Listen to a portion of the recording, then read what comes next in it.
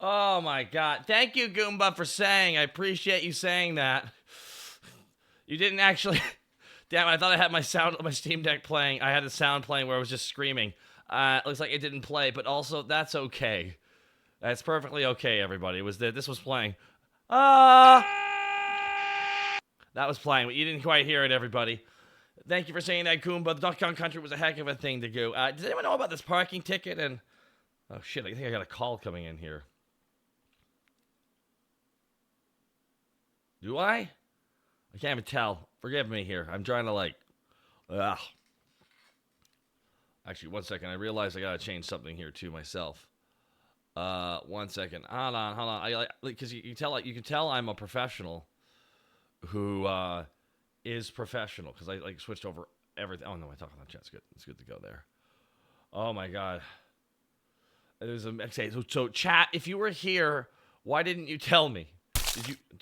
Thank you. Did you respect my wishes and let me sleep? Some say I'm so woke I can't sleep. Everyone's saying it. Not everyone. 1 second. Let me just. I'm sorry, scratching my neck here. That was a moose, not us. I believe you. I believe you. I really do.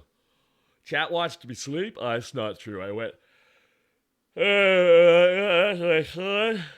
Put on like my little earbuds in my ears, and I just listened to a podcast of course, Sigma Alpha affirmations. I am an interesting person. When I walk into a room, my introverted aura beguiles intelligence. Oh, hey there, Taka. It's good to see you. Jesus Christ. Okay, hey, Doom. How's it? Oh my God. Yeah, morning, Doom. Good morning, Taka. Yeah. I need you to find Jesus. Do you have time in your day to find Jesus? Is that a euphemism? No, I didn't. I need you to find Jesus. I hear they got lost somewhere around here, and I think if you find them, things will go better. Well, I was just Well, I'm on the outskirts of the desert right now. Was he wandering through there? Yeah, he just kind of woke up there. Seems to be around that area. I don't have full GPS lock, you know, your bar doesn't come with that, but yeah, I need you to find Jesus. He's over there to the. Wait, hold on. I think he's over there to the left a little bit. You got him? Yeah, well, I was fast. I couldn't believe how quick I'm so proud of you. Okay, well, you have fun finding Jesus, and one day we'll have time to talk about my Lord and Savior Clive Rossfield, okay? Is that a euphemism? No, but I'm gonna go touch Clive's sword, and you can think of that as you will. Bye! Is that a euphemism? Okay, hold on 1 second here. Just 1 second. Is that you, Jesus? Hey there.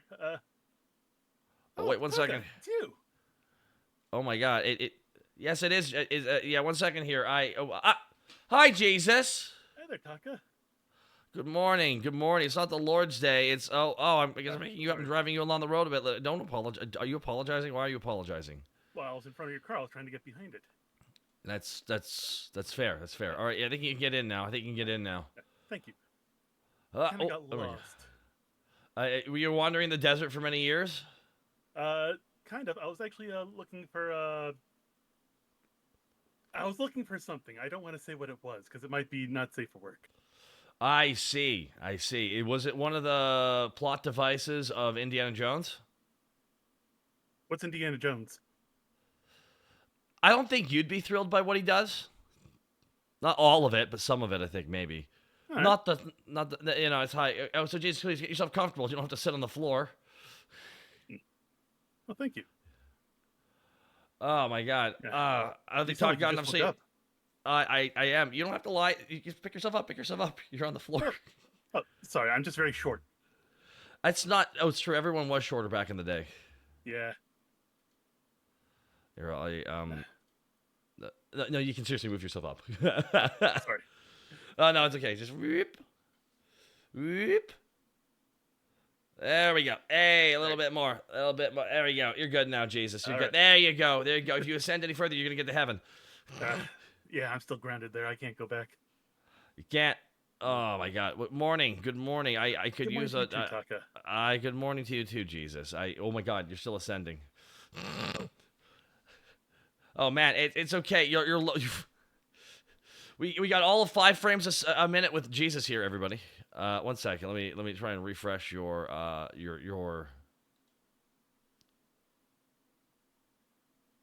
Was he real? Was that? Damn it! I'm still dreaming. Oh no, he's back.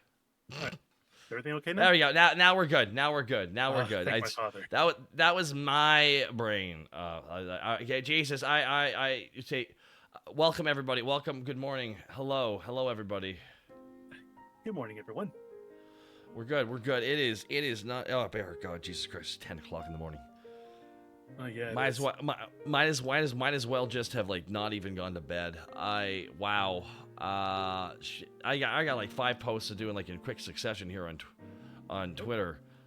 Oh my God, you hung out with Mim this week, yeah? Oh, yeah. Last week? Yeah, she was a sweetheart. Of course she is. She's awesome. Yeah. Oh, sorry, as you can see, I got this little straw coffee thing that no one can see because it's invisible for the purposes of making it work. Jesus, you may or may not need to take the wheel, but we'll get there in a second. Don't worry, everybody. I certainly hope not. Let's just say I don't have my license with me. Also, I think Tasteway just kind of threw the wheel to you in that story. So, oh yeah, they did. Yeah, she did. Yeah, you've never seen the Family Guy joke about that shit. It's fucking funny. They go up to Taylor Swift. Do you know Jesus? Do you have a close personal? Hello. Yes. Good morning. Des was me. Good morning. A person man thing. Thank you as well for the 21 months, and thank you. Des was me. And it's just like I can't even tell this Family Guy joke right now. They're just trying to ask Taylor Swift if she knows God, and she's like, no. And then Jesus shows up, and he's like, hey, can I get $20 for a Toby Keith hat? And that's it. That's the entire bit. I'm just like, God damn it, man. Toby Keith is a pretty good musical artist, at least. At least. That's about. I mean, like Michael Jackson was too. Musically, yes. Personality-wise, I mean, that was kind of a. It was kind of. He had no chance. He had no. Just the Bill Burr bit about him is always going to be telling of me. Just grabbing him by the hair, throwing him into the fireplace. My father's face contorted in a hateful mask of "Sing, motherfucker." Yeah, I know what it's like to have that type of pressure put onto you at such a young age. Don't you hate it when Dad pushes you into a zone you're not ready? Well, I mean, I don't know, Jesus. I don't know, man. When in Rome, right? Wait, don't even remind me of that. That's true. When in Rome, do as the Romans do. Line everything with lead and go insane. Oh, and here I thought you were going to say put me on the cross. I'll be honest, I'm surprised they put you on the cross. They didn't ship you off to the Coliseum to make a big spectacle of everything. It probably would have taken too much time and money for that to happen. I genuinely believe they're like, no, catch him and get rid of him. I'm pretty sure that was their mantra on that one. They're like, no special bells and whistles. We don't need that for this one. We don't need that. Blame the Pharisees, Taka. They're called pharaohs and they live in Egypt. Nice try, Goomba. Nice try. I went to Skull. Oh, hold on. You can't call someone a Goomba. That's kind of a slur, isn't it? No. His literal name is Gaijin Goomba. Isn't Gaijin also another slur? No, it's a correct. Oh man, that's a correct. No, that's not. It's referring to foreigners. I think. Huh. Wait, is Gaijin a slur? Is Gaijin a slur? I don't fucking know anymore. I don't know. I mean, I don't know either. Languages for everything, but like, so I know what to avoid when speaking in that language. Oh my god, so is Gaijin Goomba a slur now? No, that's not what it... Okay, Shiny Violet. Yes, it is. You can't say his name. Otherwise, you're saying a hate word, I guess. Now, that's why we got Chat FM, so Jesus, I'm picking you up along the long road here. No, it means foreigner. Thank you, Unravel Glue Gun. Oh. 1 second, I gotta put another tweet here real quick here. As you can tell, I'm like typing with my toes real quickly here. Beep, beep, beep. That's Jesus, could you... Actually, real quick. You got one foot on the pedal and another foot on your phone. I'm just gonna... there we go, Jesus. Thank you. Hold on to that there. Thank you. Yeah, it can move all the way over this other side, guys. Jesus, just... No, just stay. Don't. If it just moves, keep us in the lane real quick here. I gotta do a social media tweet here. Hold on. Oh, sure. Jesus, take the wheel. Does anyone ask if I know how? Yeah. 1 second here. Hold on. Yeah. You gotta do my social medias here. Jesus, thank you for taking the wheel. Appreciate. I hope you take it back soon. Preach. Okay, 10 and 2, 10 and 2. All right. Don't want to have Actually, any I gotta get a new frogs photo. again. Gotta get a new phone here. Oh. Yeah, I can hear that keyboard clicking from over here on your phone. What is that? Like a Nokia? Yeah, it's no, it's like what do you call it? The fucking Bluetooth, the fucking BlackBerry. The BlackBerry. I haven't seen the movie yet, but I know the guy who plays Dennis Reynolds plays like the CEO, and he has a line where he goes like, "I'm from Waterloo, where the vampires roam," and I'm like, what a fucking line. Wait, I'm from vampires in Waterloo? Apparently, according to him, but it's like full on. I am untethered to my rage, no bounds. I am a god, the Golden God. Wait, I thought the Golden God was from 40K. No, that's the Golden Emperor. They just treat him like a god. No, I think you vibed with him anyways. I think he was one of your apostles. Yeah, he pretty much just took my story and just made it his. Didn't you take Horus's? We don't talk about that. I know. It's fair. Nah, but in all honesty, yes, I did indeed take some of Horace's story a little bit, but It's pretty good. On my own. It's okay. The Golden Emperor paid for it in the end. What do you mean? He's immortal. He's one step up. No, he had a son named Horus who betrayed him, and that all kind of went full circle. It kind of went full circle, actually. So I stole from Horus. The Golden Emperor stole from me. He ends up having a son named Horus who ends up betraying him. That is. Yeah. So that means you gotta. That means, yeah. There we go. It all works out that way. It really does. It really does. That does really work in mysterious ways. Here, I can take the wheel back now. Send it down my way, Jesus. And here you go. Here we go. Whoop. Thank you very much. There we go. Thank you. All right, no, thank you. I was able to send out my third tweet in 15 minutes because who gives a fuck? It's Twitter. I mean, apparently Twitter does. I mean, like Twitter. It cares that it doesn't care. It's gonna crash and burn eventually. That's the reality. Yeah. And welcome everybody to my stream. We're on day 2, everybody. Yesterday we did 12 hours. Nice. Yeah. I got nothing to say anymore. I'm out of words. I got 4 more days and I got nada. So where exactly are you driving off to? I'm just driving away from my problems. You know what I mean, man? I don't know. I don't know. I've always been driving the car. I just like how it feels. Well, I can understand that it feels nice to drive the car, but just keep in mind this. Your car may be fast, but problems are faster.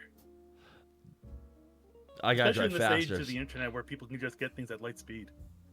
That's true. It has made them very impatient. Which, man, you know, if you just had brought us to Disneyland like we wanted. I am not going to Florida, Linkara. Wait, hold on. Not Disneyland is in Florida? I thought that was in California. Oh, sorry. Disney World is in Florida. Disneyland is in California.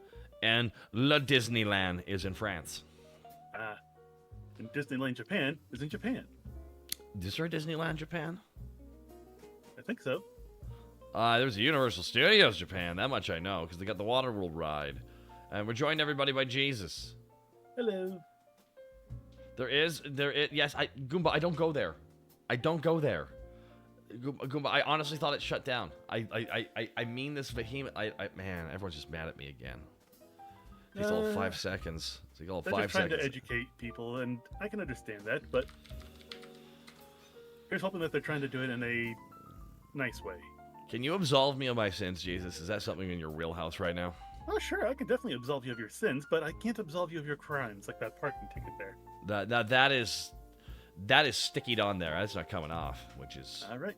Worrisome. Yes, hello. I'm aware it's a purple car, and that's Jesus. Anyways, thank you, Ignis A. Storum.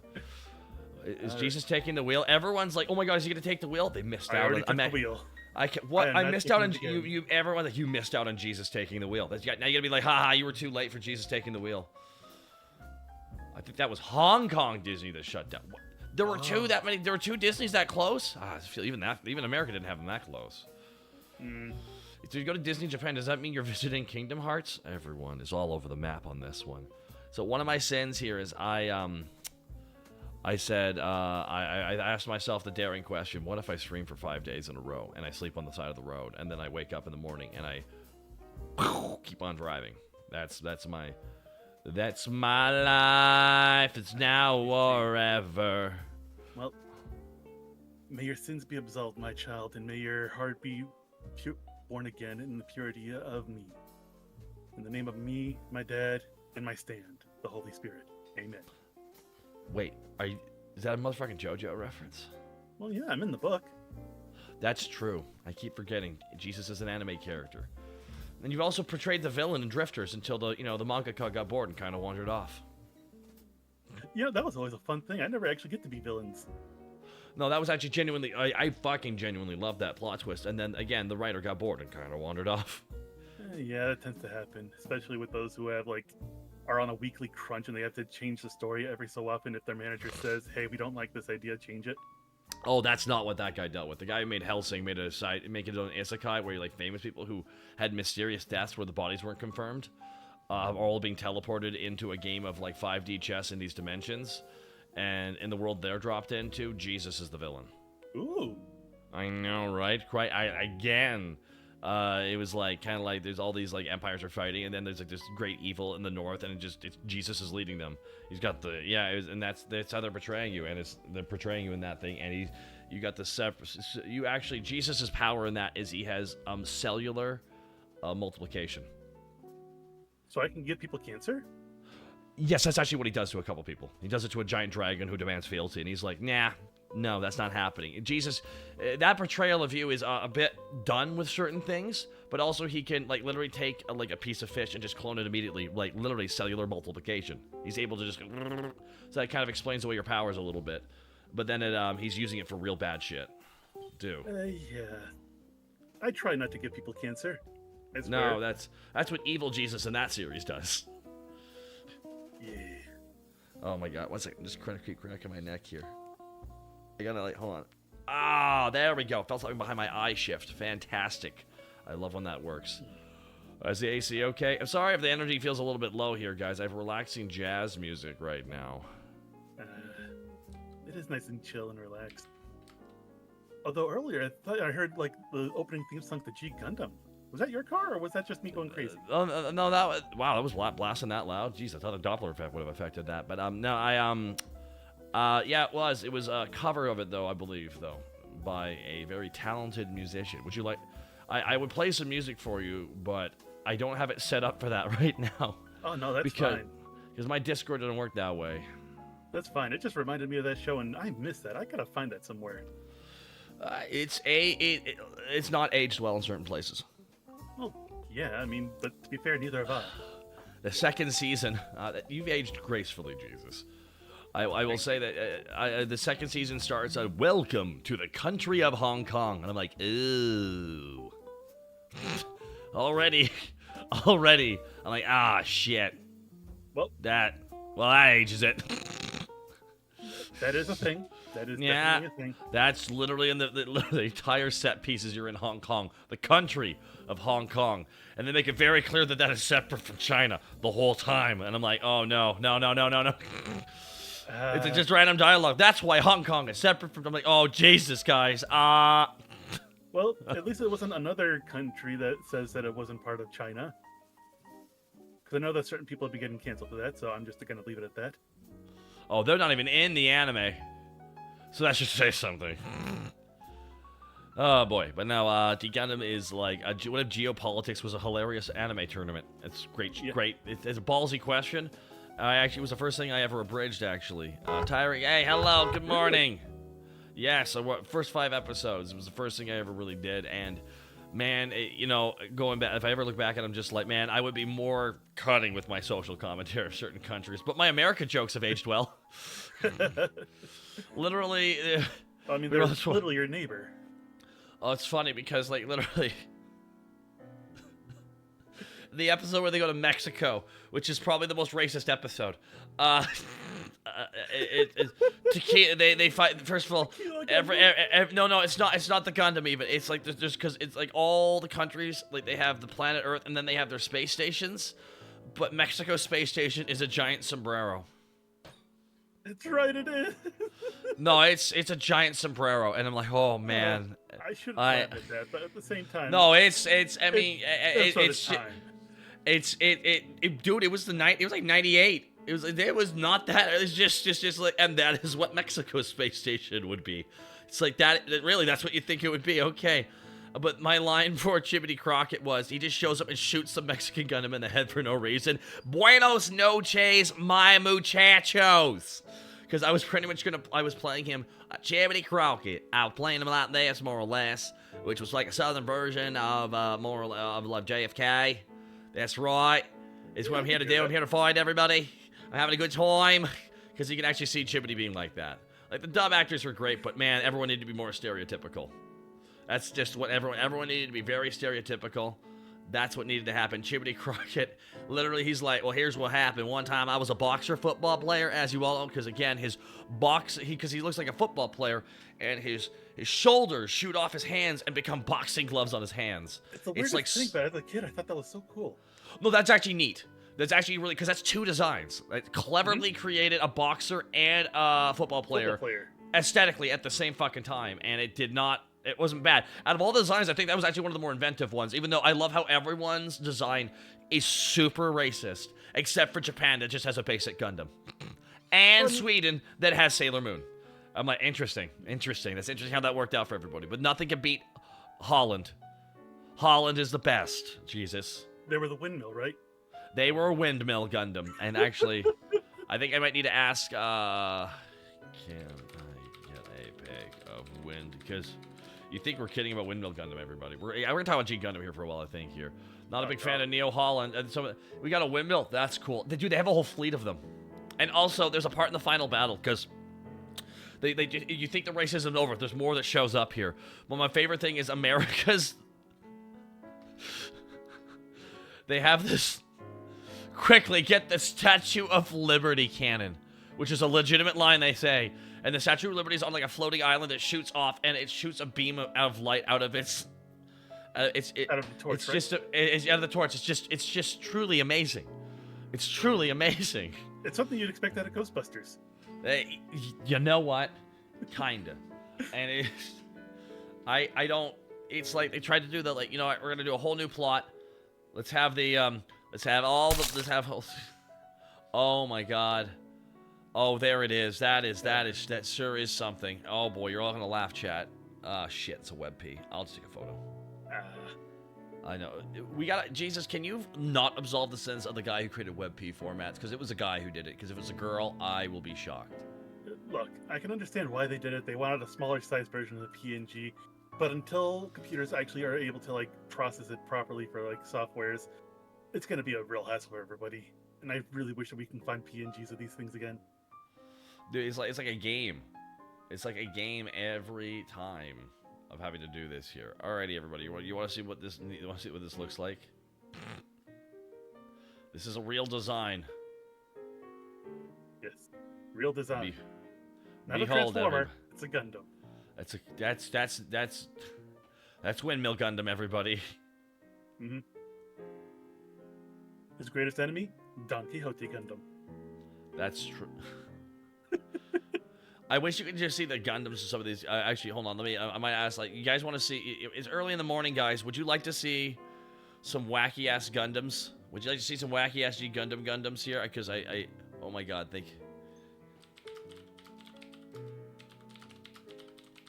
I want to make you all laugh, everybody. You will not believe how obviously problematic all of them are. Greece, Spain, Nepal. Nepal is... I don't even get India. India's bad. India is a bad look. They did bad on it. They did not do right by India. They did not do right by India in their design. I don't remember the India one. Oh, you're forgetting him for a reason. Oh, we're gonna see if my one of my wonderful mods can help me out with this. If they can't, it's perfectly fine. Is there a Canadian Gundam? Yes, and he's actually one of the better characters. And he's not a hockey player, guys. His name is Grizzly Gundam, and he's just a big burly looking Gundam. It's actually alrighty. Canada was so bland back then that they didn't have much to stereotype it off of.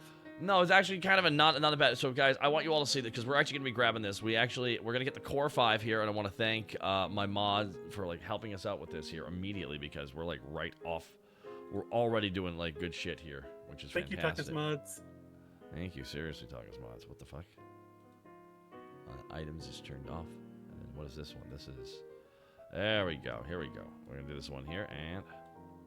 These are the core 5 main characters. So they start with 5 protagonists, which was Japan, America, France... well, that's actually... No, hold on. That is not Russia. Russia's one of the 5, but they kind of put the British one in there. And then they gave him the wrong flag. This is bad misinformation already here, but I can kind of explain this to you all here. See, now we got right here, everybody, you got there on the left hand, you got God Gundam, which is a Japanese Gundam. Then we got Gundam Maxter. You see the shoulder pads right there, huh? Yeah, I don't know why. John Bull Gundam is, I think they just called him the British Gundam or something.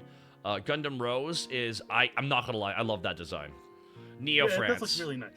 It's a Napoleon. It's literally Napoleon. Yeah. It's Neo England essentially. So this is actually that is actually supposed to be Russia. That's the English flag, I think. That can't be the English flag. No, their English flag. No, flag. that is more not like the Finland flag. Yeah, I was going to say that was the even that rose bits. He shoots rose at people too. And then we got Dragon Gundam, which was kind of like Wu Fei. You remember like Wu Fei and like Gundam Wing? Yeah, we had that one arm. Well, this is Sai Saishi from China. He's got 2 arms. Yeah, and That they do could that. actually breathe fire. Yes. So that's the British Gundam. John Bolgun. I think he had a different name too, but essentially he's one of the guards. That's what he is. So 1 second here. I gotta like delete a couple things here. 1 second here. We're grabbing more here because this is a show that lasted like 52 episodes. Yeah, one episode seasons. a week for 2 full seasons. Here we go. This is the Russian one. This is piloted by one of the best fucking named characters of all. Because like the American is called Chibbity Crockett. Uh-huh. That's the English flag, not the UK flag. Oh, okay. That's why I was wrong. Oh boy, everyone's getting mad at me now. Oh shit. Sorry, everybody. But this is Bolt Gundam. This is Igor Gulski. Nothing too Russian about him. He's just a big motherfucker. But he was Slightly a bigger prisoner, and I believe he attacked with a ball and chain for his Gundam, right? Yeah, he was a space pirate like BoJack. He was that's not the Union Jack. Yeah, exactly, guys. It's a flag of England. Sorry, I forgot how basic it is without all the other colors. He was a big boy. He's bulky. He's just like a head taller than everybody else. It looks like he's wearing a waistcoat. Correct. His retainer was very hot. Yes, she was. It's Royal Gundam in the U.S., John Bull Gundam in Japan. A lot of these guys got renamed, but his name literally was Igor Gulski, and very strong. But he was like literally in shackles the entire time. I'm like, Russia's fucking fighter is a prisoner. That's fitting. Oh, I got great news, everybody. We got the full. Oh my God, we got all of them. You thank my wonderful mod. You thank Mr. Stoom for sending this to me right now here because I got all of them, guys. You ready for this? Thank you, Mr. Stoom. Y'all ready for this? Y'all ready for this? Y'all ready for this? I'm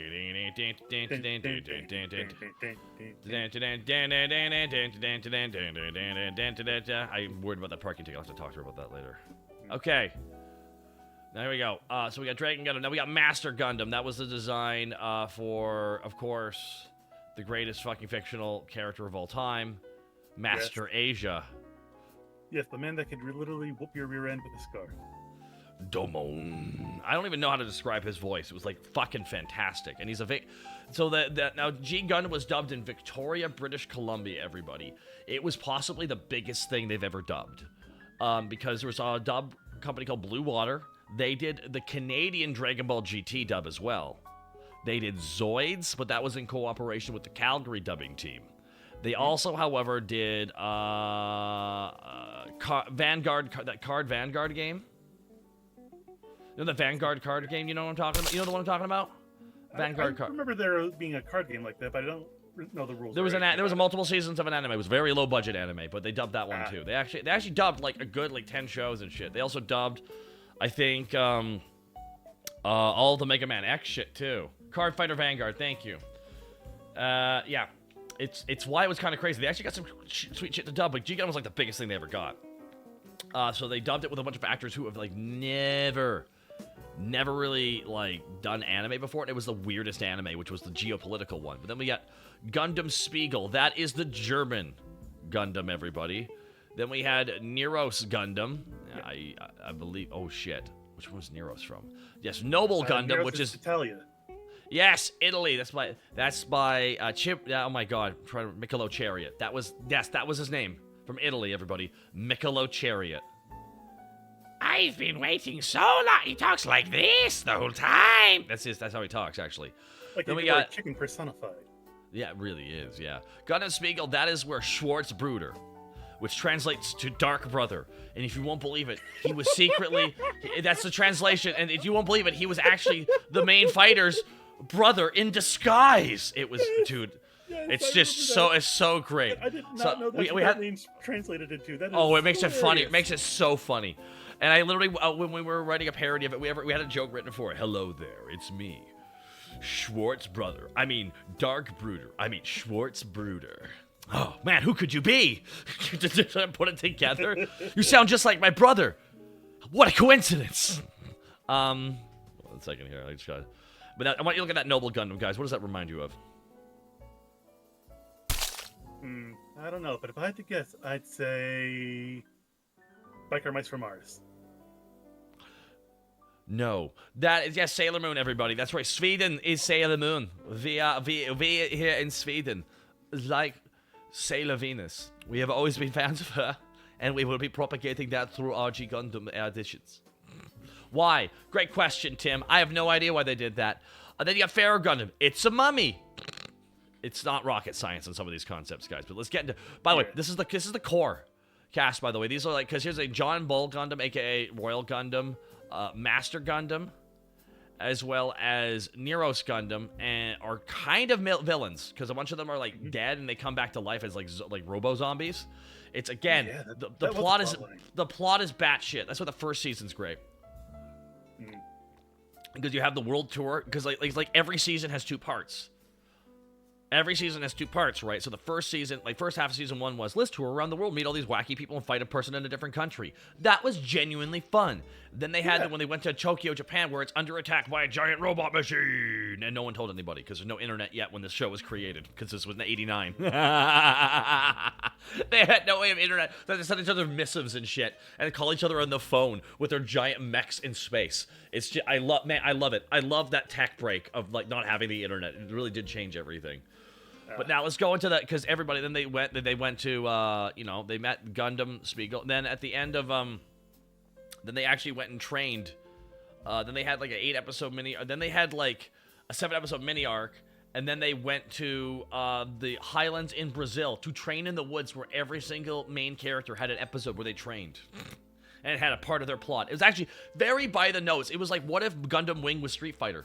It's kind of what it is. Yeah, actually. That's what it is. This is literally what if Gundam Wing was Street Fighter. And this show's actually, it's aged well. It's racist in places, but it's also really, it was always fun, because the other shows are very dreary. So let's get into the good shit here. So, alrighty.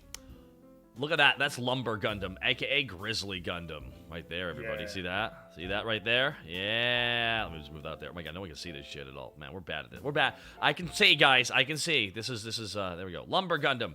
Made by Grizzly Gundam. You can see these pictures in front of you. I shit you not. My favorite joke about the Canadian guy is literally they meet him when he, like, something bad happens, so Domo gets knocked out because he wants to fight this guy, and the guy just wants to be left alone even though he's in a tournament to fight. It's so stupid.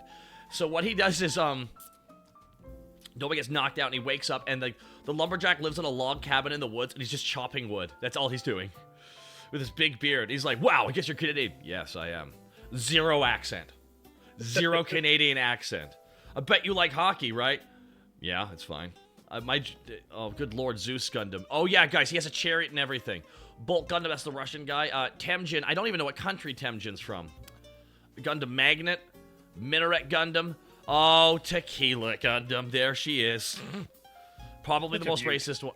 Such a racist one. That's Mongolia? Thank you, guys. I appreciate that. Oh yeah, it does look a little Mongolian. Yeah, I'm seeing the actual cuirass. You see the cuirass around his waist and around his chest? Yeah, I'm seeing that. His hat. Yeah. I'm seeing it a little bit now. Yeah, I'm seeing the Hun hat a little bit. It takes you a second. Gundam Magnat. Some of these designs are kind of neat. These aren't. Some of these aren't bad. Then Tequila Gundam. Oh boy. Oh boy. Now hold on, we're not done yet because we also have more countries. Oh yes, everybody. Oh. Look at these. Look at these designs. Zeus Gundam, he actually has a horse as well, guys, and a chariot that goes with his suit. And he literally is 8 feet tall. And then there's Arachno Gundam. It's Fidel Castro's outfit. Oh my father, you're right. It is. It is. I don't know why Skull. I don't know. I don't know why. It looks like Dr. Wily decided to take his Wily Fortress and make it into a robot itself. It's Papyrus. Wait, Skull Gundam's Papyrus. That's right, everybody. That's right, everybody. Oh yeah. This is quite fun. Shura Gundam's just what a fucking design, though. You know, and that's I believe that's Indian. Going after Ashura and Gana. That is not. Is that the Indian flag? I'm bad with the flags right now, guys. I really am. I've never really been the best with them. I'm not really flag savvy, if you will. But we're not, guys. We're in the secondary characters. We haven't even gotten to the bottom of the barrel here. No, that is not the flag of India. India is orange, white, green in that order. Thank you. That'll be the next one. You won't even believe. That's Malaysia. What? Singapore? Shut up. Singapore got represented? That's dope. Yeah, it's awesome. Alrighty. Now let's go to the bottom of the road. This is where shit's about to get wet. Oh my god. Here we go, everybody. Here we go. Matador Gundam for Spain. Oh, Matador Gundam. Here we go. Oh, chat. Oh, chat's making noise. Chat's making noise. Chat's making noise. Everyone's making noise. Everyone's getting all owly. Jeez. Oh boy. Yeah, what is it? Whoa, chat. Chat is losing it. Chat. Nepal is a butter churner? No, it's a giant bell. The fact that, I need you to know right now, the fact that they're even featured right now is, I don't know when China absorbed Nepal, but the fact that it's called Mandala Gundam. It's pretty... Yeah. What, Norway got Viking and Sweden got Sailor Moon? Why is that okay? Nepal was still independent at that time. Oh man, how times have changed. Man, 2 of the countries featured in this are literally being absorbed by China now. Matador Gundam is like bull. It's the Mandela effect. Guess what the pilots look like, guys? No, that's the thing I should ask my mod for. Is ask like, can you grab pictures of the pilots? Because you won't even believe how stereotypical these motherfuckers look. Viking Gundam looks like a Viking. Oh, Zebra Gundam. Oh yes, the Kenyan. It's not bad. It's very on the nose. Though I will appreciate anyone with a shield of that degree, because I think he should have done better in the tournament. But again, this is mid-90s Japan. They did Kenya, yeah, they didn't do him well. They didn't do well, Makiris. It could have been worse, and sadly, it could have been way better. But look at these last ones here. You won't even believe it. Oh my god, there is India. Oh no! All right, now you're remembering. Yep. Isn't it Netherlands? And then we got Mermaid Gundam for Denmark. Denmark got a mermaid! And it's not like the regular mermaid you would expect, where it's like the fin for feet. No, this is a reverse mermaid. Yeah, he's the worst paw. Fuck Denmark, Lemafau. People just... Great in combat, terrible in appreciation and design. Why is Portugal a jester? Oh! It's because the pilot of Jester Gundam is a clown. Yes, and his specialty is mimicry. And guess what? We find out in that episode of the tournament that Chimney Crockett the American literally is traumatized as a child because in the middle of going to a wonderful fucking circus event, a bunch of psychos dressed as clowns showed up and grabbed Chimney, put a gun to his head, and shot the gun in the air going, ah! Just shot, went nuts, and Chimney's like, ah! As a kid, just screaming, and now he has like literally a PTSD reaction. He has terrible fear of clowns now, like literally petrifying because how much it fucked it up. And I remember watching the childhood memory. I'm going like, well, no wonder he's fucked up. This would fuck up any kid.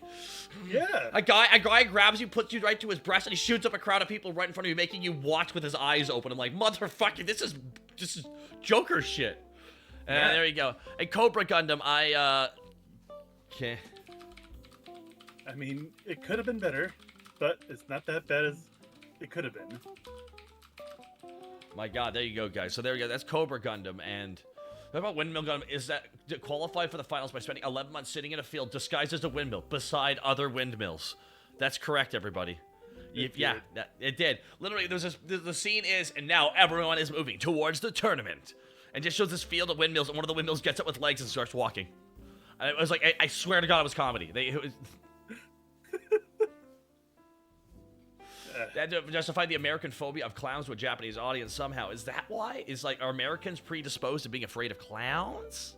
According to an interview I once saw where people were like having a discussion with the creators of the ARMS game for Switch, they didn't know that people were afraid of clowns in America. It's weird that cause most of the rest of the world isn't actually afraid of clowns, but Americans. But why Portugal though? Representation, I think. Because they pulled for some random countries. Like it's kind of nuts. Like literally, there's a scene, and you only see like one singular picture in motion of it, and it was again. This is right after the Gulf War, and it was Jiminy Crockett had defeated Neo-Iraq's Scud Gundam. Ooh. Also, John Wayne Gacy, the clown killer. It actually fucked up a lot of people. It locked it up for a lot of people, actually. Doc, if I remember correctly, it wasn't criminals that gave Crockett a PTSD. They were terrorists. Sorry. That's right. They were terrorists. That's why they were shooting up the crowd of people. I keep forgetting that. That kind of happened. Chibity was just going there with his parents, and then, just... Well, terrorists are still criminals. Yeah, they are. I mean, just specific crime. So that's kind of what happened there. That's why I like G Gundam. I mean, it's aged poorly in so many ways. It also has aged well in many places, too. It's what's kind of crazy about it. It's why, Also, the Earth is surrounded by a 6-sided ring. Yep.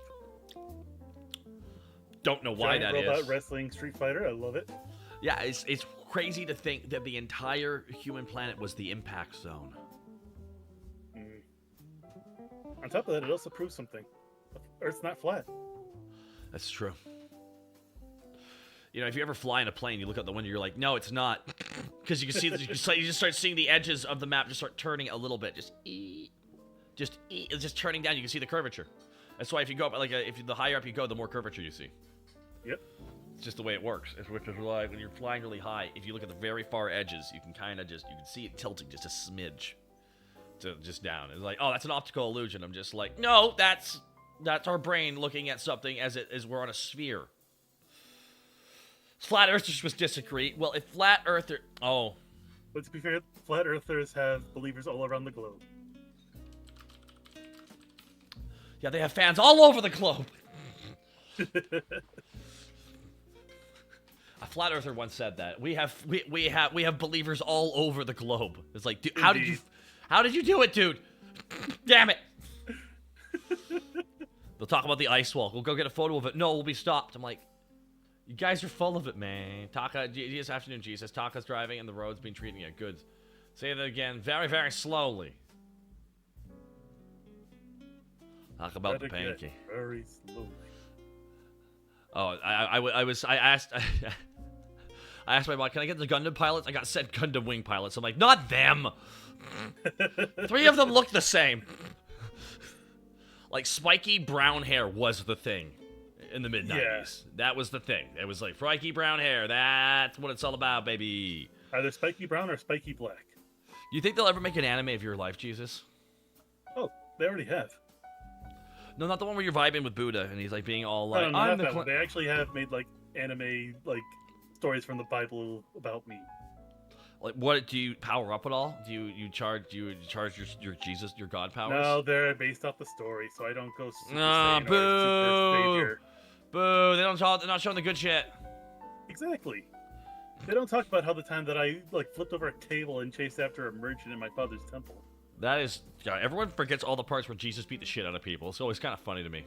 You know, they always forget where you beat up people. You're like, hey Jesus, what you doing? You're just sitting there, making my own whip. You do you, Jesus. Yep.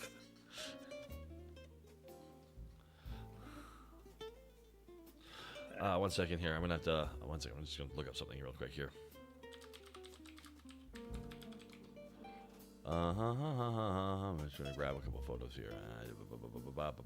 There they are. I got our cast list here. One second. Ooh. Oh, I know, right? One second. I'm just gonna grab the. Shit. That was not what I was trying to link here. I was open image in a new. Oh shit.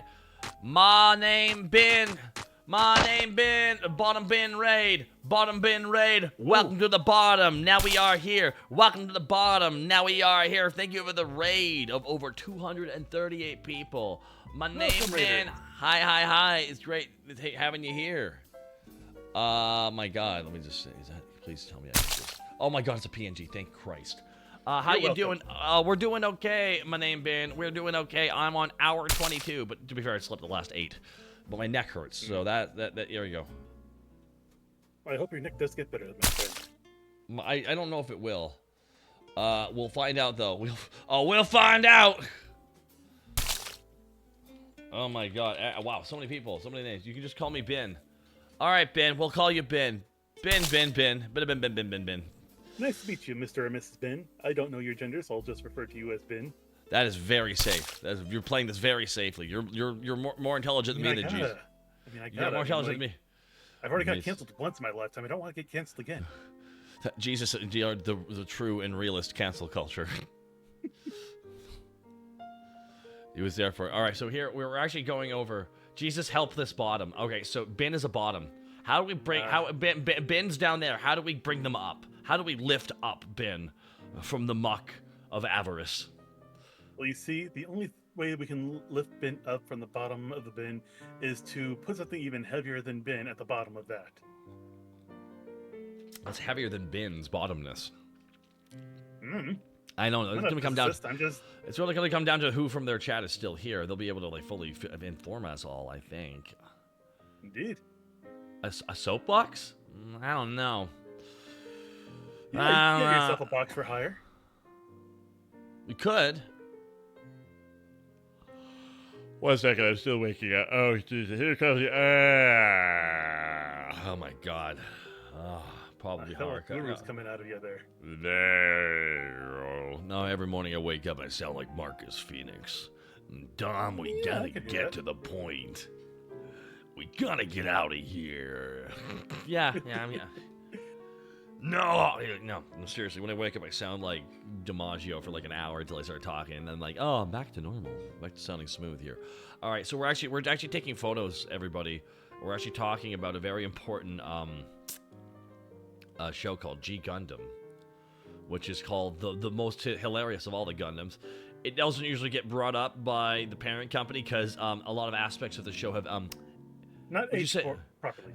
Nah, they've aged. They've aged exactly like you'd expect any kind of political dialogue from the early 90s to age. But here are the Gundam. You want to see the Gundam pilots, everybody. This is literally the cast list, everybody, of the Gundam series. Can you tell what country they're from? Each of them individually. Can you figure this out? This is a Rubik's Cube of a game. Can you figure out what country each of them is from? Can you figure it out, chat? You get it okay? You get it okay? You get it okay? There we go. It didn't take long. You can't figure it out, huh? Can't figure out what country that. Well, there's well, the one with the red, white, and blue there. The one who, because Chimney Crockett is literally wearing a Steven Universe T-shirt. He's from America. The short, darker-skinned child is from Asia. AKA Saishi from China. Argo Gulski is from space. And there is, oh my God, I'm forgetting the French one's name. He's got cowboy tassels on his jacket. Yes, he's very American. Again, he's all of the America ones at the same time. He really is. And then there's just Domokashu. I'm angry. And he's got the rising. If I remember correctly, I believe that's Georges Desand. Georges Desand, yes. Wait, is Chimney wearing a Steven Universe t-shirt, or was Steven wearing a Chimney Crockett t-shirt? And no, that's the real question. That's the real question. G Gundam takes place in the future, but G Gundam came out first as a show, so it becomes a paradox.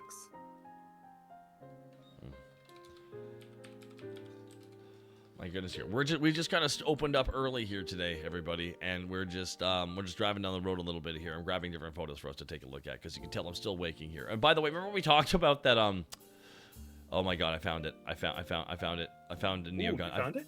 I found Neo Gundam. No, I found the Gundam one. The Holland. I found Windmill Gundam, the photo of one that does its thing. I found it. Hold on. Oh yeah, everybody.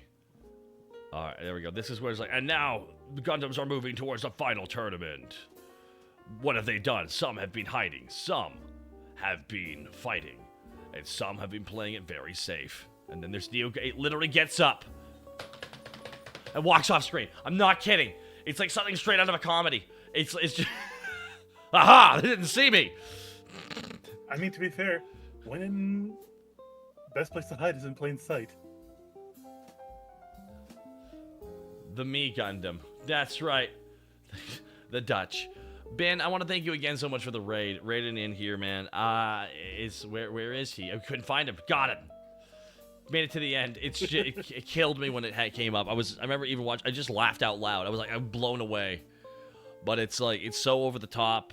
It's silly. If you want your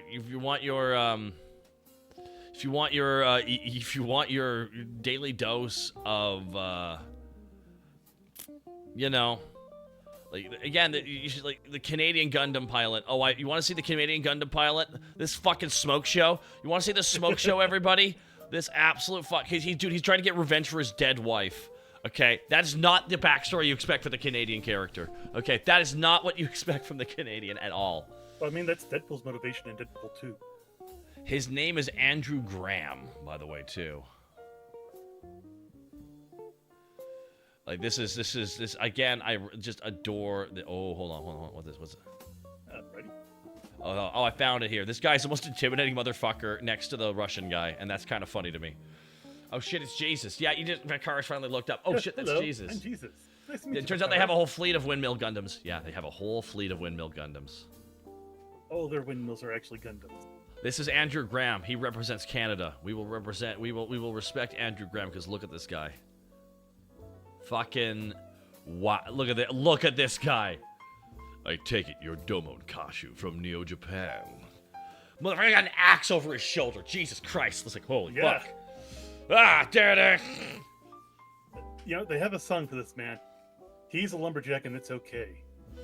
No, it's not. My wife's dead. Guess who's responsible for his wife being dead too? Neo Russia's pilot Argo Gulsky, because his wife was a scientist in space. Oh. Yeah, the intrigue. The intrigue. Oh. Yeah. If he was thrown responsible for the murder of all those scientists in space, and he has to become a prisoner and work his way to freedom, I mean, yeah. He's Paul Bunyan John Wick. Correct, everybody. That's actually who he is. Ooh. It's okay. Eventually, literally the guy who running the tournament books a tag team match, and he puts like Domon and the Swedish one who looks like Sailor Moon, who's crushing on Domon Kasha the entire time, the main character, in a tag team, and they put him against Argo Gulsky and the Canadian whose wife he killed. And I'm just like, with this commission, this is like McMahon shit. It'll be a tag team match. That is something that McMahon would do. That is exactly what he would do. He'd be like, think of the heat. I saw that, damn it, Vince. Think of the heat. All right, so but we're not done yet because you haven't seen the German Schwarzbruder. You haven't seen Schwarzbruder, everybody. Are you ready for Schwarzbruder, everybody? I'm ready. Oh my God, here we go. Schwarzbruder. Behold, German Kamen Rider. It's German Kamen Rider Ninja.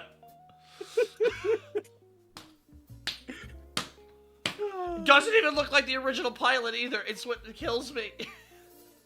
He's... No sarcasm. I fucking love it when other countries represent my country using lumberjack characters. Oh, it's great. As a Canadian, I literally, when we got to Andrew Graham, I'm like, this is so much less Canadian than I was expecting. I'm like, oh, fuck, bud. I'm fucking in this fucking tournament right now, right? But he's like, no, I have no accent at all. It's like a reverse Canadian. German weeaboos. It's, dude, it's like, look at this shit. His actual outfit has the Gundam thing. It's... Yeah, it's got a little Gundam. Dude, he is literally Racer X. That's who he is. He's Racer X. No sarcasm. I think with a 1,000 bits Bloodberry. This is like, again, people aren't even realizing these character designs. Some of them are just truly ridiculous. Like, it's like, and they 40 episodes of this. 40 episodes of it. Like, not just like a brief. Like, it's like, oh my, 52 episodes. Sorry, 52 episodes of this shit. And then because I'm like looking at photos. I'm seeing what photos they have because like the Indians pilot from India is bad. It's a bad design. Yes, Psychopath. We did see the African Gundam. It exists. Oh, it sure does. Oh, there he is. Oh, I am so sorry for the people of India. I really am. This is no.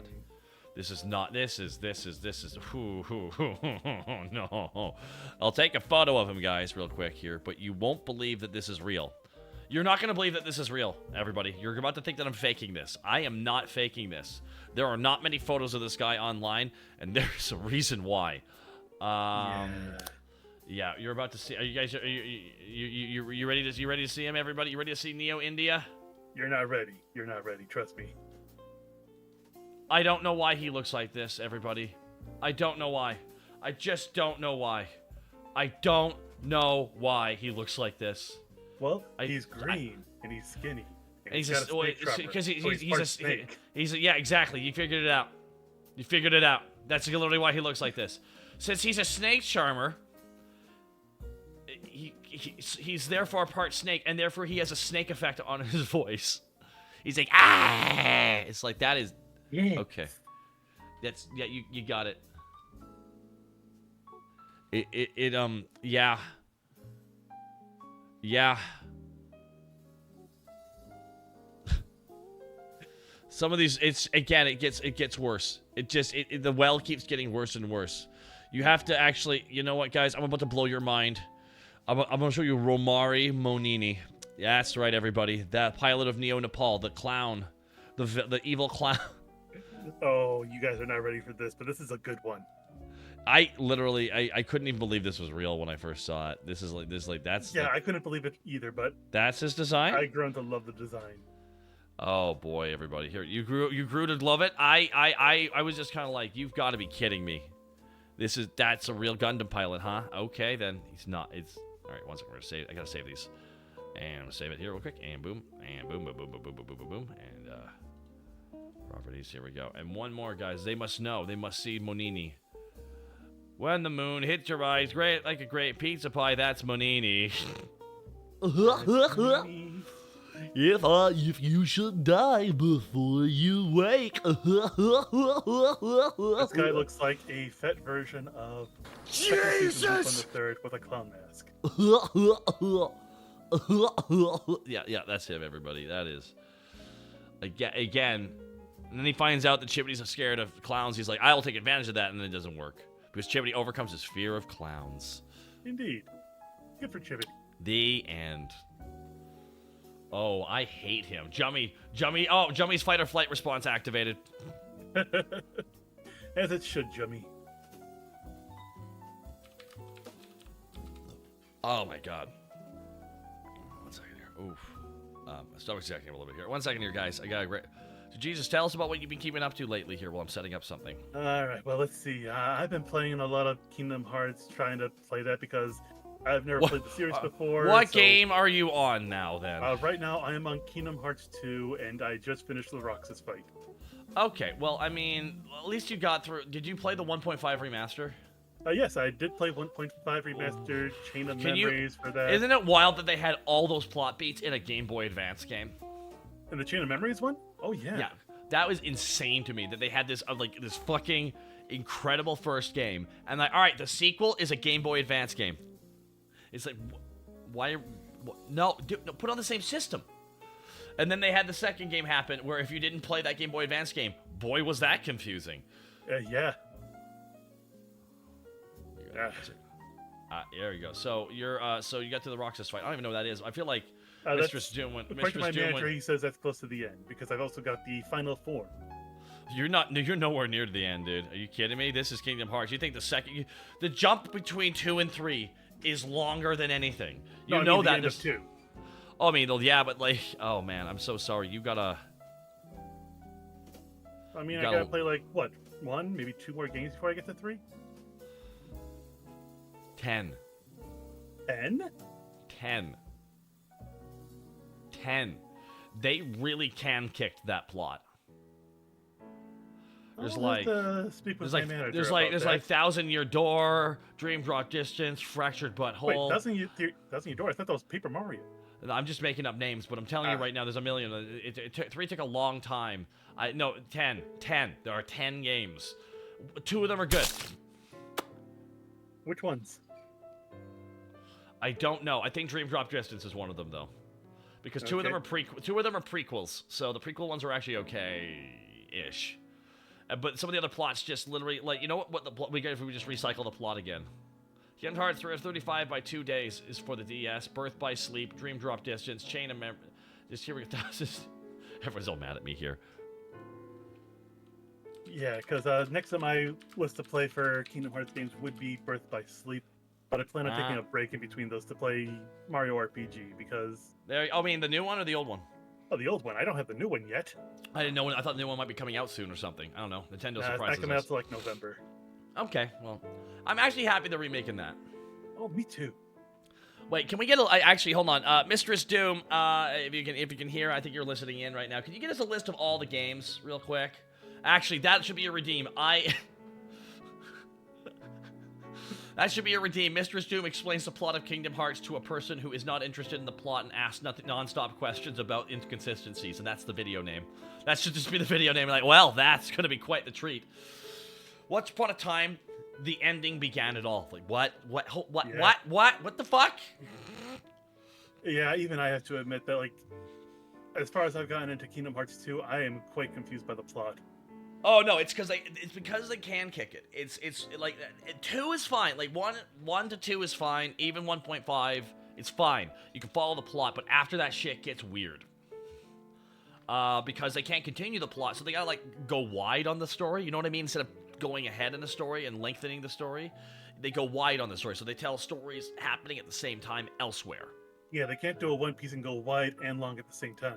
No, they can't do that way. That's because they can go back and tell some prequels, and they can tell stuff kind of happen concurrently at the same time. They could not tell further stories. They couldn't cross a certain plot point, so that created a lot of problems. Where it almost felt like, and this is the sad truth with people who don't talk about 3 that much, because not to spoil it, but a lot of the plot that's created in all these other games is summed up rather quickly in short affair in the 3rd game, because literally the writers of 3 didn't give a fuck about them. Wow. So Well, I won't have much to look forward to in 3, huh? Oh, 3 is fun. 3 has a lot of really cool things. They brought back James Woods before he's probably going to jail, because I hate James Woods as a person, but damn, I love him as Hades. And I need you to know, as a kid, knowing that there was a game where James Woods, Hades, was chatting with Cloud. Oh, come on, Cloud, you gotta work with me on this here. I don't fight. I'm here for looking for 1 minute. I hear you, man. I hear you. But what I need you to do is you need to go down there and I need you to fight for me, okay? It's like, it was such a mind fuck for me as a kid, going like, they got James Woods to play Hades, hanging out with Final Fantasy characters, and it's perfect. Yeah, I have to admit that is pretty good. Ring, ring, ring, ring, ring, ring, ring, the Taka phone. Hello. Okay, I grew up, dude. Look, you were talking Kingdom Hearts, it's me, what did you expect? That is fair. So, in one sentence, can you sum up the entire plot of Kingdom Hearts? If you wrote a fanfic and you were like 8 years old and then you come back to it when you're 15 and that's the plot, basically that. Well, you that's just the came first. back to it and just added shit in. No, that's the first 2 games. What about all the other ones? One day I can sum it up. But yeah, let's go with my fanfiction that seems to have been made into a game. That's Kingdom Hearts. There you go. Okay. Yeah. There you go. Hey, someone keeps calling. They said they've known you for like super long and that you kind of haven't replied to them recently and they're on the hunt for you. Why would you give them my location? By. Well, I didn't mean to, but they just swung by the bar and they were all like, I know Taka. And I was like, oh, I know you.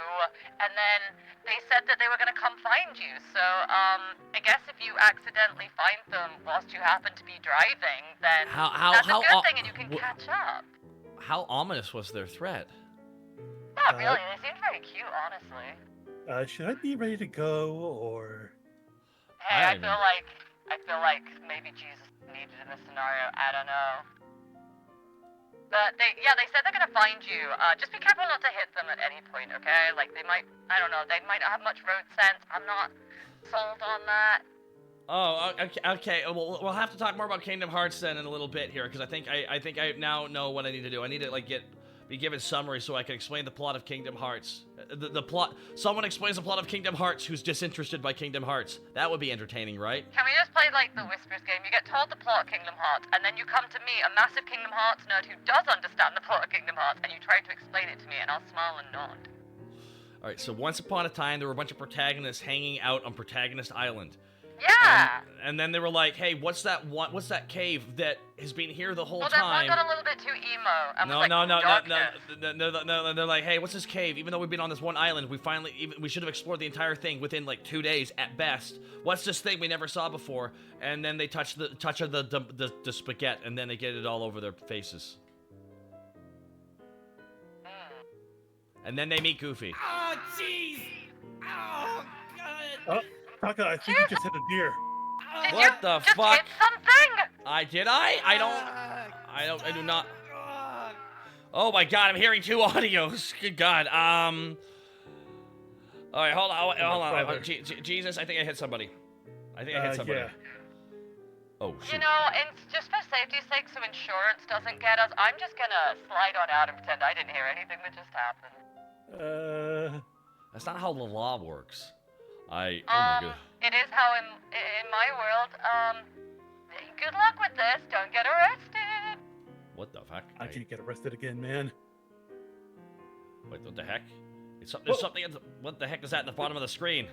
Is that a raccoon or a dog or tanuki? I don't know. It's at the bottom of this. It's down there. I can't believe they gave him a driver's license. I can't believe it. God. Who the heck is this? Oh, God. Who do you think it is? Oh my God! For like 6 weeks. It's international sensation Gaijin Goomba. Oh. Hello there. You don't seem to be all there. Oh my God, you're at. Oh my God! Hold on, 1 second. Here, hold on. Goomba, come on, around the side. Don't go on the road. Don't go on the road, Goomba.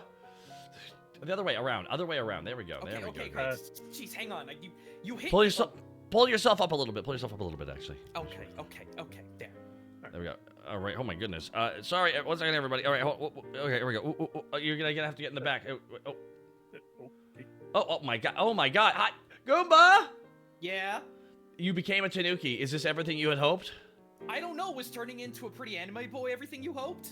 Nothing changed for me. What are you talking about? Just for me. I mean, you told me the surgery was painful a long time ago. It was. I'm not sure if it. Life well, is. I tell you what, changing species. Yeah, that's. It's kind of crazy. I'm going to assume it's more challenging than becoming anime. I'm going to assume that's what that is. Everybody, we're joined by the one, the only, the infamous, the illustrious, the intelligent Gaijin Goomba. Oh, please. No. Gaijin Goomba? You know you are an expert of a field. You are. You're an expert in a field. It's why he's like, oh, I'm not smart at these other things. Yeah, but you're smart at that. You're smart at the many different things in cultural.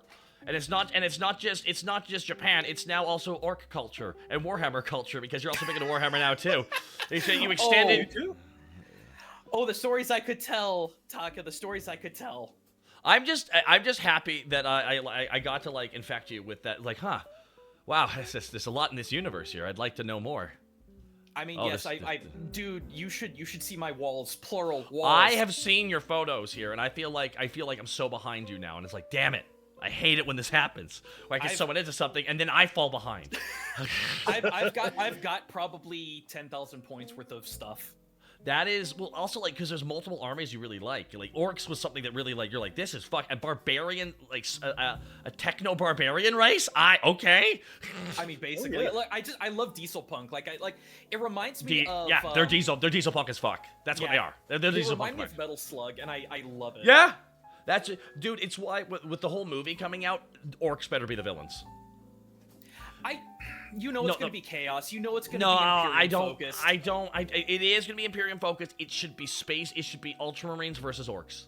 That should be what it is. The orcs team up with the Imperium. No, orcs do the team up later on when the Eldar get them to like backdoor somebody. That's gonna be the joke with orcs because that's the history of orcs. Is orcs are always chaotic neutral.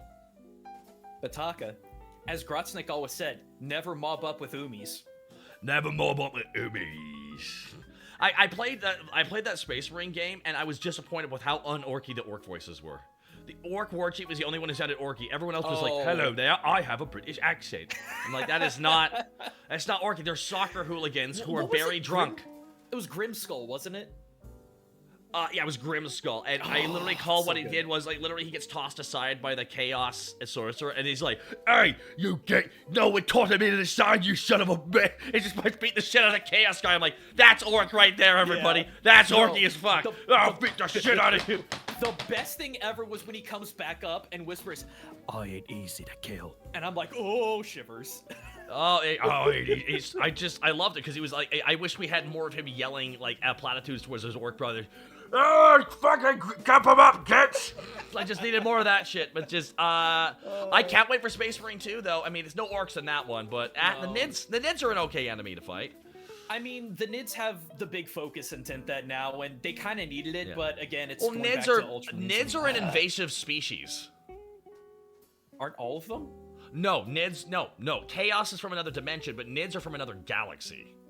Aren't orcs from another galaxy technically? No, they're not. They were the bioweapon created by the old ones to fight against the Necrons, and then the Necrons just went, "Fuck that shit, we're out," and they like just like went to sleep, and then the orcs killed the old ones.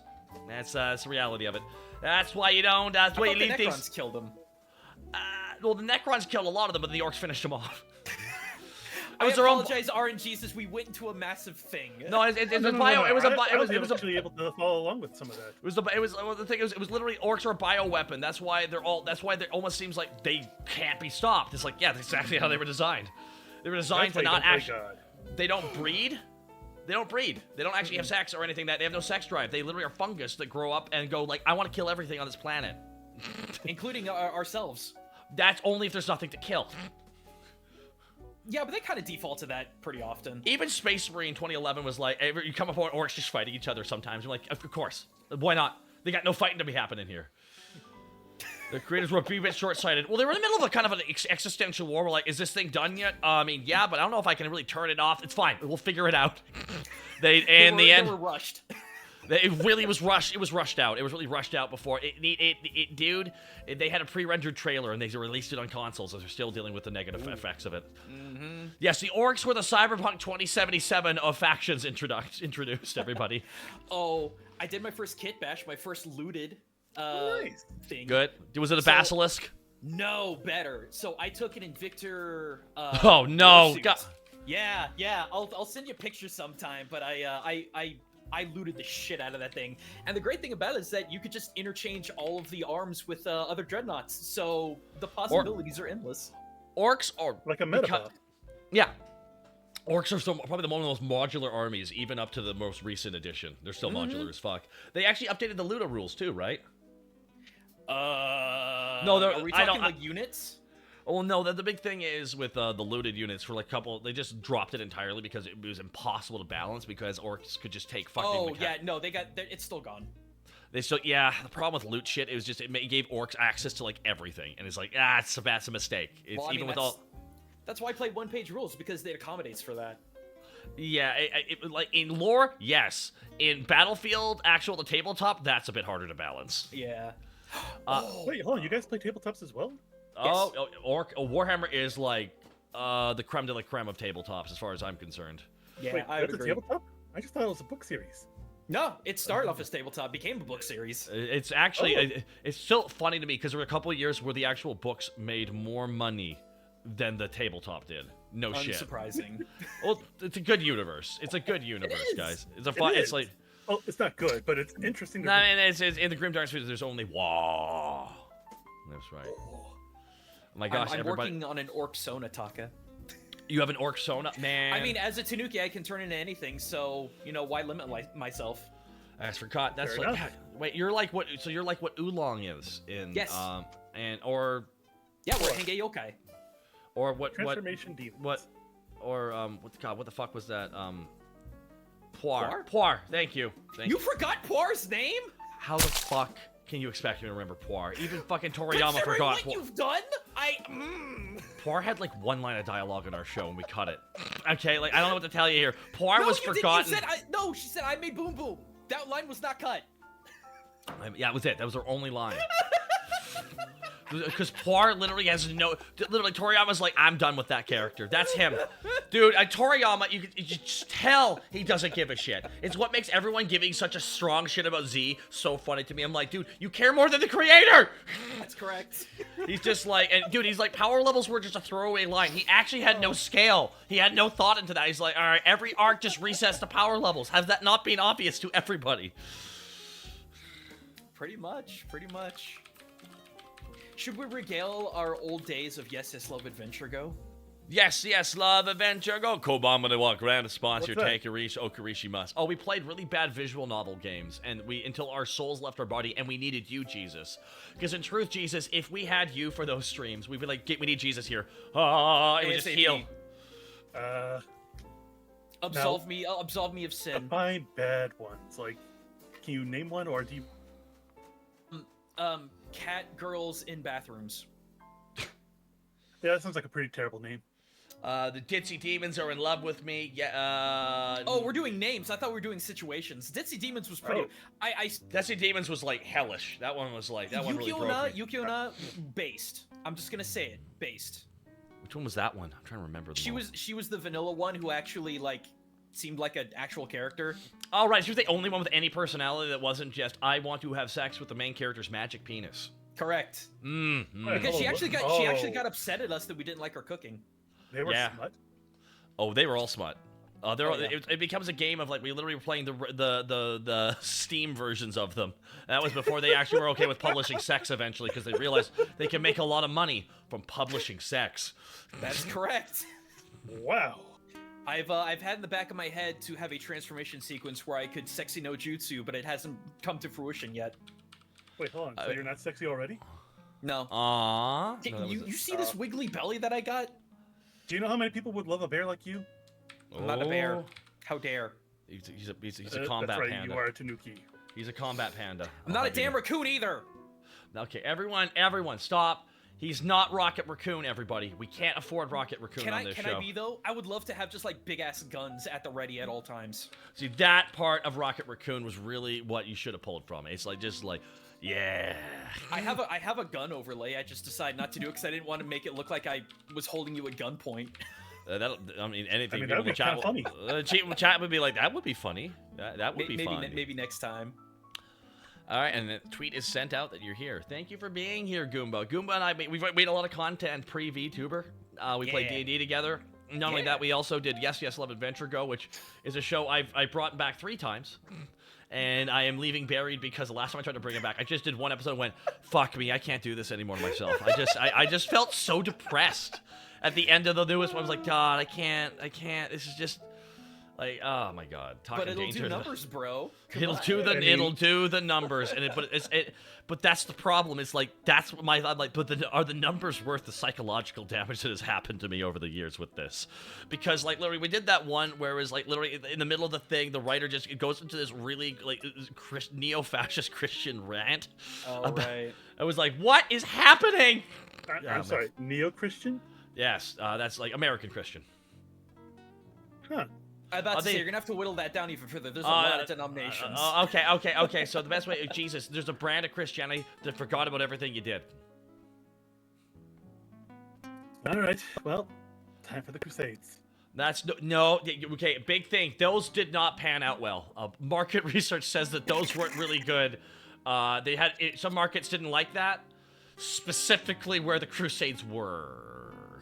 I was about to say you can bring the flood back, but you'd have to be going back on promise and disassemble all rainbows everywhere. But Yeah. Oh no, the floods is my dad's division. I can't do anything about that. That was That's right. That was his dad who did all that stuff. Remember Old Testament. Remember Old Testament God was a prick. New Testament God had a kid and chilled out. Yeah. I mean, when you consider that ancient Rome wasn't a thing yet, and there was no like secular or centralized law and order, I don't know. Do thing because I tell you to, or else you might die. That's why Life of Brian was Fair so enough. fucking funny when they're having like everyone doing the meeting planning to usurp Rome. What have the Romans done for us? Everything. They're like, well, Stable form Irrigation? of government, irrigation, definitely. I mean, we definitely have water now. We have I, that. What else have they done for us? Well, stable form of government. Like, we have we got food constantly. List out all the shit. That I mean, the Romans did. to be completely fair to the Romans, and Jesus, please let me know if this is true and can confirm. When they took you to Pontius Pilate and said, "Crucify this guy," Pontius Pilate said, "It's 3 a.m. What are you doing in my front lawn?" More or less, he said that. It was more along the lines of, "Can this wait until morning?" But yeah. There we go. The oddities of scripture. I'm just imagining the guy who found all the lead. Let's line all of our piping with this, and they all start high-fiving. They didn't know. They had no idea. That's why slowly what happened to the Roman Empire. Wow, did they all just go insane? Yes, they did, because they lined all their fucking water with lead. Fucking funny as shit. When I read that, I went like, oh my god, no wonder they fell apart. They were drinking crazy juice all day. Oh my god. World history, everybody. It's fun. It is. Fun fact, well-made lead pipes are perfectly safe, not the ones the Romans made. The Romans did not make well-made Dude, ones. they did not have they the didn't- resources and abilities that modern technology does. They didn't have pipes, guys. They had they had the big, what do they call them? The big aqueducts? That was their Yes. thing. They had the aqueducts that they took from the Greeks, I think, That were too. really easy to break. Yeah, yes, they were. Oh, There we go. Lordy. It's good stuff, everybody. Good stuff, everybody. So we're probably gonna. Now the question is, how many times will we start talking about Warhammer here and alienate Jesus? Well, even though, like, literally, as I mentioned, Jesus, like, one of his disciples was the Emperor. It's Yeah. you know, like, yeah. Wait, I thought Yeah. the Emperor was Jesus or God. No, or it was something. it was one of the disciples actually. I think they retconned that he wasn't Jesus. He was one of the disciples just vibing. How did that Jesus, work? he just Very hung out poorly. yeah, very poorly. Yeah. It's okay. It's okay. He had a son called Horus who betrayed him in the end. It all went full circle. It all went full circle. It all went full circle for him. Do you think? I'm trying to remember which primers. No, are still around. you got to know, like, you got to remember, because, like, literally they all had original names, and then they went, the sons of the Emperor went to their planets, and they all got given names based on the planets they went to and shit. Oh. And when the Emperor met the first one, which was Horus, he's like, so what is your name, my son? Horus. Emperor looks at the camera, like The Office. Oh, shit. Remembering every single prophecy. Uh-oh. Also, I'm can sure I just- can trust him. I Whoa! just- Whoa! Oh shit! Oh shit! Oh shit! Oh shit! Oh shit! Oh shit! Oh shit! Oh shit! Fuck! Tyrant can't help me! Ah! Ah! Ah! I feel like I'm in the Birds movie. Except we're the antagonists. Aren't we? My God! Thank you, Tyrant Chaos, for the 10 gifted subs here on our streamathon, and we are well over halfway to me being shirtless Alucard, which will probably happen in a couple hours here. Oh boy. Oh my God! What were you I'm saying kinda before we surprised got it it? hasn't happened. Oh, it's only the first day. I hope that when it does happen, it's not sunny out. Me too. Although I'm gonna burn like a son. Sorry, I'm belching here. Are you saying you don't tan, Taka? I do. No, I do not. Come to where I live. You know, come back to the south. We'll No. get you tanned up. No, I'm gonna let the desert reclaim that land and not really impede it at all. Oh, come Ever- on. ever- I Have just you want been this nice to? healthy glow. Have you been to the rural south, Taka? I have. You know I have. I'm talking You know- like nothing but lizards and cactus and rocks. I used to Ooh. live in an area just like that up here in Canada. We actually have a bit of the Great American Desert up here. I actually lived in a town right on it. Really? Yeah. Well, the Great American Desert doesn't just stop at the border. Well, It I mean, I keeps figured going. as much, but I would have figured that once you get to the Appalachian Mountains, the Appalachians, it would Well, no, start it's to the forest Rocky out a Mountains. bit. It's actually the Rocky Mountains, technically, and because you know, Oh, right. so the Rockies go right up into Canada, right? And they kind of stop. Well, they kind of cross over and start going up along the coast instead. Like they lower a bit, and then they go. Oh. It's like they lower down into more of like a kind of like a plateau, and then they continue on. And they go over kind of to the left, right to the edge, and then they go straight up into Alaska. Like it keeps going, but then it kind of shifts over a little bit. But the Gotcha. thing is, the Great American Desert, the desert effect, you know, the desert effect, like the whatever the fuck effect you want to call it, it happens to Idaho and it happens up here in British Columbia as well. And it kind of actually happens for a good couple 100 kilometers into Canada. We still have a desert terrain. Yeah. As you could tell, geography is not my strong suit, chat. So no, it was also like the terrain doesn't really give a shit about countries. It's just kind of like, as everyone's like, oh, why is it like this? I'm like, oh, the country doesn't change the second we get to the invisible line we all agree that is there, like wrestling. I will never be beyond me that wrestling operates on the same level of belief as country lines and money. I will never be beyond that to me. Oh. That will always, yes, that makes it insane. I know. Humans are crazy. Have you not read Hitchhiker's Guide to the Galaxy? One of the most realist fucking takedowns of humanity ever. Yeah. I enjoyed that book. The movie was good too. Movie was actually the old BBC or the more modern one? The modern one was fine. The more modern one. I did not know there was an older BBC one. Modern one was fine for a contention, and the casting was good, and they kept the whale bit. Yeah. They kept the whale bit. I'm surprised they did that. Not again. I liked the casting. I just did. I thought who they cast in that thing was fantastic. It was good, yeah. Yeah. Yeah, no. 1 second here. Oh, gosh. My neck is all over the place here right now. Sorry, guys. Ugh. I need lumbar support. I need support from my lumbars. I was about to say, what year's your car? That should be built in. Yeah, right? You'd think that, but you think next time I do this, I would have a lot more things planning to support me. But like my mods have been supporting me, and that's been getting me through it all last night. One of the mods swung by. I've had a mod in the chat the whole time. I slept in the car last night. I'm doing it, everybody. It's not a subathon, it's a streamathon with rewards along the way, because if it was a subathon, then I'd be streaming for 3 months. That probably would have helped that probably would have helped as well with the amount of subs I was getting, but I don't really want to subject myself to that fully. Yeah, please don't. Well, no, I had these people do subathons. They're like, oh, I'm streaming for a month and a half now, and I'm like, nope, that ain't happening to me. I ain't doing that shit. So I can't. I can't. My time won't let me. I have other obligations outside of just VTubing and shit. Tactics, thank you for gifting that. Oh my god, thank you very much, Tactics Jan. I remember a buddy of mine, Pappy the Lich King, who was also you know Pappy? Oh, you know Pappy. Awesome. I know Pappy extremely well. Oh, I met him a couple times. So all right, he's cool. Been in one of my videos actually. Oh, nah, he's quite knowledgeable at certain things. He's a very good dude. Yeah. He's done 2 subathons, and both times he streamed for 3 weeks straight, and I told him not to do that, and he did it. Where was his mental health at the end of the first one?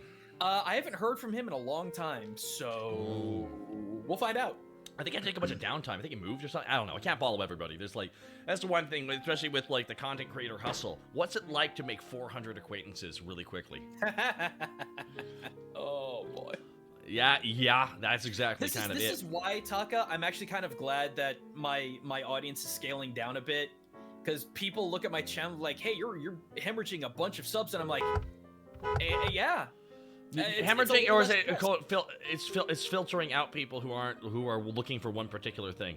I feel like it's sustainability. It's like, in the end, do you want to do something that's not sustainable to people who just want that one thing, or do you want to do shit that you want to do and have it be more sustainable for your mental health? Bloodberry, thank you so much.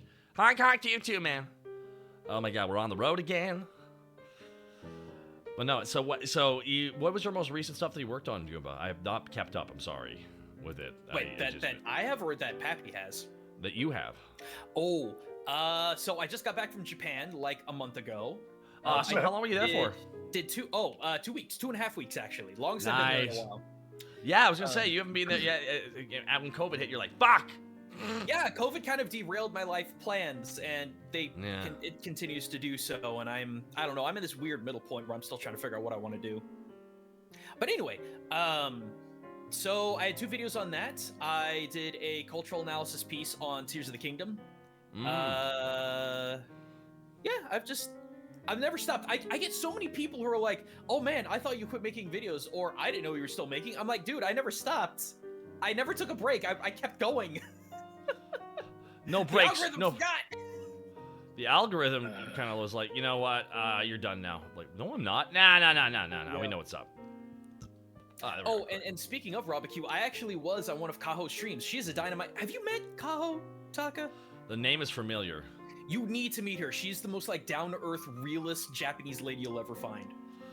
I don't know. You know how obnoxious and overbearing I am. Are you sure that you want to really subject me to the Japanese people? Like you've met me. We were supposed to go to Japan at some point. You think that's dude? You think that's not on the table still? Please, I need to go to truly another world. I really do at some point. I can show you the way and introduce you to. Dude, all I have to do is I could probably go up to. I don't know. I could probably talk to Joey and be like, "Hey, Taka's gonna be in the country. Do you want to hang out?" She's best friends with Sea Dog. She can handle you. But, like, Sea Dog is an actor. Like, he says he's from a fictitious country of Wales. That's an animal. Yeah, whales are animals. The heck. Wolves on, thank you so much. What? Well, no, he does all this great work for charity, but, like, you know, what does that matter? I'm joking. I will always say Wales is not a real country. It was created by the British people. So when people showed up angry at England, they're like, "We're not English, we're from Wales." Okay. See, that's the excuse we Americans make for going to other countries. We say we're Canadian. Yeah, and then they make Canadians look bad. Oh yeah, Americans do that all the time because Americans have really are kind of poorly received in most continents. Wow, that's pretty scummy. Well, I don't know. From outside looking in, a lot of Americans, not all of them, but a lot of them, think they're the only thing on the planet Earth, and it's very off-putting and obnoxious. That is correct. All right, that's a good way of putting it. I had someone from Malaysia tell me something once, which was, and I asked, it was just came up casually. He's like, "You know what's really frustrating is when people from North America come to our country and tell us what words we can and cannot do, because even culturally they're still trying to be colonizers." And I'm like, Jesus Christ. What is that? What? I know. I was like, what the fuck? I was like, Jesus. I know, right? Oh my God. I heard that. I went like, I don't even know what to say to that. I have a story that I could tell you if you would like. I love your stories. I love your stories. So I love your stories. We're in Asakusa in Tokyo. It's the more traditional place. We go into this cute little cafe. It seats maybe 7 people at most, and the seats are very small. I was there with Matt and Jess, very cool people. They held us up for a while. And this family of 5, excuse me. Family of 5. A family of 5. 3, like it's 2 rambunctious kids under the age of 10, and then they bring in a stroller, and then it's a mom and a dad, and they just steamroll this poor lady in English. And it's very obvious she doesn't speak English. So they're in Japan, and these people are talking English like everyone should be speaking English. Is that what they did? Taka, I want you to imagine the most hole-in-the-wall bar you've ever been to. Cut that down by into about a quarter of its original size, and then put seats in it. That's how big it was. So this is a Yakuza the game bar. Okay. Smaller, I know the size actually. Now. Small. Ooh, a tiny bar. That looks like it's just a foyer, and that's it seats 5 to 7 people, and they're not a restaurant. They're a little cafe. They serve drinks and sandwiches, and they just there was a family restaurant just down the road, and I'm like, why didn't you go there? It's mortified. Oh, worst thing that I saw, and I guess I could say this because you probably didn't see the video, but there's a thing called a Te Museum where you go wash your hands before you go into a shrine. There was a guy washing his feet in it. Piece of shit. Yeah, I wanted to die. It took everything me and Aki had not to go over there and punch that man. I'd just be like, hey bud, you're fucking, you're being crazy. Hey bud, this isn't a pool. Your spare change right now, bud. I said, I gotta, you know what? You need a Canadian with you to Canadian swear, which is code for really, really cleverly, passive-aggressively making someone feel like a fool. Which is like, if a Canadian ever says, "Hey, you doing okay there, bud? You doing okay there, bud?" It's code for, "What the fuck is wrong with you?" Are you just many Canadianisms. Bud, you're blessed spare change, bud. How you doing? Not so bad yourself? Can't complain. That's good there, bud. If a Canadian ever refers to someone as bud who they do not know, they're very mad at that person. Oh no. Can everyone fill me in what's going on? We'll call Dark Heart. I'm streaming. I'm streaming. I know, we're just here. We're vibing in the car. Oh my god, I'm only 150 away from being in Only he says. Oh god, I'm stretching my back here. Sorry. Only he says, as if all this wonderful love and outpouring to this man, you know. I gotta frame it somehow. I can't. You think I could be? I can't. I can't be. I can't be fake. I can't be fake influencer positive all the time. And I'm not going to be doing a ukulele apology video because I'm just going to copyright claim everybody who's talking about me in some kind of galaxy level play. Where is this coming from, Taka? No, it's there's that one creator who got like caught. She's a girl who did all like the sad clown makeup for her whole career. No. So she did this sad ukulele thing. So she released her apology as a song, and now she's using it to copyright claim everyone talking about it. Yeah. It is literally when she did that. People were like, she's gonna upload this and copyright claim everybody whoever talks about this. This is why she's doing it, and it's just like, yeah, that's exactly what's happening. Oh, I know. It's very evil, very evil, good, very evil. That's some good. That's some supervillain shit right there. My God. Oh boy. Oh, I know, right? Oh my God. Thank you, everybody. Thank you so much for the hype train. This is another reason why I'm cloistering myself away from the popular zeitgeist and limelight. Don't. It's all like, flash in the pan stuff usually. Like, there's two kinds of content, which is just doing whatever is relevant and adjusting around it, or just making shit. Yeah. On your own space. It's like, it really comes down to what you want to put your time into. And it's like, and here I am doing a mixed bag. Because we just released a new heft. No, it's true. Because I flew down to Dallas for like all day. I should have contacted you, but I was the whole trip. Yes, you should have. Why didn't you? Oh, I was literally working 10-hour days the whole time I was down could there. come see you. I could literally just roll up for like 5 minutes and be like, "Hey, bud, it was genuinely the one part of the trip I'm like, fuck, I probably should have messaged him. That was the one mistake of my trip. In truth, that was the one thing I was like, I probably should have contacted Goomba. I was like, fuck. I really need to. I'm sorry. Hey, I was worked the whole time. Literally, I landed and I was working, and like to the last day. Hey, Taka. What? So a long time ago, someone gave me a Space Marine of a 101 paint job, and I still need to give it to you at some point because they didn't send it to you; they sent it to me. So... I don't have. There we go. There we go. There we go. There we go. Once this is how you avoid everything, guys. This is how you avoid everything, guys. This is how to lose friends and alienate everybody. This is my upcoming book, How to Lose Friends and Alienate People. No, but seriously, I need next time you're in town, please let me know so I can off that. I will be. It's not. I will be coming back to Dallas. Don't worry, I will be. That's gonna be. And if need be, if you ever come up to Canada, you know, you're always invited. Oh, I know. Remiel says it's stories like that which make me hesitant to visit other countries. I want to be a good visitor, but I only speak one language, and two will only be behind the 8 ball. Okay, so Remiel, remember, just because you only speak English, there's nothing wrong with that. As long as you know that and you aren't expecting everyone else to speak English, you're already doing okay. As long as you're aware that everyone else doesn't speak your language, you're fine. But don't be like, well, why isn't everyone else speaking English? That's what my language is. Like, don't be that level of delusional. As long as you're not that level of delusional, you're gonna be okay. Like, really, that's the... The other thing, too, is that you can actually learn about cultural norms without speaking an ounce of the language, and you'll be fine. Japan, I feel like I would actually, like, I can be very loud and boisterous, but also in environments I'm not fully comfortable in, I'm kind of quiet and observant. So that's why I'm like, I think I'd actually be okay in Japan. Oh, the people would love you, buddy. Tall, long hair, pretty. You're good. You don't even have to say anything. I was literally, when I was considering going... your love interest right there. I was literally considering going and bringing my Loki cosplay, just wearing it around for a day, see if everyone thought I was actually him. So you know how I grew my hair out, right? I am aware, yes. I was called Thor a couple of times in Japan. I'm like, I am not Chris Hemsworth. Dude, that's fantastic. Not even close. Well, that's the equivalent. Oh man, there's an equivalent the other way around. But I hope I don't get in trouble for saying. But it's like, it's almost that kind of like, oh, you're this guy. It's like that. Okay, sure. It's when someone's like, wow, that person's like Jackie Chan. That is not, you don't call them Jackie Chan, dude. Don't do that. Don't do that. But then lots of people do that shit constantly. But when it happens the other way around, it's kind of funny.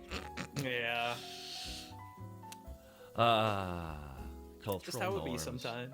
Hey, it's good to hang out with you again, bud. It's been a while. It is. I've been a busy bee, and also kind of like be keeping to myself a lot too, because I've realized that, like, I have really bad object permanence. It's like probably one of the worst parts with my ADHD. I forget shit unless it's in front of me constantly, which makes me trying to manage Twitter contacts and Discord contacts and it becomes like it's whatever's nearby and what you need to do constantly, which is always it's always been quite a challenge to me. It'll be my dragon to slay. I know Jesus has like 12 disciple friends. Do you ever get their names wrong, Jesus? I mean, not to my knowledge. I know Peter's Peter. I know that Judas is Judas. I mean, what's the He no? sure is. He sure is. Oh Jesus, how's Paul doing? I know you blinded him on the Damascus Road that one time, but is he doing good? I Paul mean, failed the vibe check. That's, dude, you don't even know how perfect that is. yeah, actually. I gotta tell that.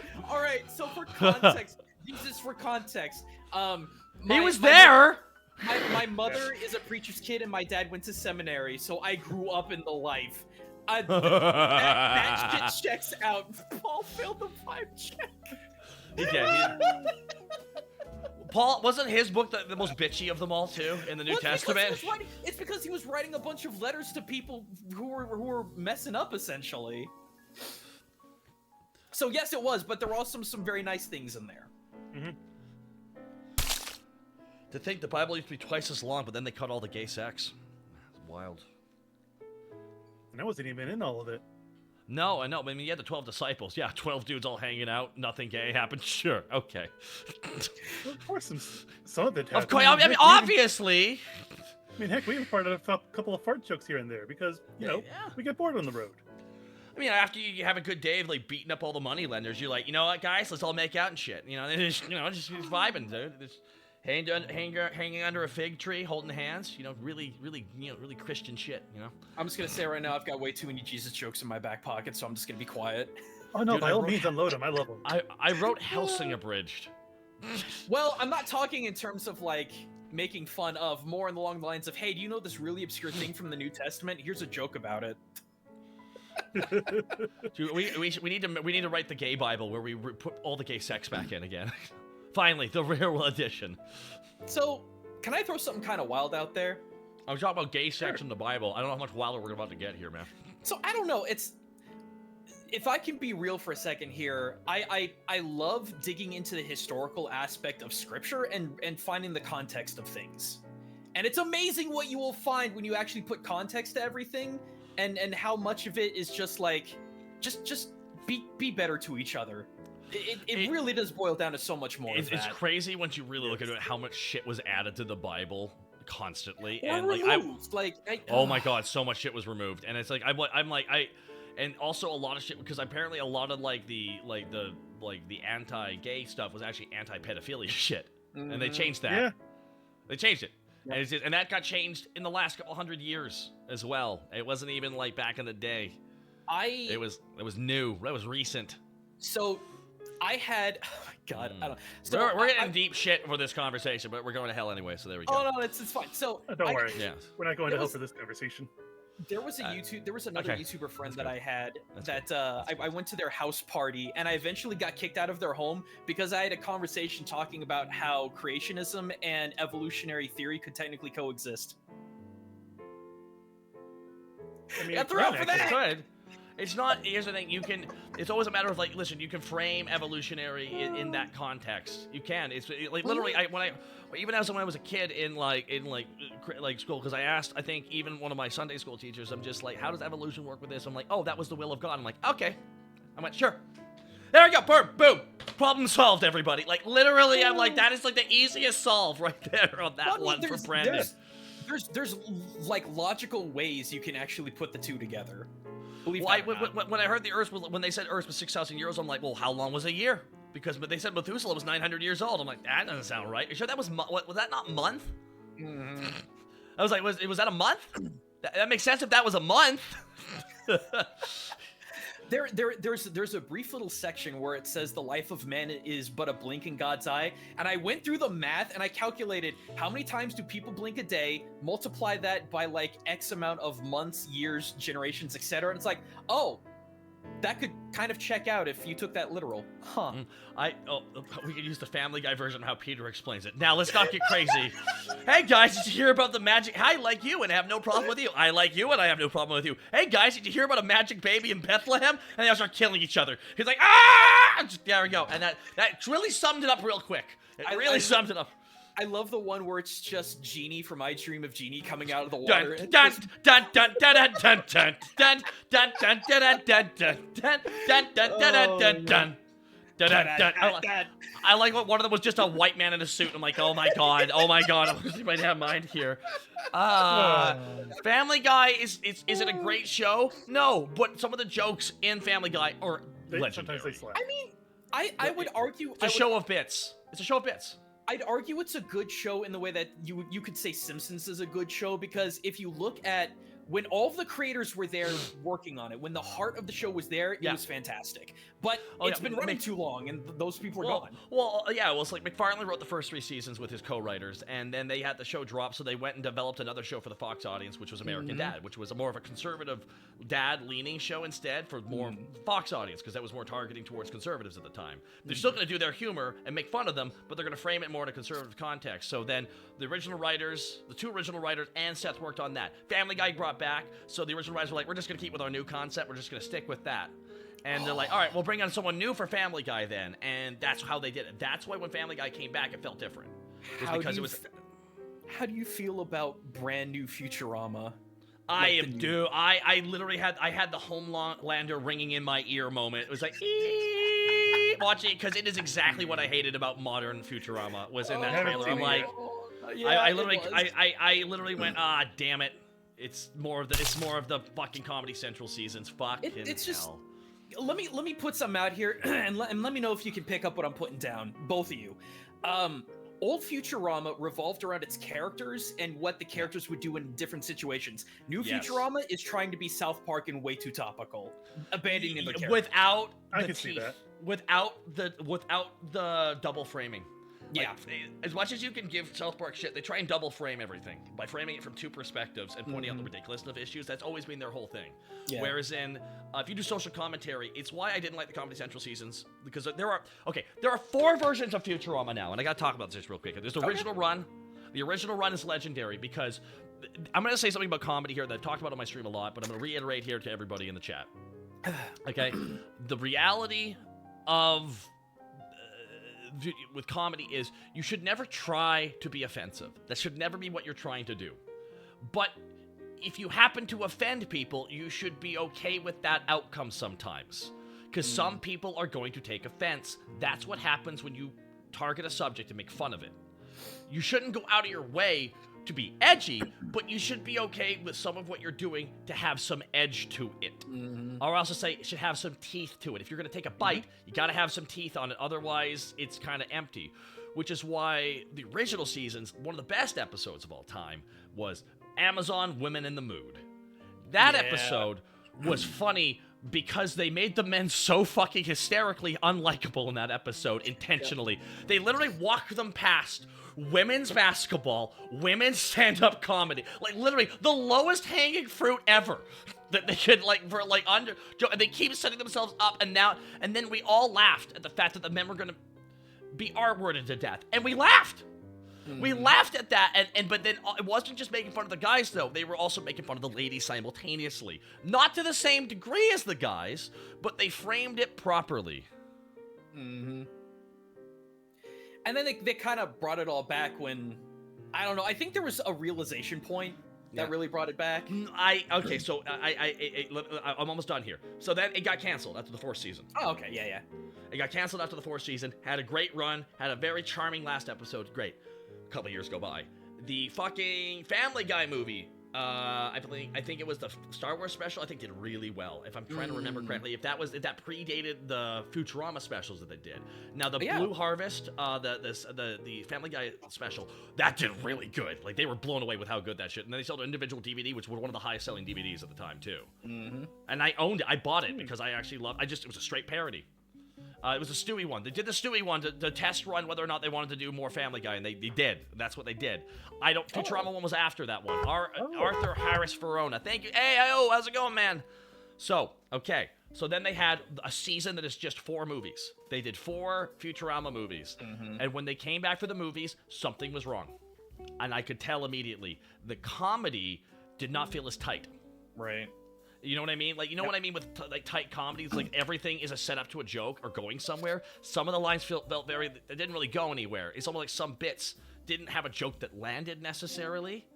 And I noticed that. And then when they got signed to a new... And each of the specials, I noticed that more and more.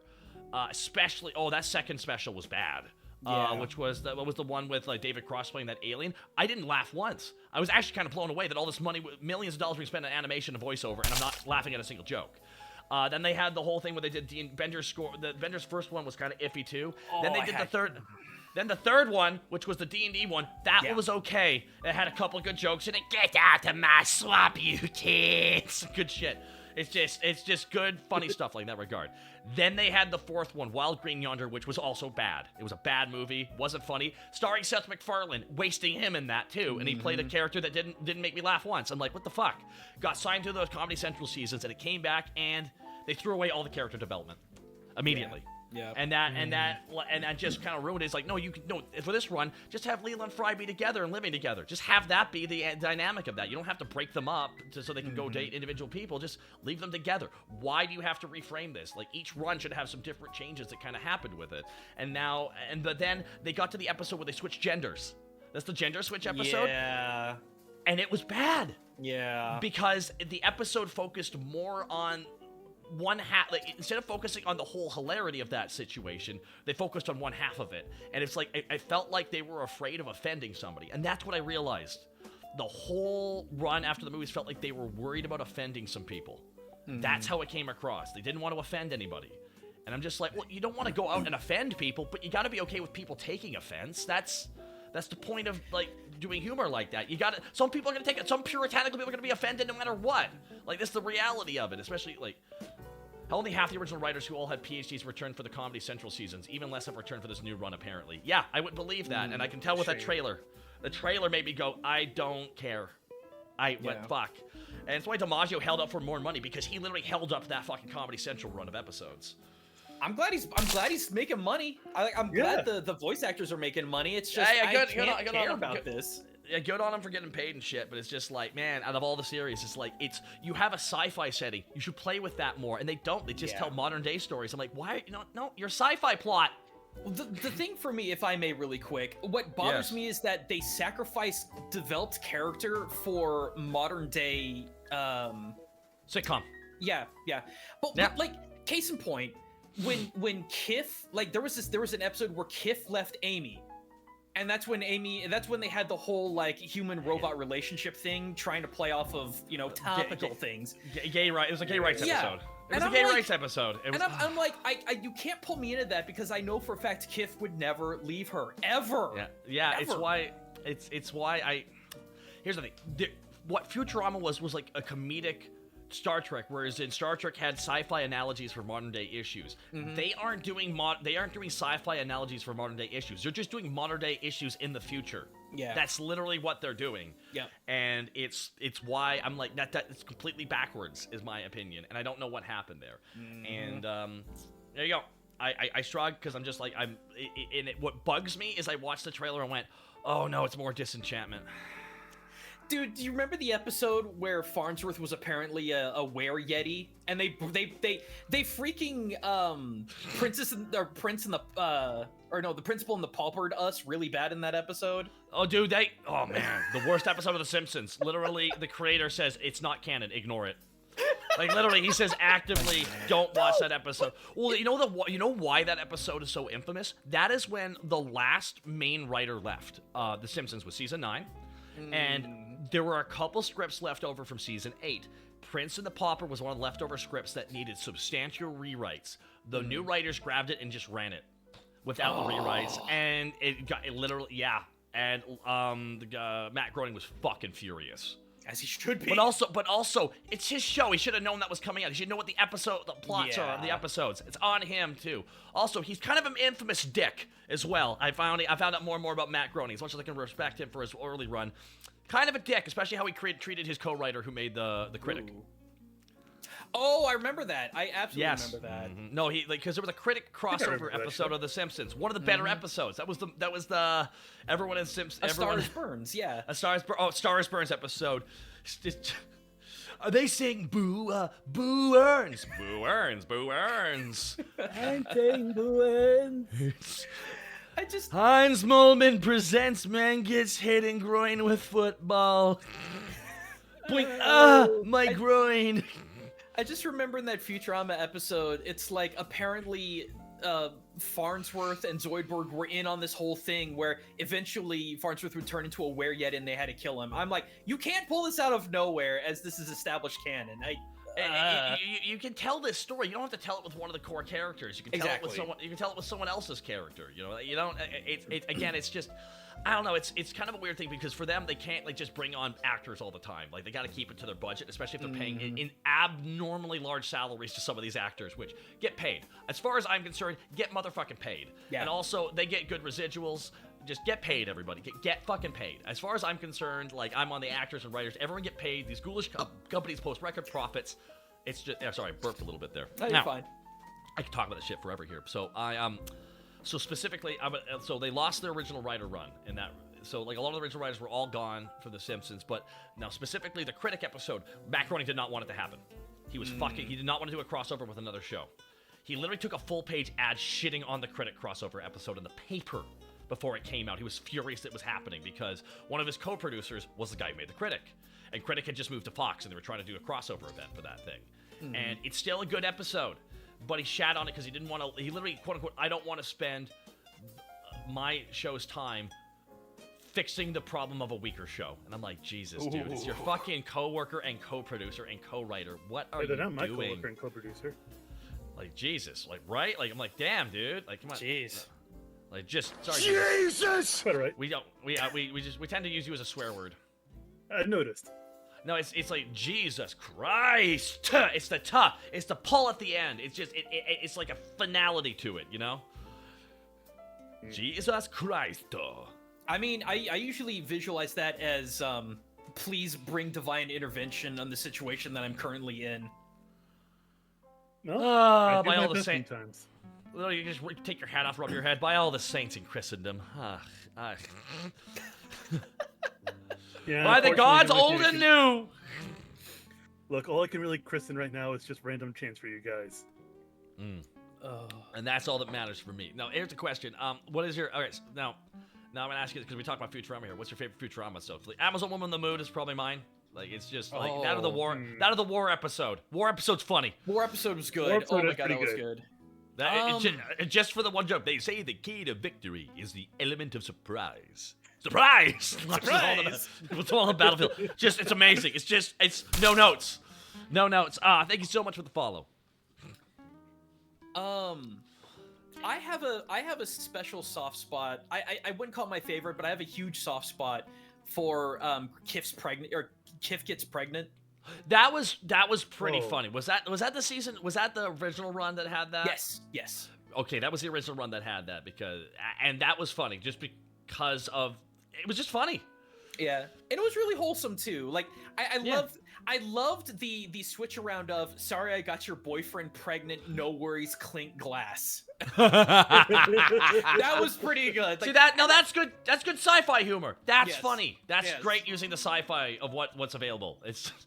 I don't even think it's really jabbing at anything because you're contextualizing it in such a open and bizarre way that it's such a what brings it its comedy is that it's just such a flip from everything. Not only is it two girls, hey, sorry I got your guy pregnant, but also no worries, it happens. I'm just like it happens to them because that's how the DNA connection actually happens. It's not just through sex, it's through like just touch. That's literally how they take the DNA. It's just like it's an alien thing. It's like Oh, what was that one? It felt like a comedy. It felt like a comedy Star Trek episode. It really did.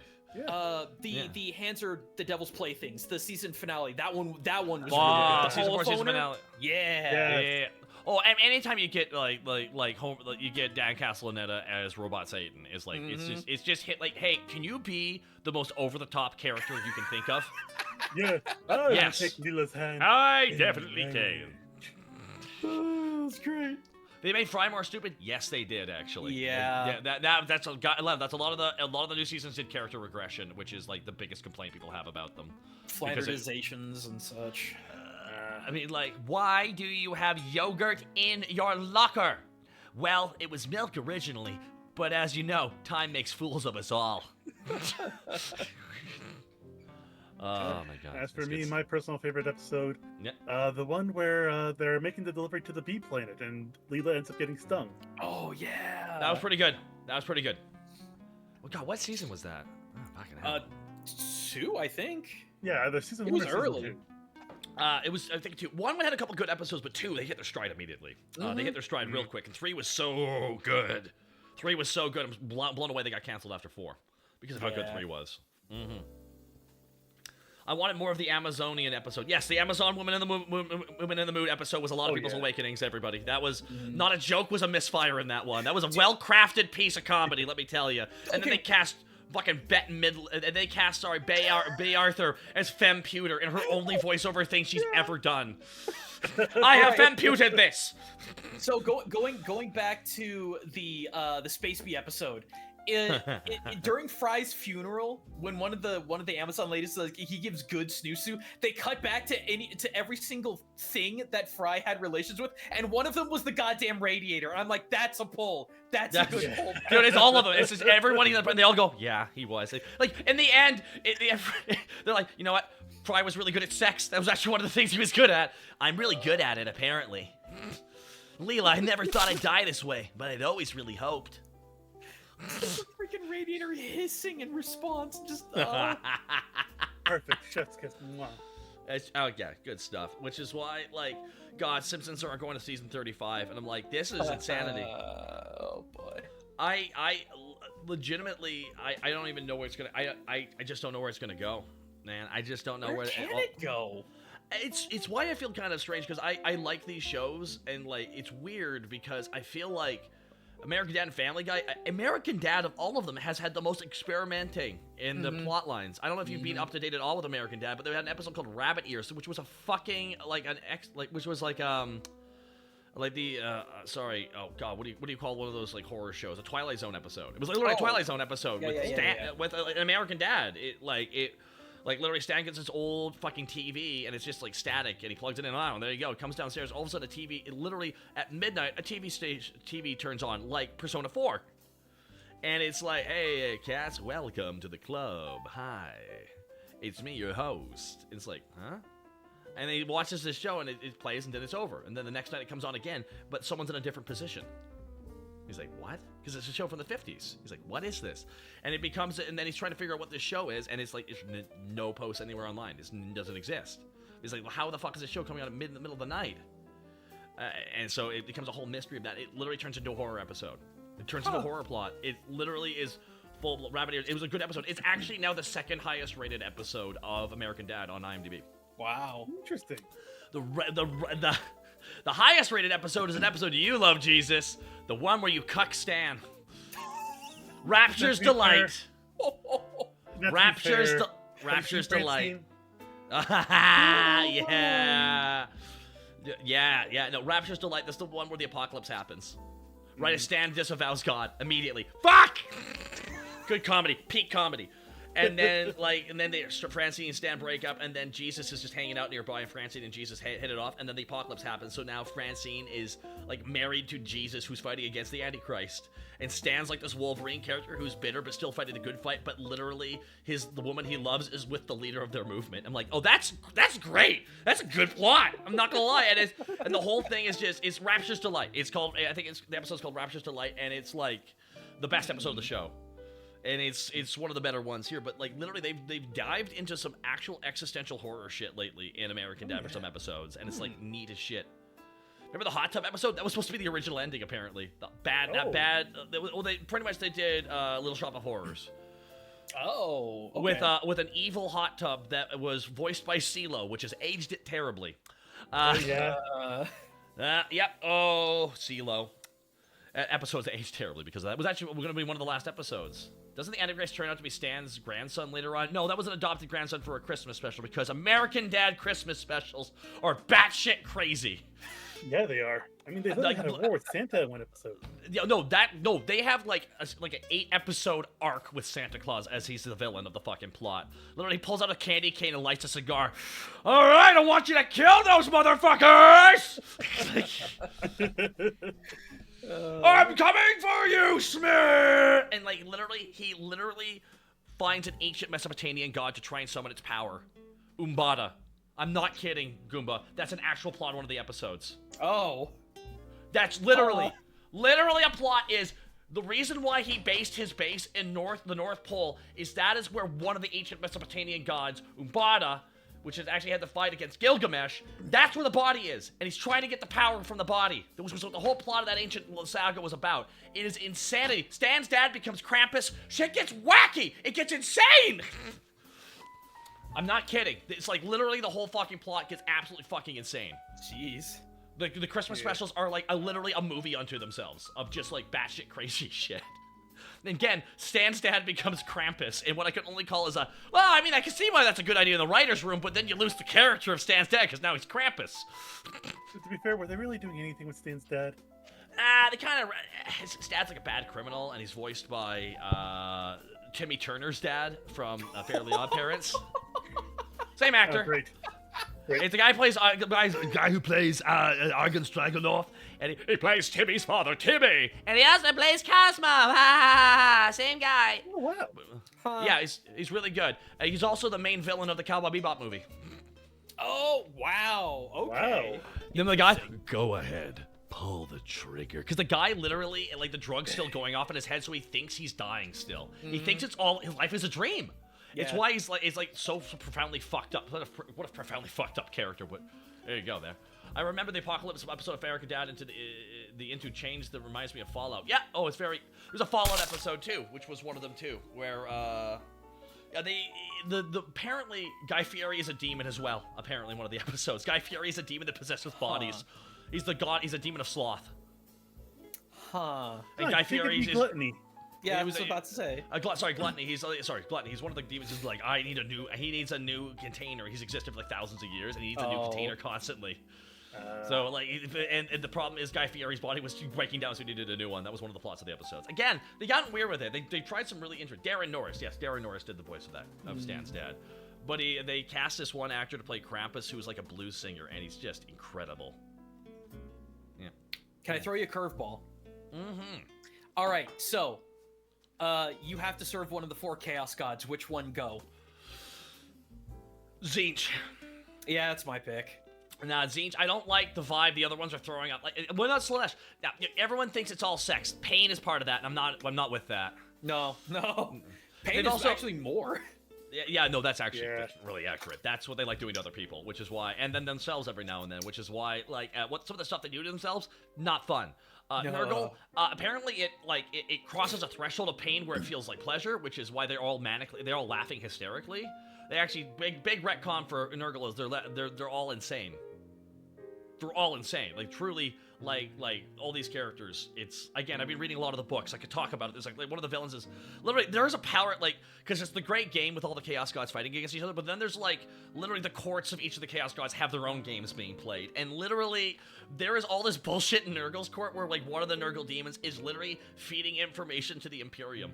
Because he does not want the main general who's in charge of Nurgle to win, because his stock will go up too high and it's his rival. Literally, dude. Chaos can't win because it undercuts itself all the time. That's actually what the game itself, by nature, what demons are. They undercut each other all the time for power. Oh yeah. That's always what's going to cost. Even though they have more power than any of them, they can't get their shit together. Because if one of them starts winning, well, the other powers will stop that because one can't win. One can't be out of sync of the other, so the others will put their problems aside. But they all have beef with each other. Zinch doesn't like Nurgle. Nurgle doesn't like Zinch. Khorne hates Slanesh because Slanesh is having too much fun. Slanesh hates Khorne because it's fucking with its vibe. Nurgle doesn't like Slanesh either because it's like the opposite of what it's going for. And Khorne thinks Zinch is a nerd. It's like there's so much. It's true. And also, and then you got Scarbrand, whose entire character arc can be summed up with the phrase "When keeping it real goes wrong." I so love what it in happened? Total War. Oh, dude, I would love if the TTS Scarbrand literally would be like, Scarbrand doesn't play that shit. Scarbrand keeps it real. What Scarbrand doesn't realize that he's about to swing at a Chaos God, and he's about to realize that a greater demon is nothing compared to a god. Yeah, Like, because he originally got chucked out of Okay, Khorne's so domain, right? Okay, so Zinch just put hey, you ever noticed how Khorne always makes fun of you? And then Khorne goes, hey there, Scarbrand. Just jabs him in the side. Hey, Scarbrand doesn't play that shit. Scarbrand, so literally the lead general gets tossed out because Zeech was like, well, now that lead general's not my problem anymore. Like, every time, it's just fun. And he has his wings ripped apart so he can't fly. Mm-hmm. He's the bloodthirster who can't fly. So that's why, and then he gets sent down to, he gets kicked out of 40K. Literally, because he gets kicked out of 40K, he gets sent to a fantasy. Yep. Yeah. Man, that must be a real kick in the pants. Oh, he wasn't fan. He wasn't a fan of it. That's why he was there during the end times. And so was like I think Septicus or like fucking what is his name? No, the Nurgle Greater Demon leader in that faction. He was also the demon in the plot in 40K where they were taking over the 100 worlds of Ultramar slowly. Oh. Okay, so question. Oh my god, Warhammer. Oh boy, here we go. We're getting into the deep end here. Thank you for being here, chat. Don't leave, please. We're gonna keep talking about Warhammer, guys. No, okay, so I know people joke about how the traitor Primarchs have horrible daddy issues, and then I started looking into their stories, and I'm like, wow, Mortarian's kind of a little bitch. I'm just gonna Mortarian might be the most annoying of them all. He's just absolutely, it's just like, because he's mad he was on the pollution planet and they had no Planeteers. Like, that was the problem. He was on the planet where there was no Captain Planet, and they desperately needed a Captain Planet, which we also need here too. And then also his non-biological father was a douche, and then the Emperor rolled in and then killed his father, and then he got mad because he didn't get to kill his own dad. And I'm like, what? Dude, you think that he's okay? So we can break all these guys down. It's what's crazy. Like, it's why when everyone got fucking mad about like Gilliman coming back, I'm like, dude, the Empire's falling apart. He's out of all of them, because each of them you can actually like. There's a million things we can talk about them. They're very stylized, but each of them is essentially a class in a video game. Yeah. And Gilliman is the statesman politician class. Yes, he is. And that is exactly who should be in charge of an empire falling apart. Literally the guy who's good at building them. He was, out of all of the brothers, he was the only one who actually had an empire of his size. When the Emperor showed up, he's like, you have 100 planets already? Oh my fucking god, you were doing such a great goddamn job. Fantastic. I'm gonna remember this, and if I ever need to shame the Christian one, I'm gonna bring you on board for that. Won't he hate me for that personally? No, I'm sure he won't take it personally. Lorgar. Not Christian, but you know what I mean, the religious guy. Yeah. The religion guy, and he's like the first heretic, which if you ever want to read the books, I don't know how much of the Horus Heresy have you read or listened to, Goomba. Not much. I know bits and fragments from. Okay, so I could literally give you a list, because I can give you like the 25 books of the 70 you should actually read, which is. Oh, I don't know if I got time for that, man. Well, they're my audiobooks. I literally listen to them when I go on walks, so that's why I've listened to them over 10 years. All right, so I want to throw something at you. You remember how you suggested Hell's Reach? Yeah, Hell's Reach. I couldn't get into it. What? Because I got tired of Space Marines bitching and moaning. I'm like, where are the orcs? Dude, that's the entire plot, though. Why is that interesting? It's bitching and moaning. No, it's because it's the Black Templars are being told to do the job the Black Templars don't do, which is Black Templars suck. Everybody, they look cool. They suck as people. Okay, out of all the Space Marine chapters, they're the most obnoxious. They just want to sit around and be paid to like anoint weapons and just jerk each other off. It's like the reality. Like literally, this is like, okay, guys, the Emperor's Fist. They're like the serious Emperor's Fist guys. That should say something about who they are, because the Emperor's Fist split into two factions: the Emperor's Fist and the serious Emperor Fist. But the Emperor Fist have no sense of humor. I'm like, yes, that should say something about who the Black Templars are. You know that one video where like, brother, I need the flavor, and they're killing all the like the My Little Pony and Sonic characters? Yes. That's the Black Templars, everybody. Okay, that's who they are. So literally, the fourth war for Armageddon is happening. They got next to nobody nearby. It happens really suddenly, essentially, because no one ever took Armageddon. So the fourth war for Armageddon happens, and there's no one, so they just get whoever's available. So some Black Templars were flying from jerking themselves off on one planet to jerking themselves off on another planet somewhere, and they're like, "Oh, you're being summoned in," but like, okay, you have to go down there and defend this city, this hive city of 15 million of like the population. How many soldiers will we have? 70. What? Oh, 70. Yep. Sir, okay, sir, okay, no, okay, we can't defend a hive city with 70 Space Marines? Well, you're gonna have to fucking figure it out, because that's all we got for that city. Do we have Titans? Maybe? Maybe? It's why it's my favorite plot, and I think, honestly, I would love them to adapt it and make it like, just change it to Ultramarines and have that be the plot of the first Warhammer movie. It's orcs versus humans. That'd be good. Just change it. Like, guys, they're not gonna match the actual lore. They're gonna have to make their own movie lore, like the fucking Marvel movies. Just let them do it. Just let them, because it's like an entirely different medium, and Warhammer's weird as shit. And they gotta really introduce shit slowly to everybody. But Honestly, one thing, I don't want it starting with a million fucking Space Marines. I want it to start with humans, and then a Space Marine shows up, and you see the fucking god, like a god, show up essentially. Like, literally, like, because I have this shot, Goomba, and I'm gonna tell you right now, here's what happens, okay? So let's say we have an actor, Raul Kulia. Let's say we get Raul Kulia, okay, who loves his Warhammer. He's like a guardsman, he's at the wall, line's broken, the orcs are breaking in now. The guardsmen are being slaughtered, and he's like, she's trying to fire his last gun. He's like, oh shit, he falls down. He's like, tries to block, and the orc comes up, chopper, and then all of a sudden, chainsword blocks it. And then a fucking Space Marine steps over him, and just bolt pistol in the gut, bang, bang, bang. Just like, holy shit, and then he kills 2 more orcs. He's about to be surrounded. All of a sudden, 2 more Space Marines show up with 2 bolters. Holy shit, and then a fucking Death Dread walks around the corner. Rocket launcher from a Special Unit 1. Holy shit, we're getting all the specialists. We get a simple fucking squad. And and they just demolish everything. They just rolled their line immediately. And it shows the scale immediately between human and Space Marine. Question. Anyways, that's my... Do you think, for the general audience, do you think that the Tyranids would be a better first antagonist? I think it's a viable option, but it would run aground people thinking it's a copy of Starship Troopers. Oh yeah, that would happen. Yeah, that would. It depends. Well, it really depends on how they advertise it. Yeah, it'll be about how they slowly introduce all these concepts. If they start with a bunch of chaos, circle jerking nonsense, it's going to make the whole fucking universe confusing from the get-go. Yeah. So, it really, I think, orcs are barbarians. It's a perfect first villain.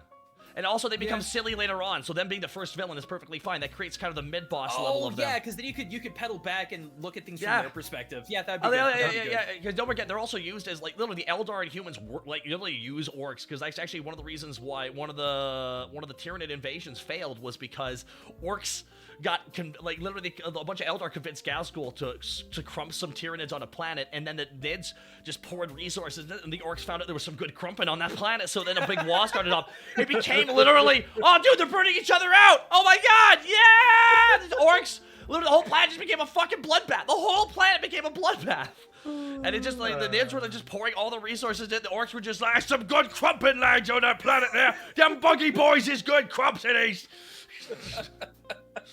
I don't know. For some odd reason, if they did make the villains the orcs there, I feel as if they would actually have them be, like, really serious for the Marines, and then when they go to fight the orcs are just being, like, silly little goobers when they're fighting. Well, I mean, that's... So, the thing about that is that you couldn't jump, especially for a first movie, you couldn't jump perspective like that. It's gotta be, like, if you're gonna have a serious tone, you gotta have a serious tone. But then if you go to your next movie, you gotta introduce the idea of, like, a planetary war, an idea that regular humans aren't enough to deal with this shit. And that's why you need the Space Marines. And it's going to be the Ultramarines because they're the most marketable. Because here's why, guys. Everything's grim dark. Everything's like bolt gun metal. It's all grim gray. And then there's that bright blue. And that's why it's marketable. All I care about is if they have Imperial Knights, if they got these lore-accurate, honorable, chivalrous, pompous assholes. Listen, I don't know how lore-accurate it's going to be, but Henry Cavill is a Custodes player, so I'm already worried. And if I met Cavill, it's like, you play Custodes? Yeah. Are you planning on playing a real army any day soon? Not a bunch of it's like all the Warhammer Space Marine factions are all like literally like beer brands, and then like the fucking Custodes are craft brew made by guys with twirly mustaches. It's just like it's very malty. I got 1,000 names. I mean, literally when Gilliman came back, he went to the Golden Temple. He's like, why the fuck are the Custodes still here? Well, we gotta guard the Golden Palace. Dude, you gotta guard the borders of the fucking Empire, otherwise what? Get the fuck, he's like kicking their asses out. He's like, you can't do this to us. Oh, bullshit, I can't do this to us. I'm the fucking Emperor's son. We are not like I am, bitch. Dude, Gilliman was just so done. He's like, and then he saw the errors, and then he saw the fucking religion shit for his dad. He's like, oh my god, no! Because his dad was so against it. Yeah. His dad literally had him shame Lorgar. Oh god damn it! It's such a mess. Such a mess. You need to define what shaming is, because I don't think Chad understands what this quote shaming happened to Lorgar. Lorgar is of the word bearers. His whole thing was, I have the power of believing in Jesus. No offense, not religion. He believed in a higher power. His thing was higher power shit. Like, he was raised by a lot of his whole faction's a little bit iffy in concept, but essentially, he would prophesize the word of the Emperor being essentially a god. He would keep going, like, because he saw the Emperor as a god, and the Emperor's like, verbatim to Lorgar, look at me, I am not a god. And Lorgar's like, okay, so you're saying you're a god. That's not what, god damn it! And he, like, sent him on his way, and then he got caught, then he got caught on a planet that he's literally having them build statues of his dad as a god. And he's like, so his dad levels all the cities after they evacuated everybody, too. They gave, you have 24 hours to get out, we're blowing up the cities. What? It's, yeah, they weren't that crazy. They didn't do that. So then, Guilliman's Space Marines, all the Ultramarines were there, because they were the ones telling everyone to get out of the cities. They blew up the planet. Not planet, they blew up all the cities, and then all the Ultramarines and Guilliman are just standing there without saying a thing, and the Emperor orders Lorgar to get on his knee and apologize in front of another Space Marine chapter. Oh, no one's had to do a contrition like that ever. Like, it's bad. It's big contrition, especially because it was, oh, that's like literally supervillain shit right there. That literally created like, oh, I'm gonna betray you now. And that's what happened, and that's what led to everything. So, for what it's worth, the first 3 books of the Horus Heresy are good. I would argue that you could skip Fulgrim because it shows the same plot as like the third one, like the first 3 books from a different perspective. They kind of speed run through a different thing, but they create a stupid plot that they toss away immediately. Ayo, Mikasa88, thank you so much. Biggie mess up, become villain, yeah. But then they have Flight of the Unstinian, which is fucking awesome because that's when the betrayal happens. The first betrayal, and they literally fly to go warn of the betrayal. And they get on the first ship. They literally, it's a bunch of Mortarian's men, actually, Death Guard. A bunch of them go on the planet, like, no, we're not doing that, because not everyone was okay with the betrayal. Like, a lot of even their ally, even the people in the betrayal chapters, not everyone was on board for that. They killed all their allies, but because of some logistical issues with the Death Guard, not all of the Imperial, like, loyalists were on the planet. Some of them were on the ship. And when it happened, they took over the ship, and they escaped. And this became one of the first ever demon incursions in recorded history, where literally the Chaos Guard's like, no, we can't have them spoil this yet. And they actually, like, literally shove demons in the ship. They break the Geller field, and yeah, and then the demons start pouring in, like, verbatim demons. Like, not, and that's, like, one of the best plots in the whole fucking thing. And then there's a bunch of books that suck. And then we get back with the plot again, because there's a bunch of can kicking. Meanwhile, over there, it's like, no, continue the story. Anyways, so there's 70 books for a reason, and then they have the whole Siege of Terra as its own book series of 15 books. Oh no, dude. Wasn't Typhus the one who screwed that ship over? Yes, he was. Yep, Typhus let it happen. Typhus fucked up, man, Probate. Hey, Probate in chat. Hey, man, how's it going? Yeah. I still want just one, and it doesn't even have to be about any of the big events. I just want one book set during the War in Heaven. Just one. The War in Heaven? Which one was that one? The War in... The Necron tier becoming the Necrons and killing the old I think some of the Necron books that have come out nowadays actually have a lot of like what happened in the past books about that, because they shored up the Necron culture because they're not evil. They just looked evil. They're not all of them are evil. A lot of them suck, but some of them are actually kind of nice. They hate chaos. It's why Necrons are kind of more of a chaotic neutral faction in a lot of ways. Actually, lawful neutral. That's kind of what they are. I was about to say, they care so much about their own recreation of what the universe was before all of that went down. They're kind of lawful neutral a little bit. Hey, we hit over 24 hours live. We really, really did. Oh my God, everybody. Wow. 10 hours. I was sleeping in the backseat of my car. Fair enough. But now, so that's why like a lot of the Necron books start off with the War in Heaven. Yeah, the Necron books start off with the War in Heaven. The new Necron series that came out with the new edition. Yeah, cool. Ken Darkraven just so you check them out, dude. I actually have one of them on my wish list on Audible just because I heard about how well written they are.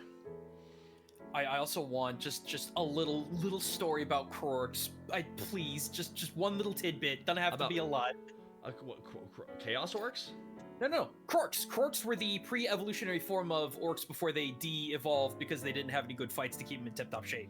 Right. Well, that's why the last amount of those were, because it's like they went through a couple eras, because there was also the era of the beast, which I know a lot of people don't like that one, but I mean, like, that one was okay, because after like the Emperor broke like the orcs more or less at Ulanor, Orcs had nothing to do for a couple thousand years while they reformed, and then they took over a craft or Eldar craft world. They're like, hey, look at this thing! I can make battle moons. Can we make it? Can we rig it up like a VTuber face? Yeah. And they do that. They literally rig it up to one of the leader's face, so there's a big, like, literally orcs make their own Sinistar. Beware, run, run, cowards, run. Arthur Harris Verona for Necron books. I can really recommend Infinite and the Divine. Yes, that's on my playlist. They're basically two immortals trying to out-prank each other and destroying planets along the way. Rival Necrons. And their dynasties, those wacky Necrons. Fun. Necron Party reestablished number 2. Kill Chaos. Dude, they want to kill Chaos so bad. They hate Chaos the most. Mm-hmm. More than the Golden Emperor. Dude, for them it's real personal. Which is funny, because I thought you think they'd hate the Orcs more. No, they hate Chaos more. They're the Eldar. Oh, man. It's weird. It's why there's so many different factions in this universe. It's why each of them has so many, like, elaborate intricacies to them. Mm-hmm. Even the Orcs have a lot of intricacies to them. Yes, even though the Orcs could be best summed up with they are designed to have the power of positivity and bloodlust. I'm actually working on a video talking about how 40k Orcs actually changed my perspective on life and all of the weird life lessons they teach and how it's all weirdly applicable. Oh, it's like the fact that they're a science experiment that's run way too long. The fact that they literally are all low-grade psychics, but they're not smart enough to understand that. But when they're all of them in a place believing shit enough, they can literally change reality around them. That's like a very scary kind of enemy. Which is why they can make bullshit, crazy shit in lore. It was like, that should not work. I'm like, well, the Orcs think it does. And that's why the Yara lived for so long, because all the Orcs thought it was so strong that their low-grade psychic thing won't let him die. And I'm like, that's like the ultimate revenge on Yara. He's like this old, decrepit man. I die. I know, we keep trying to let you die, and you won't die. The Orcs don't think you can die. Fuck! Well, it's the weird thing, too, because I've had people say, well, all the Orcs just need to realize they have that power. It's like, if they realized they had that power, none of their shit would work anymore, because they realized it never worked from the beginning. Exactly. It's a catch-22 situation. Yeah. That's why they're all low-grade psychics. Humans are the same way, actually. In a reverse way, though. Humans and Eldar, technically, like, specifically those species, their psychic energy goes into another dimension, which is where Chaos is from, which it feeds upon. And it's become so tumultuous over there because someone had the smart idea of punching a hole into another goddamn universe, idiots. That all that shit leaked in. It's like, oh, you tell me we can min-max our stats here? And that's what Chaos is fucking with everything in their galaxy, because that's where they get their fuel from. Mm-hmm. It's why the whole universe is just wacky. It's like, literally, there's very few concepts that have correctly incorporated magic into their lore, into like their sci-fi plot, and the only other plot that has ever really done that successfully is Star Wars. Yep. Yeah. There you go, everybody. Jesus, take the wheel. Nah, I got the wheel, Jesus. I already took. Actually, I think my stop is coming up. Your stop is coming up pretty soon here, Jesus? Oh, yeah. It is? In a few minutes here? Or like... like about maybe 5-ish minutes if I see the road correctly. Okay, sure. So, all right. In 5 minutes, we gotta pull over and let Jesus out here, because are you gonna be hanging out on that hilltop over there? Up in the distance, I see? Over there to the left slightly? Actually, beyond that hill is going to be a store. I'm actually going to be heading over there to go pick myself some Pathfinder books, because they're changing the rules. I did not know Jesus played Pathfinder. Oh, yeah. Oh, Jesus. Some say Jesus was one of the first Pathfinders.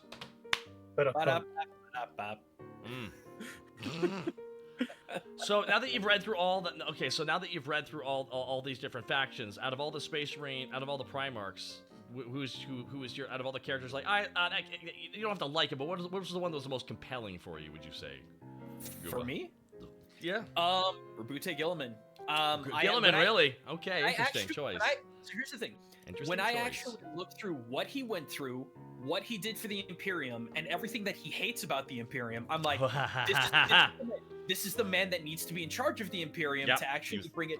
Like, he was the right first guy to bring back, because they literally kept all these characters away for 25 years of lore. They kept them away for so long, and they were going to bring them back. And they finally had it happen with like Chaos kind of cutting the galaxy in half, and like, let's bring the first one back.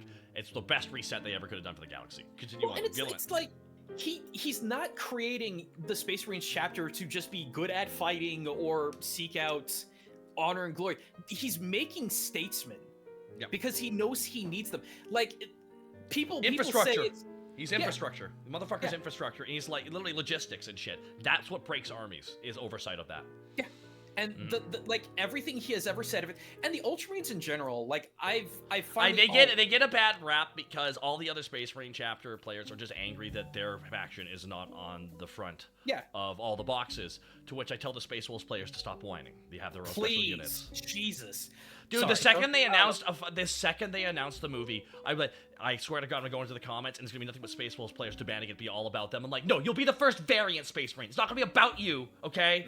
It's gonna be about fucking vanilla guys. Then we'll get to the Viking ones, okay? They're not even Vikings. I'm gonna say it right now, they're not Vikings. They're not. Dude, Vikings developed other territories. They interacted with other peoples. They did crazy amounts of trading. They're not Vikings. I'm calling you out, Space Wolves. I love how you just hate the Space Wolves with me. I really do enjoy this. I love. Okay, shout out to Pancreas No Work. I've learned so much through him. He did a video why they suck, and I agree with every single statement. Oh, dude, they made the Horse Heresy so much worse. They were the easiest bitches to play. It's so funny. Everyone else took like elaborate fucking plays, and literally the Space Wolves were like one phone call. Hey, you want to go kill Magnus? Oh, gee, I won't look too much into this decision. Hangs up the fucking phone. Like, goddamn. Like, literally, like, fucking pawns on a game. Like, Jesus. No, I will never forgive the Space Wolves, or the writer of whatever book did this. They had a non-Primarch behead Gazgul. As an Orc player, bullshit. That should have been between him and Didn't they retcon that immediately? No! Because it's in the Gazgul book. It's canon.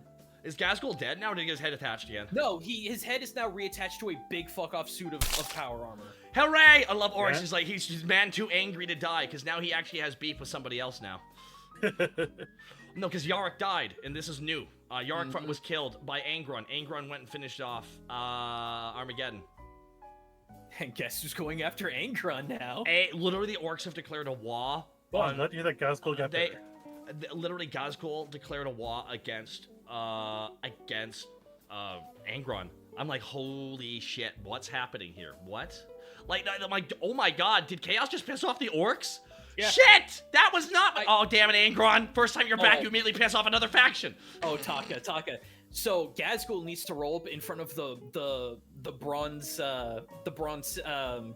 what is it? Citadel? He needs to roll up to the bronze citadel and get Tuska Demon Slayer to tell him what happened. He's not happy. They're never getting him back. Oh no, like Khorne's gonna lose Tuska just immediately. Do you think they're gonna? I think they're gonna bring out Tuska actually during this plot because I hope so. They've been like building all these cards and they've had all these Chaos Primarchs and all these other Primarchs who are gone. They just brought back. Sorry, Jesus, we talk about Warhammer nonstop, but you can just tell it's just a fun subject to talk about, right? I mean, I at least understand part of it, so. There we go. Okay, Adam, so Jesus, before we go here, I want to ask you, what do you got going on next week and shit? Like, what do you got going on this week, actually? All right, well, this week I'm just going to be playing video games whenever I have spare time when I'm not at my day job. I do also play some tabletop RPGs with some friends. Aside from Pathfinder. Yep, Pathfinder and D&D 5e, but right now Pathfinder is my main obsession. Pathfinder's, but there's a lot of fun systems out there. Oh, yeah. I mean, I can't think of many other systems that let you make Cyclops from X-Men, Sora from Kingdom Hearts. It's you do. They have Pathfinder's got a lot of options. They really do. Yes, a staggering number, and they're about to introduce elemental benders like from Avatar. Oh, that's good. That'll fit. Just don't include psionics. Those always ruin everything. Yeah. Psychic characters ruin shit, except in Warhammer 40k because that's fun. Because there's big problems that come with being a psyker, so... Yeah, well, those psychers are insane, that's why. So that's why it's, again, we can talk about this here in a bit, because Goomba and I are going to keep talking about Warhammer for the next, 40 minutes here, Jesus. But I think I'm going to pull up here on the side, and I want to... Jesus, thank you so much for being here when in my time of need, when I was starting up the stream, and I needed to find some Jesus after the first day. Not a problem, bud.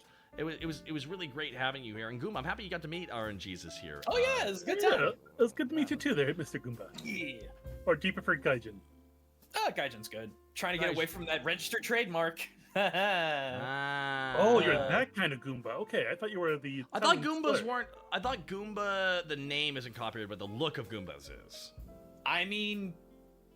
have you seen me over the last Or 10 years? are you saying that Japan doesn't respect parody and transformative content laws? That's weird. That's weird. That's weird. They've never done that. And it's strange. It's almost... not. It's not every company. Pulls up a whole big list of One Piece characters that look like let me give you a perfect example of this specifically.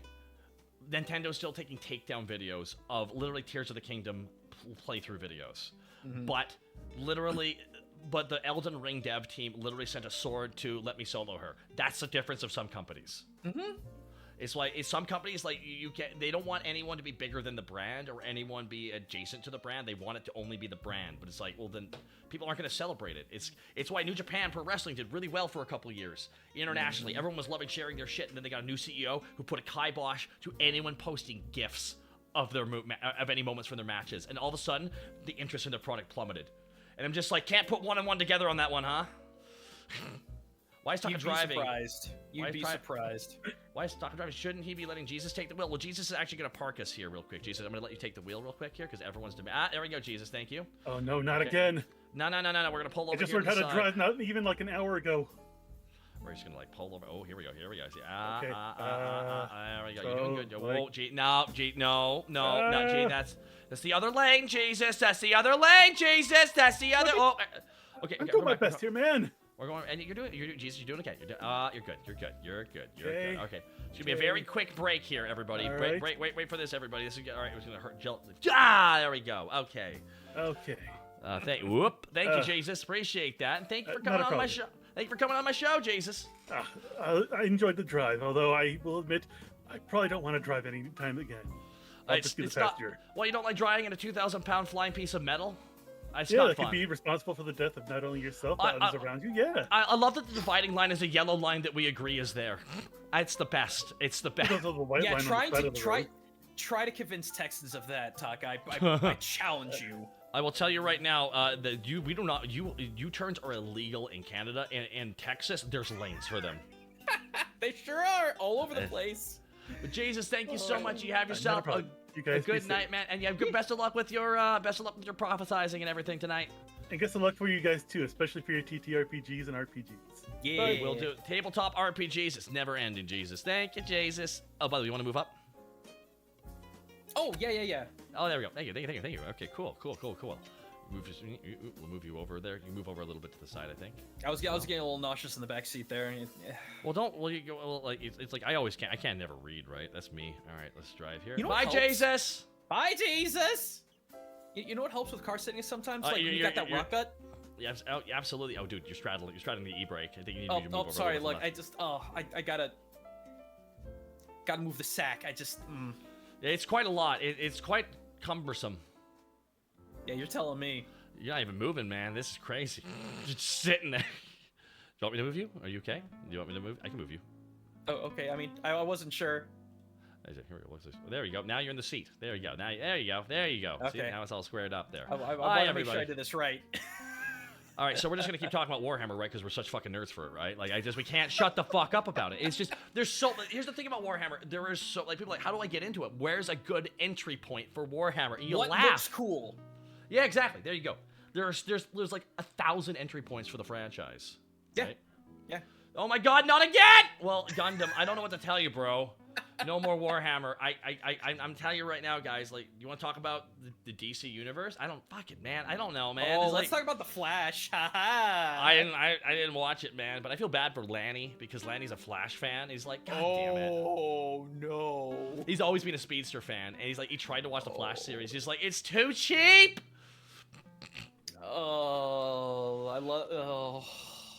Man, I gotta hang out with him. He lives near me. Yeah, he does. It's busy as fuck, though. It's why you are all busy as fuck, man. I try to make time. I try to reach out. You did, and that's why you're here on my show, and I'm having you here, and I want you to come back again after this. I don't want you to only be here once this week. If I got more spare time, I want you to come back because I want to keep talking Warhammer. Fuck. I want to say right now, I do appreciate the fact that you did get back with me because it's rare that people get back with me. So I'm actually really happy about that. I'm bad about getting back to people. It's always been one of my challenges as an adult. So being a content creator, it's like, fuck, man. Well, you just generally don't have. I mean, that's the thing. I've scaled back everything that I do, and I'm losing viewers and whatnot, but I'm still making the same amount of money, and I'm actually making time for myself, and that's so important. Isn't that nuts? How like viewers have gone down, but profits have stayed the same, and your it's wild. Increased? It's like, yeah, there you go, right? It's why I like it's like just talking about shit to be angry about and stuff is boring, whereas there's so much shit to be fans of, and that's the one thing we share. We're both big fans of stuff. That's what we are. That's why when you got into Warhammer, you're like, there's so much. Yeah. There's so much. Yeah. There's so much. It's like, now you see why people go crazy with D&D, but like Warhammer's a much more binary universe, but there's still so much to it. No, so 70 books. I actually, 1 second here. I'm gonna grab an image here because I'm gonna make you all laugh, everybody, with this here, real quick too. I'm gonna real quick take a screenshot, and I'm gonna grab all the novels in the Horus Heresy series, and I'm gonna sum up each of the books with one sentence. Okay, that's what's gonna happen here. You excited for that? Go for it. I gotta turn my phone off. No problem. 30 of the books are short story compilations. Oh. Oh, I know. And some of the biggest plot shit happens in short stories. I'm sorry, you had to hear this. I know, doesn't that suck to hear? Isn't that suck to hear? Alright, so holy shit. This is one of the longest franchises ever. Oh my god. One of the longest again, I mean you got Rim. Oh my god. Alright, so Alright, so the Horus Heresy series is very long, and it starts with book 1 and ends with book. Okay, it starts with part. They do 1, 2, 3, 1V, V1, V2, V3, 1X, X, X1. So you know that. So it ends with LIV. This is just the Horus Heresy, and then the Siege of Terra series is they got one more book, and then they're done. The Horus Heresy series, I think. Damn. And then they also have the Primarchs, where pretty much each of their backstories, each of them when they land on their planet, like they have their story of them when they're rising to power. They finally just have those books, which is good because some of them are neat. Some of them are fucking boring as shit, though. Yeah. Alrighty, let me sum up these books for you because I skipped a couple of these. Horus Rising, written by Dan Abnett. Now, you know the name Dan Abnett? Sounds familiar. He made modern Warhammer, essentially. He wrote short stories with the Gaunt's Ghost series, and he got it was the first time ever doing novels again after a really bad Inquisitor novel back in the 90s. It's bad. It's bad. So that worked out really well, and then he got his Inquisitor series, which I would argue is the best trilogy of books in the whole franchise. The series. It's like so good. It's solid, noir, sci-fi shit. Each book is in the whole series ends like a Coen Brothers film. Cannot reiterate that enough. Gaunt's Ghost is pretty much just the Dirty Dozen.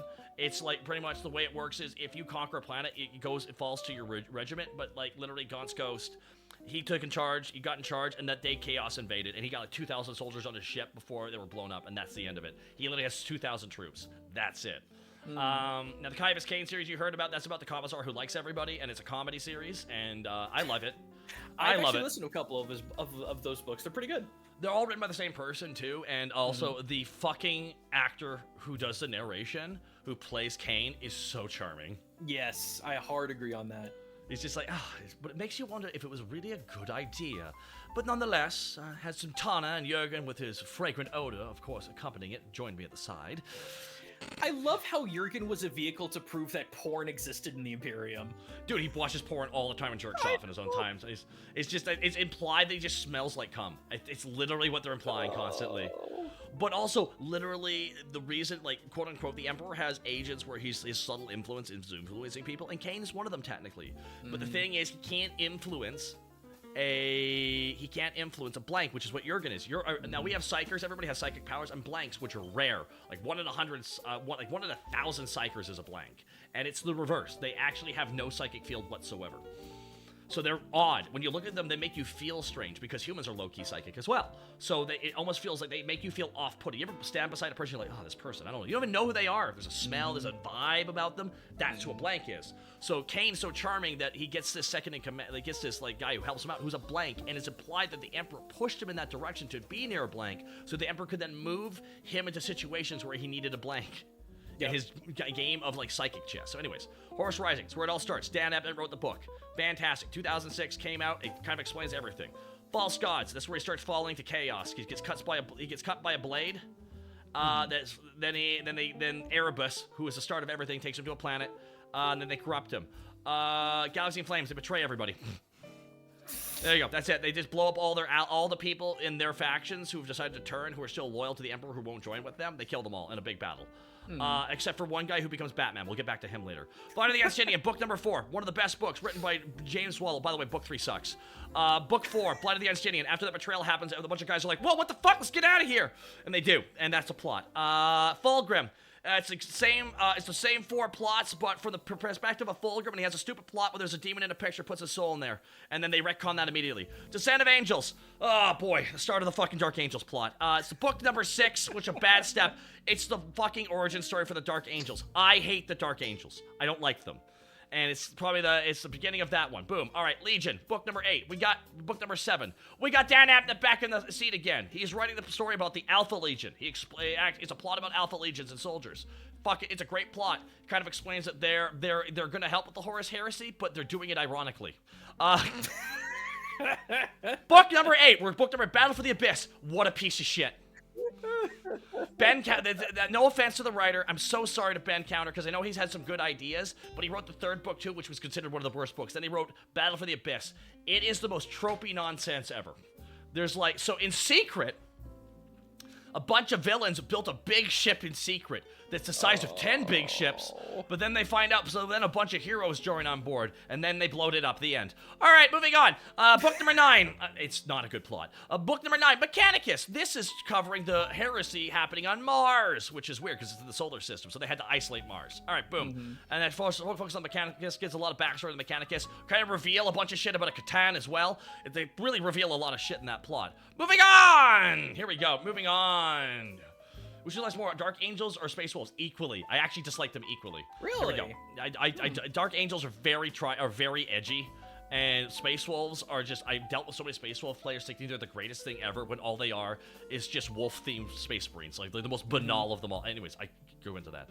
Tales of Heresy, first one. Lots of plots, kind of explain a bunch of backstory in a lot of different ways. Fallen Angels, second one. More fucking Dark Angels nonsense. 1,000 Suns, one of the best books written by Graham McNeil.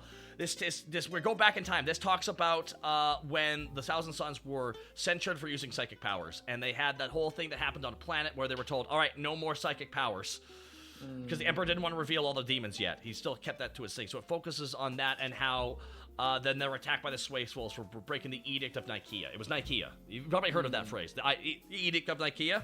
Yeah, I've heard of it. That covers that, essentially. Okay. From that perspective of the 1,000 Suns, and then they're attacked by the Space Wolves. Nemesis, book number 13. Piece of shit, didn't read it. Skip. It's a skip. It covers, like, an assassin trying to break into a ship and killing somebody from a later book. It's just boring. It's a boring plot. First Heretic, best book, and probably one of the best books. This is book number 14, First Heretic. This covers exactly how... everything with Lorgar, the first Primarch to fall to Chaos, the guy who got censured, the guy who had to bend a knee to the Space Marines, to the Ultramarines, boom. That's book number 14, okay? We're book number 14 now, okay? And that's one of the best story. Got so much plot happens in that. Really interesting shit about belief, about seeking more as a human, and how seeking that still pervades even into the Space Marines and even Primarchs, that they still seek that question that humans have. It's actually really profoundly good. Written by Aaron Dembski-Bowden, which isn't shocking because he's a really good writer. He's one of their best writers, as far as I'm concerned. All right. He did really good on that one. Prospero Burns. It's the exact same plot as 1,000 Suns from the perspective of the Space Wolves, and it's written by Dan Abnett as well, one of the best writers. It's my favorite fucking Space Wolves book, because it's the only one that I was okay with how they were portrayed as the unhinged psychos that they are. Age of Darkness, Anthology. Outcast Dead. There's some secret shit, and there's some traitors. Blah. It's boring. Deliverance Lost. I hated this book. It's about Corvus Corax. No offense to him. One of the most boring of the Primarchs, unfortunately. He's very boring, and he lived even though he shouldn't have, and he's alive, but he's so great at everything that he gets to Earth and then goes on a MacGuffin plot. It's terrible. I hate it. All right, moving on, because I hated it. Let's moving on. Dan Abnett again. Dan Abnett. The guy was pumping up 3 books a year. This guy's a machine. No fear. This is where the Ultramarines, because what happened was the word bearers, they turned up a fucking storm that blocked all communication for the rest of the galaxy and surrounded the Space Marines corner, essentially, of a third of the galaxy. So they're supposed to go fight a bunch of orcs on a planet where there's no orcs. So this is all a big lie. Horus is doing this. So literally, they're all supposed to muster at Calth, and this is one of the best books. And this is literally where, literally all they have no reason to disbelieve it. Word bearers are all just like, yeah, everything's good, and then they slide in the knife, and they just jump them. They jump them, and this is led by Lorgar's dad, who sucks. And it's really one of my favorite stories. And they literally Gilliman gets kicked out into space, and he literally gets back, and he grabs onto the side of the ship and crawls back on his hands into an airlock, opens the door. Who the fuck did this? He's covered in ice and shit. Didn't he like punch the shit out of a bunch of word bearers while he was out in space and he was too angry to breathe?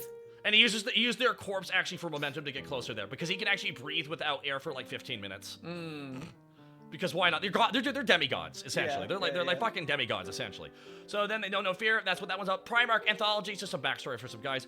Fear to Tread. Oh, I loved this one. Ooh. And even though it's a James Swallow, because I haven't liked Swallow's Nemesis book was but Fear to Tread is about how this is, because again, they tried to lead all these different factions to chaos. So this is where they still don't know Horus is up to no good yet, because he's separated communication. So they send the Blood Angels to the edge of the galaxy where Erebus has set up a trap for them to make them fall, because here's the thing, Khorne wants they want the Blood Angels. They want them as their servants, because they're all insane vampire people who have bloodlust. That's exactly what he wants, right? Yep. So he wants another faction, but in the end, it didn't work. The trap did not work. So like they literally get there, and the whole solar system's a trap for all the Blood Angels, and it's a plot about that. So there we go. There's that plot. All right, are you good with me, chat? You good with me, chat? We're good. We're gonna keep going here. We're gonna keep going here. Let's keep going. When do I get to talk about orc books, Taka? Or those are new. There was a lot of worry about making Xenos books. And all right, they're really good. We're halfway through this, by the way. We're halfway through this. Shadows of Treachery, Anthology. All right, Angel Exterminatus. Okay, this is a wacky one. What if the two villains had to go? What if two villains, one who's a wacky, crazy guy, and the other one who's like, I fucking hate nonsense. What if they had a hilarious, sitcom plot? All right, so you know who the Iron Warriors are, right? Mm-hmm. They're very Italian. Oh, that I didn't know. I think they're more Italian. I think that's what meant to be, or Greek. One of the two. It's like, because a lot of these factions are all kind of based on a ancient empire of some kind. And to my knowledge, the Iron Warriors were more Italian, at least Mediterranean, in a lot of ways. I think it was more like that. So that's why the leader of them, the Primarch of the Iron Warriors, is someone's gonna say his name in chat here. Old Wolf Logan, I have a note. 80 Bowden is amazing at writing traitors, but terrible at writing loyalists. I could agree with that. There we go. Perturabo is his name. Okay. The Primarch of the Iron Warriors, Perturabo. So, he's actually an engineer, technically, but he's always been put to make some siege. That's why he betrayed, because he was always given the dirty jobs because he was capable of doing it. So, that was his job. So, essentially, Fulgrim shows up, now he's falling to Slaanesh really quick. So, he's the most obnoxious, they're based off of Greece. Thank you. Okay, they're Greek. So, I'm just going to sum this up, because they got to go to a planet where there's a MacGuffin and where he can ascend, which is an ancient Eldarcraft world where there's a ritual, but it's in the Eye of Terror, essentially, is where it's located. So they need to go there and activate it, because they didn't really know the full implication of what the Eye of Terror was yet. At least the Emperor knew, but no one else knew. So they went there, and the whole thing is, like, Fulgrim was going to sacrifice Perturabo for power, because he's a bastard man. Right. But before that, Perturabo beat the shit out of him. And let me explain how he beat the shit out of him, because it's probably one of the funniest scenes in all of Warhammer. So essentially, they were gonna do this whole thing, like, Perturabo was taking care of this planet meticulously, like the engineer he is, and then Fulgrim shows up, oh, no, just does his wacky shit and just derails everything. He's like, oh, I was planning to defeat this guy. Look, I helped you, brother. I helped you take this planet. I was gonna take it anyways. Yes, but I helped you because you needed my help. I am Fulgrim. I hate this guy. That's literally, all right, so they have a meeting on his ship where, like, Perturabo's, like, just building, like, with, like, little tiny, like, he's making Warhammers himself. He's, like, making a little tiny, like, toy Titan. Shit you not. With little blades and shit. He's, like, crafting this thing that all works perfectly. And he's like, oh, brother, what are you doing right now? Why are you being all wacky here? We should be going, and I should be excited, because there's this wonderful thing I need to go get. You should come with me. You should listen to me. I should really be in charge. Really, you should be in charge, huh? Yes! Well, you know, you like pieces of art, right? Absolutely. What do you think of this? Oh, it's very neat, this nerdy thing you have here. What's a neat little figurine? Yeah, look really closely at that. Okay, sure. It grabs the back of his head and smashes his face into it a dozen times until he cracks the fucking concrete table. Oh, so just he's over and over and over and oh no, he keeps going, and literally all his second in commands get like body checked by the Iron Warriors, like, mind your business, as he literally mafia style beats the shit out of him. It's just like, you like my models? You like how you like coming in and messing with my shit? Starts throwing shit at him. He's like, oh! Teeth are all broken out. Just start beating the shit out of him. Just beats the fuck out of him. So, we'll go to your little place, but you're not in charge of me, okay? You're in charge of the mission. I'm in charge of the operation. Oh yeah, just beat, like, just head, until it cracks the concrete. It's fantastic. I'm all about Perturabo. He's my favorite character now. I love him. There we go. I just want to take a moment here. Betrayer, one of the best books. It continues on the plot of Fear to Tread. No Fear. It continues on the plot of what's happening in Ultramar. With all the Space Marines. Continues on what happened from No Fear. It continues on from there. Whereas it's now, though, it's the World Eaters and the Word Bearers ripping through everything. Hey, Chatterbox, that's my name too, baby! Don't wear it out! Yeah, so there you go. So it's one of the best books. Market Calth, short story about all that shit. Vulcan lives! Vulcan lives! Stop! That's it, he's alive. So he actually is a perpetual, so he can't technically die. Which is actually kind of nightmarish in a lot of ways. So he was thought to be dead after the drop site massacre. But no, he was actually... So actually what happened was the Night Lord's Primarch took his body and, like, tortured him? The Night Haunter, a.k.a... Yeah, so that's what happens in that, and it's just pretty much him breaking out of that. But there's another plot where they're like, oh my god, I believe Vulcan lived, and they get a sign, oh my god, he lives, yeah! Alright, moving on. Sequel to that, Unremembered Empire. Okay, so this is where now they don't even know what has happened anymore. And they don't have no idea what's happening anymore in the rest of the galaxy. So they're assuming Horus has taken Earth, essentially. They're like, maybe it's happened. We gotta, like, prepare for that. But the ideals of the Emperor, we have to keep the Empire going. So he's like, we have to make a whole new empire, essentially. Like the second or human empire. If the first one has fallen, we need to at least shore it up here. And that's what the plot is about. He's like, shit, I can't make myself Emperor. That's gonna look real bad. Like, that becomes the optics of Gillimak. He can't make himself Emperor. But that's okay, because all of a sudden the Lion shows up. Yeah, the Dark Angels leader shows up. Uninvited. Out of nowhere. Oh, by the way, they hate each other. I'm like, fantastic. But guess what? Lion never tells the truth. So he didn't tell him that Conrad Kurz, evil Batman, leader of the Night Lords, in a mini-story, ended up trapped on his ship, and he's been hunting him for 3 months. There we go. There we go. And that's also where Vulcan's body is, because he took Vulcan's body with him, so that all this, it becomes a mishmash. There's like 4 Primarchs all on screen at once, having a big fight. It's like wacky shit. Alright, and then we had, now, guess what? Time for another prequel. Are you excited? Time for XXVII. Jesus Christ, we're on book 28. Okay. It's the White Scars. It's the White Scars book. It's all about, because they were, out of all of them, the most separate of everything, because they were on the far edge of the galaxy before everything started, so they stayed removed from that. They were trying to corrupt them because Horus and Jegedai were really close. Probably the closest to the Primarchs were, because Jegedai's a very pragmatic guy.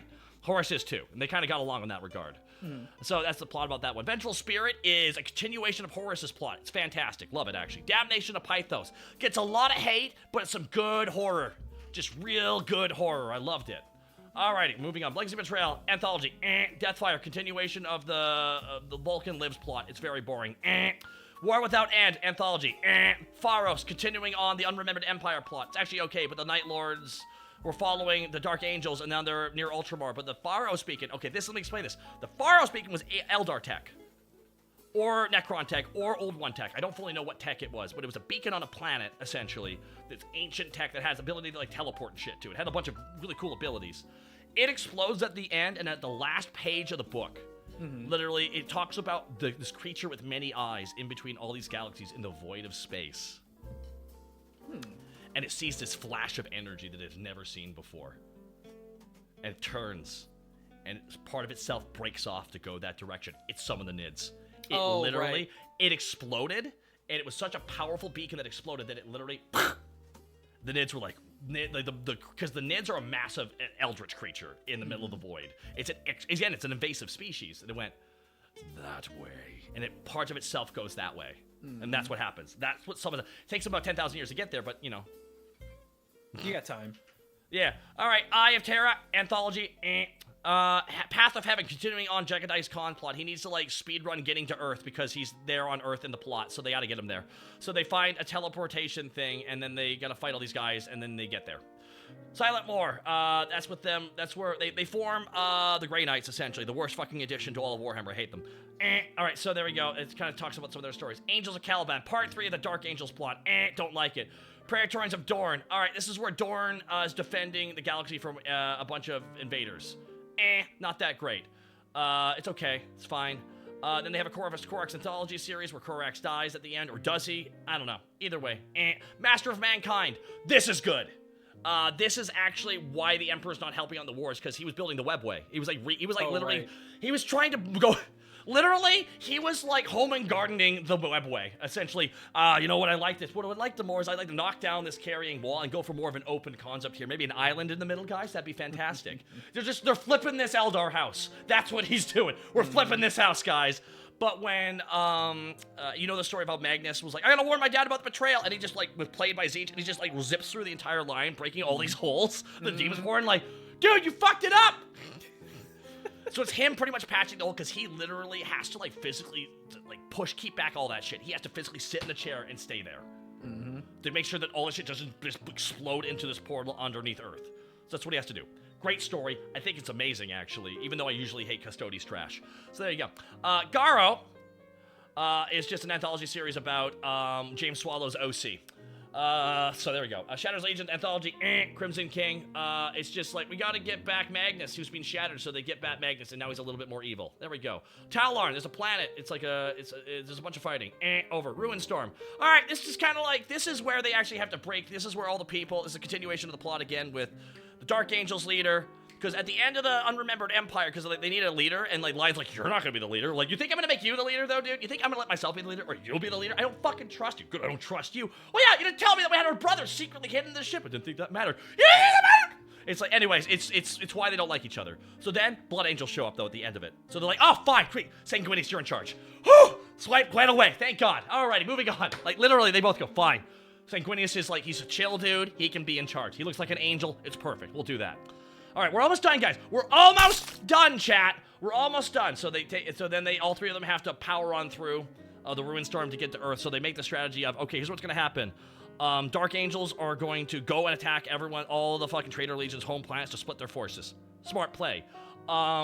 What's gonna happen is they're gonna create a very long battle line with the Ultramarines so that the Blood Angels can just go straight to Earth. That's how they played it. Yeah. And that's what that story's about. All right, moving on. Old Earth. I didn't bother reading it. It's a continuation of the Vulcan Lives plot, and I lost interest at that point. All right, cool. Burden of Loyalty anthology. Wolfsbane. All right, this is oh my God, Wolfsbane. Okay. Okay. Oh man. Oh boy. Chat. Buckle up. Buckle up, chat. This is where the Space Wolves really fuck it up. Yeah, this is where they fuck it up. Where the wolves are on Earth. They're like, you know, we're all sitting around here waiting for the fight. How about we go and lose all our fucking men in a stupid fight to go and attack Huris? And they do that. And they literally go, all their force, they just go try and like attack Horus and just kill him. They just they literally try and do a dive bomb. Essentially, they know they're gonna be wiped out. But they're gonna try and take him out too. They just wounded him, and then that's it. The wolf's just gone. And that's it. It was a bad. It happened in lore, but I hate the wolf. He's such an idiot. Yeah, Horus is dildos. Horus is such dildos, man. We should go attacks him. Yes. Yeah, we should do that. Born of Flame is salamanders are cool. I just find their plot very boring in the Horus Heresy.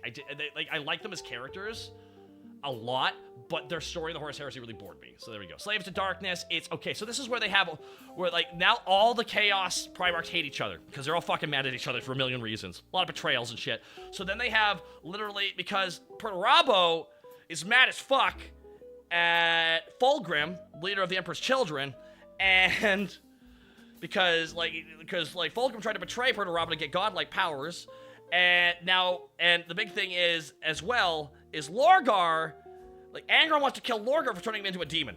And so they go, all right, here's the plan. Here's what you're gonna do. Lorgar, you're gonna go deal with Fulgrim's shit. Perturabo, you go get Angron. You're not mad at each other yet. And that's what the plot is about. Heralds of the Siege, Anthology, Titan Death. It's a big battle. It's about from the perspective of a Titan, which is pretty good. And the Buried Dagger is like the last one, which is about how Mortarion falls to chaos and some more prep for the plot. And that's the end of the Horus Heresy series, which becomes the Siege of Terra, which is a mixed bag so far, from what I'm understanding. But there you go, everybody. Hooray! That's all the books. I hate to do this with my exits coming up. You gotta be kidding me after all that! Well, I'd like to get a word in edgewise once in a while. Man, you gotta be you're killing me, Smalls. You're killing me here. You just spent 30 minutes going over the entire Horus Heresy. Was that 30 minutes? It felt like it. I'm such an asshole, man. Also, I'm stuck. Hang on a minute. Why? I'm gonna go fix something really quick. I can refresh. There we go. Try again. Come up. No, it's on my end. It is? Yeah. We'll just pass it off as What car happened? I should. What happened? Something died. So, yeah, I better hop off here. This is a good time to hop off. Okay, tell you what. Kaijin needs to rearrange his sack. Hey! I mean, I kind of do, you know. Kinda. I do apologize for going too long. I thought I was gonna be over that in like 10 minutes. I didn't think that would take that long. Nah, this is the whole thing. Oh my god. Well, there you go. Now you don't need to read it. Or I only need to read a select few. Yeah, you only really need to read about 15 books at most in that series. At most. Hang on. 54 to 15. That's a pretty good like edit down. Not gonna lie. Yeah. Oh my goodness. But Goomba, where can they? Aside from where they can, they can find you at the bottom of the screen, I guess. Hang on. I'm slowly making my way. It's just car sickness. Twitch.tv/Gaijin Goomba stream every Tuesday, Saturday, Sunday. I've been doing a lot of FPS games as of late because I'm just naturally going towards it. But I do a lot of high fantasy Japanese games when they come out too, because that's my super wheelhouse, if you couldn't tell. Have you been? Did you play FF16 at all? No, because I don't have a PS5. No, they aren't real, so. It's a figment of my imagination. And I'm not spending $600 to play one game, because that's all there is for that system. Yeah, I mean, like, I know, like, because I feel like in 2 years they'll need a new system again. I feel like fucking, it's why, and then they'll just remaster all the ones released for 5 again. So they keep re-rendering shit. They really do, everybody. But Goomba, what do you got going on? Like, what's your next stream though? Next stream, what is today? Wednesday. Next stream is Saturday 7. God, I don't even know. Oh wait, no. There is a new indie game that came out. Oh, what was that sucker? Oh, not that. Oh, Gravity Circuit. So if you like Ninja Gaiden mixed up with Mega Man, and it's all robot ninjas, that's where we're looking at. And I've played a demo of it. It's very solid. Oh, I think is that the one with the cards? No, but there's a game on my list that it's like literally like it's like Japanese Japanese Darkest Dungeon. Sorry. Nah, different game. Okay, yeah. That'd be good. Oh, I've been playing Brutal Doom because I'd never actually beaten original Doom, and that's been a good time. The game Doom? Yeah. Ah man, so this is all prepping you to play. This is all prepping you to play Bolt Gun. I've already played it and streamed it. Okay, never mind. Okay, never mind. Well, did you know that you knew it was a sequel to like kind of not a sequel, but like an offshoot of the original Space Marine thing? Yeah. I will finish what Captain Titus started. I'm aware. You mean Lieutenant Titus? He's been demoted. Lieutenant. Excuse me. He got demoted. That's right. Excuse me. Because he got too close to the chaos, and he's like, "Whoa, you're not affected by chaos. You must be a heretic." What? That's such a logical leap. What? Yeah. Welcome to the Imperium. Yeah. Welcome to the Imperium. We got only games, not fun. They aren't fun though. Oh, he's coming back up, everybody. He's coming back up. It's just I'm just gonna hang out a little bit here. Just Well, I'm gonna have to pull over. 1 second here. I think I actually gotta drop you off where I'm pulling up. Someone else is gonna be getting into the car unless 1 second here. Let me just. 1 second. I'm just gonna come in. Leandrios is an idiot. Leandrios sucks. Everybody. Load 1. There's a good 40k fanfic out there called "Messages for Dad." Emperor from another universe sends an interdimensional chest filled with videos. Suffice to say, the Imperial family gets their shit together. Wait a minute. That's SGTS. Hi-oh. Load 1. They got 300 bits. Oh, all right. Well, whenever you can pull over and I can get my Yeah, my I'm trying to find a bearings. pullover spot here. Yeah, absolutely, man, absolutely. Well, thanks for riding with me here. I'm sorry I'm so horribly car sick into paralysis over here. No, it's okay. I'm gonna pull over here to the side here. 1 second. All right, I just gotta go over here to the left, to the left, to the left, to the left. I got all my Warhammer talk out of my system early today too. Good. Oh, it always turns into that eventually, just because it's just I'm such a fanboy of that shit. I mean, I'm getting there. You need to read all of the orc books if you haven't yet, but you can skip half the chapters. I do. I'm just worried the voices. Every orc book has to shove in an entire half of the book of another perspective that doesn't matter. That's fair. All right, here we are. We're pulled over here to the side there. All right, bye, buddy. Hey, Goomba, I will pick you up another time, dude. It was great having you here. Next time I'll shut the fuck up a little bit more. You're fine. You're fine. I'll check you later, man. All right, bye, Goomba. Bye.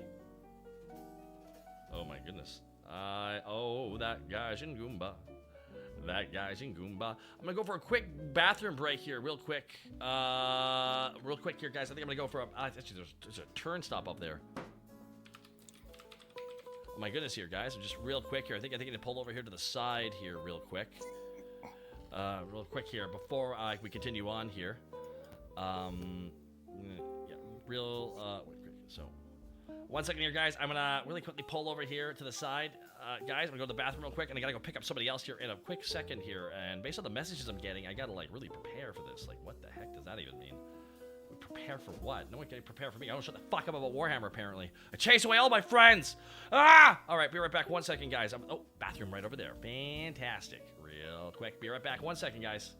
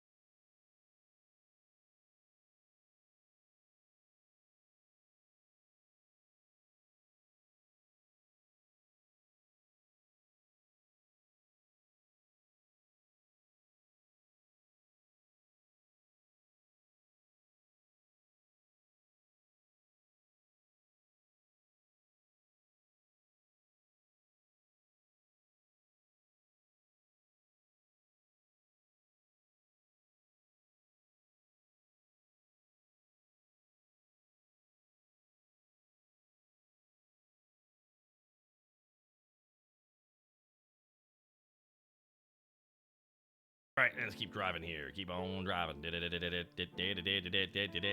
Hey, everybody. Hi. Hey there, paisanos. How's it going, everybody? Sorry about that. I literally wasted 30 minutes of Goomba's time by ranting about Warhammer again. You second Warhammer fans get next to each other, guys. I tell you right now. I tell you right now. And I did kind of fall in the bathroom a little bit. A Family Guy flopped a bit, but I'm okay. I call it the Tom Segura as well. There you go, guys. I got it. I want to pick up here in a minute or two. So apparently it's around the corner here. I want to thank Jesus and Goomba for swinging on by. That was cool. I haven't chatted with Goomba one-on-one in like so long, which is why when we chatted, we're just like Warhammer. Because that's the thing.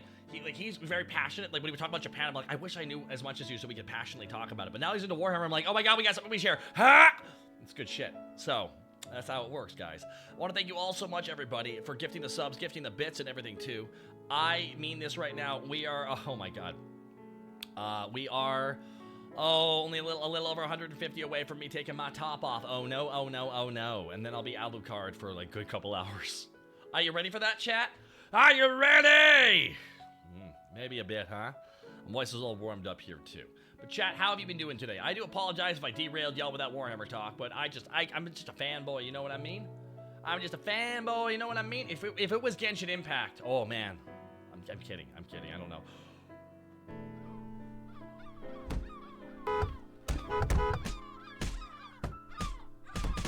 Robin!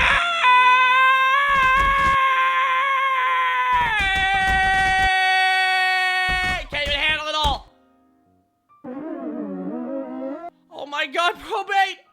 With the 100 gifted subs!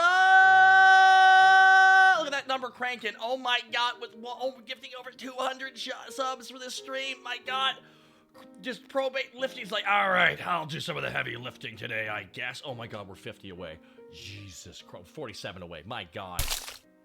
Oh my god, that's gonna happen in a couple hours here. Jesus. Oh my god, Probate. God, everyone, can we get a shout out to Probate? Can you guys, I don't know, guys, just do something for Probate. Just flop, dance, like cheers. You gotta do something for Probate, guys. You really do. Probate carrying like absolutely putting the whole fucking team on his back and getting them over the finish line. Clearly, that is what's happened here, guys. Goddamn, Probate. Don't know how to thank you enough. And I think I'm picking you up in a little bit here, too, so I'm gonna have to thank you a million times over there. Let's go, Probunaga. Yari. Absolutely. My god, Glycerius, thank you as well. Are you fucking serious right now? Are you fucking with me right now? Are you kidding me? Oh my god! Oh my god.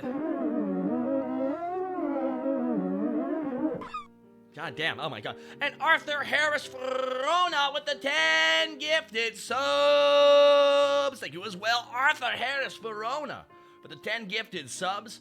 And Craig, oh my god. Oh no, now I can't stream, guys. Gosh darn, I'm all done now. Worst nightmare? I think not, my god. Arthur, thank you. I gotta pull over here in a second, though. I think, oh.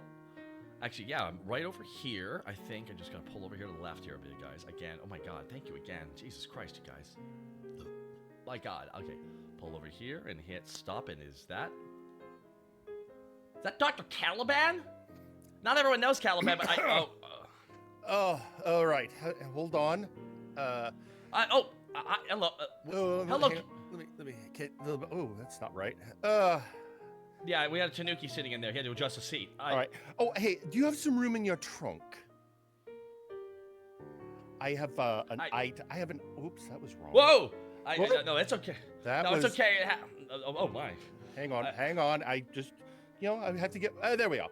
Let me get. No, not this. Hang on. I had a little issue with the Zeppelin. So can I put this satellite in your trunk? It's gonna hang. It's gonna hang out a little bit. Oh no! If you're. All right, hang on. That's why I pulled out the quantum multi-tool. See, I can shrink it down. Oh, excellent. Did you acquire that satellite legally? Oh, I built the satellite, good sir. Okay, that's fine. Yeah, so throw it in the back. Yeah, throw it in the back real quick. There we go. It's my satellite. Let's get it in the trunk. All right, I think you put it a little bit on the left there. Actually, you gotta put it to the left a little bit there. Okay, I'm just going to drop it in. There we go. Perfect. Just drop it drop right it in there. Right there. Oh, okay, there we go. It's down. Oh, I felt that shift. I felt that Yeah, shift. What was we got here? That, Oh, yes, oh, yeah. Oh, shit. Oh, fuck. Oh, God. Oh, God. Oh, God. Oh, no, what? Drive. Ah! Why are we being assaulted by birds? Because I got my tastes and things are trash, apparently, and they can't get enough of that. Oh, my God. North Country, I'm gifting out 7 shots. Goddamn, bro. Thank you so much for gifting out those shots. To a level 9 hype train. Jesus Christ. Welcome, Dr. Caliban. Hello. We're joined by a gentleman scientist. Correct. I am a proper villain. Oh, let me properly introduce myself to your chat. This might get a little spooky for a second. I'm scared already. Greetings, everyone. I am Dr. Vincent Vladimir Caliban, MD, PhD, MAD. Hang on, I had to suppress. Yeah. Normally there's a loud musical sting, but I'm in your car. That would probably be rude. Yeah, no, I don't have it rigged up for people to play their sound alerts because that would be perfect. It would be, yes, no, that would not be good. But yes, no, I am a proper villain and gentleman mad scientist, and when I get home, there's going to be a very intense conversation between me and the Zeppelin maintenance crew. Do they have like a rank? Are they the Zeppelin guy? Are they the Zeppelinis? Are they like Zeppelinites? Like, what's the terminology for that? Well, no, like, they're the crew that do the maintenance on my Zeppelin. I see. So and this is why I needed a ride. That explains why you were in the middle of the woods. Everyone's really been on this stretch of road. It's rather fortuitous for me. Well, so I need to get to a specific launch site for the aforementioned satellite. And, crashing a Zeppelin, thank Nuggin, I decided not to use your hydrogen. Oh, shit. It could have been wait. Oh, shit. Is it happening? What? Something seems to be, I'm sensing a lot of, is that hype I'm smelling? It is, but the birds didn't trigger. The birds didn't trigger. What happened? Well, clearly the birds are on strike. No bird. I know, guy, but Mediman. Oh my God, Mediman, gifting not just 1, not just 2, but 10 gifted subs as well. Mediman with an additional 10. I am so sorry the birds did not play for you, Mediman. I killed them all. No, I did not kill them all. Mediman maybe pre-killed the birds for me. Did we run out of birds? I can't imagine that would happen here. But my God, Jesus Christ. Holy shit. Like, goddamn, bro. Like, goddamn. Thank you so fucking much, Mediman, for the additional 10 bits. Getting over, like, a level 10's hype train. Christ alive. I apologize for taking away from your time here this way. Do you think the seagulls were do you think Mediman's, like, do you think Mediman was, like, maybe he saw the birds hit, like, how did your Zeppelin crash, actually? Hold on. Like, how did this, I need to ask that question real quick. Then, Mediman, thank you again so much, and I apologize for that not playing. I don't know what's up.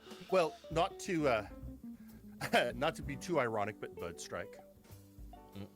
Now, that shouldn't have been a problem, but apparently there wasn't proper stitching in the balloon portion, and one of the birds got a little peckish. So are you saying that we're like seagulls smashing into your Zeppelin as well? They normally must have bounced off, but smashing would be no. It was more. I think somebody hadn't cleaned the Zeppelin, and there was special sauce on and the seagulls being seagulls decided yummy, and we're pecking at it, and all of a sudden I'm in free fall. Okay, yeah, I can see that. It's like, because, like, what are seagulls if not sky piranha, you know, really? Exactly. Why am I... hang on a second. Let's see if I can make myself... there we go. There we go. Now we're all squared up here, too. Also, I had to turn off that one thing. And now things are going to be a bit... Now things are a bit smoother here. I do apologize, Mediman, for that not playing. But, again, your 10 gifted bits and subs were, like, really well received. And Lil Raptor, thank you for gifting that sub despite as well. So we're kind of in that... So we're dealing with a lot here. So you need to get to, like, we need to take off. You need to, like, launch this satellite. So... What is the purpose of the satellite exactly? Right, the satellite. Yeah, the satellite in my trunk, the trunk satellite, the one that you were traveling with. An experiment.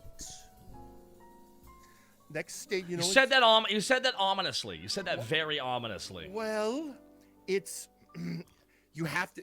Even as a mad scientist, I have to follow scientific method. And, we have to. Yeah, I mean, yeah. You have to test things. I get that. You have to have peer review, and then retest things. And it's time for orbital testing.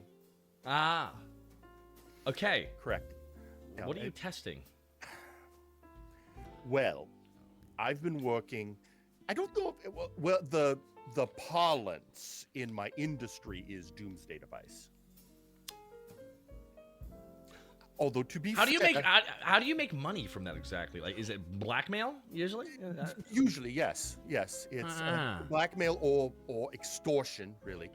In my case, my doomsday device won't actually kill anyone, so that's that's good. Bonus. It's more of like a doomsday vibe, really. Yeah? Well, again, it's doomsday device is an industry term. That's Very blanket. I'm guessing someone copyrighted that too. It's very villainous to do that. Well, somebody tried. They always do. And then the guild went no. Nah, I can see that. Yeah. So you're in a guild of like villains and shit. This isn't shocking considering how vast the VTuber universe is, and like, I mean, now that everyone sees you, they're just like, who is this gentleman? Why is he so well dressed? Why does he got great glasses? And is he friends with Dr. Eggman? That's their questions they have immediately. I don't know why I keep getting the Eggman thing. He doesn't even belong to the guild. He's very standoffish, and I don't see the resemblance. Such a scab. Such a scab. Everyone brings that up. I don't know why. No, the Guild of Mad Scientists, local 65000. There you go. Local branch. Jumping Wolf taking the 100 bitty boos. And probate's right. So the guild has calamitous intent? Quite possibly. Yeah. Very likely. We've got Dr. Crafty. We've got Dr. Memento, Alpine. Seriously, real quick. Level 9 hype train completed. Gifting 128 subs. Betty Man, North Country Man, Arthur, Harris, Verona, and Probate. Thank you all so fucking much for your fucking subs, guys. Like, god damn, you made this whole day worthwhile with such a kind gesture like that. So thank you so much on this long road trip. Only on day 2 here. I barely even started day 2. I talked about Warhammer for way too long, but hey, that's part of the course for me. I understand. It's that or DBZ, and you're going to be gone for a while. I don't even like talking about DBZ anymore. It's like there's nothing else to talk about. It's like it's all done. But it happens. That's okay.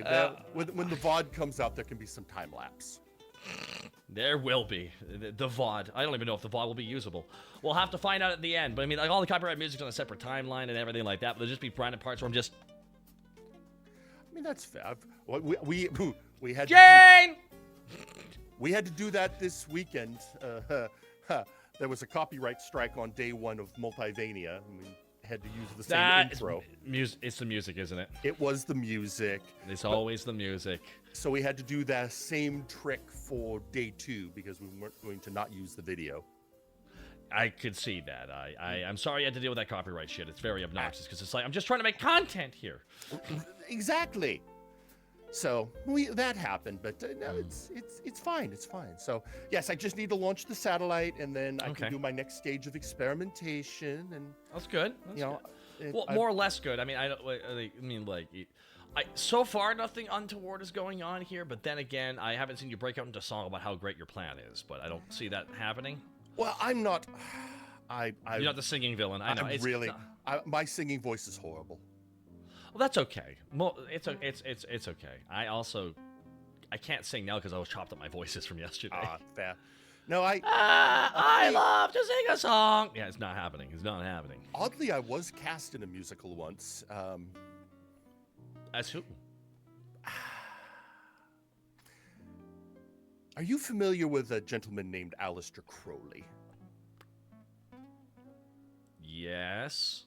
Do you know he wrote a series of 9 plays called The Rites of Eleusis? That I did not know. The name was familiar, but that's a miss on me. So, 9 plays. Yeah, and an old friend of mine decided to take those 9 plays and turn them into rock operas. Okay, that's fun. All right. That's fun. And he had one role where the actors kept quitting. Okay, so yeah, I can see that. I can see. Yeah, that'd be yeah. You'd be definitely top billed for that. I can see that. So he just said, if you'll just stick around, your singing voice is mediocre, but you have a great presence. Ha ha ha! I mean, I accept that. I was like, do you really? I'm not that great a singer. He's like, we don't care anymore. Well, I would argue, and I think chat would even Chat FM here would agree with me that in the end, like good singers singing a song they don't care about is okay, but singers who aren't like amazing, mind-blowing singers belting out a song they give a fuck about is better. Yes, but I was playing a character named Taurus, and I had to sing a love song to a cow. Boy, that would be quite a challenge. I could see that being like, I'm going to milk you. Yeah, see, it's just bad. Immediately, it's like, I don't even know where you begin with that one. It was a vibe. It was a vibe indeed. It goes down as, well, that is a thing that happened. Well, that happened. So, it's... All right. I am a VTuber of a certain age, and a lot of things have happened in my life, and... Yeah. That's half of my streams are just me telling stories of my life to my chat. Yeah, you've lived an interesting evil genius lifestyle. So there's plenty of wonderful anecdotes of working in the system and your experiences. Exactly. No, I can see that. And I live in Seattle, so there's plenty of evil around here. There's plenty of evil on that coastline. Let me tell you. Yes, there is. Yes, sirree, Bob. The best coast. Yes. So. Yes, once we get the satellite launched, and then I can do a few experimentational triggering of the device. I'll probably do it very local. I was thinking Aruba. Jamaica? Yes. I want to make it. Yeah, maybe we want to take you. Yeah, absolutely. So that just, it's like I said, it's not the worst doomsday device in the world. You and I've talked about it before, actually. I mentioned the preliminary designs on New Year's Eve. Oh my God, you totally did. Wow, there's a consistency to what you've been working on. Yeah, I can't believe it. It's like I have a consistent lore. Listen, are you sure you're a VTuber? I don't know. VTubers don't have consistent lore. They're like, I have this deep, dark, sad story. Here's my ass. I mean, that's really kind of like... It's fair, but I'm also, I'm me. I'm a mad scientist of a certain age, and with all of that comes a certain sense of order. I'm a man who uses spreadsheets, after all. That's fair. I even at my age, I don't think I use enough spreadsheets. Hell, someone could argue my life would be way easier if I used spreadsheets. Spreadsheets. Mrs. Caliban does refer to those as voodoo, but... Interesting. Yes. Is it written on human skin? No, but I once tried to explain pivot tables to her, and she was just like, stop. No, don't do this to me. She's like, don't do this to me. Don't. So... No, I think Mistress Doom and I have an understanding on that front. Okay, yeah, she does bring Doom, I think. And she, I suspect, does use spreadsheets. I would assume that, too, because she's been managing a lot of this, because apparently, I was just going to go on a road trip, but now I'm picking up and dropping off people, apparently to pay for the trip, which, it's fine. I mean, I have no issue with it. It's just like, hey, luckily, it so happens I'm driving down this damn road. Yeah. It's on the way, and, I'm willing to, pay my fair share. Fair enough. Hey, you're already being kind enough as is, Caliban. You're always so polite and kind. It really is. Well, I am a proper villain. I do a YouTube series called Evil Etiquette. I want to teach the upcoming villainous generation how to be proper, how to get the job done, how to be able to conduct themselves without A, being just hooligans, and B, not going to jail. That's good, and it cuts down on villainy time if you're in jail. It really is non-productive. I can see that. I can definitely see that. Oh, did you just hold on? What's that? Wait, did you hear that? I think my thing just went off. I think you are getting an incoming call. Yes. Yeah, hold on. Ring. Hello. I'm the ring now. Yeah. How's it going? Yeah, 7 days. I picked up Caliban. Luckily he was able to shrink down the satellite, get in the trunk, no problem. Is the satellite anything bad, suspicious, anything that might make anyone mad with us? Or are we good? I don't know how to accurately answer that question without implicating myself further in possible crimes. That's fair. That's fair. I have a call that there might be someone that needs a little bit of a lift. They're not going to be involved in, I don't know, anything criminal, right? They really need the lift, but you know, don't want to get them a rep sheet or whatever. Yeah. Okay. Is someone else on the? Are they coming up ahead? Yeah. They should be coming up on your left anytime soon. Okay. And it's. Oh shit! We were just talking about him. Okay. Well. Terrific. Sounds like you found the guy. So keep doing the good yeah. work. You're paying for this road trip. You're doing good, and nothing's on fire. Trav said everything's fine. Yeah. That was suspiciously specific. There we go. Oh shit. That looks like that's about time. I gotta go. Bye. Oh, 1 second. I pull over here to the side real quick. You know, I owe her a favor. You do? Yeah. I once promised her she could come to my laboratory and live out her magenta fantasies, but she has to bring her own riffraff. A magenta fantasy? What is that different from an indigo fantasy? Well, if you're a connoisseur of Rocky Horror Picture Show. There we go. Okay, now I'm all caught up. Okay. Oh, 1 second. All right, let me hold on. Pull over here to the left here. Watch out. There's gonna be a bit of a jolt here because I'm bad at braking and there's no slowdown for this. All right, there we go. Hey, ladies and gentlemen, I think is that motherfucking probate? I think that's fucking probate. Holy shit. Well, over here, sir. He's. There we are. I think. Here he comes. Oh, probate, you gonna go? Just let me roll out into here real quick. No problem. Oh my God.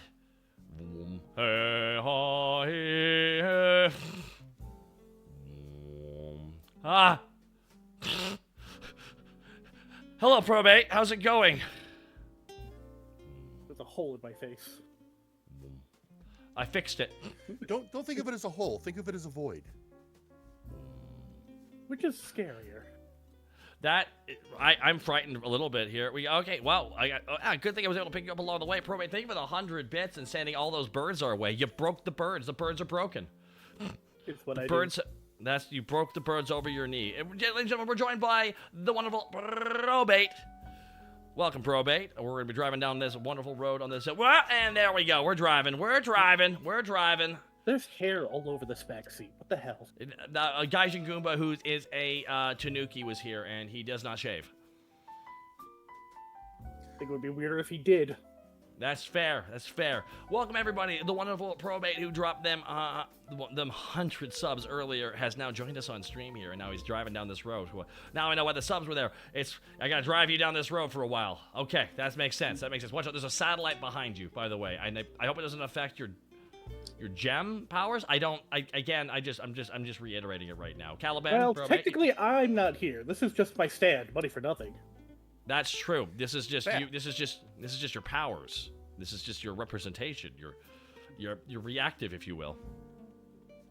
Very reactive. He should be fine. I don't even think the satellite will affect him in this form. Probably not.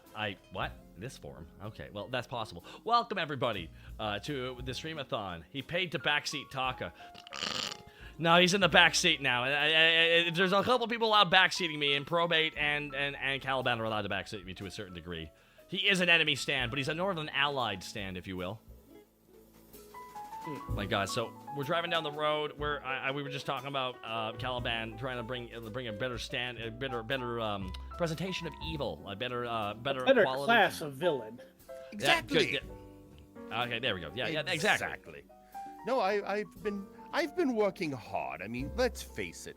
The current state of villainy is, well, you know, Crimbo. So I was just working at what could I do?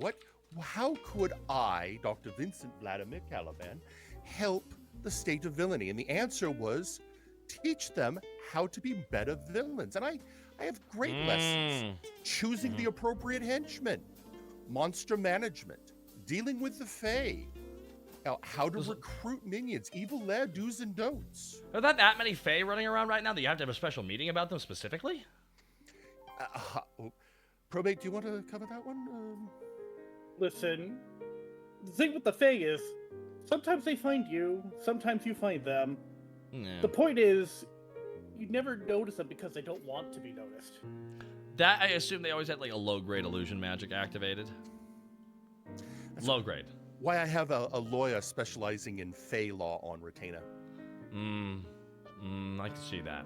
Yeah, I could definitely see that. It's, oh my god. Sorry, it's just my brain's all, like, because I did the stream yesterday, and now I've been driving for a couple hours, so my brain's like, we're doing, yeah. That's called highway hypnosis. Yeah, it's why you always feel tired at the end of a drive, because your brain had to be active the whole time. Even if you That's physically why didn't move that. some roads have things called rumble strips. Oh man, more roads need to have that because it genuinely saves lives, especially on straight stretches where people actually like start falling asleep. With turns, it's like your brain's still active to a certain degree, but with like straight stretches, you can just fall asleep and oh shit, oh god, oh god, oh god, oh god, oh god, oh god, oh god, oh shit, oh my god, Again with the birds. Gotcha. Did you just eat one of those birds? What? I'm hungry. You gotta season it at least. Hey, if he likes Seagull Tata, that's his business. King Arthur 17, thank you for the 5 gifted subs. Very kind of you. And thanks for the horn hogs, everybody, as well. Seriously, thank you so much, King Arthur. Very kind of you. So we're in imminent danger to suddenly being driven around by a shirtless vampire, aren't we? Not yet, but don't forget that vampire in particular is pretty chill. It's pretty chill. He mirrors people, fair enough. I mean, like, in the end, he's like, all right, what are you all about? I'm gonna kill you. All right, that's what we're all about then, I guess. Okay, what do you want? Want to hang out and smoke weed? All right, that's what we're all about, I guess. Okay. Just don't bring up the Turks. Exactly. It's a personal beef with me. It's just it's personal. It's nobody's business but the Turks. For those wondering, it's just the actual story of Vlad Dracula. He's got a rather elaborate past. So that's putting it mild. You understand? I'm most related. G-rated way we can put that, honestly. That's the most G-rated way of putting it. I have vampires in my family, so I understand. Seriously, thank you so much to King Arthur 17 for the 5 gifted subs, and no, thank you, King Arthur, for fueling this trip, and thank you again, Probate, as well, and just thank you everybody. Again, this was like, all right, let's do a 5-day stream. Let's do this shit. Why? I want to feel the euphoric feeling of dread that I feel on day 3, starting realizing I have 2 more days. I want to see what that feels like as it washes over me. Hang on, I have to take some notes here. Are you gonna take some notes here? Oh boy, is this a therapy appointment now? I could use that. No, I've never encountered a stretch of highway that seems to also be a Mobius strip. Just take some notes here it's all science. Oh, that reminds me, let me flip this page here. So, back on New Year's Eve. Yeah. You did give me a sample of your DNA. I hate where this is going. Why would already. you agree to that in the first place? place? I didn't agree to it. He just got a sample of my DNA. I just think that's what happened. I handed you the test tube. You said, I'll be right back, and gave it to me. You might have been a little distracted, but still. So I just wanted to tell you what I found. Okay. All right. So first off, all right, yeah. Okay. First off, your DNA, dear sir, looks like somebody put it through a food processor. My what was put through a food processor? Your DNA. It's all over the place. It's all over the place. It should be in one place. I see. I mean, you've got anime in here. You've got canine in here. That's got to be residual at best. You have more than the allotted amount of Canadian. What's an allotted amount? Wait, hold on. There's a maximum amount of Canadian? I feel like that's judgmental. Well, no, most Canadians only have a certain amount of Canadian DNA, but you, sir, let me ask, have you ever had an episode where your head becomes egg-shaped and the top half is floppy? Oh, no. I think that's happened several times. I'm not surprised. And, there's this high density, but that explains your wide form. And that, yes, but that caused legal issues. I'm sure, but then there's this other part. Now, I'm not sure. I mean, we might want to save this until it's just you and I, because it's. Oh, this one's. That's not good. I'm trying to figure out how it happened because it's not common. All right. Bro, I got partners. Am I in trouble here? Like, what's up? Well, possibly. All right. Have you ever woken up and mysteriously smelt hot dog water?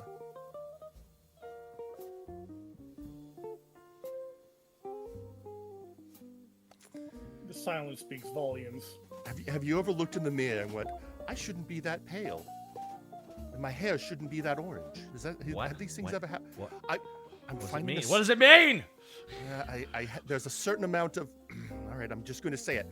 I'm finding at least trace amounts of clown DNA. Damn it! You kidding Now- me? There's still clown in my DNA? I thought No. that process out of your system after a couple of years. And a lot of people, it usually does, but I think it latched on to everything else that's been done to your DNA. I think it latched on.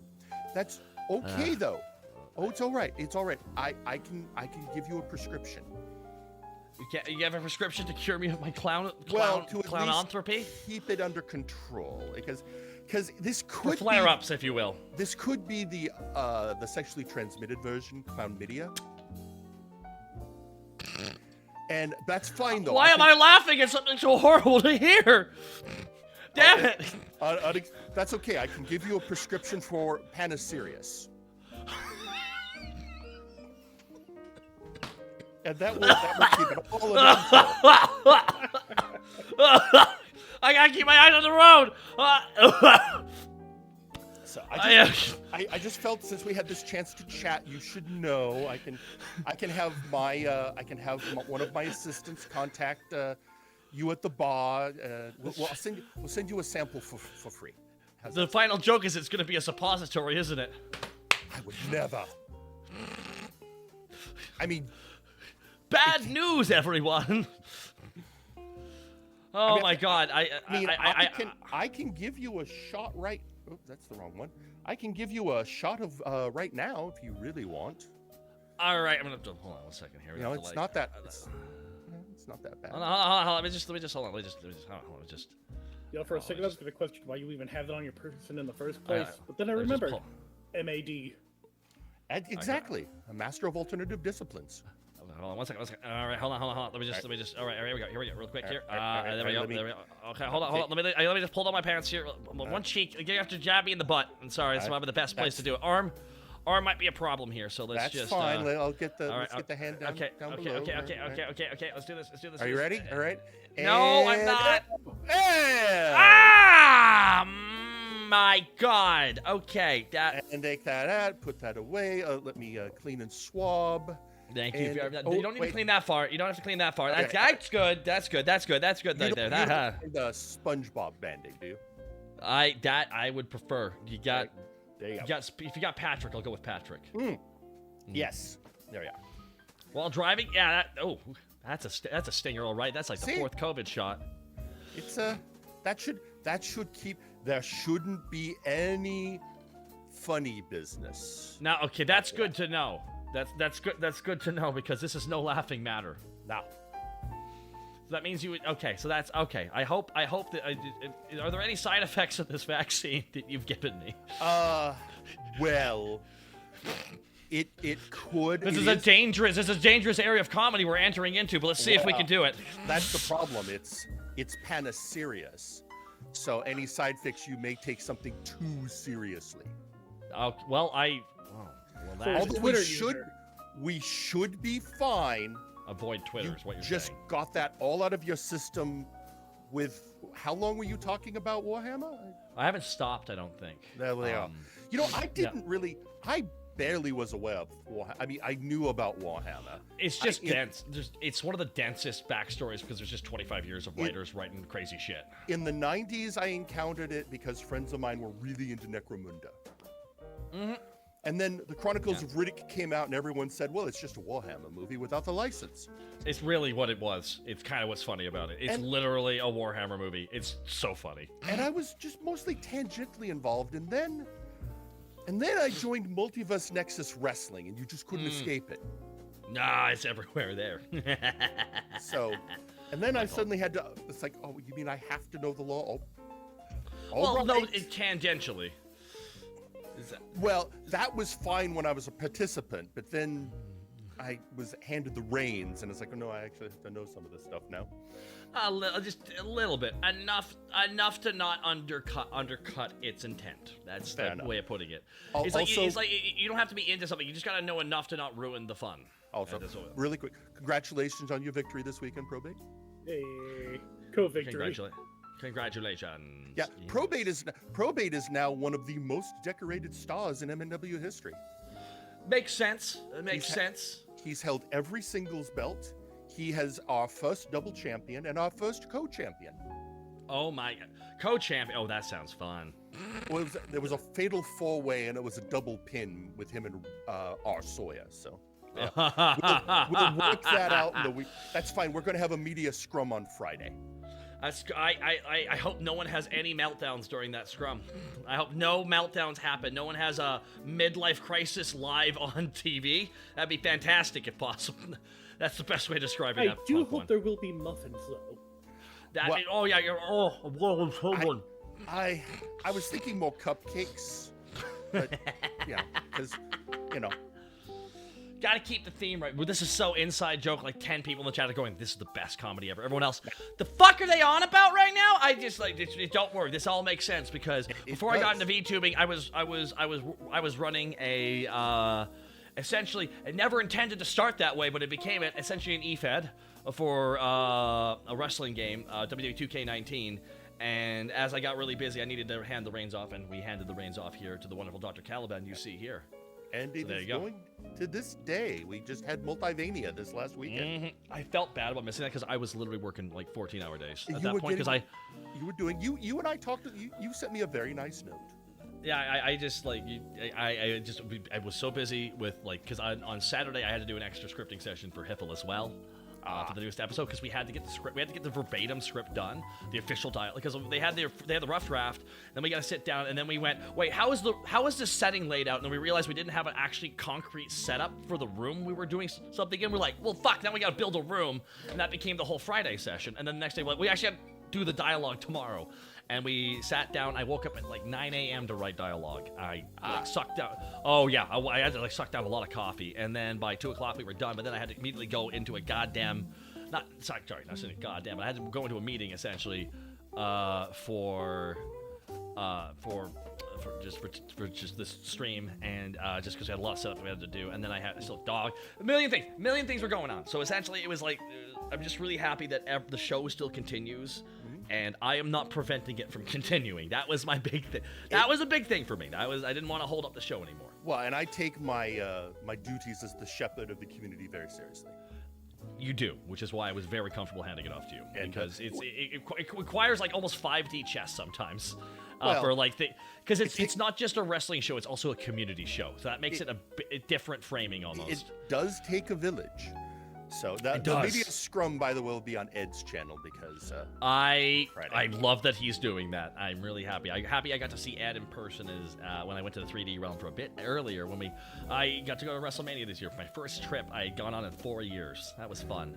I got to euphorically boo Roman Reigns again in person. Excellent. Although, and this should not surprise you. So on the day he hosted the show, we were a little late because there was a last-minute video. Yeah.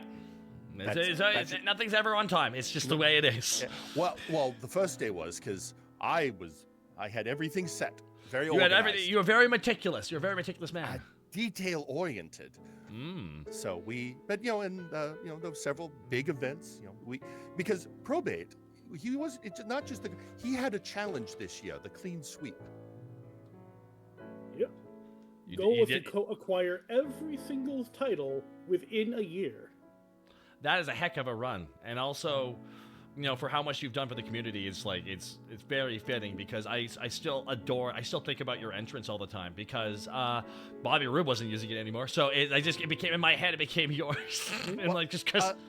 Probate, I don't think Taka I know how your characters evolved. I know how the characters. I'm aware of how the characters evolved, though. I am aware. But just I will look back always miss Glorious, though. I mean, and then one day you always bring it back at least once. That's the rule of wrestling. You always bring it back. Hell, Punk brought back his Ring of Honor shit. Well, that was last year's Multivania, actually. Oh, and then she already got brought back. There you go. Now you got the new thing you're doing, or just wait for the gentleman who left a long time ago to come back. You never know what, but then right now, well, of course, the other thing we're dealing with is our new multiversal heavyweight champion, Wilson. Wilson's champion? Oh my god. Oh my god. It's interesting. I was thinking about this the other day. So folks, back when Taka was running the show, he made a lot of characters. I didn't make. I mean, I made a kind of some, but also I pushed people in certain categories, and I pushed them to certain degrees. Not everyone was comfortable with them fully, but I think that's part of the course for any kind of group, creative. I don't want to say watering down. That's not a good way of putting it, but it's also like, although I came into they have these really great ideas for characters. It's like, and please remember that we have to tell stories with them with pins and losses in the middle of the ring. That's fair.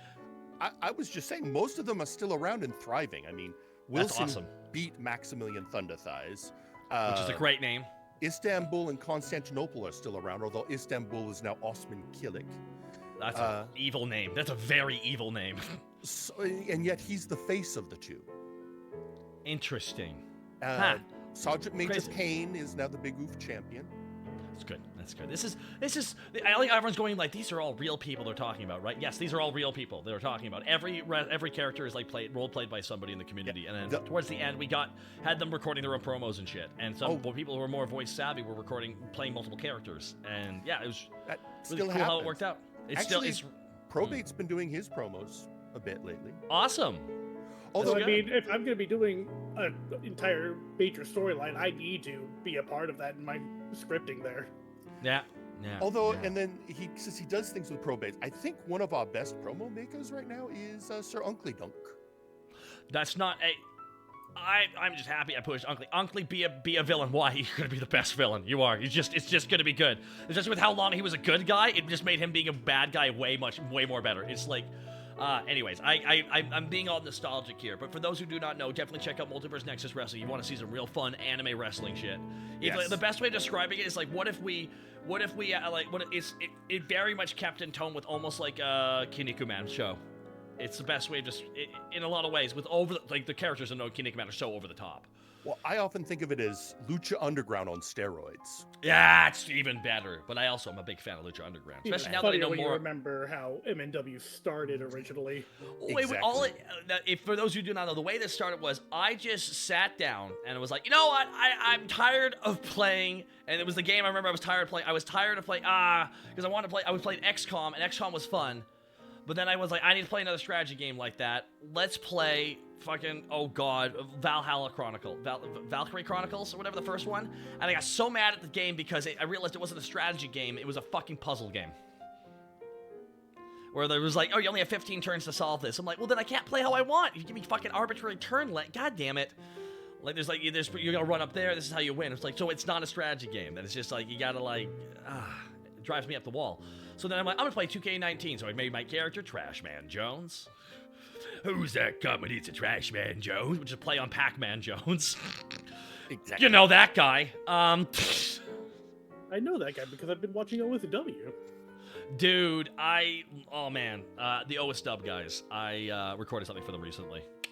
Nice. I'm so happy. So I just started wrestling my own fake universe plot, and then people in the community started uploading their characters. I'm like, oh, sure, I'll download them. Sure, I'll download them too. Yeah, you know what? We'll put them all in match, and then eventually, within like a month, I'm like, all right, now I got like 50 cast members now, and now I'm pushing out all the copyrighted, all the actual named characters. I'm like, no, I got nothing but OCs now, and now I was like trying to figure out what to do with the show, and then we just ended up making a show, and then it created a spin-off because we had so many people who wanted in that I had maximum character limit. I was at max characters eventually. So Ed Bosco got involved and he made his own side show as well, the partner show, like the collision to the dynamite essentially. Basically. The flashbang to our Warzone. It's why it's fucking. It's hilarious how this all predates AEW. And if Trashman ever comes back, I already know what shirt he's gonna say. I had the music before Mox. There you go. I debuted. Because I actually got to play the AEW video game. The mobile game. And no joke, I had to kick Bosco off at 2K19 at the time because I needed access to the game on Steam. I needed access to my VTuber model. at the time because it was filming stuff, but I had a little MNW badge on my chest. And I wore that for the AEW videos uploaded on their website. So I'm like, I got MNW as close to the big time as I could. And that's what now you know the story, everybody. Yeah. Now you know, well, there's a lot of the story, but now you know a lot of the story. But one of the neatest things was like just how involved everyone in the community got with the actual process of making it. And to this day. Yeah. Anyway, so that's, just thought, we're all three here. We might as well. It's we talked a little bit about it in the room. We talk. Yeah, exactly. We got to chat a little bit about it. And I wouldn't say probably it's an elephant. He's a floating eye. Look, I would never call him an elephant. I see everything. I can see. Can you see why kids love Cinnamon Toast Crunch? It's the cinnamon sugar swirls in every bite. Damn, he can see everything. Fuck. Wow. That's crazy. That's news for Caliban. He did not know that. I did not know that. But hang on. Now that I do, let me write that down. Because it's not science until you write it down. Exactly, right. Yeah. But so wait a minute. I'm seeing something come across. Somebody, he thought Bosco was a character made up for Emmett. Well, yes, he was. I like to say Bosco worked so hard it became a shoot. Or he shot so hard it became a work. I don't know which way it started with, but it definitely wasn't that way at the end. The CM Punk of MNW. That's oh man. No, it's why. Oh boy. Wait, what? That's okay, everybody. It's okay. Don't worry, everybody. Don't worry. To be fair, the theme of M&W Wars of Multivania this year was Ghosts of the Past. Oh, man. I think the biggest shock for Ghosts are from the future. That'd be terrifying, actually. Lucius Constantine showed up. He's back. I heard he dad-bodied everybody. Dad-bod Lucius. Dad-bod Lucius. But didn't he beat up everybody, too? Like, he's like, dad-bodied. He beat up a clown. Good. They deserve an ass-whooping every now and then. Of course. Hey. He beat up a zombie. I'm sorry. He beat up a zombie. Oh my god. Well, can we talk right now about something, everybody? I feel like we'll segue away from MNW for a bit here because I want to talk about something that's important to us. If you follow the indie wrestling scene like I do, we got to talk about Blue Cane. Oh, Blue Cane. I cannot. There's a Cane that's blue and he has the powers of Snow. It's not in WWE. It's on the indies. He just went, I'm Blue Cane. Sub-Zero to Cane Scorpion, so to speak. Dude, he literally comes out, I'm blue, he comes out to that song, and he has literally like snowflake petals fall down. It's like little like cotton things like shooting out, like little fake snow with a fan. He's got that all set up for himself. And like literally everyone's like, how do I wrestle Blue Cane? I'm like, okay, is he gonna get in trouble for this, or is it having blue in front of the title mean he gets away with parody? Like how in trouble is this guy going to be? But he literally emulates old Kane in the ring perfectly. It's kind of funny as fuck. With the hair flip and everything. Well, if he really wants to be the bizarro version of Kane, he needs to be a liberal. He is. He actually talks about a socialist policy sometimes. Oh, there we are. Well done, it's fantastic. Everyone's like, wait, are you telling me that there's other colored Canes? I'm like, there's Poison Cane, there's Piss Cane. There's so many Canes. I can't believe we have the Cane Lantern Corps. It's great. There's going to be Orange Cane who's spicy. He has the power of spice. Or he just tastes like a Dorito. Exactly, dude. It's why I fucking love it. I'm like, Pink Cane. Yes, that's right. That should be just a girl in the Cane outfit, though. There we go. That's how we do it. What about Black Cane and White Cane? Well, now you're getting into some real rough territory there, everybody. Unless it's Black and White Cane. That could. Ooh, Monochrome Cane. There you have it. There you go. There we go. We got this, man. Now I'm just expecting a Danganronpa crossover with WWE at that point. Yeah, well, I mean, they've had plenty of crossovers lately. Zebra Cane, Green Cane. Is Green Cane the stone? No, he has poison powers. Piss Cane is the yellow Cane. And I have this confirmed by Warhorse, because we talked about it on Twitter. He's like, what about Piss Cane? Is he the strongest? Clearly, Piss Cane is the strongest. All I'm going to say is Blue Cane should definitely wrestle in Moist Critical's wrestling promotion, because I think he would fit best there. Unless I got shut down. I have no idea. You said, oh, like you were going to say something. I'm like, yeah? What? Yeah? Dr. Kane. Dr. Kane, no, you need a dentist Kane. Kane is a dentist. That's Okay, he's really good. Man, Glenn Jacobs really gonna get mad at that. All the way to the bank, all the way to Knox County while he wipes his tears away with money. But no, I'm looking forward to the Wembley Stadium AEW show. That should be fun. Well, I think everyone's looking forward to that show. I think, is Eddie taking it on Claudio there? Because I went to Ring of Honor during the WrestleMania week. We had the Ring of Honor show where Eddie took on Claudio. It was fucking cool. It's so funny. I started off at a smaller show where Kid Bandit. Like, I say smaller because they packed 150 people in there, right? But it was like multiple promotions rented one space, so they ran like 4 shows in that space during the day, so they didn't have to reset the ring every time. Smart play, right? I met a lot of fucking people there. I met, again, just a lot of people I've seen on TV. I'm just like, it's tripping me out, man. They're right here. It's like they're coming right at me. But every show we went to is like, and then 2 days later, we went to the Ring of Honor show where we were way further back. And then 2 days later, we went to WrestleMania where we were up on the third upper deck, and we got to go to SoFi Stadium, which is cool. If you've never seen photos of it, guys, it's a stadium they dug into the ground. It's neat, really neat. Yeah, no, I appreciated it because I think giant structures it's impressive, but why don't we just dig down sometimes? The walls are built more expensive. Yeah, that's what I imagine, but I'm guessing just like they must have done a cost analysis, like digging down to the sandstone is just gonna be easier. I mean, if you can make it work, make it work. Make it work, exactly right. I was fascinated, of course, over the 4th of July weekend, the launch of the Las Vegas Sphere. Man, what a goddamn! Now we're in cyberpunk, guys. If you're ever in any like, when is the cyberpunk future gonna happen? We're here. We've been here for 3 years, guys. It's just the beginning of the cyberpunk future. I mean, to be fair, they probate Money for Nothing could be an image on the Sphere. It's true. He could. When I saw that they had a photorealistic eye, I'm like, dude, they're gonna ban shit from this real quick because this shit's gonna fucking frighten people. The one where it's just a spinning basketball, I'm like, all right, that's fine. I mean, can you imagine you're on an airplane flying over the strip? You look down and there's a giant eye looking back up at you. Yes, that's terrifying. That's like something from a nightmare. I was flying over Vegas and a giant eye was looking at me. It was judging me. Now you know what the Sphere is, actually what the building is, right? I'm not aware what the building is, but I also know it's not on the ground. It's lifted up a good 2 stories, so like no one has access to that fucking thing unless you throw shit at it. It's a theater venue for like arena shows. Okay?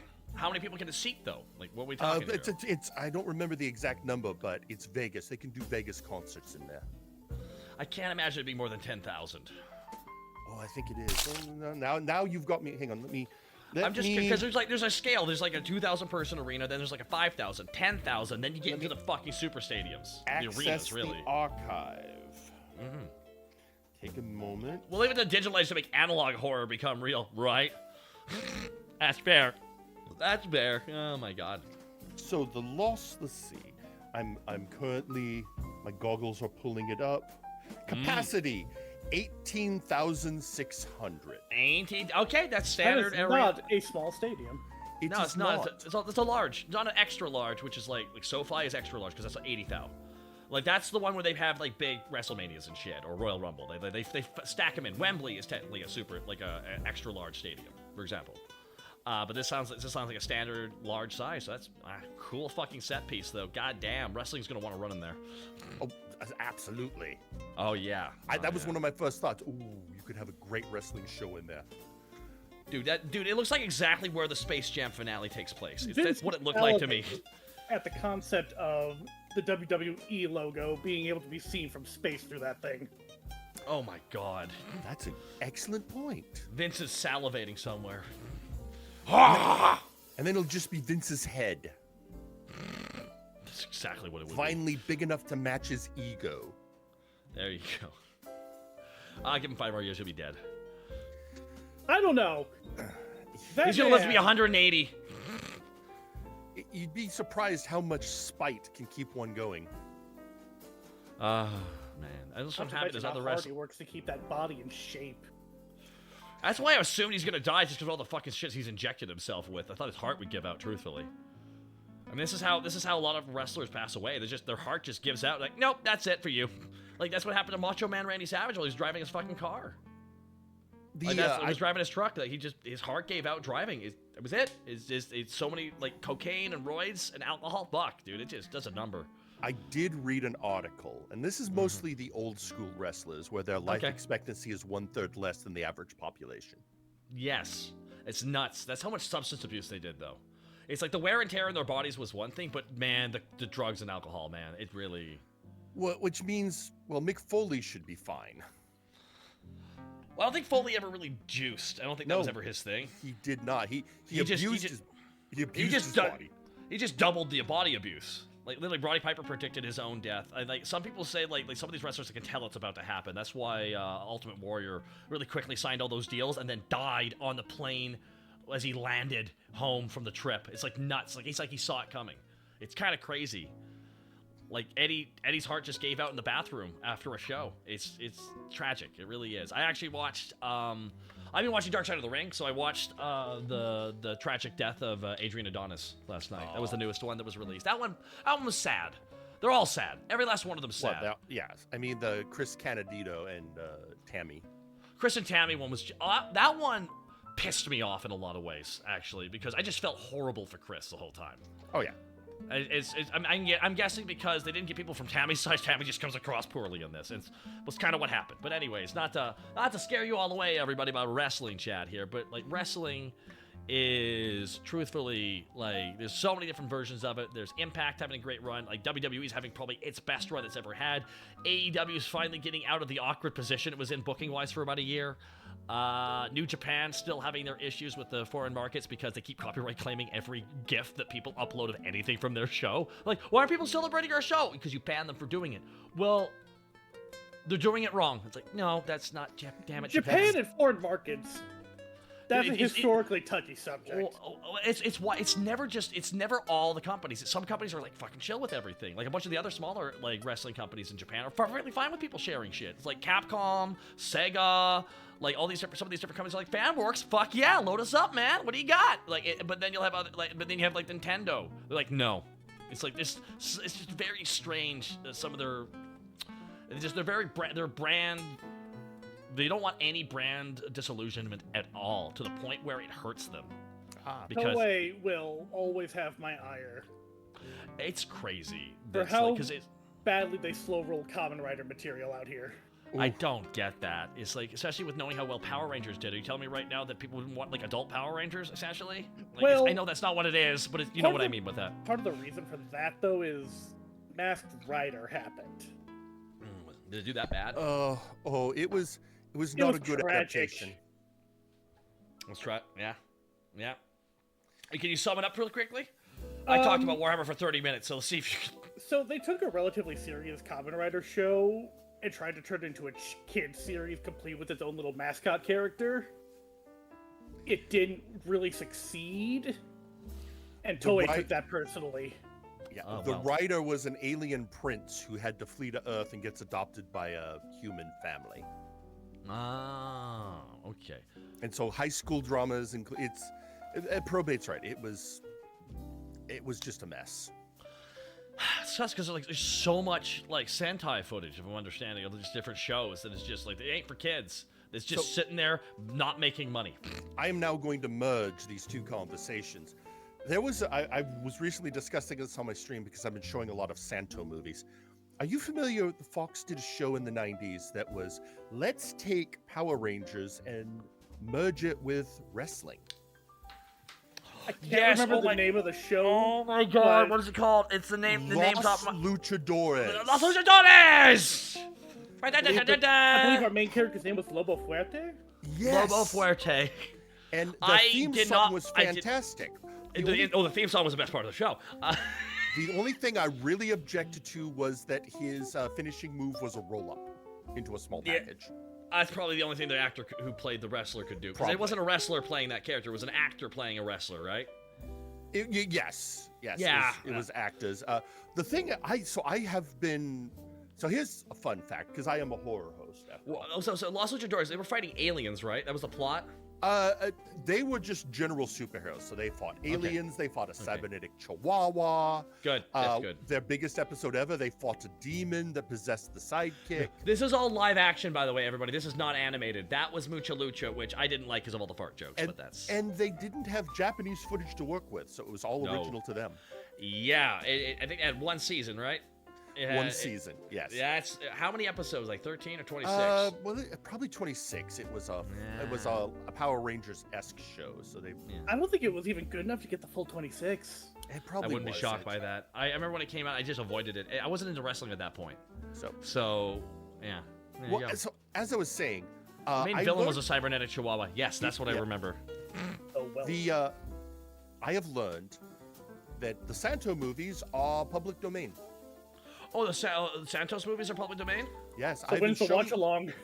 I've been doing horror host nights on my channel of Santo movies. How many movies did he make? 56. Shut up! That many? He was a cultural... There's more There's more Santos movies than Warhammer 40k Horus Heresy novels? And that's just... That doesn't count Blue Damon had about 20. Now, are those ones public domain? Because Damon is a copyrighted character, that much I know. I don't know about the Damon ones, although one of the ones I showed recently was Santo and the Blue Damon versus Dracula and the Wolfman. I've heard of that movie. It's also Dracula and the Wolfman are also public domain, so that's fine. It's sort of the last one I showed was the Santo and the Vengeance of La Llorona. And what the fuck is that? It's the Crying Woman, a Mexican legend. And then okay. This week I'm going to show Santo and the Wax Museum, which is basically the Vincent Price movie, The Wax Museum, but with a luchador. Okay. So what are we gonna do with the Turkish Spider-Man movie? The what? Sorry, you glitched out a second, my good friend. All right, so the Turkish Spider-Man movie, because that's got one. It's got Santo, Captain America, and an evil Spider-Man. I don't know if that one's public domain, unfortunately. I don't think that one's owned by anyone. But here's the thing we've been watching, and the audience have been pointing out the surprising how good luchadors look in suits. Yeah. Oh, they do. Yeah. Well, when they're all fit guys, so they got a lot of chest to them. So like, if you got a big, nice chest, suits look amazing on you. But I was also thinking, can you make, because again, this isn't like Santo is a movie character. Actual wrestler from Mexico. He and Blue Damon, their families still continue those traditions. This is like if in the 90s, Mark Calloway and Mick Foley did movies as Undertaker and Mankind and occasionally did team-ups. Could you imagine? Yes, that would be seriously. If wrestlers could have had plots where they were still the wrestling character, but they were fighting other shit, that would have been amazing.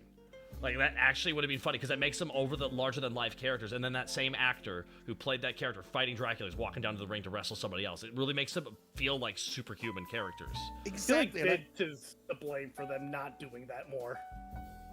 Probably. No, it's SAG, specifically Screen Actors Guild. It's unions. They would need to union up, and that's not on their watch. Probably not. But it was just, I was thinking, could you only imagine? But yes, that's yes, there was sick. I know somebody saying, but Mankind showed up on sick. Look, Mankind showing up on good and versus evil as himself doesn't count. But it just, and I'm just trying to take this full circle. It's like I want to do a plot line where somebody in M&W is doing a movie where they're just playing themselves. Probably either Maximilian Thunderthighs or Seth Jackson. What do you think, Probate? Who should be the stars of movies in the M&W? That's a tough one. While you're thinking about that, I will say my favorite use of a wrestler in character in a show is when Mick Foley showed up as Mankind in and 30 Rock as part of the main actress's new entourage she needed. So she creates a new entourage entirely because she had to get rid of her old entourage, and she adds like a bunch of random people essentially, and one of them was Mick Foley as Mankind. Fair enough. Honestly. Yes. I think the one you should do that particular plotline with would be like Suplex Sam. And with the beef and the Doctor of Albina. Ooh, that's a good. There we go. There you go. Right, There you go. Hang on. I have to write that one down. That's a good one. That's going in you the write book. it down. It's science now. It's magic. It's magic. I didn't mention Mega Money in the Big Bank briefcase. I'll zero to run. So. Oh, he did. He got it, huh? Oh, the one last thing to collect. Yeah. There we go, man. All right, real quick. Can I actually? I usually let Jesus handle the wheel. Can I hand you the wheel real quick here, Caliban? I gotta like adjust my shoe because there's a rock in my shoe and it's totally not me going away to grab something real quick. All right, here we're just gonna pass this over to you real quick here. Thank you. There you go. There you go. Look at that. Looks like you're driving here and it's Europe now. One second. Let me just grab this here. One second. I'll be right back. 1 second, guys. Yeah. I mean, it's not like I just participated in a Zeppelin crash. Well, I have no hands. I mean, this is fair. I mean, it's plus backseat driving. It's really not a good idea. No one likes a backseat driver. No, not at all. But yeah, well, I'm glad. It's not often you and I just get to chit chat. I mean, No, I'm usually off doing my own thing. yes, and I'm a busy man, what with the lab and the minions. They do it all right. The They minions are eat doing. well. I take good. This is in my evil etiquette lessons. Always take good care of your minions. That's I how mean, you that's build just smart. That's just yes, absolutely. They have health. They have dental. They have a good meal plan. I have a great cafeteria in the lair. I have a special policy in case they get arrested. Because there is the opportunity to commit several felonies, and we have a great breakout of jail plan. So you've got to take care of them. I know that I've had arguments with certain other VTubers of an evil persuasion who don't like some of my advice, because I do advertise don't gloat. Because not only is it rude, and I think we can agree we don't want to be rude, but Gives the hero a chance to get out, though. Exactly. So what I advocate is wait a week, and then send the hero a letter critiquing his performance. Just passive-aggressively pointing out all the little things he could have done better. All the ways that led to his defeat. Yes, and with tips on maybe you could be a better hero if. So that's I know that Cabal was unhappy with that one, but that's. He has a very different management style, what with the cult and all that. He does. There we go. So there we go. All right, pass that over here now. Thank you very much. All right, are you ready to take the wheel? I'm always at the wheel of life. Really. There we go. Right. Fixed it. I thought I had to go to the I thought I might even have to go to the bathroom here in a bit. If life decides it should happen. I had a container to keep my stuff cool right in the back seat there, and I think I left it partially ajar, so I had to throw out a bunch of food this morning. Oh dear. Yeah, I might have to toss some meat, but I'm worried because the milk was still in there, and I used it for my coffee. Ooh, well, you'll know in a while. I had to take some Tums. So I'm like, well, let's just preemptively planning for what might be coming my way. So, anyways, that'd be the wild thing. I spent like 2 hours on the can during this stream. So I'm going to ask, all right. Now, I understand you're a bar owner. Yeah. But I want you to, I want to play a hypothetical with you. Okay, so we'll play hypotheticals. Yeah. If you were to become an evil genius, what kind of evil genius would you be? Hi, Cryptic. Holy spit, it's been 6 years. Holy shit, it has been Cryptic. The first subscriber. Dun dun dun dun dun dun. My god, thanks so much for the 74 months, man. Damn it. I'll take a bite right when that happens. Cryptic Saijin, who is still in MNW as Ultra Devil. Okay. Rapture New Year merged with an Ultraman. So now he's the Ultra Devil. He's Makes the sense. Ultra Devil. Anyway, evil genius type. I think I would have to go crazy person in a cave. I have to go with the crazy cave solo guy, where he is like, what have you been doing for 5 years? I've lived in a cave building this. Like no pomp or anything, just true mad wizard beard, full just crazy hermit mad scientist. Yeah, that's the way I would go. All right, so no minion army, no henchmen, just a man and a dream and a doomsday device. Yeah, in a cave somewhere. Sure. Yeah. No, absolutely. Bob, thank you so much. Appreciate that. And chat, I hope you're having okay today. Seriously, everybody, thank you for swinging by my streamathon. We're on day 2, everybody. and we're only just gotten started today. We have a lot more in front of us here today. So Dr. Giroux? Kinda, yeah. I'd go the Dr. Giroux road, I guess, but not with the weird kidnapping teenagers bit. Not that. I wouldn't do that. That's not my thing. And probate. What kind of evil genius would you become? Not sure if I'm evil genius material. Oh, More like a Cobra Commander type, honestly. Okay. Well, that's an evil genius. That's a military dictator genius. Okay, that's fine. Okay. Yes, that fits. People get so caught up in evil genius stereotypes. Oh, you've got to be a mad scientist. Oh, you've got to. Well, mad scientist is a kind of evil genius. It is a kind of evil genius, but it's not the only kind. I mean, it's also a bit of a stretch to call Cobra Commander a genius by any stretch. I mean, fair, but he has aspirations. That's why he's got people like Mindbender and Venom. When it comes to his personal branding, he is pretty intelligent. When it comes to military strategy, not the best for shouting out his name when they're attacking. Exactly. So. But no, I think that's a fair type, and I was discussing this when I was advising. Somebody asked how to pick the henchman type, and I pointed out if you're the military dictator type, you have a wide range. You just need a good lieutenant. Yeah, he will try to betray you all the time. Oh, sure. Well, the inevitable you'll have a star. You gotta have a star scream.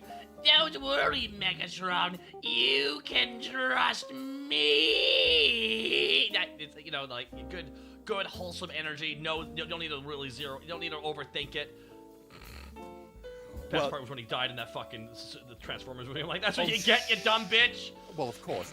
Well, that's also the argument for having more than one lieutenant, so you can pit them against each other. Well, that's always needed. You gotta make sure they don't organize against you. They're always against each other. I mean, that's what the. Yeah. Although you do have to plan for the future. I mean, one day I'll retire and somebody's going to have to take over the evil organization. You could donate it to charity. You could. You really want somebody to... Right now, my best choices are, well, honestly, my creation. Feels like that would be a plot. That feels like that would be a plot in the Harley Quinn show. Seth Jackson or dear Sweet Darkness, my lab assistant Fritz. So obviously, I need a better choice of lieutenants on that front. But that's fine. I have been talking to some people. I might, one day sign over my organization if I do decide to retire, do a merger with Dr. Crafty's. There you go. He's a doctor enough, too. Kind of evil. There's enough mad scientist VTubers. Dr. Crafty. There's over 10 now, at least. Yeah, well, the ones I've worked with, of course, Taka Risu. Gob the Cookie Goblin technically is an evil genius. Oh, is that the Goblin evil genius? There's always a Goblin version of everything. There's a Goblin version of everything. And there's, of course, he doesn't count himself as a scientist, but Proctor Scotty Kolkati, he's can't even spell that. It's long. And there's, Dr. Memento. Oh, that's nice. Yes. Dr. Memento, Mr. Memento. Yes, he is. They're good bean. I think though there's others. I mean, all right, I have dealt with other people who maybe aren't genius types, but are an interesting. I did some experimentation on Luba. Yeah. Oh, the one of the void, right? Well, yeah, trying to understand, especially wanted to see if there was any way to duplicate his replication ability. Okay. It ended poorly. Yeah, too many. Well, it really only works if you're a tentacled eye. So. Okay, I can see that. I feel that Junk has potential, but he. He's got that corporate evil genius though. He's the corporate evil genius. Yeah, he's got the corporate. He's got that Lex Luthor going on. It could. So there's some work. I think he's got potential and could really rise up his game. Did you see? I don't know. Have you seen any of the Harley Quinn show at all? Oh yes. Okay, so, I adore that show. I still haven't seen season 3. Season 3 is amazing. It keeps being good. It doesn't ain't no breaks on it. It's still good. Lots of Bane, but not too much Bane, which is the right balance. But my God, who they cast as Lex Luthor in that was money. Made me so happy. Well, I mean, he's Perfect. He's perfect. He's Giancarlo Esposito is just perfect. a Mr. gift. Esposito is a gift given to acting, and the fact that he got to play Lex Luthor in That essentially man- DC abridged. It's DC abridged as far as I'm concerned. Oh yes. Yeah. Giancarlo has one character archetype he gets to play. Like, God, does he fucking nail it? Oh, he does. I don't know what the fuck explosions are, Bane, but we have explosives. But he finds variation. His character on The Boys is so different from Moff Gideon.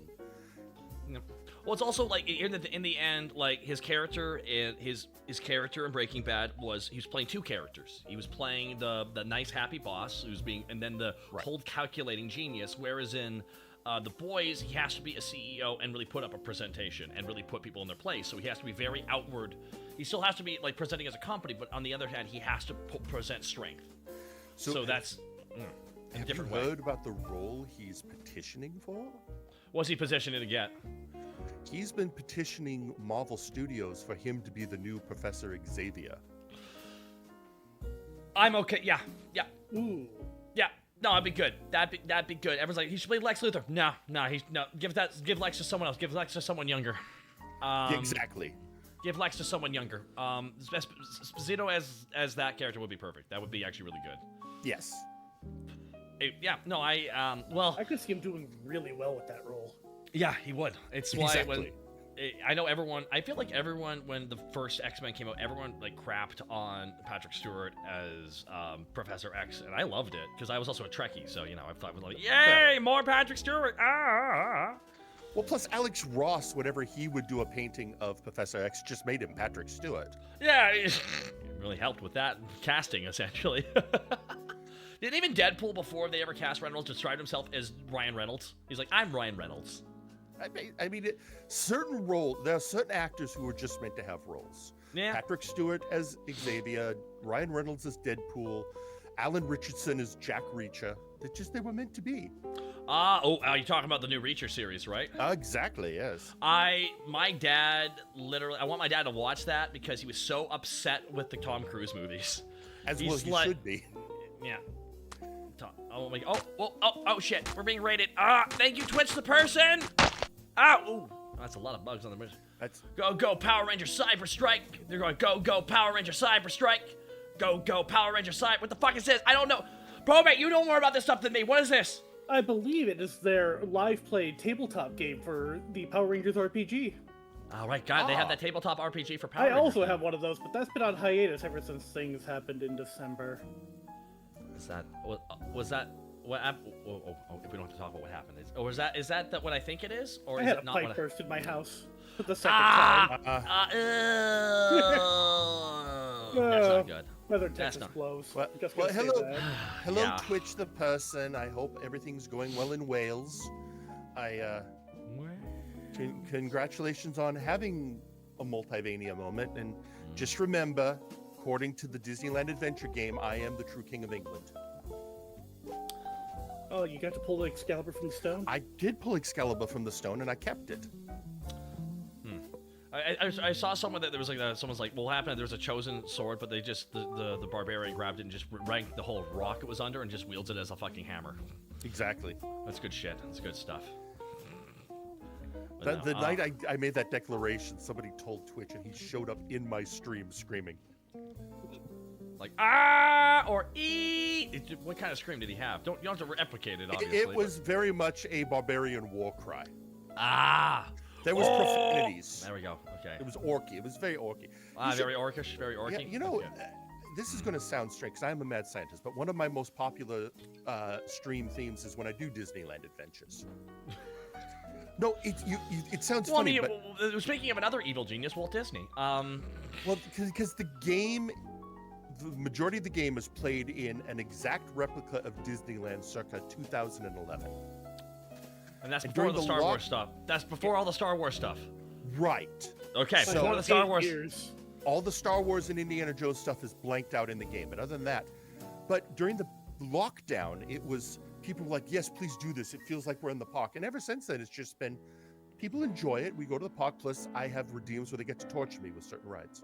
See, that does sound like a lot of fun. Not torturing you, but they're going to Disneyland. Yes. Yesterday, a bunch of people wanted to go to Disneyland. I had to explain to them there's no Canadian Disneyland. Oh, no, there's... but the closest... Well, I mean, there's... Do they still have the BNI in Vancouver? What, that one park area? Yeah, that's still there. That's never going to go away. And does it still have, like, carnival rides? It does, and one time I rode on it, I got locked in there, and my partner at the time told me that, oh, by the way, this roller coaster we're going on, it's the one from Final Destination. And I was like, ha, ha, ha. I was like, why did you tell me that now? Well, that's not helpful. I mean, Canadian Disneyland, that's the Edmonton Mall. West Edmonton Mall, one of the biggest malls. I think they're still fighting with. I believe a Japanese mall somewhere for the biggest surface. And I think they eventually just absorbed an area across the street and put like a thing across. Like, all right, it's part of that now. It's like, oh man, they're juicing their numbers. They're juicing.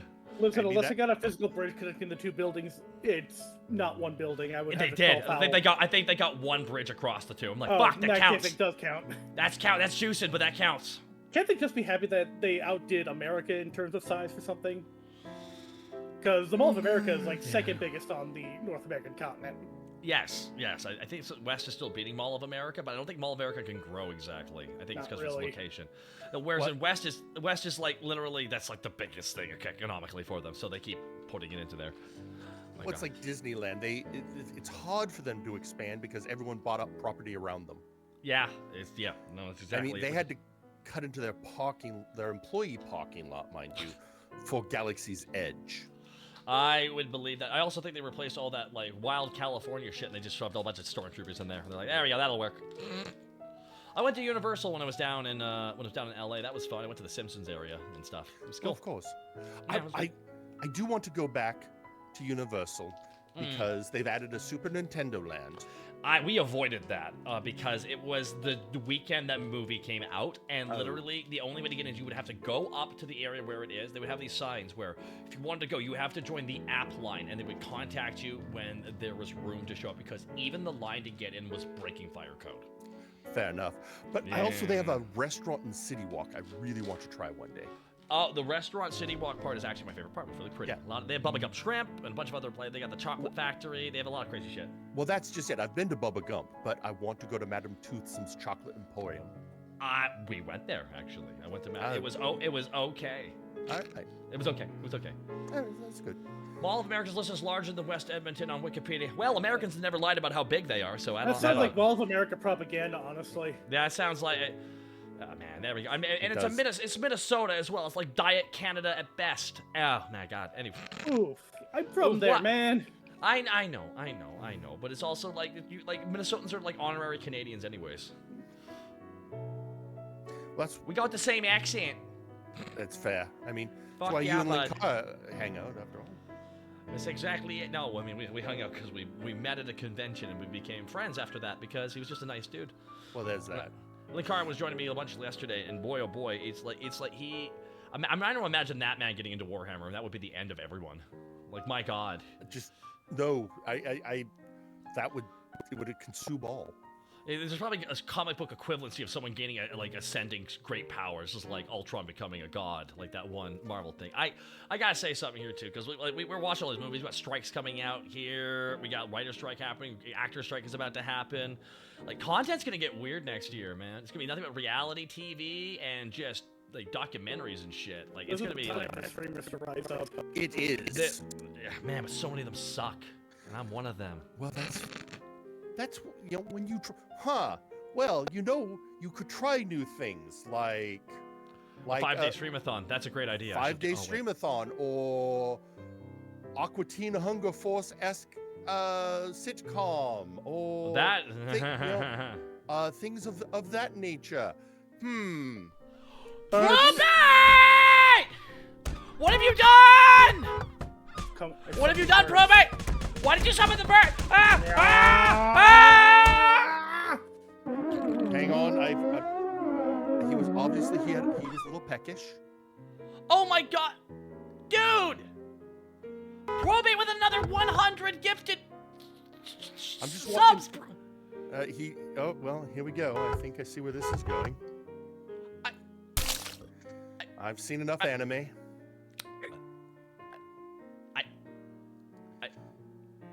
Oh, we are on the precipice. I know, you just sped run the last 5 hours for me, the next 5 hours for me, Probate. My God, Probate has literally everybody, seriously, a shout out to Probate, who's in our backseat right now, everybody, for gifting over 300. Just 13 subs and get shirtless Alucard, everybody. Oh my God. I call that, and now something for the male attracted. Oh boy, holy shit. Dude, I don't even know what to say, man. Beyond, like, just thank you. And Tyrannicus. Morbert! Well, there we are. And there it is, everybody. Oh my God. Son of a bitch! Don't eat that bird. Don't eat that bird. You just ate that bird. That's 3 birds you've eaten now. Tyrannicus with 13 gifted subs. Hello, yes, I see you. Thank you so much, Tyrannicus, for the 13 gifted subs as well. Shit, you right, 13. Now there's not. Now, oh my God. Right now one of my mods is like, now the next level begins. What are you doing? Van, what are you doing? We're already, we're crossing the Rubicon! We're crossing the Rubicon! Oh my God, you're son of a bitch! Probate, don't eat that bird. Don't eat that fucking bird. Don't eat that bird! That's 4 birds you've eaten. Holy shit, this is like... There's not a whole lot of meat on these things. No, it's mostly just feathers and bone and, like, you really gotta suck them. Hey, hello, yes, I see you! The bones aren't even that satisfying. They're all hollow. Damn it. Out of curiosity, as we impend on what is about to occur, what's your next goal after Shirtless Alucard? I'm gonna be doing probably another voice at some point. The question is, can I? It's because voices are my thing, right? Right. Voices are my thing. We got through all the Sigma male affirmations, which you weren't there for, Caliban. You weren't there for the Sigma male affirmations. That was yes, I was. Those are bad. I am surveilling.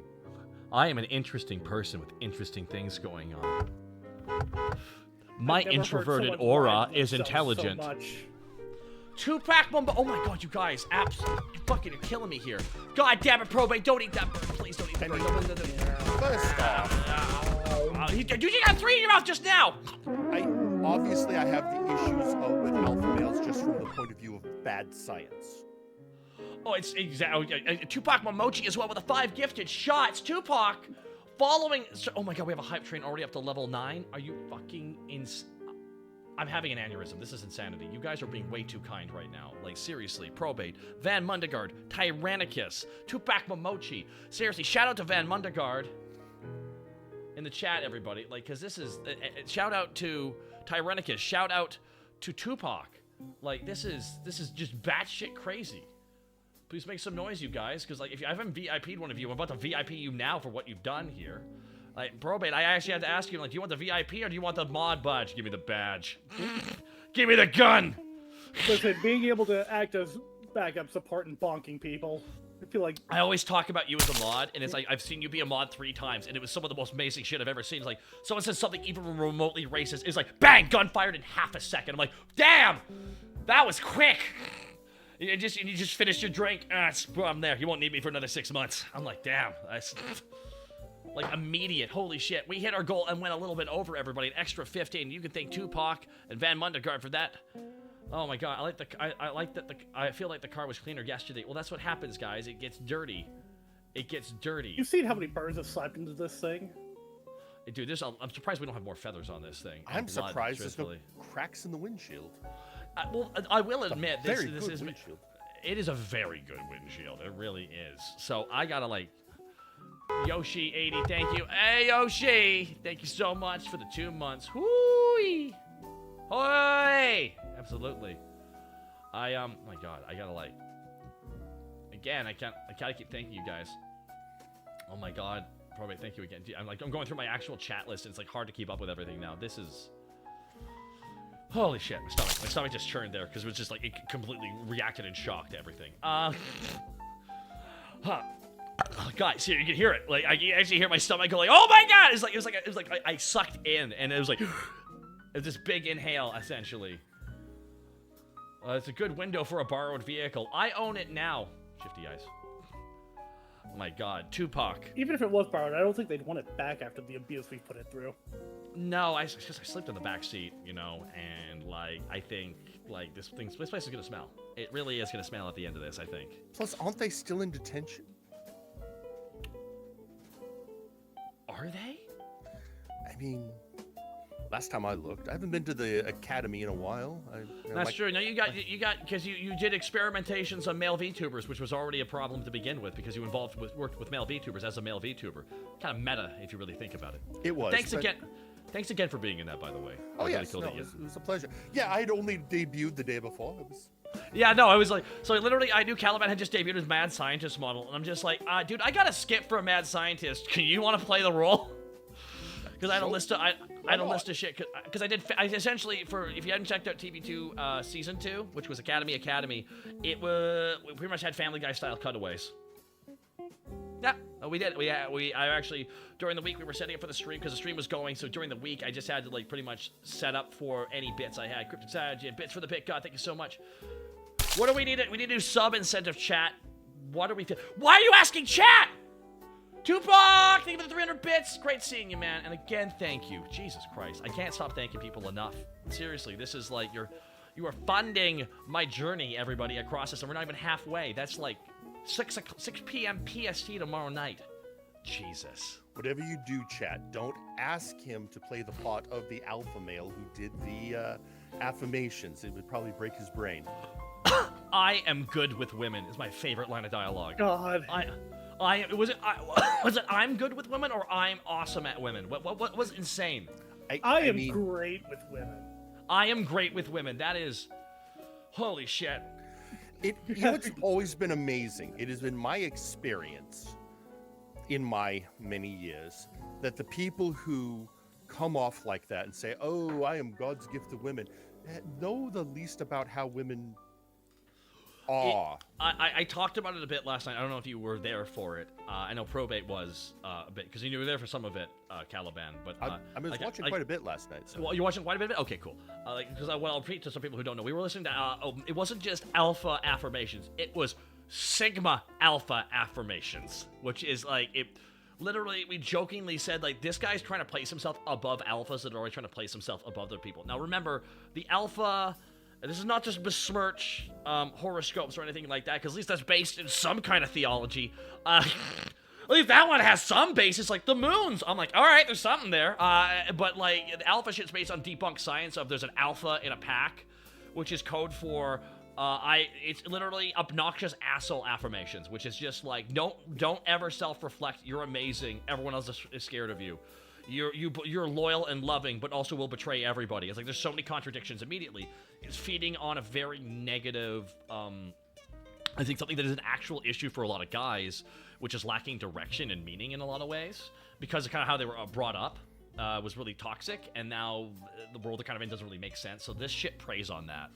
It's and that's why I've always kind of hated it, because it's just like if people tell you, like, hey, you're being a bit off-putting, and go like, no, they're at wrong because they're not acquiescing to you. When it's a negotiation. When you meet people, you kind of read the room. You got to read how you're working with them, because you can't just be the same person in every fucking room, because that'll be really off-putting to a lot of fucking people, because it also comes across as ignorant and not paying attention.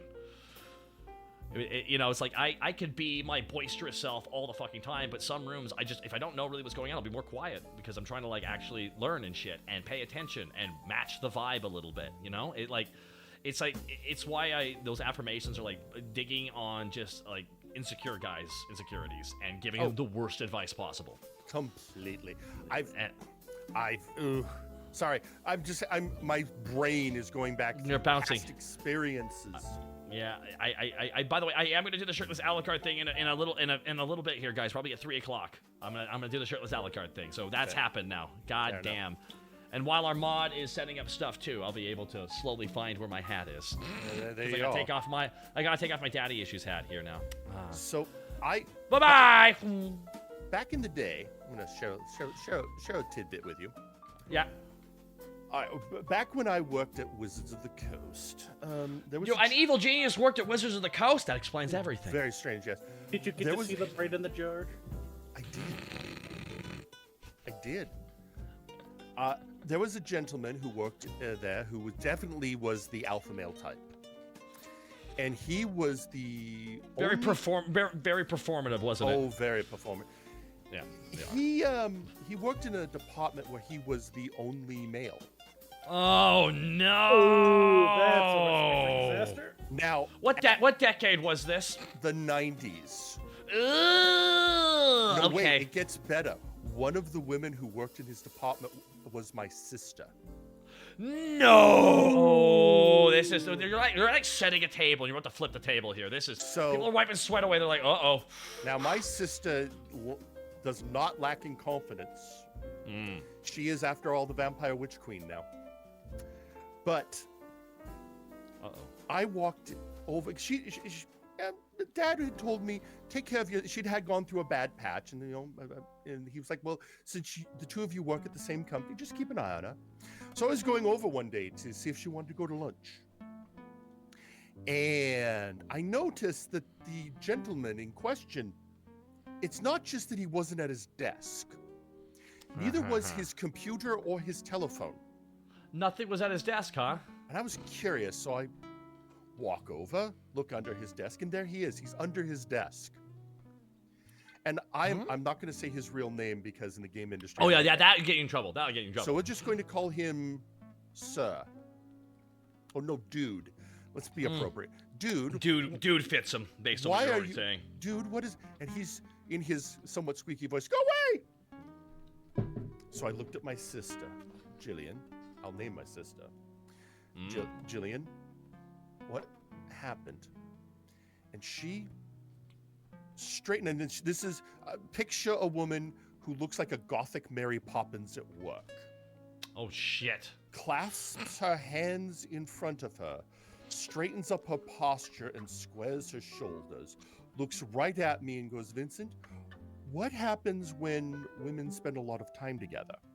And without thinking, I said, well, their cycles sync up. Today. Yes. And what did he say? Oh, what did he... Why are you all being so bitchy today? So they told him in vivid detail. Oh, yes! Oh, my God! And he decided the smart move was to hide under his desk. So that's probably the smartest thing he's done all year. So I walked over and said, dude, and he's like, go away. No, I'm about to save your life. These events are trackable, so buy a calendar and track the date. And when it gets close, make sure your desk is stocked with chocolate and Midol. Now, did he listen to me? The answer is partially. He didn't buy the calendar, but he did keep the chocolate, which taught the ladies who worked with him that every time they yelled at him, he would throw chocolate at them. That story went places I wasn't expecting. Not gonna lie, I did not expect any of that. That's again, like I've had it's been a long life. And to answer the one question I saw in chat, yes, I was there for the TSR buyout. I was there for the launch of Magic the Gathering, and I was there through the TSR buyout. And you're gonna like this. Probate's probably heard this story before, and I think you have too. But one of my specific duties at Wizards of the Coast, I was the person who would answer any phone call accusing us of being satanic Oh or my God. harmful. You got to be on the front line of dealing with that BS. Satanic panic. I was a frontline satanic soldier. panic. My best story. A woman calls me, distraught, just so worried. and she's like, "My son bought these magic cards. They're so evil. They're terrible. I'm going to burn them." And I went, "Ma'am, please, you do not want to burn those cards." "No, I'm going to burn them." "No, ma'am, you want to shred them." What? And she was a pause. "What?" "Well, ma'am, they're playing cards. They're coated in plastic. If you burn them, the smoke will be toxic. Shred them. It's much safer." What was the reaction to that? Her reaction was, "Aren't you upset I'm going to destroy the cards?" I'm like, "No, ma'am, you've already paid for them. We have your money. It's now a discussion between you and your son." Now that was the right reaction. My manager after the fact was like, I feel like I should be reprimanding you, but the fact that I'm laughing my ass off makes that seem hypocritical. And I was like, What? but it was an honest answer. It was an honest answer. It's just like, we're gonna have the money, man. We really don't care. If you want to buy them, you can shove them up your ass. You can do that. It's your right. You bought them. Absolutely, Do whatever the you fuck can do you that. want with them. Exactly. Capitalism. So, anyway, yes. There we go. That's a fantastic. A lot of people would love to ask more about that era, definitely, just because it's just like interesting. Just knowing that you were like kind of there from that get go. I you know what, I have told, I sometimes tell stories. Oh, it's better than the clown incident. We'll just leave it at that. No one expects to see a clown at a strip club, but still. I'm pretty sure Doink the Clown did do that at some point. Oh, probably. But in the makeup? Oh yeah, easily in the makeup. Oh Yeah, shit. 12 of them probate. 12 of them. Oh. There was a lot of doinks. Many a doink. Many a doink. My goodness. But they banned multiple doink angles. Nah, they stopped doing that eventually because Doink wasn't making the money anymore. I mean, you can find out the true stats because out of it, like, again, he had a whole episode on this season of Dark Side of the Ring. well, of course he did. His story was probably the most brutal, as far as I'm concerned. Not a nice guy. I didn't feel sad for that guy. I actually went, you need to be institutionalized, bro. Like, some of these stories are just like, drugs, fuck this guy's brain up. No, this guy was messed up before the drugs. It's just how some people are, unfortunately, and the drugs just exacerbate the issues. Hey, but no, real quick here, I want to thank everybody so much here, and I think I got my hat and shit too, so I'm gonna have to like do my outfit here. I'm gonna slowly grab pieces while you two are talking amongst us. Amongst ourselves, as it were. Yeah. Absolutely here. 1 second here too. We also got like the next sub goal is being debated right now in chat. As you can see, the votes are, and right now, Alpha Male Taka has plummeted to 3%. I'm kind of okay with that to a certain degree, but also those affirmations were just funny. But now it becomes Super Comic Guru Sings or Kingdom Hearts lore, and it's actually oddly close next to each other. Actually, You know, the funny part is you have enough time for Kingdom Hearts lore since you still got 3 days of this. it's true, but it's a matter of what comes next. It's like, all right, what move do I make? I got these cards I can play. Well, which cards will I play next? Oh my god, they're neck and neck. Holy shit, Kingdom Hearts is beating Guru. What is happening? What is happening? People abusing their channel points to try and make you suffer. I mean, That is... I have some. I'm not doing it. Shinichi, because thank you, man. I'm here and I have ethics, but I do have a lot of channel points. Oh my god, people are realizing that you can cash in their channel. Yeah. Oh my god. It's just a game. It is just a fucking... Oh my god, this is just a League of Legends match now. This is what this is. This is just an arms race. Whoever has the most points shall be the victor. Now, Whoever has highest number win! So when I do my Disneyland adventure streams, my second highest point redeem is make me go on Small World. How long is that ride? Well, it's a mini game. It's cultural appropriation. The game. That's... Yeah. Yep.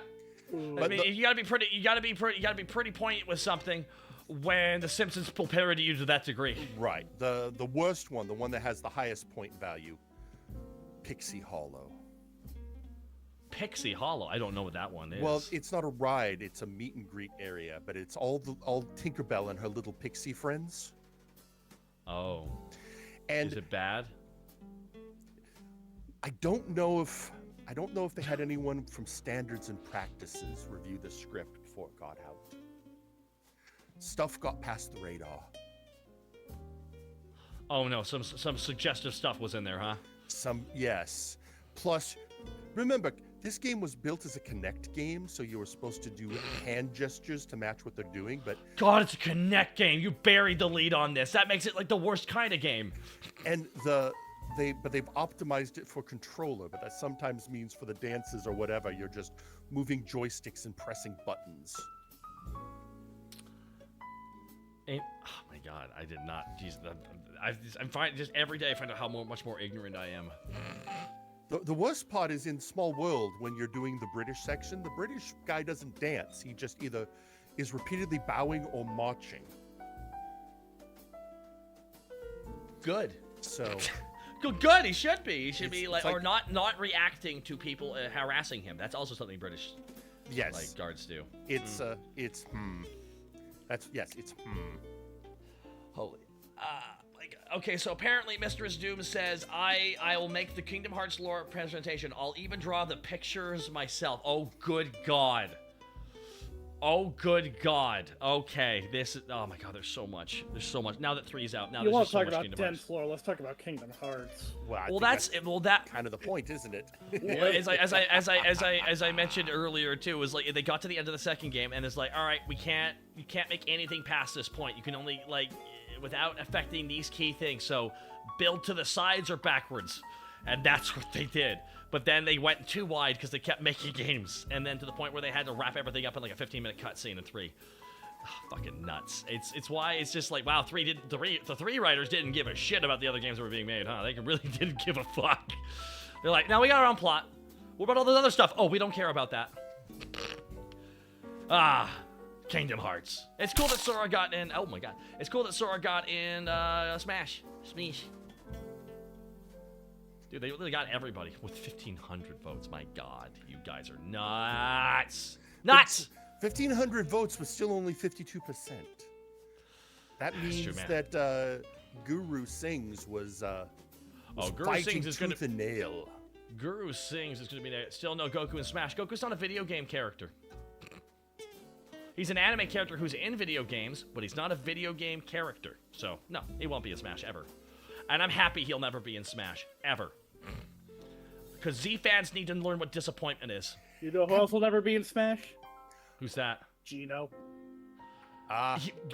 Bro, I mean, he might now. I mean, like, no, there's gonna be no more. They have the outfit for him and everything. That's the best you're getting Smash players. I'm honestly legitimately surprised that they managed to get Square Enix to sign off on that remake.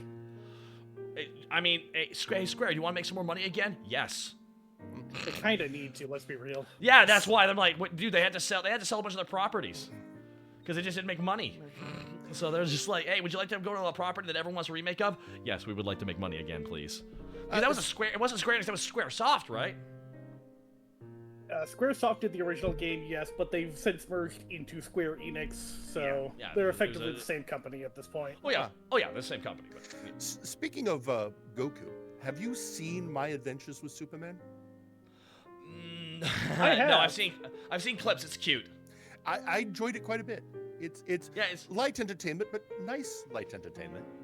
It's fun seeing a different writer and producer in a different country write their take on Superman. It's just neat to see it, and they seem to understand the core of who he is. The fact that his first ever Superman thing is saving a cat from a tree is like perfect. Exactly. Like they know exactly what to hit on immediately. Don't start with him fighting doppelganger Superman, and start with him just saving a cat in a tree. Jesus Christ, just start basic. Don't build.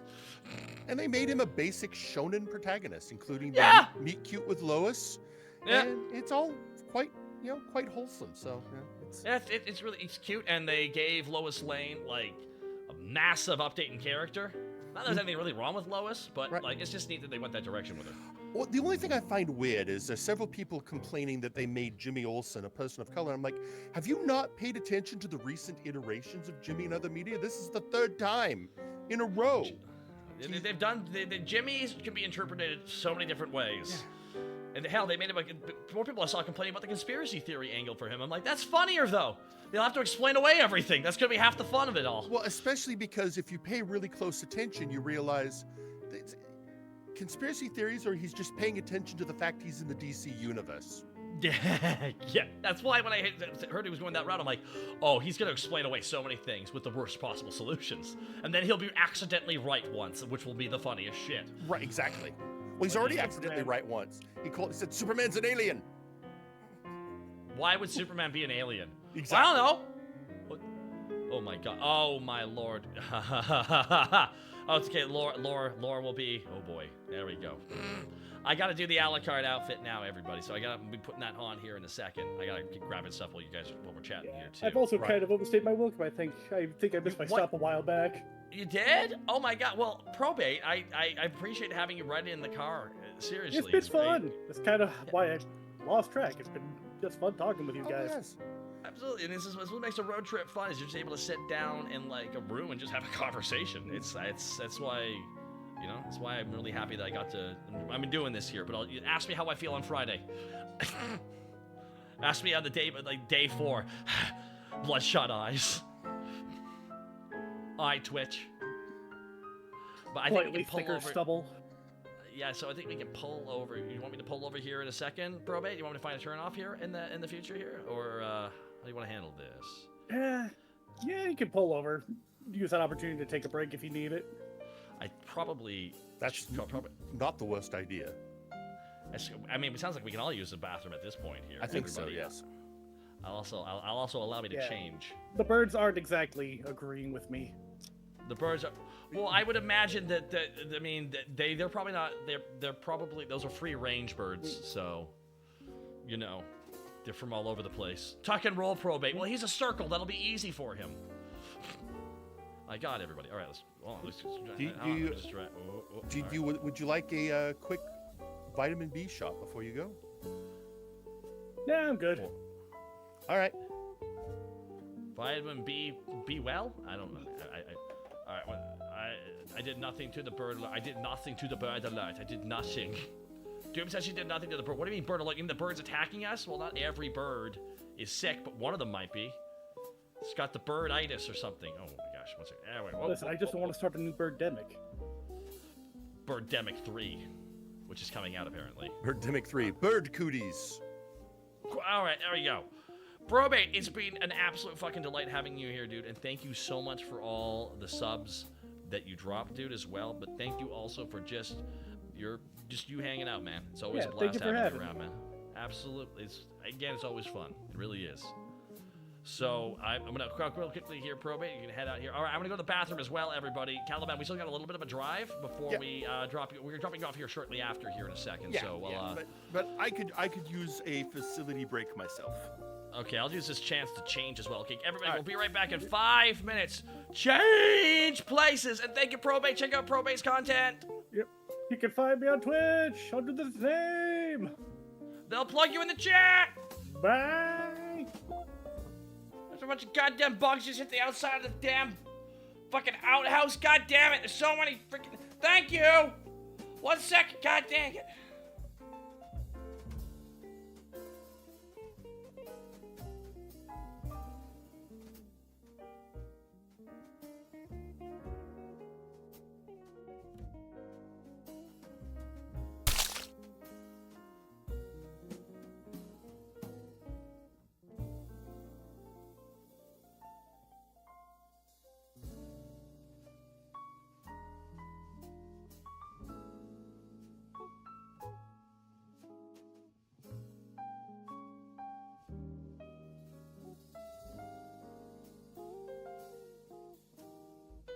I'm gonna get this outfit on. Come on. You're so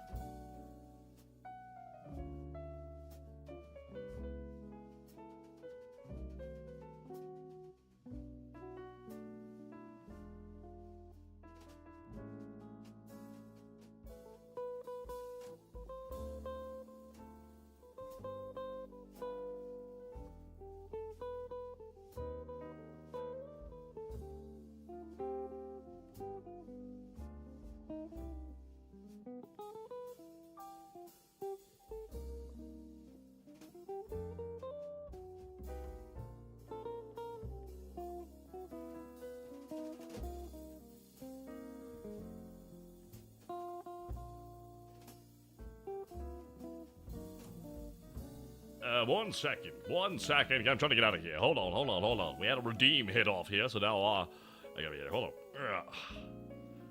And there we are. Hi, everybody. Hello, paisanos. How's it going? Hi. Hello, Dr. Caliban. Very good, very evil. Very, very nice to see you. I see we have similar tastes in eyewear. Kind of, but I think yours fit better than mine. There we go. Now we're good. Now we're cooking with bacon grease. Oh, there we go. To be fair, mine are cybernetically enhanced. Mine just look cool in dark rooms. That's how mine work. Yeah. And here we go. Where we are. Then we're we're driving. Just move over here, like slightly there. Oh, I bumped there. Good gravy, he's naked. No, I'm just not wearing a top, everybody. Yes, it is I, the Crimson Fucker. Yes.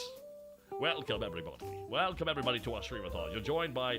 We were just joined by the wonderful Probate, and we still have the gentlemanly evil Dr. Caliban. And we're driving him to his satellite launch site, correct? Correct. Got to get that satellite in the air for the experiments. Make sure all the underwriters are happy. All the underwriters? Is that like there's a writer and then there's a writer underneath him? Or them? Yeah, financiers. Okay, I think they're just called producers usually, or executive producers, or co-executive producer. You could call them that as well. It's little. You're surprised how many people invest in evil schemes. Are you kidding me? I heard one of the newest ones. Did you hear what they're planning to do with the SAG and the WAG? So one of the here's what happened. Here's my call on it. Pretty much, there's a couple holdouts on actually getting negotiation going, and they're being intentionally obtrusive assholes. And there's like one guy, and a bunch of the other CEOs are like, no, just give them what the fuck they want, guys. Come on, let's get shit moving here. All right? And one's like, no, I refuse to. They're like, all right, fine, we're gonna leak that. That's your fucking plan, bitch. And that's literally what's happening here. So I think right now there's even a corporate coup going on. So here we go. Well, it makes. I mean, honestly, from what I've read, it's like, as you alluded, it's only 2, maybe 3 holdouts? Yeah, it's 2 specifically. It's probably Warner Brothers and Netflix. Netflix is like, literally the other companies that said, it's Netflix. Like, literally, Disney wants this done. Yes. Disney just wants to give them the money and end it.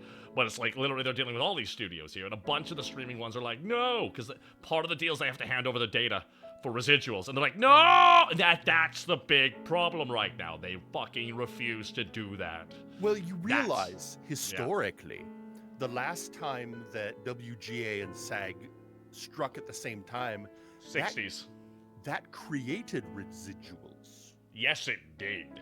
Exactly that. And that's the crazy thing about this. They have not had an actual SAG strike since the 60s. Like, WAG has struck many times, but SAG has not struck in a long time. So there you are. Well, and the studios they're trying a maneuver, but it looks like it might fail or not work as they hope, because they're trying to say, let us bring in federal moderators, and SAG's going, but then we'd have to delay again, so maybe no. Literally, Disney wants this shit signed because they want the actors all good to go. Like, all these studios, they're still planning on doing this to the writers. But the actors they don't want to lose, because they're in the middle of production right now. So if they have 2 strikes at the same time, tell you what's going to happen, then they're going to stand in solidarity with each other. And that's the problem. They flat out have outed that one of the CEOs said, my plan is to all of them go bankrupt, and that's my plan. It's like, he has no plan. He's just refused. If anyone says, I refuse to negotiate, that's bad. They're bad at their job. Negotiation's part of life. Very bad. Well, here's the other thing. The people who are currently absolutely terrified of a SAG strike are the publicists. Because oh my god. What is right around the corner? San Diego Comic-Con, you say? Yeah. Oh, no, they literally, part of the SAG strike is no press for any upcoming movies as well. I'm like, oh shit. Say goodbye to the Bobby. Say goodbye to all the Bobby press. All that momentum, boop, gone. The Bobby press, everything else coming out later in the summer. Yeah. Oh, in the middle of the summer season, folks. They're gonna have to stop filming Deadpool 3. They've already had to, like, literally, they cannot, since Ryan Reynolds is credited as a writer, he cannot improv lines now on set because of the writer's strike. Yeah, it's already causing fucking problems, and they're still working through it, and now they're gonna have a SAG strike. There you go, get paid. Get paid. I don't give a everyone's like, but they're already rich. Yeah, I know. But you know who's getting richer? People who do nothing but go, oh, but the money's mine. Why? Because it's fucking bullshit. And the problem is, every time I hear that, but they're rich, no, the majority of the unions aren't. Very few of the union actors are rich. But writers and voice actors and so many performers make fuck all. Someone explained that, listen, I had to pay 40% of what money I made to all these different people. I have enough for rent for 2 years after being in a fucking Netflix TV series. Rent for 2 years, that's what I got. I'm like, Jesus Christ, that's nothing. Like 40 grand, that's all you got, damn it. And no residuals with streaming shit. And it's like, this is the fight now. That's why they refuse, because they have to hand over their fucking data so people know what the residuals are, so what the payouts are. So then they're gonna find out a lot of the shows they're paying make next to nothing. It's why people are like, oh, well, you're just such a privileged voice actor. You get to be in all this shit. Like, dude, they're barely paying rent. They're being dicked over. You're just jealous you're not in the show. It's why anyone who says, it's exactly it. They think like they all live this like bougie lifestyle or something. It's like, no, they don't. I've met anime actors. They're broke as fuck. I talk to a working voice actor all the time. And most of the time he's like, well, I've got a job. And that's good because he has to pay rent. Yeah. And this is somebody who works a lot. Yeah. Living in LA is expensive as fuck. And he hates it, but it's where the work is. Yeah, that's exactly it. I had the option to get into voice acting years ago. When I realized the reality of how much work I would have to do for what peanuts I'd get, I was like fucking frustrated by such an idea. So I decided to go a different direction with everything. But I still want the people who went that direction to not feel like fools or suckers. And Benjamin Oscar! Ah, beans! Well, at least Project won't be eating them this time.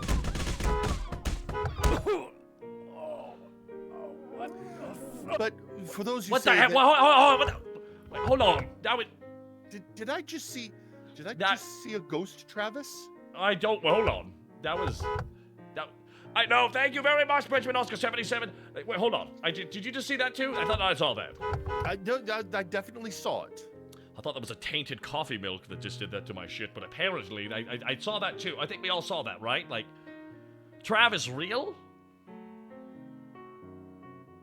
That was just a voice in my head. Don't confuse Travis with the AI on the bar. They're two completely different entities.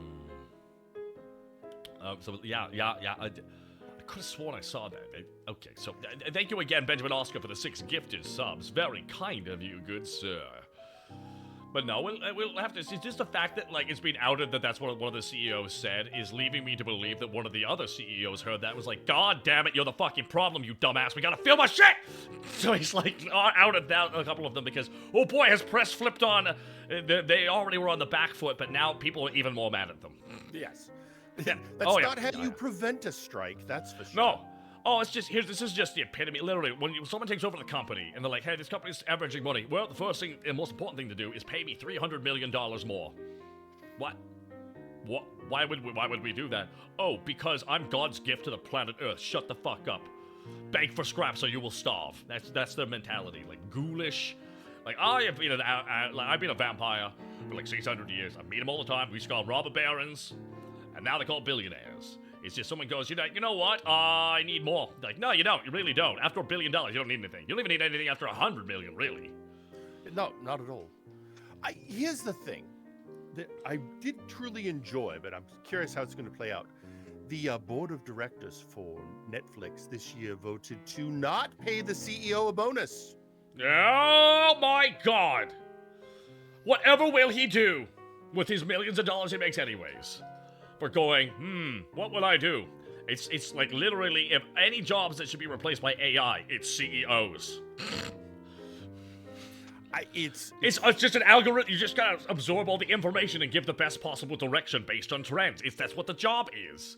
And these guys will fuck up and keep being rewarding themselves. And it's just in entertainment, in video gaming, all that shit. It's just obnoxious as fuck because the money should be going to residuals for artists so that the art and products that they're making are even better. After all, if they can't make a living, they have to go find places where there's money. Exactly. If there's no money in writing, they're going to. So the plan is to fire all the directors, all the actors, all the writers. Okay, they'll just go do their own thing. That's what they'll just go do, and then you won't be involved anymore. Like, yeah, get it? You need workers to make shit. Rabble, rabble, rabble, rabble, rabble, rabble. I'm with the strikers. Yes, I am. Well, yes, get paid. Motherfucker, get paid. Go out there, get paid. Yeah, exactly. To me, it's the same people as a term I despise. Quiet quitting. Oh, really? Quiet quitting. Well, I mean, I feel like that was more of a reaction to how loud and not just like, I mean, quiet quitting is not what leaving Twitter is. No. Everyone, I am about to leave Twitter. That's right. You all needed to know. Because all quiet quitting is, the definition is people who are doing exactly their job description and nothing more. Well, in the end, if all you're offering is minimum wage, why the fuck would they put anything more than minimal effort in? Exactly. You know what minimum wage, when you're paying someone minimum wage, you know what that says? Is if I could pay you less, I would. Exactly. No, That's exactly what minimum wage means. If I could pay you less, I would. That's what minimum wage is. As someone who has worked for many evil empires, I understand that part of the corporate culture is always, well, you've got to put in extra effort so you can excel. Let me tell you something. After 17 years working for one of the biggest evil empires of them all, and hardly progressing at all inside the company, the thing I learned is, why put forth the effort? There's not going to be a reward on the end. Give me my paycheck. Give me my paycheck, and don't make me feel like a bitch. That's the reality of it. And I'm going to use my vacation time, and I will see you on Monday. There you go. What's wrong with clocking in, doing your time, and leaving? That's why I like some actors like Harrison Ford. He's like, literally does not fucking care and just acts. That's it. He's like, let's go to this fucking job. Why? Because I'm being paid. Does his job and leaves, and that's it. There's no like, oh, I just love doing it. I'm having such a great time. No, it's just a job for that motherfucker, and I respect it. As it should be. So yes, support the strikers. Unless they extend, the vote should be today. Oh, I believe it is. Unless Fran gets back from a little Italy trip she went on. I mean, there's always that. Trust me, I was very pointed about that yesterday, but I was very pissed off to see that. I'm like, you're in the middle of negotiating with these studios, and you're flying to Italy to take selfies with Kim Kardashian. That's your priority, eh, Fran? I'm double see. I don't see any news, so I don't think the vote has happened. No, not yet, but it's gonna happen. It's gonna happen. It's gonna happen. Because literally, they almost had a deal until one of the networks said, like, oh, we're gonna hand over your data. Nope! It's Netflix. It's Netflix. It's absolutely Netflix. It's absolutely Netflix. It's them. That's why they're outing them. Oh, I'm a fun at this again. This whole quiet quitting thing. It's like, well, it's just a way to make people who are trying to set absolute boundaries between their work life and their home life feel bad. Yeah. And that's I saw this today, in fact, on one of my feeds again. Don't kill yourself for a company that will replace you within 48 hours of your death. Yeah, exactly. Like, in the end, if you make people feel like they're replaceable, then you're replaceable to them. Fair is fair. Exactly. And I speak that as somebody in my industry, where I command a certain amount of recompensation due to my years of experience. And people have been trying to say, well, how about this? Would you accept less? No. Dude, literally, one of the crazy things is like how people think just pure capitalists are like the only end-all be-all. Listen, pure capitalists have one idea. Well, two ideas. And it's in tandem with each other. Guys, hear me out. What if we charge more and offer less? And a gesture like no one has ever invented that or thought of that ever before. And it's just like, okay, that's neat, Larry, but we have actual problems here. It's like, for example, like with the Wizards of the Coast CEO saying, I will increase profit from D&D by 50%. Oh, wow, how are you going to do that? Any way possible. Well, how about a healthy way that keeps the brand, healthy? Because we have a movie coming out here. We don't want the fans to feel foolish now, do we, with this co-opted project we're working on? No, I promised a bunch of strangers I would do that, so everything's got to burn. It's just... That was a weird time, especially because for you, that was something like, Jesus Christ. Looking at you going, motherfucker, what the fuck are you guys doing, bros? Well, I reached out to contact. I still have contacts. Oh, yeah, they were just like... And they were like... They were It's one person. It's one person. It's one person. It's one person. It's the... Yeah, I know. I saw it was sideswiped. Yeah, no, because everyone who pointed out that what she was doing was a fucking bad idea was, like, fired. It's like, yeah, she's bad at her job. They literally had to, you can tell what happened. They had to hire a crisis team, and they came in, and they explained to her carefully that you have to give them everything and shut up. To stem the bleed you have right now, because you're opening yourself up to lawsuit from the movie studio for this movie coming out now. It's just almost always comes down to one person saying, but I promised a bunch of random strangers the numbers go up. And that's the other stupid thing. There is no such thing as continuous sustained growth. There are ebbs and flows, and you have to accept that. There was like, well, I want guaranteed profit. Not everything is going to have an increase. Maybe it'll only be up 1%, down 1%. How's the health of the brand, though? Exactly. Brand health is something that these kinds of thought processes destroy.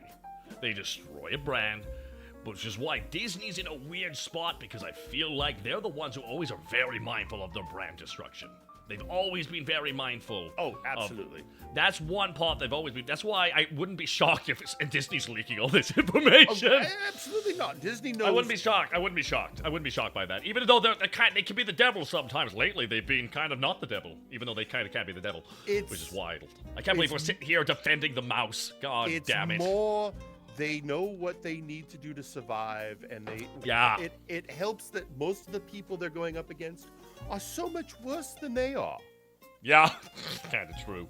I was watching a video trying to analyze why attendance was down in Disney World. It's because people are broke. Well, it talked about so many reasons, but not the fact that tourism to Florida overall is down. I wonder why that happened. Oh, I think we're coming up. Yeah, we are. Yeah, I was about to say, I think the turnoff's coming up here, or over here, so don't... Alrighty, everybody, this has been Dr. Caliban. Caliban, where can they find you here? Well, you can find me here on Twitch at twitch.tv/Dr_Caliban. That is Dr_Caliban. You can find me on YouTube's at Dr. Caliban, where I teach evil etiquette lessons. And I do have a presence on TikTok, but it's mostly just retreads of my YouTube material.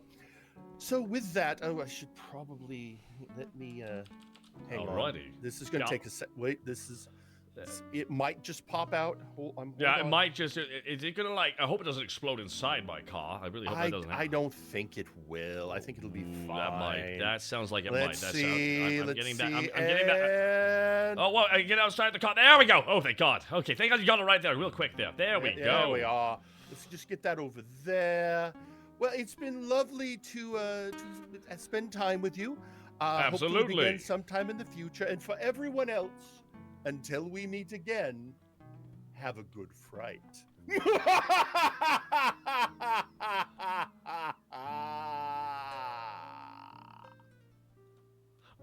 I think, hear me out, I think he's evil.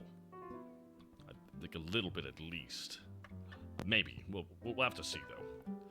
Time will tell, I think. Time will tell on that one. There we go. And now we're off to the races, folks.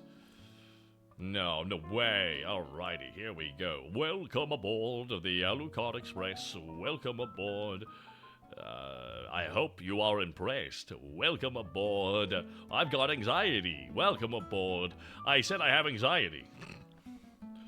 Is he evil like Dr. Briefs? No one's that evil. A truly vicious, vile, petulant man, that Dr. Giro is Dr. Briefs, but Dr. Caliban, he's quite the nice fella.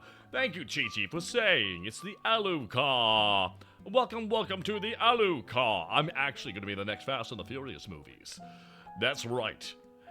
He thought he could do it, but Vin Diesel can't keep his weird, spooky shit out of that series. But welcome, everybody. Well, in the end, really, it's about family. Seriously, if Caliban is a monster, but he isn't a monster about it. Well said, Probate. Well said indeed. So welcome everybody to my streamathon. I am Alucard. We just hit our most recent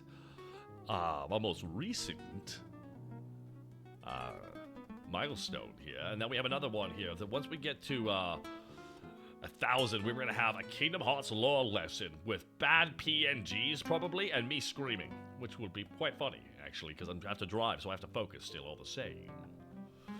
That's right, everybody. All the movie monsters are copyright free. They're all public domain. Frankenstein, Dracula, the Mummy, the Werewolf. No one owns those concepts. Those are all public domain, which is why they show up in everything all the time, because no one legally owns them. Yeah. That's the beautiful thing about public domain. So much as I'm sitting here showing, oh, Disney, they're not that bad. Oh, not that bad. I'm like, no, Disney's one of the reasons why we don't have public stuff going to the public domain anymore, because they don't want the mouse becoming public domain, because that's worth billions to them. Billions. I think $10 billion or $32 billion. I forget how much. Who the fuck knows? An absurd amount of money. That's for true. 1 second here. I guess just like, there we are. There we go. There. Okay. There we are. Forgive me. I got my long leg. Damn that hat is slay. Well, thank you. You will go public next. Winnie the Pooh is public domain. Yeah, I heard they already had a trash ass movie come out over that. Yeah, all there, all over the place. So, everybody, I want to thank you all for being here. How about we listen to a little bit of music? Would you like to listen to a little bit of music, which will not be claimed on the VOD because we have another separate audio track, so don't worry about it. Yeah. Oh, I don't want to sing that song. I don't want to sing that song. Oh, here we go. Oh.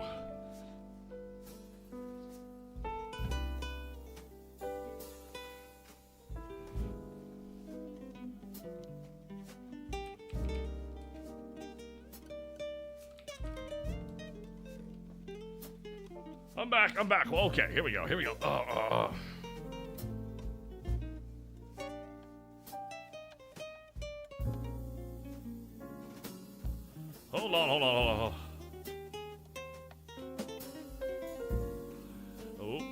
Oh.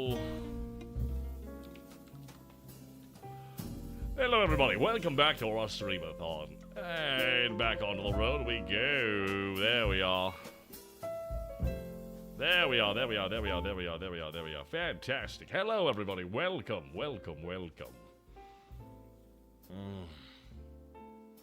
That was hot and Canadian. Yes.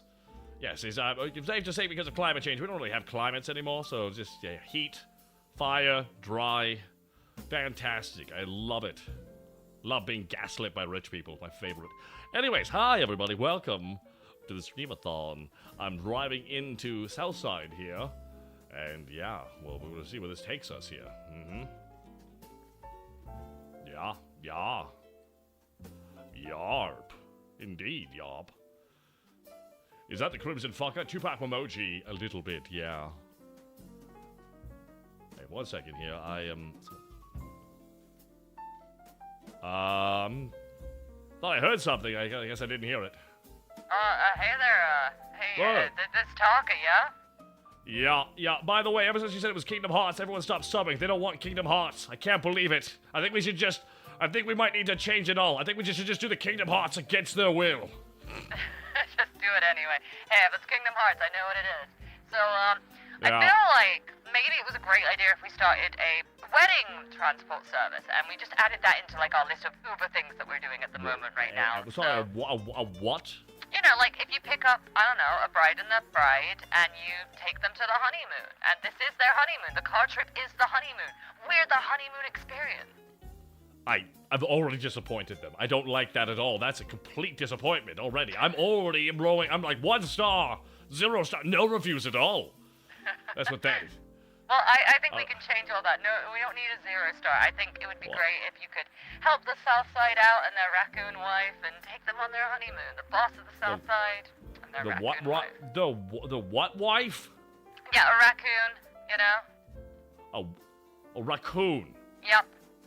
A raccoon? Yes. Not like raccoon from Dragon Ball. That would be interesting. I've already had crappy. Why do you not have better phones at the bar, dude? But no one can hack that line. You have to do it old school. No one and young hackers don't know how to do old, like, LAN stuff. So I figured that was, good for my anxiety. You have to dial the phone by spinning stuff. It's awful. It's the worst communication we could have. Well, instead of just clicking a name, you gotta like slowly. It's not do it. It really makes you wonder if you really want that call. It's you know, in the end, it makes sense to me. I got you. I want you to know right now, I'm a 600-year-old vampire, so just like that was like the right level of tech for me. Digital, not for it. Everything before it though, loved it. I'm modernizing the bar while you're gone. That's what I'm gonna do. You know, it probably needs it after all the fires anyway, so. There's enough smoke around. Yeah, there is. Well, have fun doing the honeymoon trip. I'm sure you're gonna do amazing. I'm gonna go redecorate. Thank God I'm right by Southside, but not the city part. I'm right over here by the park area, which is slightly to the left of it all. Right to it all, actually. Oh, I think I see them now. I see them, I think. Yeah, I think I just gotta... Hold on, let me just pull over here to the side. Yeah. Ooh, there we go. And I gotta... Hold on. I got one on. Bloop. And blop. And... What the fuck just happened? What the fuck just happened? Well, I probably can't pick them up yet. Something's wrong. Something's wrong. So, no idea. 1 second here.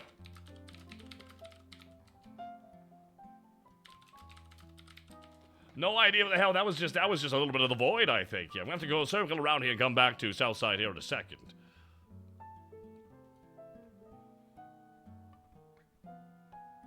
One second here. Hold on.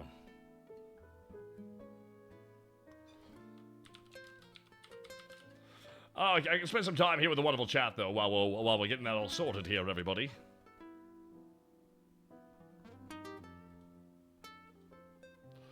Thank you, everybody, for being here. I greatly appreciate you all joining me here on my streamathon. We're halfway through day 2.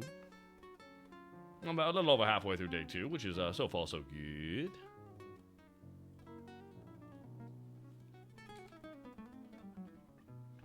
Yeah. I understand Kingdom Hearts law? No, I'm having someone explain it while I have someone explaining it to me while I heckle them the whole time.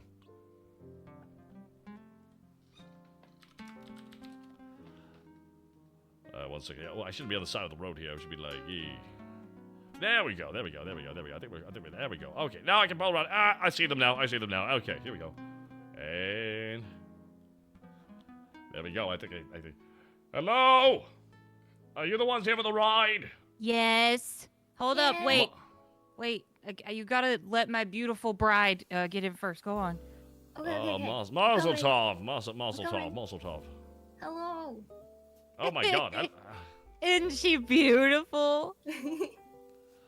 Oh my goodness. Hello. If you can get in the back seat there. There we go. Hello. Hi. Man. Hello. Is that gum under the seat? That was not my... No, I don't know. There better not be gum under the seat there. You have to find yourself a seat here. And strap up, or strap on, or strap in. I don't know, whichever works here. Hey, we're on our way to the honeymoon. We're not talking about strap-ons yet. We haven't arrived yet. Oh man, all 5 minutes. All of 5 minutes, my God. All right, if you're good to go, while you guys are getting situated here, we're gonna start us driving down the road. There we are. Okay. Find yourself your seatbelts if you can, and get yourself in your seats. Keep your trays in upright position, and don't kick the back of my seat. That's the only request I have. Damn. Now, everyone's saying that this stream just got dank. I don't know what that means, but, Oh, sorry. Shit, I meant to put that out before I got in. No, you're just gonna make me jealous. I gotta drive. I can't smoke. I can't. I can't have any of it. I'm driving. I gotta be responsible. Dude, if you get pulled over, you just swallow the joint. That's like Stoner 101. But like I'm still driving high. That's the problem, though. Listen, I'm all for legalizing, but let's be honest, you're getting behind a 2,000-pound machine of metal. I think you should have a clear head. It's just the reality of it, you know? I think we all share that one a little bit here. We're joined by Rummy and Rael.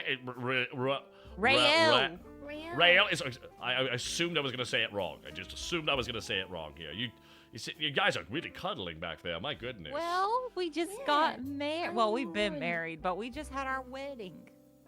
Oh my God! It was a shotgun wedding. Well, there was probably guns there. We were on the bad side of the south side, so I wouldn't makes be sense. surprised. Yeah. Well, a shotgun wedding in the south side is very different. That's implying that everyone's armed with shotguns to, of course, prevent against enemy mobs. Yeah. My goodness. Hello, Rummy. Hello, Rail. Was it a good wedding? Did it get to the part if anyone has problems now, speak now or forever hold your peace?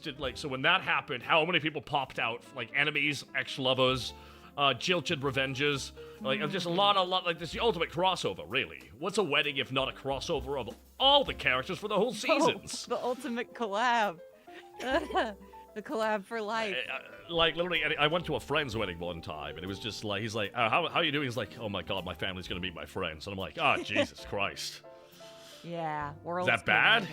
Yeah, I'm more worried about my family, because... Oh, your friends have to meet your family, not your family has to meet your friends.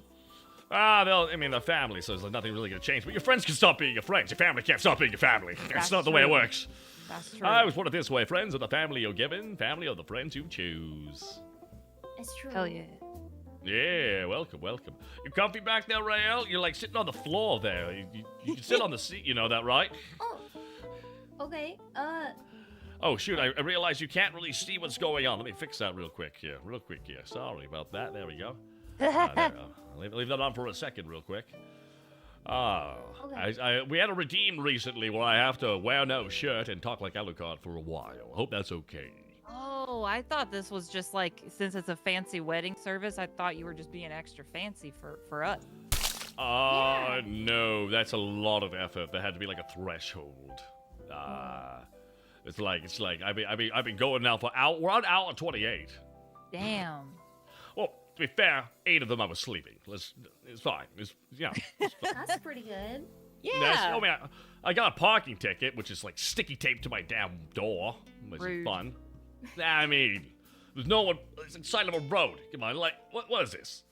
But anyway, so we're driving down the road here. We're taking you to your honeymoon. Where are we going exactly? I have my route here in front of me. It's luckily the way I'm marathoning this streamathon, but well, can you tell, or is it like forbidden secret love? Well, like, hotel. Rael, I don't know. gonna give you the choice. Would you rather go to the biggest trash can in America? It's literally like 60 feet tall. Whoa, we are not going to Philadelphia. That's way out of the way. Or do you want to go on a tour of all the 7-Elevens in the country? Oh, man. Oh my gosh. Okay, so I think if we tour 7-Eleven, we'll get like the best of both worlds. We'll get the trash and the goods. And I'm excited. Yeah. I like the way you think. That's why I married you, babe. Gosh, I'm happy that you two have found love. Was it we just did a collab and your eyes locked? You're like, yep, I'm all about that shit. Rael, when did we meet? We've known each other for so long. I know. Honestly, I think it might have been like at a gas station, or maybe it was 7-Eleven. I just. Well, it's crazy because you two are gassing each other up. Yeah. Oh well, yeah. But it just feels like she's always been in my life, you know. And I did meet Koki in a dumpster behind the Dunkin' Donuts, so I get the stories confused sometimes. But I think I met you in a dumpster too. Yeah. Me? Oh no, not me. It's been so long, so like I don't even remember. But I'm glad for it. Yeah, that's my girl. She was rummaging around. She found some chicken tendies at the bottom, and she was so happy, and the smile on her face just set my heart ablaze. My heart was blazed up. You locked eyes at a Katy Perry song started playing, huh? Yeah, it happens. It's more of a chemical reaction. It's not really. I mean, yeah. Childhood friends to lovers. Hell no, the friends who are married. Why you gotta read so much into it? My God. Yeah, you could be both. You shouldn't not? marry somebody that's not your friend. Yeah, you should be best friends. You should marry someone who's your enemy, so it should be peak drama for the show. So you can always keep an eye on them. Listen, back in the day, it was they were called political alliances. They were called political marriages. They're like, but I don't love him. You will love him! I'm from that era. There's a lot of that. Oh my god, well, we're driving on down the road, and we, so what can you tell, what's been going on with you guys lately? Aside from getting married and everything, getting hitched. Yeah, that was pretty huge. Yeah, but, yeah. What else is going on in the South Side? Koki's still the mayor, and Meat's still the, what's it called, the Lincoln log? Yeah, the Lincoln Looker, I think. Lincoln Looker, that's what it is. The Lincoln Looker? This is South Side.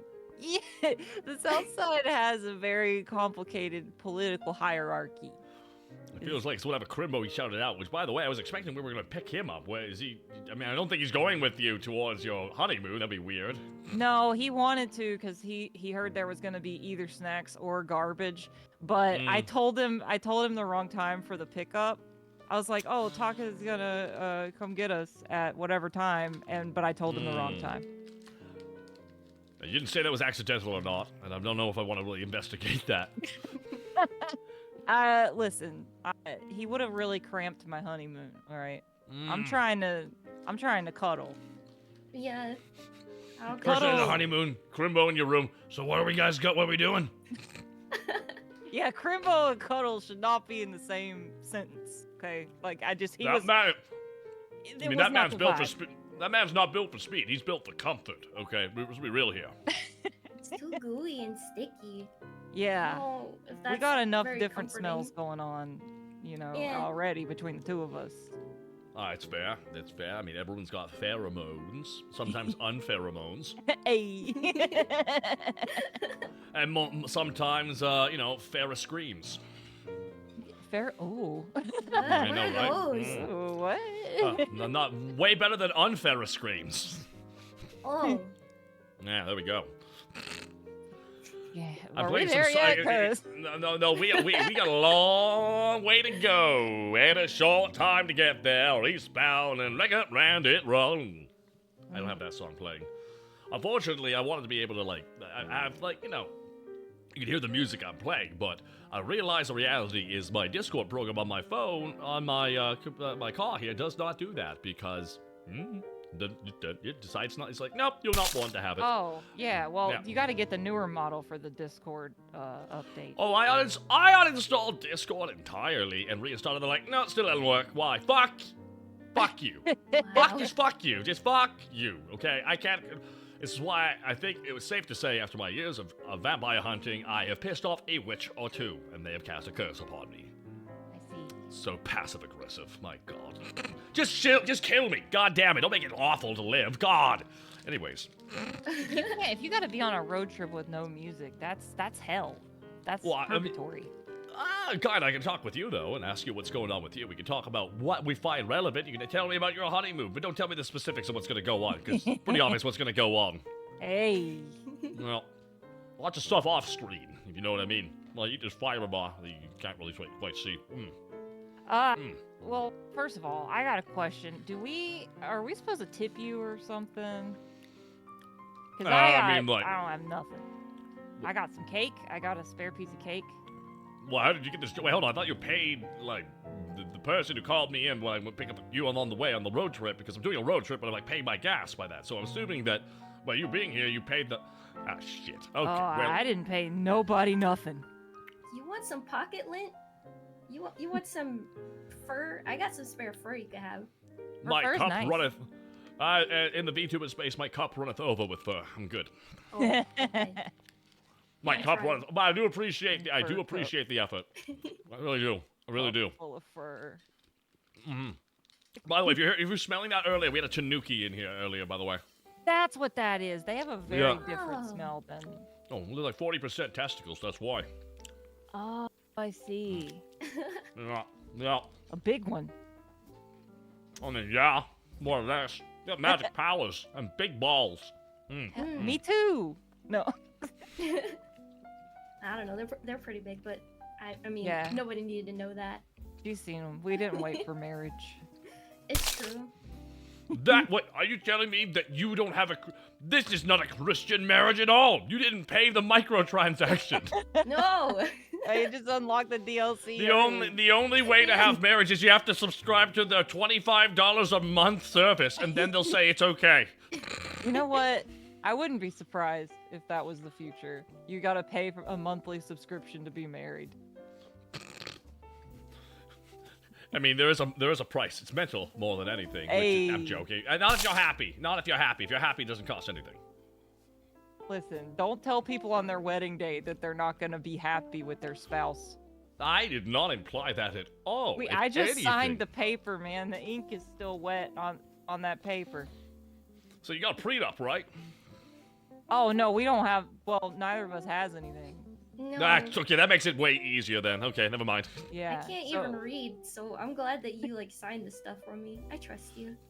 Oh yeah. See, I'll sign everything for you from now on. To death do us part. So Romy, you're the smart one in the relationship? Uh-oh. Yeah. I mean, absolutely. Oh boy. I Oh mean, boy. You know how to read, right? I mean, I dabbled. Yeah. You know, a little of this, a little of that, here and there. Totally. Everywhere, all around the road, a little bit. I think I can like write my name. Thankfully, it's only like 4 letters, so I'm good. But I don't know anything outside of that. What are some words that they need to know, chat? You can take a look at Chat FM as they give you words you should know. Like, I'm sorry, and you're right, and other wonderful tidbits of married life. Yes, happy wives, happy lives. Oh, you don't got nothing to be sorry for, Yeah, babe. nothing to be sorry. Not yet. Eventually, but not yet. So yeah, the shotgun wedding. Of course, someone threw out some smoke canisters, something so you could all escape. I picked you guys up, and now we're driving to your destination. What are you looking forward to in the future? What do you got going on this week aside from riding in my car right now? Oh shit! Ray, hell, you got a thing coming up. Wink, wink. Oh yeah. Nudge, nudge. I do. On the 22nd of this month, I'm doing a donathon because you know I move around a lot, right? But not a lot of my things come with me. So hopefully I'll get some pennies for that. And then I don't know. I got nothing because you know I got hit by a car like several times. I'm being very brave right now, sitting in this car with you guys. So I just want you guys to know if you're in the car, it can't hit you. No, but the safest place. Just the car in general is a little. I'm so sorry you got hit by a car multiple times. Wait, multiple times, not just the one time. Was it like a different car that hit you afterwards, or was it like I'm asking you all the bad questions right now. I'm really asking the worst questions right now. But did they hit you and then they back up over you? I don't know what the strategy was. How slapsticky was it really in the grand scheme of things? I think I got hit. It was a funny cartoon tumble into the air onto the ground, and then they backed up. I got the marks to prove it. Those bastards. So you're doing a donathon for that, huh? Yeah. I got tire brain track. damage. There's tire tracks across her tummy. Yeah. I would stand up, but you know, this car is very small. I don't know if I can. Hey. It's okay. It's like a Dodge Colt, I think. This thing doesn't have a sunroof or anything. Not really, no, but the windows are down, which is nice. Doesn't have a sunroof or a moonroof. What's the difference? There used to be called sunroofs, but because literally sunroofs were so leaky, they changed the name to moonroof, and it has no difference whatsoever.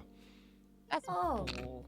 Yeah, they did do that. Yeah, that actually happened, which was one time I was at a car place, I'm like, what's a moonroof? Oh, it's a sunroof. We just don't want to call them that anymore because the sunroofs used to leak all the time. I'm like, oh. So they rebranded. They redebuted. Yeah, they redebuted. They redebuted, really. They rebranded the model. They went more of a pirate theme, and they went for it. Aw, just like there us. you go. Aw. How many times have you redebuted? Is this am I driving you to your redebut right now? Is that what's happening? Oh shit. We should redebut as brides. That would be cool. Are there Oh, I'm giving out a free VTuber idea. If the radio is listening, there should be a VTuber character that's a bride, and it's always her wedding day. Just every day. Oh, Every day. I love that. Every day is her unwedding day. Yeah. Happy unwedding to you. Wait, or like at the beginning of the stream she gets married, and then at the end she gets divorced, and then she marries somebody else the next time. Becomes a joke. It's like how is this divorce gonna happen? It's like a reverse sitcom where everything gets worse at the end. Oh no. Yeah. Like a sitcom, everything is great at the end. Everyone learned a lesson that miscommunication's bad, and we pretended that cell phones weren't real. Sitcoms live in a universe where no one has cell phones or goes, what did you say by that, actually? Oh, that's what you meant? Cool. We've gotten rid of the confusion, therefore there will be no drama today. Credits. 2 minutes into the episode each time. For real, though. I've thought that many times. Misunderstanding is the key to a lot of comedy. It's like I heard somebody say that, like, a lot of people in their dreams don't have a phone. Like, you don't have your phone in your hand, you're not looking at your phone. Have you ever, think about it, have you ever seen your phone in a dream? Like, sitcoms must exist in the same universe. I've seen screens, but never phones. That makes sense. Oh, like, have you had the VTuber dream? Have you had the dream where you're running a stream and, like, shit's going wrong? Well, that's not a dream. That's just any stream. That's just any VTuber stream. It's just like you start the stream, the chroma key is immediately wrong. You're like, oh shit. Oh god damn it! No. You go for 5 minutes. You realize you hit start recording instead of stop streaming because they're right beside each other with a fucking OBS, and I don't know why. Instead of at the opposite ends of each other. But hey, they have the two buttons. No distinction between the two either. Yeah. No. At least make the recording one red or something. I want my money back. Wait a minute, I didn't pay anything for it. Shit. That's why anytime I have a complaint, I'm like, but I didn't pay anything. Fuck! I wish I paid money so I could complain, but because I didn't. I can't. Yeah. That's why you don't look, what is it? You don't look a gift dog in the mouth. Right? Is that the quote? Yeah, it's like it was free. Right. Yeah, don't look at the gift dog in the mouth because he'll bite your face off. The Omega Wolf! Thank you very much. Honk honk to you too. Oh my god. Once again, oh my god, Omega Wolf also gifting us up. Honk honk to you too. Thank you very much, Nom. The unbeliever. Honk honk indeed. Beep beep. One second, I'm doing my social media post here where you two talking amongst yourself here. Among us. Ourselves. Among us. I'm so happy to hear that you still do the Among Us thing every time you hear that, because I do too. And everybody's like, Rummy, we've moved on. Cool. I think about it this way. Oh my gosh, I need Ray, what's your Twitter? Yeah. It's at Rail Rotten. RAEL? Yes. Wait, Rael, we didn't decide who was gonna take. Whose last name? Oh, that's $1 million. There we go. Last name. Oh. If you could hyphenate, you could be Rael Rotten the Boss. Rael the Boss Rotten. Oh my god. Oh my god, but you could be Rummy Rotten. Yeah, you could. Oh. Who is that? Why does it sound familiar? Robbie Rotten. Robbie Rotten. Oh, shit. Hey! It works because you're number one. Oh. Oh, this is one. I can see why they got married. If this is like endlessly happening, it makes a lot of sense. It makes a lot of sense. It really does. Really does. We get by somehow.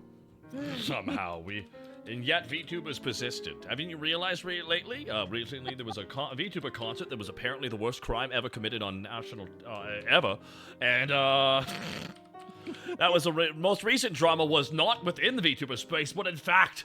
Everything changed when the Fire Nation attacked, essentially, and the normies were like, what is this? People having fun about something I'm not into? I will take this personally. Yep, it is. Yeah. It's a personal attack against y'all.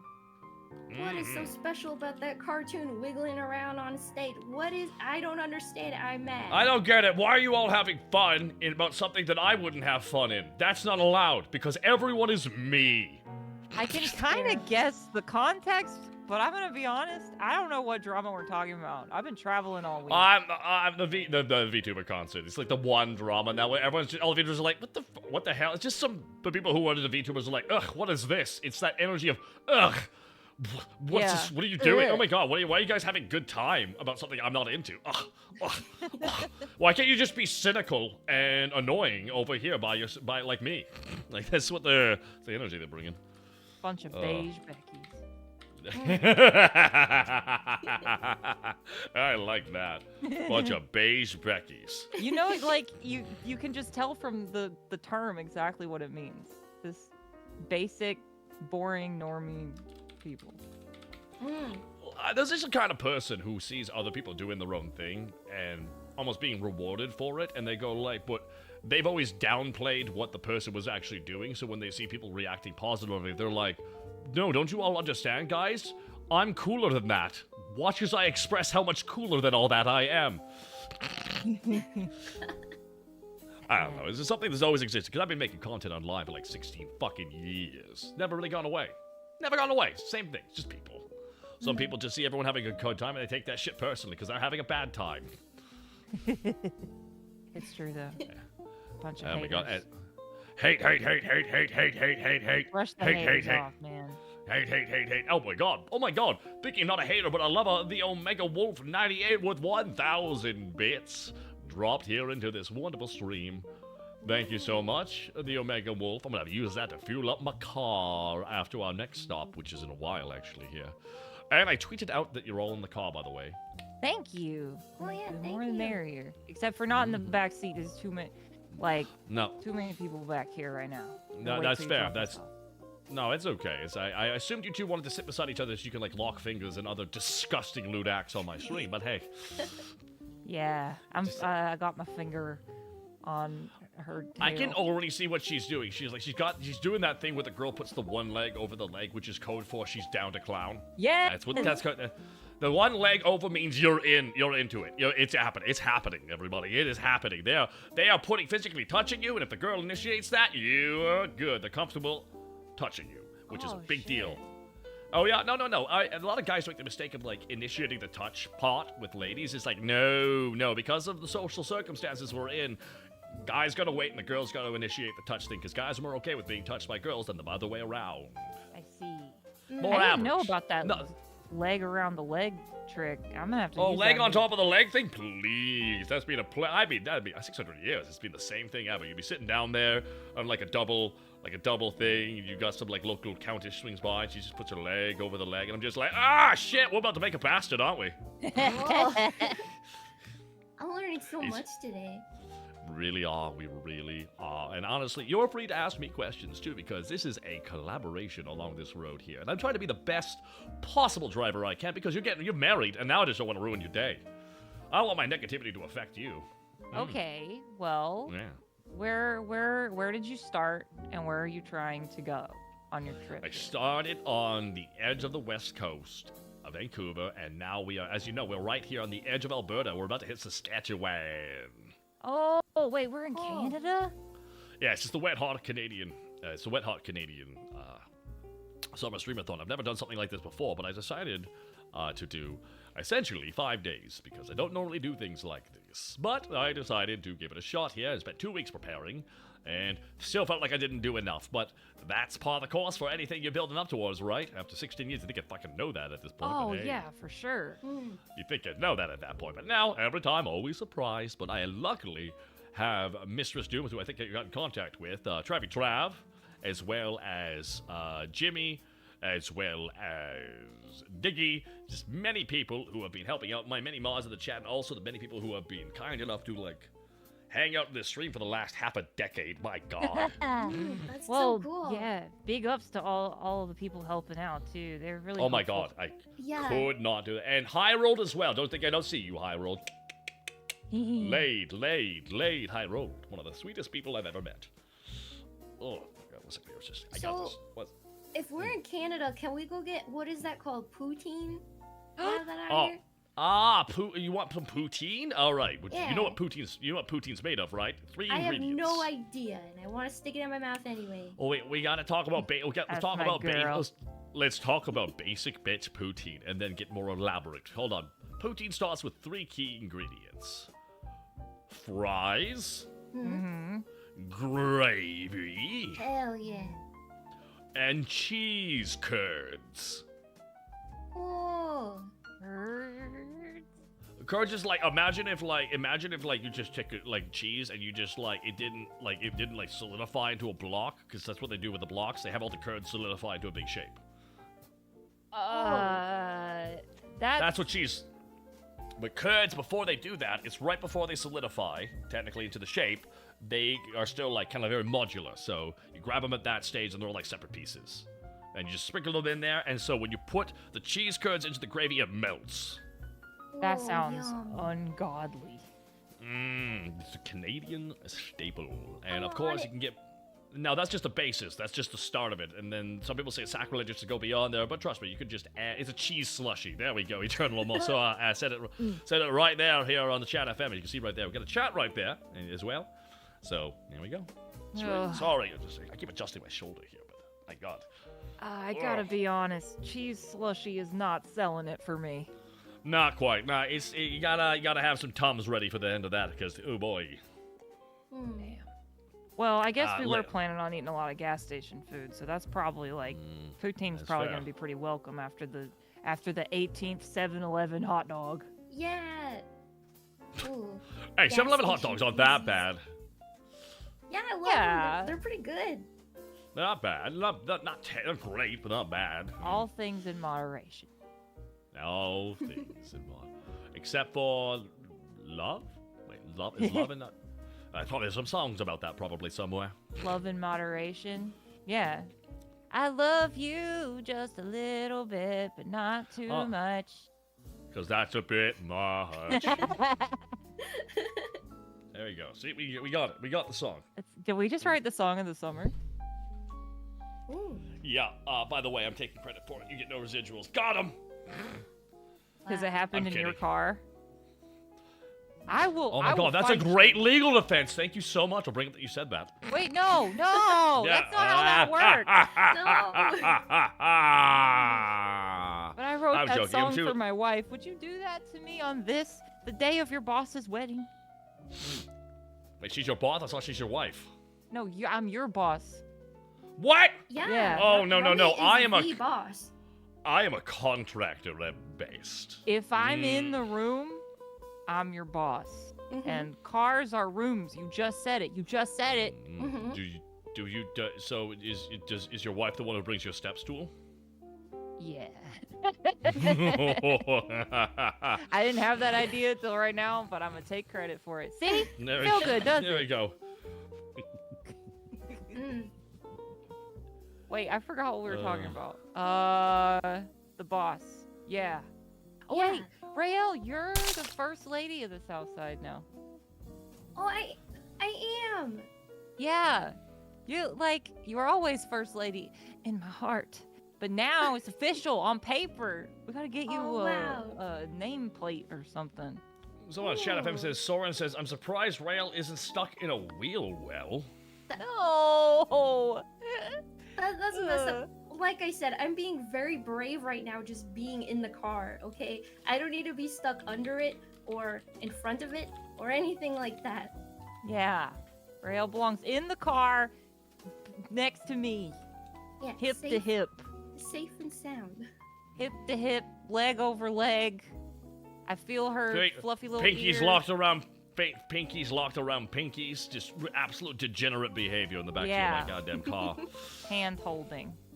Wait, can I say that on this stream? Is this all ages stream? Can I pretty say sure it hand was censored. holding? I'm pretty sure it was censored. Oh, okay. Yeah. Oh, okay. That's good. Yeah, there we go. That's okay. Oh, fuck. Oh, yeah, I mean, normally I would call shotgun. I would demand shotgun, but, you know, I got my wife, and I want to sit in the back with her and do the backseat thing. That's what I don't know. I always feel weird when I sometimes I've gotten into Ubers and I just got in the front seat. I'm like, why did I do that? Why did I not get in the back seat? It's weird to get in the front dominance. seat. No, I get him out. Yeah. No, I pushed him out of the driver's seat. I'll drive. Thank you. Just let me borrow your car. My dad would literally. My father would probably do that. He would like, am I allowed to do that? No, you can't do that. Well, I don't want to do it then. Oh, that's good. What else? What else from Canada should we try then, if we're touring across Canada? Yeah. Well, I definitely want to try a iced cap from Team Hortons. Team Horton. What? It's an iced cappuccino that's like pretty much just a coffee smoothie. Okay, now that I could get behind. Coffee. Well, smoothie. you know what do they call them in like Starbucks and everything else? They call them Frappuccinos? they have Frappes. no, fraps, the frappuccinos. They call them cappuccinos. It's just a frappuccino, but there's no, yeah, it's pretty fucking garbo cheap here too. But that's the big thing about Timmy's. Timmy's is cheap. It's not good. It's cheap. It's different. That's what we That's like. different. All right. So, is all your food like slushies? Because you got your cheese slushie and you got your coffee slushie. Oh, no, it just happens to be that our two national dishes are slushies. It's kind of way how that works out. Crazy, huh? Oh, That is yeah. weird. All right. But then, like, you got syrup too. That's the thing that we know. I got bad news, everybody. What? Syrup No, is one of those syrup. flavors. Syrup is one of those flavors that's not everyone doesn't like it. And I'll be honest with you, I've always found it a little bit too pungent for me. Pungent. Yeah. It's a very strong flavor. If maple's at play, nothing else is happening.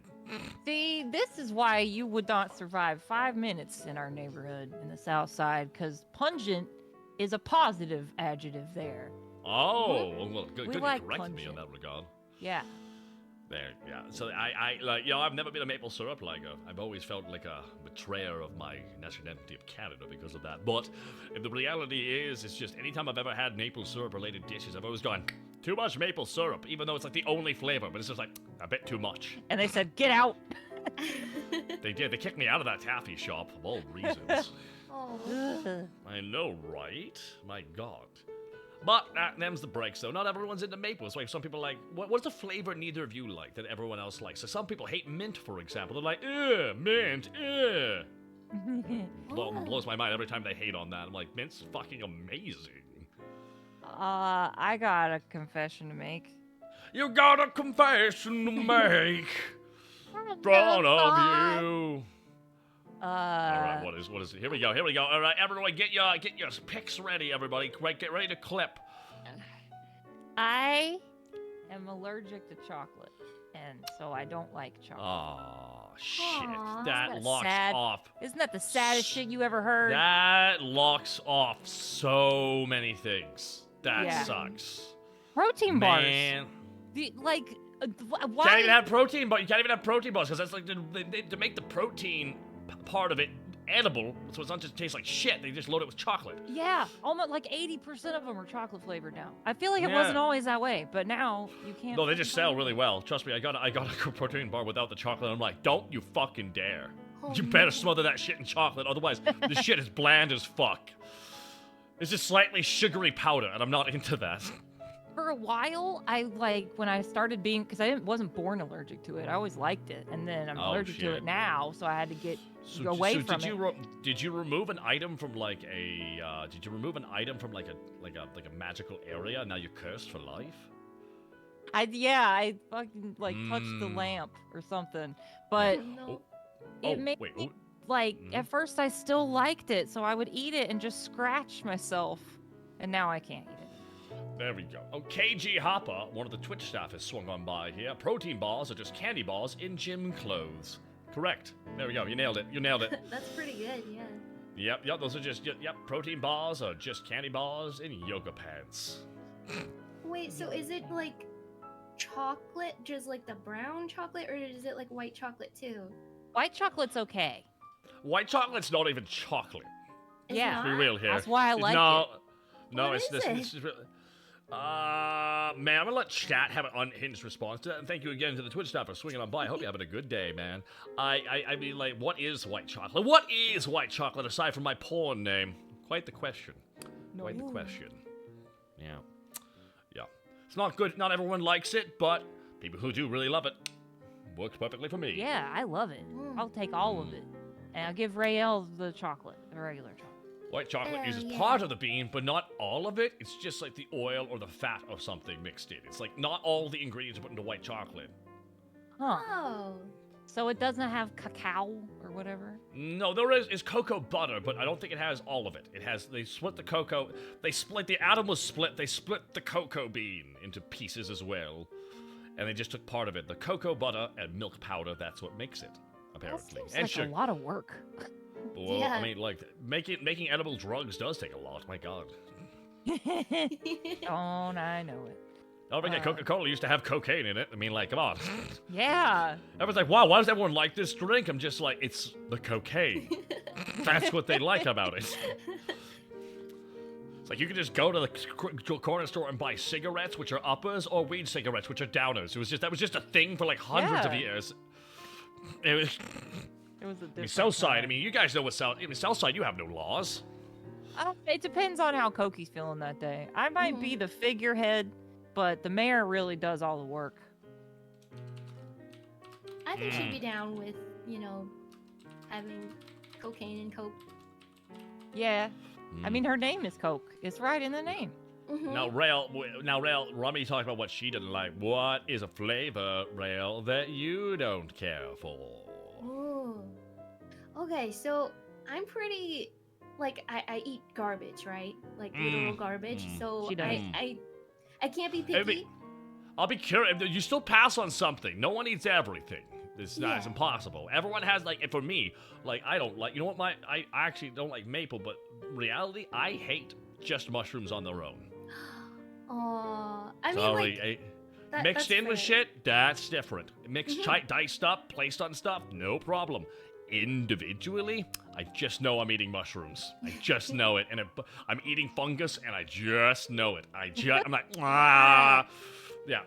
It sucks too because they don't really have a flavor. It's just a texture. And exactly. The texture soft plastic. That's what it tastes like. Yeah, I guess for me, I really don't like carrots. I don't know why, but you know carrots. Yeah. Wow, I was not expecting that. I really hate them because you know how people have a cilantro gene and they taste so. Oh man! Oh, we're talking about the cilantro. The people who can't taste cilantro. Yeah. Mutants, put them in the camp. That's like me, but with carrots. Because whenever I have carrots, it tastes like soap. And people are like, oh, it's so sweet and yummy. I'm like, what? What kind of carrots are you eating? Well, it's like for me, for example, I like black licorice. However, black licorice tastes like shit to most people. Because the actual chemical, if you do not have the taste bud, it will go the closest approximate one, which will taste like acid. Yeah, that's why cilantro and black licorice and a couple other different flavors, you literally have to have the taste buds in your system genetically, or you won't be able to process what it tastes like. I didn't know that. That's crazy. That's specifically why some people don't like mint either. Same exact reason. A lot of people don't like these flavors. They're like, why don't you like that? It's simply because mint is one of the flavors, black licorice is one of the flavors, and again, we're going through, and people in chat are talking about it now. Here we go. On the chat FM right there, they're talking about it now. So, the reason why that happens is because you just don't have the taste buds. You don't have it, which is why a lot of those flavors, you can almost taste them in the back of your mouth or along the sides, if you will. Yeah, no. And there you go. You had to learn that about people, huh? Not everyone's brains are the same. Not everyone's tongues are the same either. Actual skill issue. Wow. Oh, not just dude. It just literally their game. They need a patch. They need a patch, dude. Their core game mechanics are busted. Yeah, and now everyone's like, wait, hold on. You telling me you need black? Is that why I can't taste black licorice? The same with spicy food tolerance. Not everyone can handle spicy food for the exact same reason, because sometimes it'll just be too fucking spicy, or not spicy at all. Oh, because they literally can't taste the spice. Yeah, let me talk to you about spicy food. All right, it's like part of. Oh, here we go. My God. Okay. Wait, you're the one who set up that Hot Ones thing that didn't happen that I thought happened. I got all jealous for 5 seconds. I did a version of it, but I think you're thinking of Koki and Tob. There we go. I can't believe the mayor copied you. Yeah, she's gonna marry. She's gonna marry your wife at this rate too. Jeez Louise. Oh, I'd like to see her try. Oh. No, that would be a stream. Yeah. So spicy. I love spicy food. I eat Carolina Reapers for fun, dude. I don't care. And I learned for fun. Yeah. For shits and giggles, eh? It's literally because there's a medicine that I'm on that changes your taste buds. Like, it changes how you taste things. No, hold on. Does it change how your asshole interprets shit? Nope. I didn't think so. Because I'm pretty sure that... Yeah. That's the world's hottest gummy bear was a bad time. 9 million Scovilles, my guy. God, did they even go that high on Hot Ones? No, not even close. I was gonna say, they don't even go that close, because I will say, the Hot Ones interviews are the best interviews I think I've ever watched.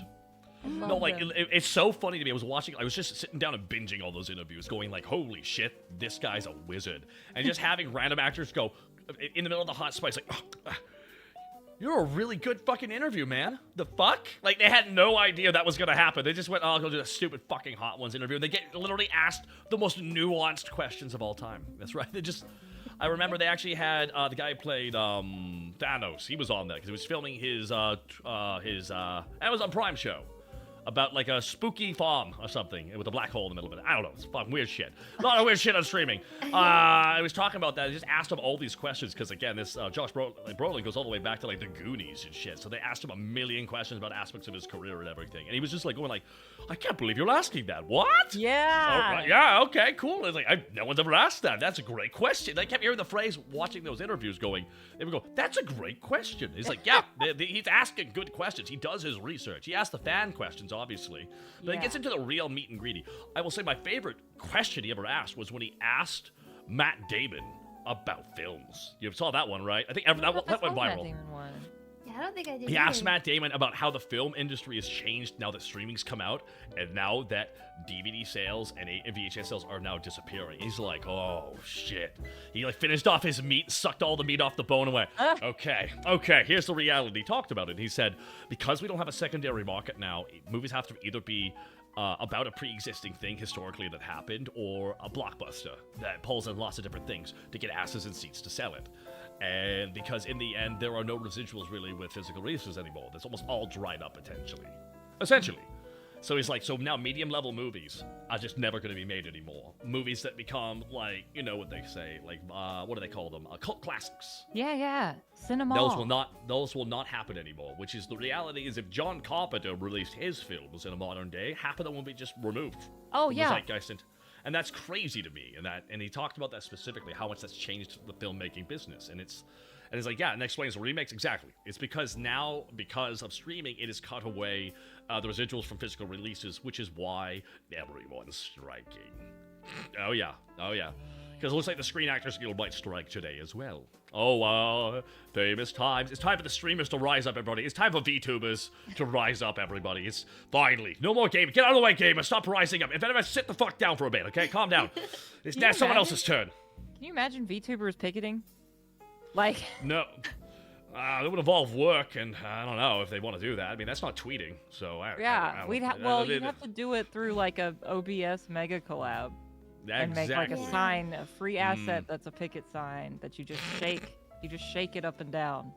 Exactly. And then we'd have to like figure out a way to hack the big TVs at Best Buy so that we could like be there too. Yeah, or that big ad in Times Square. Was that? We gotta hack that. Yeah, there's like that one thing in Times Square that they sell like slots for just anybody who wants to put the money down, essentially. I wonder how much that is.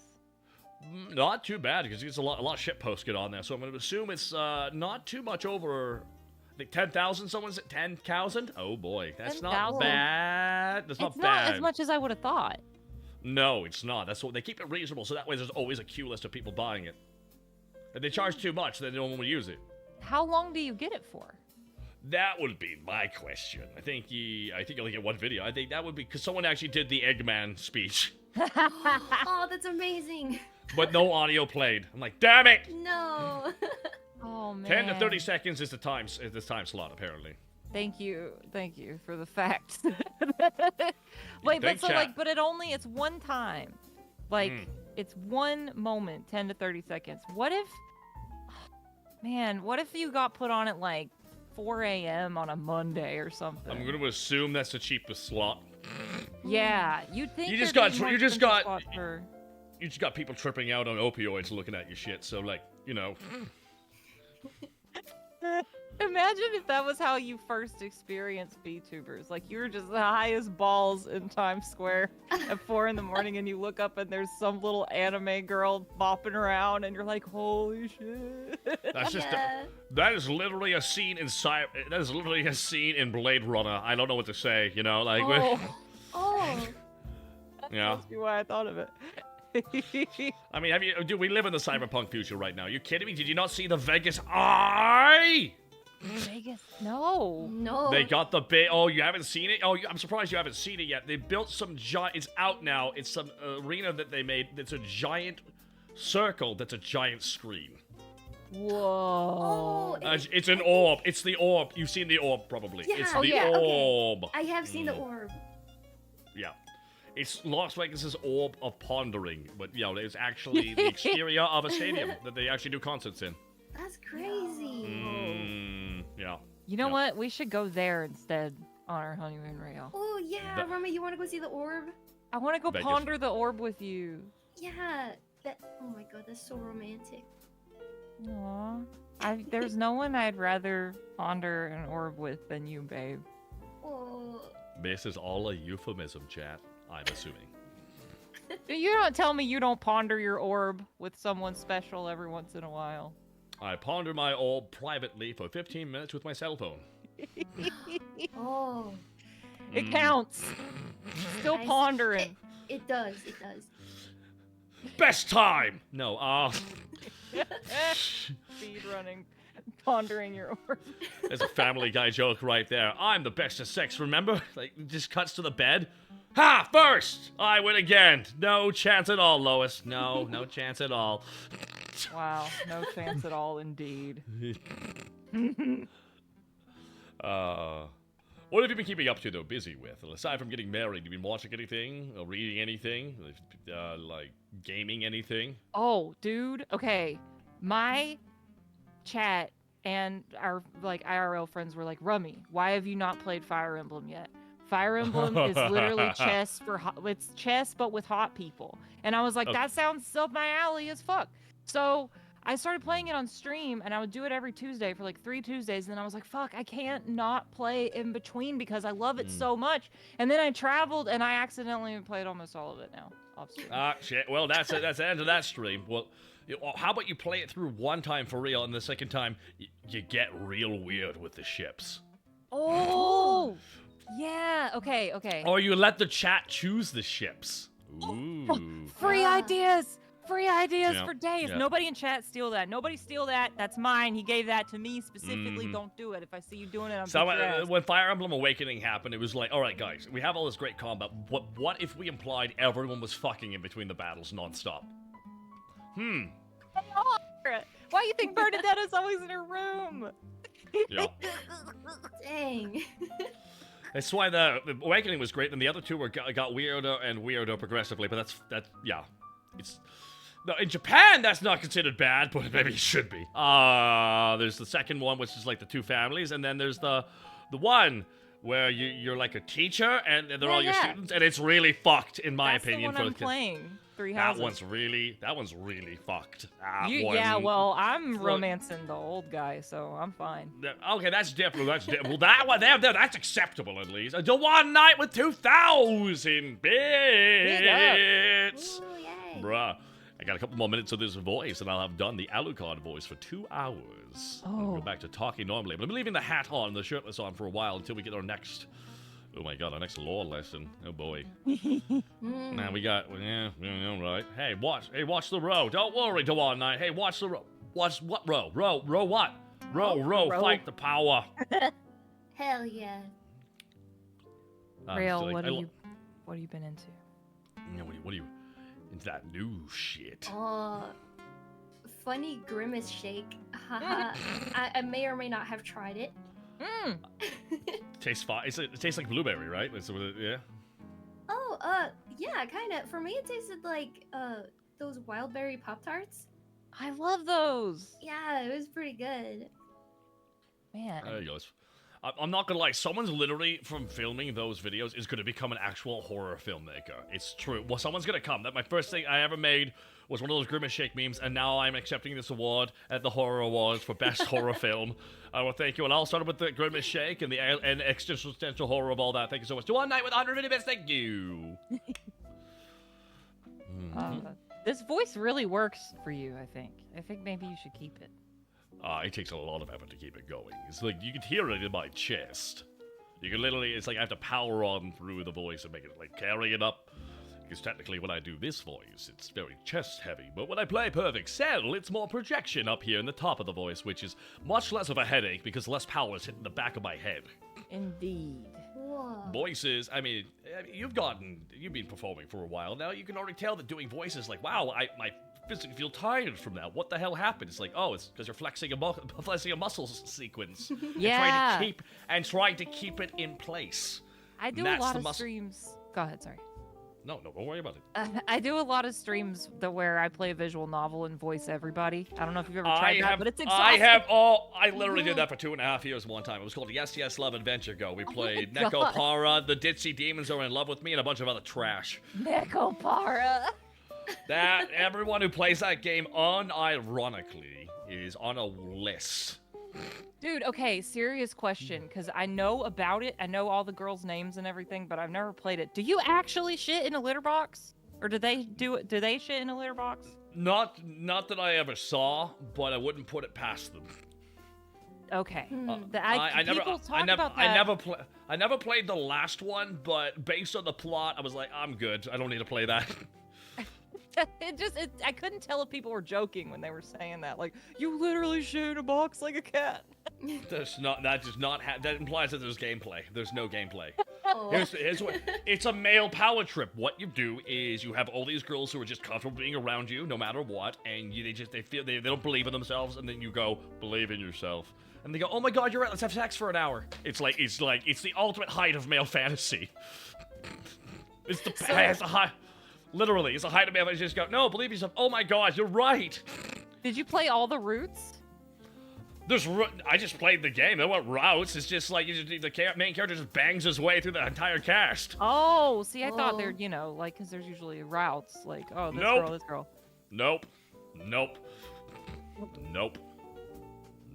Ditzy Demon had a route, but boy, oh boy, was that fucked up. Oh, man.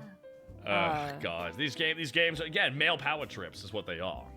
But you need to play some of the, like, off the wall visual novels that I've played, like Cat President. I didn't vote for him. Yeah. I can drop the voice. I can drop the voice now. Thank God. Okay. There we go. Oh my God, there's like pressure off the back of my head now. That's like taking your bra off at the end of a long day. Throwing it into the fan. That's what you two are going to be doing when you get to your hotel room, right? Hell yeah. Ayo! There we go, everybody. Ayo. Ayo. Oh my gosh. Switch out my legs here a little bit.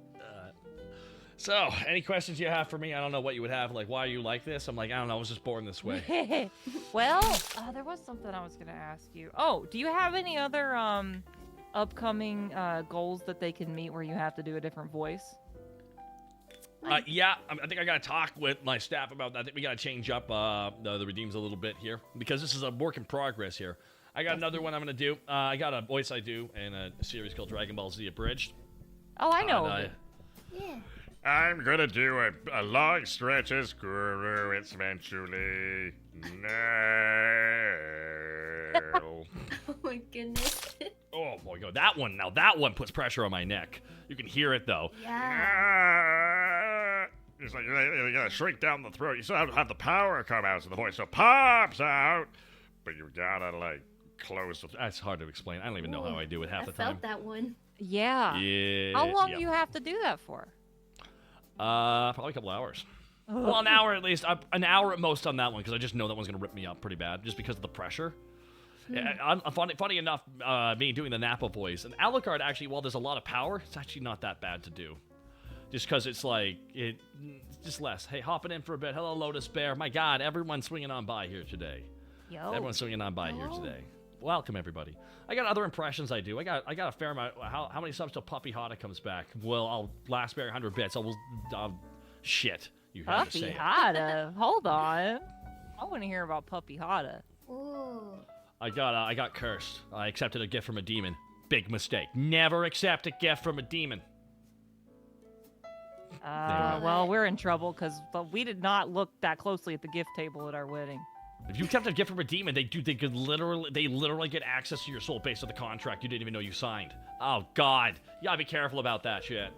Oh, Rail, I did not read the terms and conditions. You gotta treat it like a monkey paw situation. Be very particular with the terminology, so there's no routes of messing you up. Oh boy, you're gonna have to double check all your gifts. Am I gonna turn blue? Did you specify that you didn't want to turn blue? No, I can't read. Oh shit, then that's not great. You might be blue. Oh, I didn't read any of the addendums. I didn't read the blue addendum. I didn't read the bedbug addendum. I didn't read any addendums. Man, no. That's not great. That's rough. That's rough, buddy. Well. Hey, she's blue. Dabba dee dabba die. I'll live. I feel a little car sick. You'll feel a little bit blue though.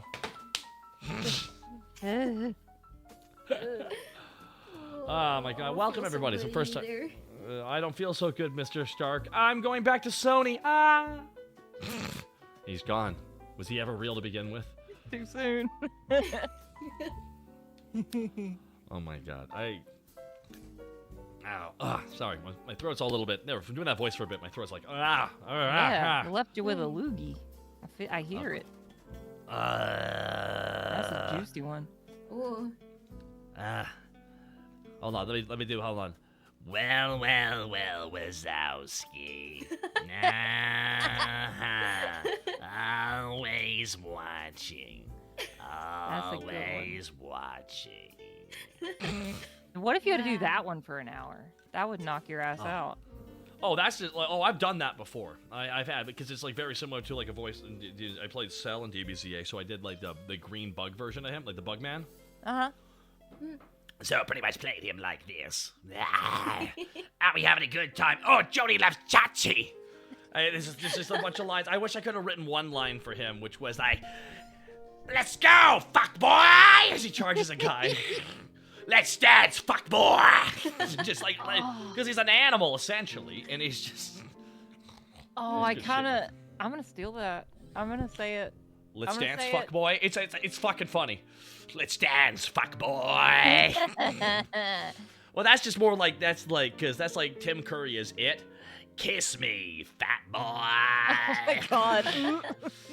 You ever see you've seen Tim Curry's It scenes, right? I mean, I feel like everyone eventually gets to them on YouTube. They're like, I need to see more of this. What the fuck is this? It's like the only good part of that original version. When the new It came out, everyone's like, oh my God, you can't do this. Tim Curry's the only It. Tim Curry was the only good part of the It, and that's because he hammed it up. And we're just lucky he did that. How about we just have a good horror movie, okay? Let's cast the weird Skarsgård as It. Skarsgård. The weird one. Dude, Tim Curry has a long and storied career of being the only good part of things. Yes, he is. He's a fixer. We need to fix this. Cast Tim Curry. Hot dog. That's all we need. Just slap some Tim Curry on it. It'll be fine. Space. Save it. That's like throwing. Even the Red Alert game, Red Alert 4, where he's like playing the leader of Russia. I will now go to the one place not destroyed by capitalism. And but the thing is, you could tell he was reading off of cue cards. Oh yeah. You could just tell. And they get to the last one, and I swear to God, it must have said space exclamation mark with 2 underlines. He's like, and he's like, space, and just looks up and he can't, because he can barely get through without laughing. That's such a good video. I love it. Oh, it's funny. You just see the actor go, I can't believe I have to say that. Yeah. He was also the best part of that Beauty and the Beast Christmas movie from our childhood. Remember? He was the gay organ. Oh, was he? He was. I'm an organ who's a gay. How was he gay? Fall in love. I don't know. Is he like? Yeah. Was he doing a lot of that? Okay, he's hamming it up. Good. Yeah, he was like the only thing in the movie that was CG too. It was cursed. You could have just removed that organ from the movie and put it in a different movie, and it would have been fine. I don't remember this at all. This is crazy. Oh, Is this a Berenstain Bears type thing? Like where no, there's just everyone's collectively forgotten about those terrible sequels to all the good Disney movies. Yeah. They just don't want to think about Mulan too. That one was cute. Especially the part where you think Shang's fucking dead. No, the B plot the B plot was cute in Mulan too. The B plot was cute with all each of the random soldiers each of the princesses falling for each of the guys for different reasons. I'm like, that was cute. Yeah. I'm thinking the wrong. The main plot, I don't even remember what happened. I don't know. The main plot is they were trying to escort them to be married, and Shang was like, "We got to do it," and Mulan was like, "But feelings," and then Shang fell off a cliff, and then we thought he was dead till the very end. I bet he was feeling something at that point. Yeah. Oh, and Mushu was being an asshole for absolutely no reason the entire movie, and it wasn't Eddie Murphy. Oh. Well, yeah. Well, they could. Well, he's gonna come back for no amount of money. That's not happening with Eddie. Eddie worked his ass off so he could phone it in. Okay, that was his goal. Yeah, exactly. Eddie Murphy ran so that the sequel actor could walk. That's exactly it. He busted his ass producing and writing a fuck ton of movies, and then got to a point where he could charge $20 million to be in a movie, and he just did that forever, and he didn't give a fuck what the movies were. And I'm like, yeah, you get that paycheck, you get your bank, and you have 15 children with 9 different women. What the fuck? Anyways, some celebrities, yeah. Some people in general. My goodness. I think I got you on here for a little bit, but oh my god. Oh, shit, we got bugs on the windshield. Watch out. Oh, ew. Oh no. Real, get him. Okay. Yummy. You can't. Oh boy. I mean, I guess. Oh, Shameless Pawn, thank you so much. Absolutely shameless with your raid. What's up, Raider? Hey, welcome everybody. We're currently in the midst of our streamathon, everybody, and we're on hour 29. How you feeling? Amazing. I'm feeling it now, Mr. Krabs. Are you feeling it now, Mr. Krabs? I am SpongeBob. That's a good one too. Thank you. I'm gonna see if I can impress you with my impressions now. Let's see if here. No, SpongeBob, we're not gonna do that.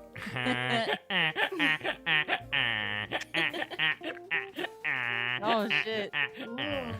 The laugh is spot on. Thank you. Yeah. The voice is a little bit. It's hard. It's like his actual speaking voice, a little bit off that. Now let me see if I can get my plankton voice in place properly here. Let's see if I can get it in the right spot here. Crabs! There we go. I think I got it. Whoa, is this a chum bucket? It's amazing. If it's a shot, that's good. I had to change it. I had to add the H because otherwise I was gonna get shut down by OSHA. Oh my god! Story time! Yeah. I used to work at a laser tag place. I know, and there was only 10 letters allowed for your code name, and you let the kids pick their own code name. And you had to type it in yourself though. So like that's how I learned like when somebody says they want their name to be Mike Hawk, don't do it.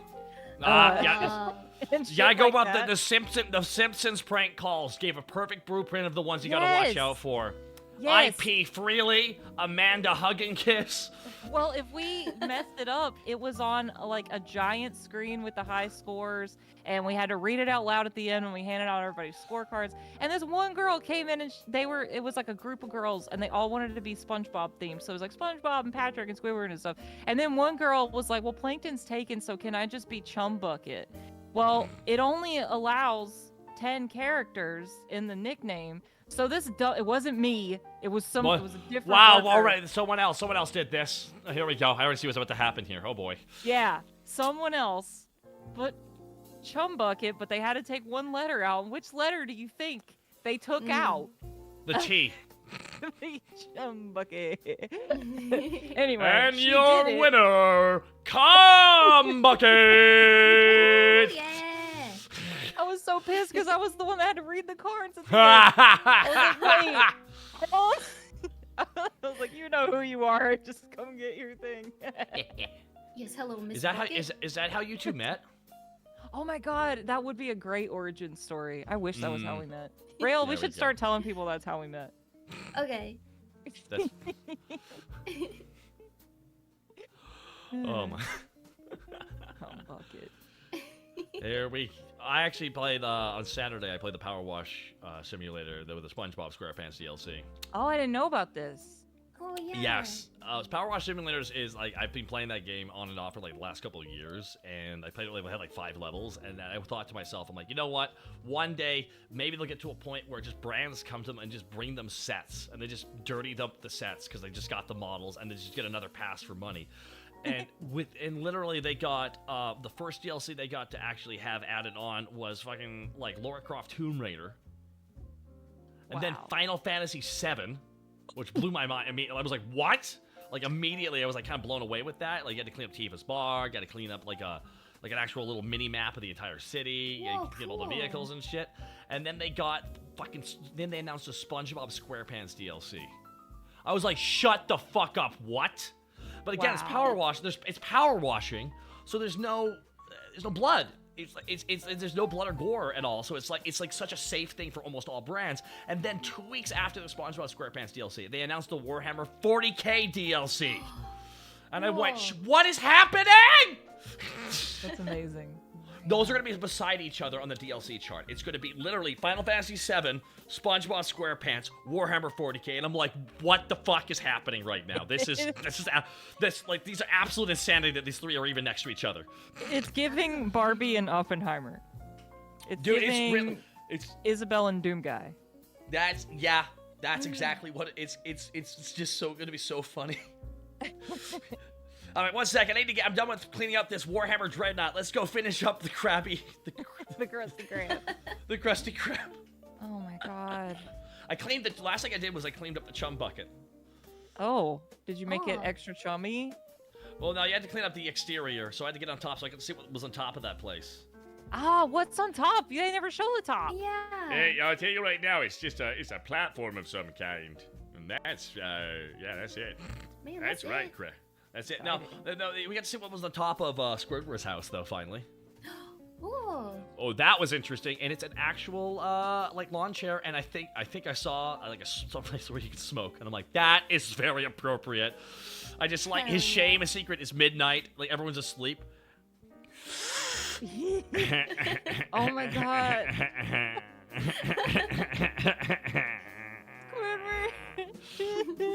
Squidward. You just hear a bong. You hear a bong sound effect. Hey, yo, Cum Bucket! Thank you so much, anonymous gift, for gifting that sub to Cum Bucket. Ooh, let's go. Which is an actual name on this website, apparently. So there you go. Really good catching that one, guys. And yet, I can't use the word sucker in a stream title. Double standard. Stop. Wait, sucker or suck her? Sucker, I hardly know her. No, I was playing this game that I'm obsessed with, by the way, called Sucker for Love. And you can't put it in your stream title because the word sucker. That's an arbitrary thing to not have. Huh, really? Yeah. Really? I assume the word that's sucker. why it wouldn't let me. Yeah. Sucker. It must be the word suck. I think that might actually be what is doing it. The S-U-C-K. Ah. I think. I've seen that banned on a lot of websites. Can you spell it S-U-C-C, you think? The sook? I think that's way worse. You might be able to get away with it. That could pass as a last name. Well, typing it out is okay, guys, but in a title, that's different, because that Twitch isn't broadcasting that. Grant me sucker. That's a different. S-U-C-C-O-R. That's different. That's like, that's different. Sucker is like, oh, you go to someone's house, can you grant me sucker, brother? It's like, here's some bread. There's some bread. Well, here's some bread and wine. You have been granted sweet sucker. You have to Google what that word means. I'm pretty sure that means like being accommodated. Yeah, that sounds right. Like somebody's suckering up to you. Like, oh, can I get you a nice little hot towel? A lot of sucking going on in the chat FM right now. Yeah. Man, this radio station sucks. Damn. Yeah, that sounded no good. Oh my gosh. Well, what if you were talking about succulents? Sorry.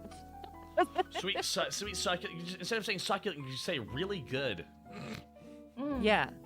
But what about succulents like cactus? Really good cactus, you mean? Yeah. Wow. Much better cactus, we'll call it. How about that? We're gonna have to rename everything. because someone somewhere is offended at the word suck. Suck, suck, suck, suck, suck. Suck. Oh God, there was a Family Guy joke that captured this perfectly because I have like a fucking weird memory for these things. It was the FCC episode. We're like, gentlemen, as you all know, every phone call complaining about content is 1 million phone calls. So last night, 20 million people called us complaining. We have to take this situation seriously.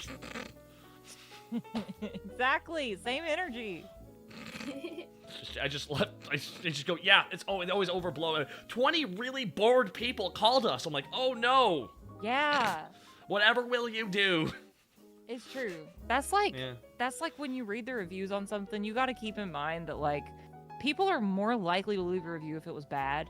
Yeah. Like you're not going to take the time to say, I really enjoyed this product or service. If someone types that, I'm like, it's a bot. Okay. I really like product. The best part about this product was its durability. And also, its colors. Yes. Fast shipping, dedicated seller. 5 stars, A++. I will always buy this product next time in the future and advise my friends. Get it. Exactly. Wow. We've been had. We have been had. We have been had. 1 second there. We gotta double check something here on my thing here while you two are chatting amongst yourselves. Rail, you got enough leg room down there? No, all right, chat. We're gonna open the floor to wild accusations. I'm kidding. No, we're not doing that, chat. No. Oh. It's a Simpsons joke. It's a Simpsons joke. It was the Salem witch trials joke. They're like, I now open the floor to wild accusations. Homer Simpson, goody two-shoes fighters! Immediately, without skipping a beat. No. Oh yeah. Sadly, all came together. So what kind of movies do you like? Horror. We're at that stage of the combo. Horror? Yeah. Okay. You can answer too, Rail. I'm sorry. I got so excited about horror. I said, No, you're good. I don't. Okay. I'm kind of lame. I don't really watch movies, so. Okay, that's nothing wrong with that. That just means you get to try out different things. That's actually fantastic. Nothing wrong with being eclectic and being like not into one particular genre. That's fine. You just get to enjoy random shit. If anything, people are like, I really like this thing. You'll like it because it's just a good movie, not just a good movie in this genre. Oh, okay. Yeah. Now here's a question. So Rum, if you're a horror fan, without spoiling it, what did you think of Barbarian? Hated it. You hated it? I hated man. it. Really? I loved the rug pull. I thought that was great. But that first 45 minutes was quite the film. Yeah. I was like so tense the whole time. I'm like, what the fuck? And then the reveal, what? And good shit. But then the comedy bit that happened next when Justin Roiland got canceled or whatever the fuck happened. Man. Man. Feels what like happened so long ago. Oh, no, that was like one of my favorite movies. But also it was like favorite recent horror movies just because I like a movie that they went through the whole horror steps with a completely separate character. That everything was funny now instead of being scary because you hated this guy. And it was like, it's just really inventive how they did that. Ending's kind of all over the place, but that's fine. But I just love that because the guy who wrote and directed that shit was one of the guys from the comedy troupe Whitest Kids You Know. Oh, dude, I love them. I didn't know that. That was written and directed by the guy who played Abe Lincoln. Wow. I'm not... Now you fucked up! Now you fucked up! Now you fucked up! You have fucked up now! And once I realized who it was, I'm like, this whole thing felt like a Whitest Kids You Know skit. Because they always set up a skit and it goes a completely separate direction eventually. Yeah. That's always been their comedy style, and that because it's one of the two main writers, and he wrote and directed that, and went like, oh shit, that's how the whole movie came across. Was especially the second half where he's like doing all this stuff like with no adherence to danger, and you're laughing almost like, oh my god, he's like no survival instincts at all, and you're sitting there laughing until the penny drops and it's back to it again. But I don't know, I just appreciated that. But not everyone liked that film because horror's a weird genre. They try different shit, right? Yeah, and I mean, like, I love A24. Hey, Forrest, thank you. Go ahead, sorry.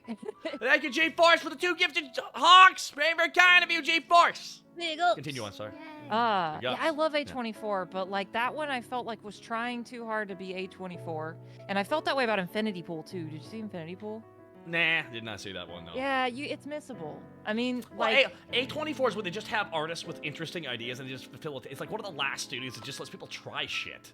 You know, isn't that like didn't A24 make the Jordan Peele's first movie too? think so. I thought that was Monkey Paw. I thought that was. Was that Monkey Paw? I can't keep up with them all anymore. But A24, I mean, they're making like Has-Been Hotel and shit. Like that's the thing. Oh, that they're what? making. I knew about Backrooms. I didn't know about Has-Been Hotel. Has-Been's being produced through A24. Yeah, I think it's one of the first Holy animated things they're doing. I mean, it makes sense. It's actually a good fit for them as far as I'm concerned. Yeah, dude. Because A24 is like artists making their weird shit, which means it's a hit or miss kind of system. Right, right. I liked Barbarian but not everyone has to like it, especially some of the subject material. But casting Skarsgård as that one guy at the beginning was so genius. That was, dude, I didn't know if I could trust him or not. I'm like, holy shit. Oh my God, this is stressing me out so much right now. Yeah, it's that clinched feeling that you have when you watch an A24 horror movie. Your conctus is clinched at all times. That's good stuff. Which one do you think is better, Midsommar or Hereditary? Hereditary. I agree. Not many people say that. Midsommar, I'm going to say something very controversial to you, Rummy, and I think you're about to yell really loudly when I say it. Oh boy. Here we go. Midsommar is Fight Club for white women. How does that make you feel? She's just frozen. She stopped moving. She's just transcended. Oh, She's just come back to us, please. You don't identify with the cult, everybody. You don't identify with the cult. Well, no. God. No, dude, that's what happened with Fight Club, though. All these guys, who watched it was like, man, this cult's right. No! Okay, why are you siding with the cult? And that's you're right about exactly. that. I watched Midsommar with somebody, and she cheered when the boyfriend was killed. And I'm like, are you fucking kidding me? He was a victim too. What? Well, he didn't break up with her. I'm like, I'm sorry, what? Well, he didn't break up with. He deserved to die that brutally. What? Because he didn't want to break up with his girlfriend whose entire family was murdered? Jesus Christ, what the fuck? And it's like, oh no, but the cult was really there for her. I'm like, what? It's like, I felt like I was sitting there going like, I'm utterly baffled. I'm like, Jesus Christ. No, there was a whole camp of people that did not get that movie. I know what you mean. That's the same with Fight Club, though. They did not get that you're not meant to identify with the cult. Like that. They're like, oh man, that'd be great. I'm like, no, dude, this is why cults succeed. Yeah! God damn it. Because of Fight Club. Oh, yeah, it's exactly it. And that's why I was like, oh my God, how did you miss the message on that? It was like, well, he didn't break up with her. And it's kind of mean. He's kind of like flaky. I'm like, that does not deserve death. Yeah, what the fuck? Didn't deserve the smoke. Oh my God. Oh, shit. Watch out. We're getting. Oh shit. Ah, fuck. Birds. Trav. Pandemic. What the? That was my editor. Good to go, Maximo. Good job. Thank you so much. Good to go, Maximo. Thank you so much for gifting those 5 subs. Hereditary was great, and it's genuine. I'm gonna say something. The lead actress deserved an Academy Award nomination. Oh, Toni Collette. I'll watch her in anything. I never have witnessed in a film such an accurate portrayal of grief that made me so uncomfortable. Yeah. I felt so uncomfortable watching that movie with what happened. I was just like, at the dinner, I was like, oh my God, her, the face. I'm like, Jesus. I am your mother. Oh my God. Lotus Bear, thank you so much. Ghosticles, thank you so much. Very much for the honking horn. Thank you very much. But no, that movie was amazing. I liked it. That last 10 minutes was a fucking trip, let me tell you. It's just really great use of negative space. That smiling dude in the corner will forever be burned into my mind. When I realized, wait, that's the guy from the film. Ah! Everything clicked immediately. Everything clicked immediately, and I went, holy shit, it was really well done.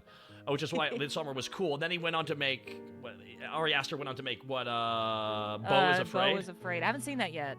I haven't seen it either. I hear it's really weird. And not for everybody. Definitely. Yeah, but... hey, it cast Nathan Lane as a character, so I'm gonna check it out eventually because I love Nathan Lane. Yeah, same. Nathan Lane's great in everything. Name a bad thing Nathan Lane's done. Christmas. What was it? There was some shitty CG Christmas movie for kids with like Nazi rats. What? What? Yeah. I know. I sound like I'm making it up, but it's real. I just don't remember what it was called. Was he the Nazi rats? No. Oh, it was the Nutcracker. That's what it was. It was like a shitty Nutcracker from like 3 or 4 years ago. It had a theatrical release, dude. Oh, G-Force, thank you so much for the 2 gifted subs. That's very kind of you. Very kind indeed. Thank you. Okay, Rami, if you're into horror movies, we got to talk right now. So tell me, when you're introducing people to horror movies, you of course start with The Thing and wait for this part where they jump, right? Wait, what? You start with The Thing.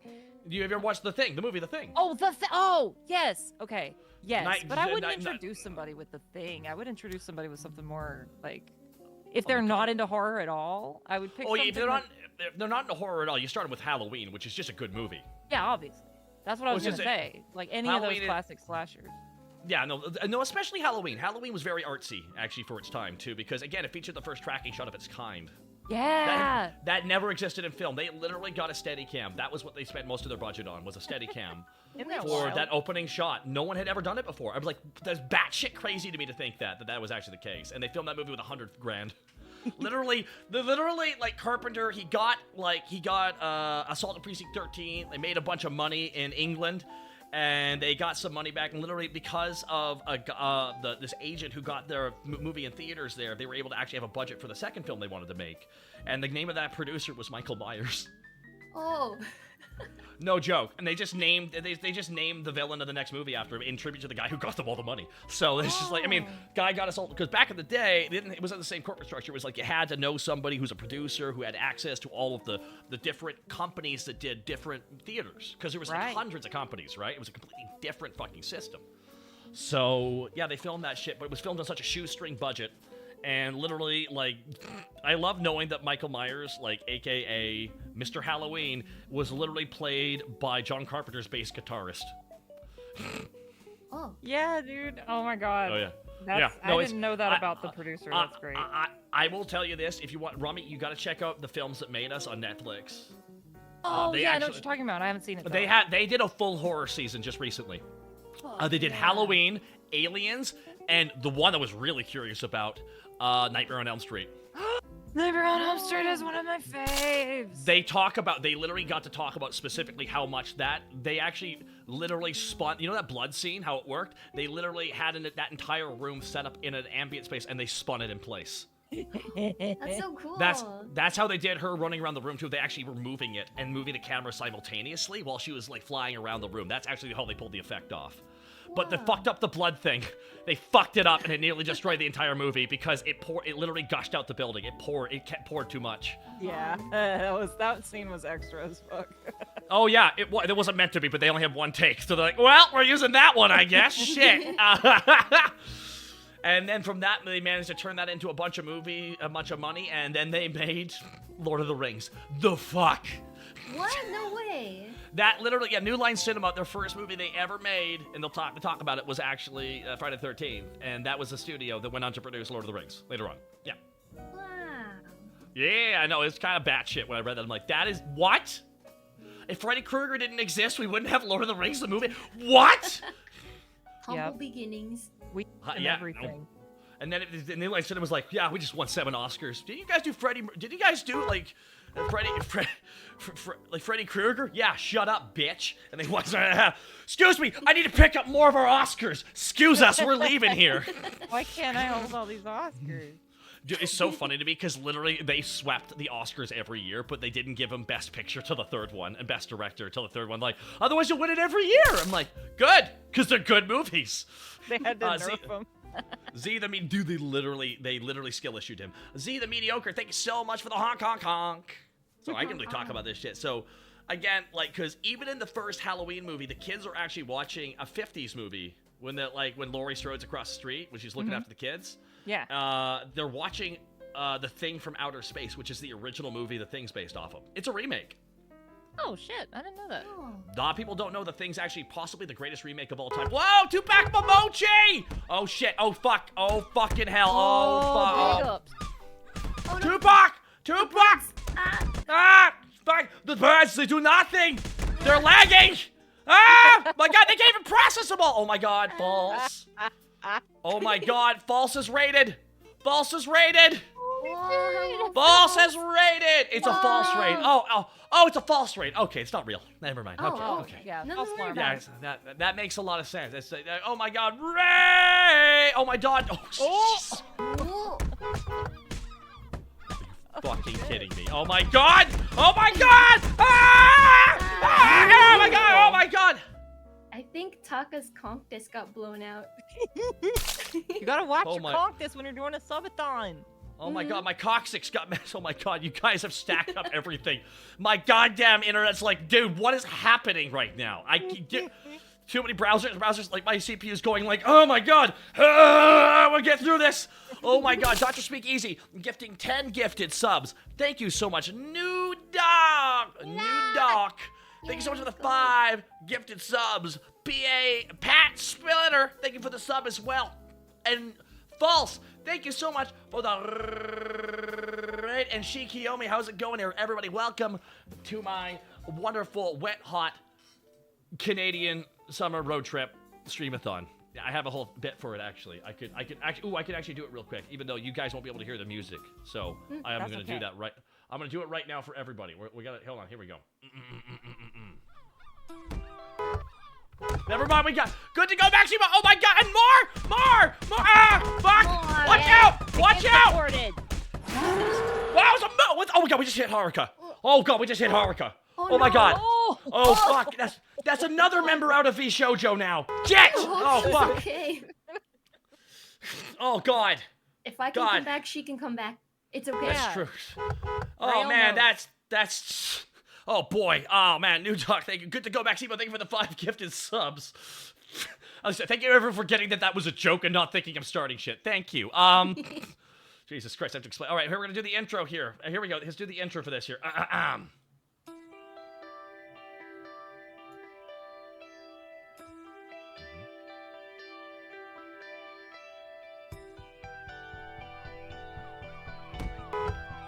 Oh my god, no! God fucking god, son of a bitch! Fuck! Oh, that was. Oh god, we hit her again. Oh god, we hit her again. Oh god, we hit her again. Starbun! Oh my god, Starbun! Starbun! I can't. Oh, it's so good. Yeah, I love Oh Jesus Christ! Wait, I cannot. Why? Oh my god! Jesus Christ! Oh my god, those are protected species. Dude, there's not gonna be any moose left in Canada. Evidently, oh my god, thank you so much, Rogue Ninth, for the 5 gifted subs. I want to thank Starbun Art for the 20 gifted subs. Holy shoot! Holy shoot! Oh my god, I don't even know what to say right now, guys. This is absolute bedlam. This is absolute insanity. Madness. We've run over Haruka maybe about amazing. over 10. We maybe done it over 10 times now. That might actually be what has happened here. Holy shit, this is absolute madness. Come on, hype train, let's go. Oh my god. Good to go, Maximo. Thank you again for the 5 gifted subs. Starbun, again, thank you so fucking much for the 20 gifted subs. God damn, everybody. Welcome to our streamathon. And False, thank you so much for the raiding all these wonderful, kind people here. And thank you for all those who stuck around here. I am joined by Rummy and Real. And we were just talking about horror movies briefly there before everything got really scary with all the birds attacking us because, yes, we're recreating the Birds movie, which is what if... He asked a daring question, what if a bunch of animals just got fucking fed up with our shit finally and just attacked us? I'm like, shit, that'd be bad, man. Like, we wouldn't even know how to mobilize properly. That's, what is that? The Winnie the Pooh. Wait, you already talked about that today. Yeah, I know, right? But that was apparently the motivation, right? Was that that the animals were mad at the humans? That's what Winnie the Pooh was about? Was it? The horror one, they that okay. one. I didn't watch it, but... The second I saw it, I'm like, it's gonna be shit, guys. It's gonna be, they're making it too quick. They're not Bambi. A Bambi horror movie? They're really doing Bambi? That's just living as a wild animal in the woods. It's just a horror movie, essentially, you know? Is it gonna be from, like, the mom's perspective or something? Like, what? Well, we know how that ends. Yeah. Maybe Bambi goes on a killing spree because his mom died. Oh, Spoiler, Bambi's mom dies. Sorry, y'all. Bambi's dad is voiced by Patrick Stewart. That. Oh, I haven't watched this since I was a kid. Oh, the sequel one? Yeah, the sequel one was like, I'm your father, Patrick Stewart. Yeah, that's... Taka's car doesn't commit manslaughter, it commits isekais. All those birds in different plots now. Rogue Ninth, thank you again. Starbun Art, seriously, thank you so much. New Doc, thank you as well. But remember, guys, take care of yourself first and foremost before anything else. That was literally a snooze skit. It was? Oh, man, shit. Okay, yeah, but definitely check out that documentary because it's just really interesting. They had to talk about shit. Because technically, did you know that every shot in Halloween was the same actor except for one shot where it was a completely separate actor playing him? I didn't know that either. Okay, so get this. They actually got to talk about this, which is why I love, because in these documents, they just talk with the people who built the shit. They are the ones who actually sat down and talk a lot about that. They don't really have the directors coming back that much. They have all the support staff, more or less, talking about production of the movie. And the one thing they talked about was how they had, again, $10,000 budget. They had one bag of leaves. And they were filming in the summer. So after every shot, they had to have a PA go out and grab all the leaves and put it back in the bag. Oh, that's so good. They had 2 pumpkins for the whole film. That's why there's next to no pumpkins. What a stupid problem to have. It's the middle of summer where they filmed.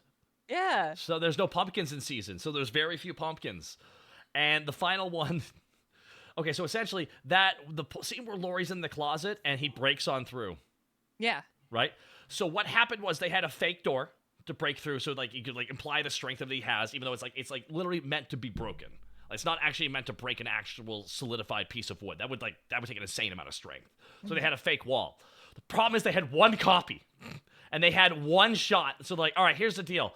How do we break it properly? And they kept trying to explain it. We can break it here, here, here. The hands got to go a certain ways. And like, oh shit, what if I fuck it up? He's like, all right, here's the deal. Just put me in the costume. The first shot where I'm breaking through with my hands and the head sticks through, I'll be that guy. I'll do that shot. And that's literally the guy who made the door. He literally was the only shot. Every other shot in the film was the same actor. That's one great shot where it's him because they had one take and they couldn't fuck it up. I know that guy gets to say he's Michael Myers. That's he's like, he was so sweet. He's like, I'm so happy to say that I'm technically Michael Myers for one shot. And he just has a happy face. I would flex on that for the rest of my life. Oh my God. I would. Yeah, exactly. Right. Oh, so great. Oh my God, so thank you everybody for coming here. This has been so far so good. This is just day 2. Oh my God, everybody. And thank you for the hype train success with gifting bits, but 62 subs? What the fuck? What the fuck? Yeah, which is what get supported. Get supported! Yeah, it's what's happening here. Oh my God, you guys. That's absolutely batshit crazy, you kind. So I think we're going to get your stop here in about 10 minutes or so, actually. Oh, wow. That went by fast. Yeah. I mean, you've been here for like well over an hour and a half now. Well, she makes time go by fast. Aw. No, everyone who's just rated, they're on their honeymoon. I'm driving them. My wife. I'm driving them to where they're going, Cape Fear. Oh, we're going to Cape Fear? That's news to me. Dun, dun, dun, dun. Yeah, This is cussed under the car. 7-Eleven. What? There's a 7-Eleven in Cape Fear. Under the orb. And then Vegas. Me and her are going to Vegas after that. Okay. Okay, now I got. Okay, so we're talking about horror here. Rummy, do you watch The Shining? Right, obviously. I mean, like. Well, yeah, that was the first one I ever saw, I think. Okay, so what did you think about the Simpsons parody of The Shining? I didn't see it. I don't Simpsons. I'm sorry. Oh, it's the best. It's the best Simpsons because the horror ones are where they do parodies of movies, especially horror movies. Yeah. The Shining parody was literally 7 minutes long. Every single joke. The shitting. Literally, there's a scene where there's this. I'll just give you one joke. It's like literally, yes, this place was the site of cult ritual activities, witch burnings, built in an Indian burial ground, and 5 John Denver Christmas specials. John Denver, and they walk up to the elevator. Dun, dun, dun, dun. Perfect animation. The blood comes out. That's odd. The blood usually gets off on the 2nd floor. Oh well, it's the kind of humor they have. That's what they go for. There we go. No TV and no beer makes. Literally, Marge goes up to the typewriter and goes, "Oh my God, whatever he's typed will be a window into his madness." Goes up. It says, "Feeling fine." Oh, that's a relief. Lightning strikes, and then when the lightning hits, all of a sudden she sees no TV and no beer make Homer go crazy. Like, written all over the ceiling and shit everywhere. And just 360 goes around. Oh, that is less encouraging. Hey, Marge! He kicks at the door. Ah! Just recreates the scene perfectly. What do you think, Marge? All I need is a title for it. Something along the line of no TV and no beer make Homer. Something. Go crazy. Don't mind if I do. Wah! It just jumps out and runs right at her. It's like peak. If you ever wanted to laugh your ass off, if you love The Shining, oh, you'll love it. Yes, how many times have you seen this? I have rewatched that over 100 times. It might be my favorite moment of The Simpsons. It's Oh, it's good. I will recreate, you know, the Here's Johnny scene? Because that's, the Here's Johnny reference is a reference to Johnny Carson, the talk show at the time, right? Mm-hmm. Here's Johnny!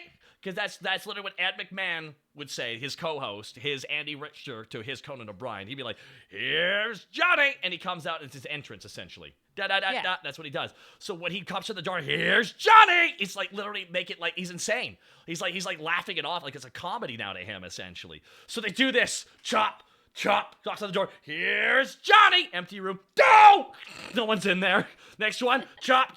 David Letterman! It's Grandpa Simpson. Hi, David. I'm Grandpa. Go! Next room. Chop. I'm Andy Richter. I'm Wallace Blank. And I'm Mick Rudy. All of us tonight on 60 Minutes! And they all run away. So yeah, that's why I say that if you're a horror fan, you gotta check out some of those. They're really funny. So again, 7 minutes, tight comedy, no misses. Yeah, that's good. Oh yeah. So now I wanted to ask you this because have you seen the sequel to The Shining, Dr. Sleep? I didn't know there was one. Okay. Let me before I drop you off here, let me pitch Dr. Sleep to all of you. Now, as you all know, the creator of The Shining, Stephen King, hated that movie. He hated The Shining a lot. He hated it. Which is crazy because it's a good great fucking movie. So it's just, he hated it because he was also coked out of his mind at the time. So he didn't like it. So it deviates from the book pretty substantially because at the end of the book, they burned the hotel down. And that does not happen in the original movie. The movie does not get burnt down. So there's a sequel to the book called Dr. Sleep, 25 years later. So essentially, it follows the kid who's now an adult who is a drug addict, and he still has the shine. A ghost still approach him, but he's able to like put them away. He's able to actually lock them in a cage, essentially, through his mind trap. He's able to use his shine to lock away evil spirits in his head because they keep stalking him. Like there were so many at the Outlook Hotel that they're still following him. Yeah, there really was. So, the plot line follows him just trying to get his life together for the first 30 minutes. It's actually pretty, like, you see ghosts every now and then. He just kind of ignores them and puts them away, almost like he just ignores them, essentially, which is like imprisoning them away from actually affecting him. Ewan McGregor plays him, by the way, too. Yeah. Oh. Ewan. I know, right? He's sexy. So, anyways. So what happens was, all right, so let me just, this is a three-pronged plot. Let me just explain this real quick here before I drop you off here in a second. Okay, so time moves on. He's a social worker now. He's just trying to stop addiction. He's trying to get his shit together. He's working with a social worker. He meets a girl who's having all these horrible nightmares, and he realizes she has the shine too. Fine, the first person he's met since that caretaker, the one caretaker of that place who had it too. Mm-hmm. First person he's met since then who's had it. She has it times 10 though. He's like, holy shit. Like, she's so powerful. Like, she doesn't even aware of it. At the same time, they tell the other plot. There is, and this is where like, Stephen King has this weird universe system where there's certain ways magic and dimensions work. Okay, so it's the best way of describing it. So, this movie is directed by Mike Flanagan. Now, you know who that guy is, right? He did Haunting at Hill House. Mr. Flan! Mr. Flan directed this bad boy. He did. I love his stuff. He was good at this film because after he successfully did this film, he got handed, literally, he's doing the Dark Tower series. Oh, I didn't know that. Oh, yeah, I can't wait. I cannot wait for him to do the Dark Tower series, which is essentially, for those who do not know, this was Stephen King writing fan fiction for Clint Eastwood. So anyways, that's what it was. Literally, the main character is the man with no name from all those cowboy movies because he was a fan of them. All right, so essentially, there is what is only described as a traveling clan of literal shine vampires. And they fought, and they've been alive for thousands of years, some of them. Especially the leader. She's been around for thousands of years. And they, like, lure in children. But it's like Stephen King's It, where the more afraid they are, the more delicious the shine is and the more powerful it is. So they have to literally torture kids, essentially. These people are monsters. And then finally, they detect this powerful girl. Like, one of them's from the Roman Empire, actually. I believe she was a Roman, some kind of Roman politician, actually, who fell into this, actually. Yeah, thank you, Eternal. A cat named Garbage, thank you. So essentially, they've been traveling around, and they're running out of shine, but then they find someone who has so much fucking shine, it's overwhelming. And when she tries to connect where this person is in her dream, the girl realizes and literally blasts her in her dream, and she flies across the room in her house and through a wall. Like, oh my God! Oh! Like, they're like, oh my God! No! They all start drooling. They're like, oh my God! Like, they're vampires now, essentially.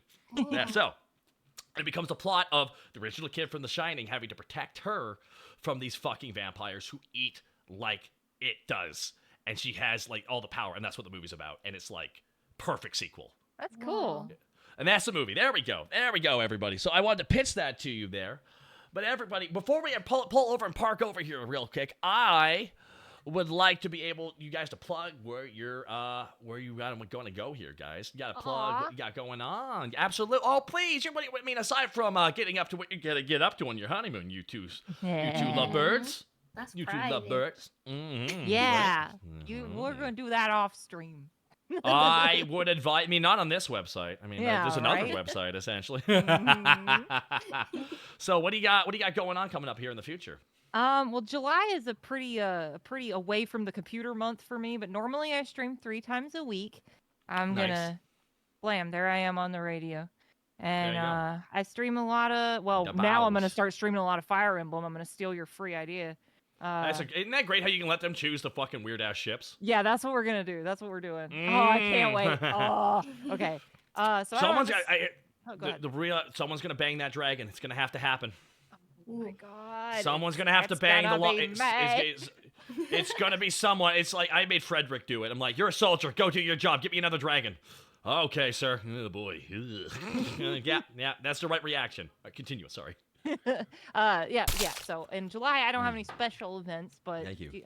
I'm popping in when I can because it's a very travel-y month for me. But yeah, please follow. You're and telling me. We'll see each other soon. Rael's got a thing coming up though. Rael's got something coming up here. You got to plug what's going on there. Yeah, so like I said earlier, I'm having a stream on the 22nd of this month. I think it'll be at 2 p.m. CST. I'm gonna have a funny little donathon, I guess, because I moved, but the rest of my stuff didn't. So yeah. Hate when that happens. Fuck. As someone who's moved like 10 times in my life, moving sucks. Yep. It does, and this was like a very abrupt thing. So I was like, all right, I'll just take me. That's fine. Yeah, that's it. I'm so sorry you got to deal with that shit, though. That's bullshit. But I'm happy that I think your community and the Southside crew is going to be supporting you as you get out, as you get through this next stage of everything. Because, we're gonna love you rotten. Ooh, that's a threat. Seriously. Oh my goodness, here, everybody. So what I'm going to do, everybody, we got turn off over here, and you'll be able to walk over here. So let me just real quickly here. We are gonna, we gotta like, we're gonna pull over here to the left. Alrighty, and there we go. And let me just hit that. Alrighty, and we are here, guys. Thank you so much for riding with me during my streamathon, 5 days of this. Yeah. And thank you for joining me for part 2. And I hope you have a good time. I really do. Thank you. Thanks for having us, man. Let's hang out again sometime. Absolutely, absolutely. That would be fun. Yeah. All right, come on, Rael. I'm gonna get you some blue talkies. Hell yeah, I'm excited. Have fun traveling Canada. I will have fun traveling Canada. Oh my goodness. And they were so wonderful. My goodness. That was fine. Oh my god, there we go. And then we're gonna keep on. And there we go. Okay. Hey, everybody. Welcome to our streamathon. We just dropped off 2 of our wonderful guests who joined us here today. And I appreciate Rummy and Rael for swinging on by here. Rummy is kind of a boss, and Rael is her manager. There we go. See, there you go. That's how that works, huh? But thank you all for swinging by here, everybody. I'm going to play some music here, give my voice a rest real quick here as well. Actually, I might actually have to pull off and go to the bathroom here real quick because I think probably have to pick up somebody else here really quickly here. I'm realizing what is happening here. So play it louder, old man. What? Play what louder? Oh my god, there we go. Oh boy, that was intense. That was intense. All right, let's get back in the car here, guys. Hold on. Sorry about that. One second, guys. One sec. Ay. Oh. Whew. My goodness, guys. My goodness. Oh boy. Alrighty.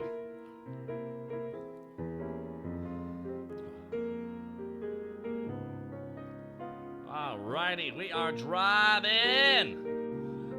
All aboard! Welcome everybody to the Streamathon. Feel better? No, I'll never feel better. I'm always doing a casual thing of feeling a little bit worse unless I start working out better, everybody. But here's the thing, guys. I've been working it out that your kindness is overwhelming, so how's that working for me, huh? Still that parking ticket? Yeah, it's a sticker. That parking ticket is a goddamn sticker. That shit ain't coming off. I have to, like, air blast that thing off there, right? Hi everybody. Today, we are doing a streamathon across Canada. It's wet, it's hot, it's Canada, and it's like a road trip. We're on day 2. We're on day 2, everybody. We're 30 hours in. Now, granted, 9 of those I was, like, asleep, so... Well, the same, we're going to be going for a little while here longer, guys, and tomorrow morning, waking up, continuing on the road again, and that halfway, literally 6 o'clock tomorrow night is my halfway point, everybody. I'm still in the first half of this. I am happy I chose 5 days and did not make this a subathon. Otherwise, I'd be streaming for a month straight. No. Well, I love you guys, but I can't do it. I can't do it. I can't do it. I just can't. Now you know the truth, guys. I'm not young enough. It's not that I'm too old. I'm just not young enough. That's the way to do it. So I called it a streamathon, not a subathon, because subathon implies that if they give subs, the marathon will keep going. It's like, no, it's a streamathon. I have my set time. We got the things we want to do in between that, and like we're already got like 200 away from doing the Kingdom Hearts. Oh God, all night will be all night me just screaming about Kingdom Hearts. Do you really just want to hear me scream about a plot I hate and just ask like, what the fuck does that make sense? I don't know if that's... What was that about not liking Kingdom Hearts? You really gotta get better at noticing when you answer your phone. Joke's on you. No one wants to give bits for that. Oh, shit. Oh, that sucks. That's unfortunate, but probably for the best. I am way too much of a nerd. How's the driving going? Did the go well? No, they were very nice. And also, I'm just giving you shit playfully. Right? Yeah, right? I just burned a little bit more of the bar for every insult to Kingdom Hearts. From me specifically, from anyone on the internet, because that's the anyone on the internet, you have no ball. Yeah, you have to like dig into the ground like a million miles. You have no bar at that point. It's gone. I say the plot's not complicated, and the internet's gonna eat me alive. My God, okay. So what's up? I gotta pick up somebody else on this road trip here. Yeah. I ordered a pizza, and I think these are the people that are gonna deliver it, but they got a little bit stuck. So if you can pick up my pizza delivery and then I don't know, bring it back in like 5 days. I know it'll probably be gross, but I'm a hellhound. I'll sort it out. You know, it's a little diner pickup. What? I just want bring me a pizza when you get back. This person said they had pizza, so if you can pick them up, I would appreciate it. It sounds like I'm just picking up somebody and dropping them off at home again. Okay, fine. Okay, who is it? She's lovely. She owes me some duels. I think you know her, but she said she'd bring me pizza and trading cards, and I just think that deserves a lift. Okay. Alrighty. Well, I think they're coming up right around the corner here, so I think I'll be able to help them out. Perfect. I'm so glad Are they over on the side of the road? Yeah, they should be over on the side. I think they're just like skating around, hoping to wait for you. So. Oh, they. Perfect. Have fun. And don't hit any more birds, because the insurance company's getting a little ski with you on that one. Dude, they are trying to die. You get that, right? It's not like I'm trying to kill them. They are trying to kill themselves. I'm getting a lot of words of bird-ageddon happening here. That's the news is saying it's that a strange man has been hitting a lot of birds being found around the roads, looking a little dazed and confused. There was also a trap with the birds at one point. Did you hit Trav? I thought I saw him twice or 3 times. I don't, why would oh, beans. Hold on. Oh, God. Son of a bitch. Fuck. Oh, shit. I just hit a member of Shoujo. Oh, fuck. Okay, I gotta... You know what? I don't want to be any part of this. Best of luck. I'm good to go, Maximo. Thank you for the 5 gifted shots. Oh my God, G-Force, thank you for the honk. Shit. All right, okay. I think it's up on the left, right? Oh, shit. I hope it is. My God, good to go, Maximo. Thank you so much again. Triumphant Obtuse, thank you so much. I'm quite obtuse myself. Oh my God. Suicide Seagull sounds like a really edgy band. Yeah, it's my cover band, guys. My God, and oh, wait, hold on. I think, I'm pulling over here in a second. Whoa, I'm pulling over here to the side here real quick. Whoa. I gotta, hold on. I'm pulling over my car. Whoa, oh my God, here we go, and we are, whoop. Hey, wait, hold on, I know who that is. Lala. Oh my God, oh, so you're taking these pizzas to Doom, is that the plan? Is that the plan? No, Doom says I'm just supposed to give you a ride somewhere and bring the pizza back in 5 days, because I'm already, partway on my trip here, and my God, welcome, please, please, welcome, hop on in here, you okay, got cool. such a comfy setup, but, oh my God, look at your windshield, I know, my windshield's looking a bit rough around the edges, but that's just wear and tear on the road, you know what I mean? What's that question, Liquid? You know what, I'm not gonna even interrogate. How's it been going? You've been okay? You've been taking care of yourself? You know what, well, there we go, we're going here, and, hold on, I gotta move back in here, I'll answer your question here in a second. Now we're back on the road, and there we go. Okay, there we go, Lala. Get comfortable, get Lala. Ooh. Get comfortable. I am, but there's a lot of water bottles on the seats. I have a lot of yellow liquid, so That's not that. No, I'd be peeing on the side. That's all apple juice. Oh, apple. I don't. Oh wow. Yeah. How resourceful. How that's very eco-conscientious of you. I try my best to be as contentious as possible. So, how you doing today? So you had a bit of your car has a bit of an issue, huh? Yeah, well, there's something really funny about the cars of the 21st century. They got all these buttons and stuff. I started playing one and all this, it started talking to me and I got very freaked out. So, I just kind of left it on the side of the road. Maybe I just had a problem with it. Maybe it didn't have a problem. Oh my God. Well, I got something to say about that real. Benjamin, thank you for that one for gifting that. It was at this point, car, you don't even need to be a mechanic. You need to be a fucking computer technician to help fix cars now. You literally require 2 entire skill sets to do cars now. Originally it was just car, I know how that worked. Now it's there's a full ass computer plugged into everything. So it's crazy. Ugh. It was crazy. It started trying to ask me about my trauma and my deepest darkest secrets, and I was like, wow, I think this is a little too intimate for a car. I just gotta go to my local drive-through. I was supposed to be at the diner today, but guess what? That's not happening. So I appreciate you picking me up. No problem. I'll be dropping you off along the way. I think you can get access public transit and get back from there. It's a little bit of around the road here, but it's really crazy that all these wacky characters from the time I've known them and all the other VTubers appear on this road. It's crazy how that works out. You know what I mean? Yeah. Maybe we're all moths and you're the flame. We're all either mesmerized or flying to our death. Either way, at least we're all we're on the same boat or the same car. Well, I'm some kind of flaming, so we're not half wrong on that one. So hi. So how's your week been, Miss Lala? It's been good. It's been good. Hanging in there. Every day, just trying to keep it together. I'm paying a lot of attention to this entertainment news about. Yeah. Is it happening? Well, I think it's in the air. They're having it's a last minute meeting. That's what's happening. As far as I'm concerned, one of the other CEOs leaked that information about one of the other guys' plans, which is just derailing all of them. They're like, no, fuck you. We're saying that you did it now, and I swear to God, it's Disney doing. Disney's the one outing all these other CEOs because they're like, do you not know what brand damage is? You fucking idiot! And it's the one thing Disney actually knows what to do.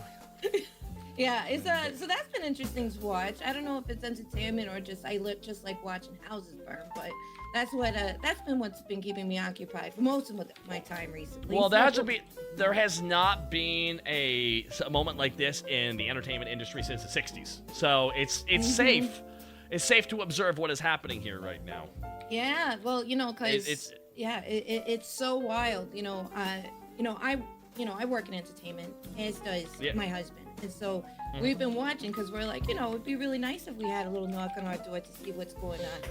So, in terms of work, but it's been very interesting to kind of keep our tabs on it. But yeah, like you said, hasn't been around for, for very, very, like this hasn't really happened before in a very long time. Because I swear to God, what's happened here is all the CEOs who started in Hollywood are like, oh my God, don't do this. And the CEOs who haven't and just go, no, fuck them, let them eat cake. It's like, no, you don't understand. We can't make anything. Oh, we'll just make trash. And then they'll all die or something.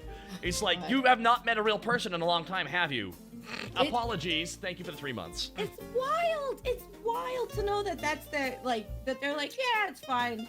We'll put them out of their house. What are they going to do? I just find it hilarious. I'm like, okay, did the guy in charge of Warner Brothers say that or the guy in charge of Netflix say it? Because one of those two said that. The Disney CEO didn't say that shit because he wouldn't be that stupid. Disney was the one who was like, let's just put this in the press. Don't worry. I swear to God, one of these companies is outing these guys who are intentionally holding up the entire process. Apparently, they almost had a deal, but then Netflix, but one of the deals was, all right, but you're going to have to show the actual data so we can actually do we have to see the data and views of everything so we can proper pay out residuals. And Netflix is like, the world can burn before we do that. Sorry. I'm like, what? Well, no, we have to do this or we're all, nope. Oh my God, it's just one guy. It's fucking one guy going, like, but I said everyone, we would increase profits. And then Netflix is like, welcome to our new catalog of entertainment. It's just 47 seasons of Love is Blind. You're welcome, America. You're welcome, everybody. Apparently the CEO is blind as well to fucking negotiations. Boy, oh boy. It's going to be an interesting year, to say the least, because there's like a midnight hour fucking meeting happening right now. Absolutely. Someone is screaming into a phone right now. If that's the reality of this situation. Someone is screaming into a phone. Are you fucking kidding me right now? Beep, beep. Yeah, so I mean, like, that's what I, keeping my eye out. But otherwise, just kind of keeping an eye out on things at the diner. But, life is a balance, just... Yeah, you got what you're thinking overall, got what you're thinking, like, very focused around you. It's a good mixture of the two. You got a healthy balance of being anxious about everything. And that's a healthy balance of anything. Oh, yeah. Nothing is quite motivating, quite like a grave amount of anxiety, just, like, pulsating through your veins and controlling every movement and thought you do. It's very exhilarating, as a matter of fact. Oh my goodness. I'm sorry, 1 second here. I'm trying to I'm doing like a million things here at once here. I gotta turn that off. There we go, boom. Checking your phone while you're driving, you're picking up people from the side of the road. I can't imagine how you got a lot of things going. Yeah. It's been quite the day here, and thank you everybody for sticking around here, and thank you for everyone for hanging out here. I like listening to Lala say things. It's like living in Queens again.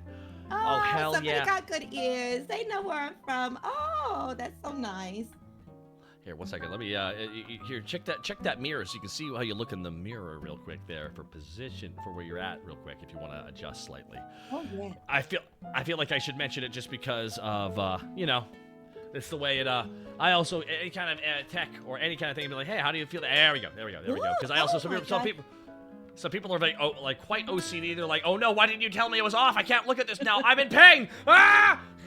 Thank you. My lipstick was a little off. I appreciate you. Thank you. No problem at all. Real. Lala, I'm Diggy, the one who made a bunch of the emotes for this event, is South Bronx boy. South Bronx, we got a BX boy here. Oh, how lovely. They got great Italian food in the Bronx. That I have heard. A radio demon, Jarek. Thanks so much for the honk and horn. Thank you very much here. Hello, peoples. Hello, Taka. Hello, Miss Lala. Everyone's saying that your voice is pleasant. Oh. They love hearing you talk. Everyone in chat's going like, my goodness, her voice. Who is this sweet bean? This is so a lot of people. This is the first time they've ever met you. Oh my God. Miss Lala. So nice to meet you. Now, by the way, we might be attacked by birds at some point. Don't worry. I'm assuming I pissed somebody off somewhere. What kind of birds? I have an affinity for sky. It's not pigeons, luckily. Oh, thank God. It's sky rats, though. It's seagulls. Oh, it's seagulls. Oh, okay. Yeah, that's fine. I've seen a lot of them in Coney Island, but not as long as it's not pigeons. Those are my cutie patooties.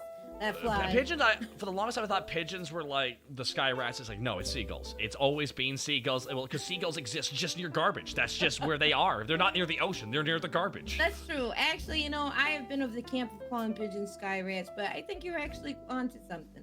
I think they are really around garbage. The only way they're like sky rats is because of all the diseases they have. But seagulls actually act like rats, so that's why. They're actually in the corner with their little wings like. You can go in the middle of the you can go into the middle of the goddamn continent in a garbage dump, and there are hundreds of seagulls there. Nowhere near the ocean.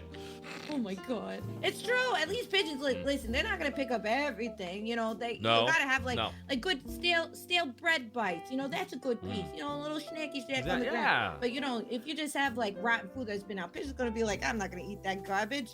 What kind of bird do you think I am? North Bronx? I don't know. I don't live there. I don't know what I don't know what I just implied with that. I think I might have just said something bad. I don't know. And I should know more because my favorite wrestler is Eddie Kingston right now. So I feel like I should. And he's the Yonkers he's the bonkers guy from Yonkers. That's who he is. Guy from Yonkers. He's absolutely bonkers. That guy from Yonkers. All I gotta do is show you like one fucking promo. He's like, no, that's not how we're fucking doing this. Nah, that's not how we're playing this right now. Because I'm from the streets. I'm like, oh shit, I believe him. Yeah, you don't want to cross somebody like that. They're very passionate about, you know. Listen, New York City politics is very passionate about the 4 boroughs. I just feel like New Yorkers aren't capable of passive-aggressive behavior, only latent aggression. There's no passiveness of it. It's all... No, yeah, there's not passive aggressiveness. There's passionate aggressiveness. You know, it's very easy to get... Hey, what were you fucking walking? I don't want to see you fucking die, you idiot! Like, oh, wow, this is weird. That's actually concerning, but in the rudest way possible. That was, that's like... One time I was in New York. I've been in New York City twice. I took too long getting through one of the turnstiles. And then I had an old Irish man with a cane and a beard go, get the fuck out of the way, you fucking idiot! I'm trying to fucking come through, you fucking... I was like, what the... I just gave him my wallet. I don't know what the fuck I was supposed to do. He just went insane on me. Oh, well, you know, that's so kind of you that you really did donate to the cause of the elderly. You know, you really just listened to him, and you really, you know, maybe that could help him with his medication, his Metamucil, you know, whatever. And that was very kind of you, Taka. I'm so glad you listened to him. Maybe, what if he was actually 35 but just really took bad care of himself? Oh, that's also very common. That's true. Yeah. I remember I got out in New York for the first time ever. I went to MagFest, and on the Sunday of the MagFest I explored DC, and then I decided I wanted to spend a week. I decided to go to New York, and I stayed in North Queens. Right across the bridge. Right, I shit you not. When I got to my hotel, because I'm gonna quickly tell you the story here. I got there, I took the train because I didn't want to fly, because it's like what, 2 states? Fuck that, I'll take a train. Yeah. It's like that, take a train. So I took the train. I actually loved it because it was a fun train. It's a train. Trains are great. I wish we had more trains. That's why New York's got lots of trains. I loved it. I love trains. We love Subway. Oh hell yeah! So I got there. And everyone talks about the moment where they kind of like get to New York City. It takes them a second. Since I arrived on the train, I walked right out of, I think the back end of, I think was the one that comes in, because there's like the main station that has all the exterior trains come in too. I forget what the station was called. I got there, I stepped out, it was like right in the middle of all the buildings though. Like literally all the, it was like, it hit me like a punch. You're probably, what, you took Penn Station? So you're getting out in like 34th Street? So you were in the, yes, yeah, it was right at Madison Square Garden. I was right near Matt, and so I was at Grand Central Penn Station. I think I went the back door too, which was because I left the building right onto the street immediately. There was like no area where we waited. It was like just the sidewalk, because that's where the Uber I picked up was.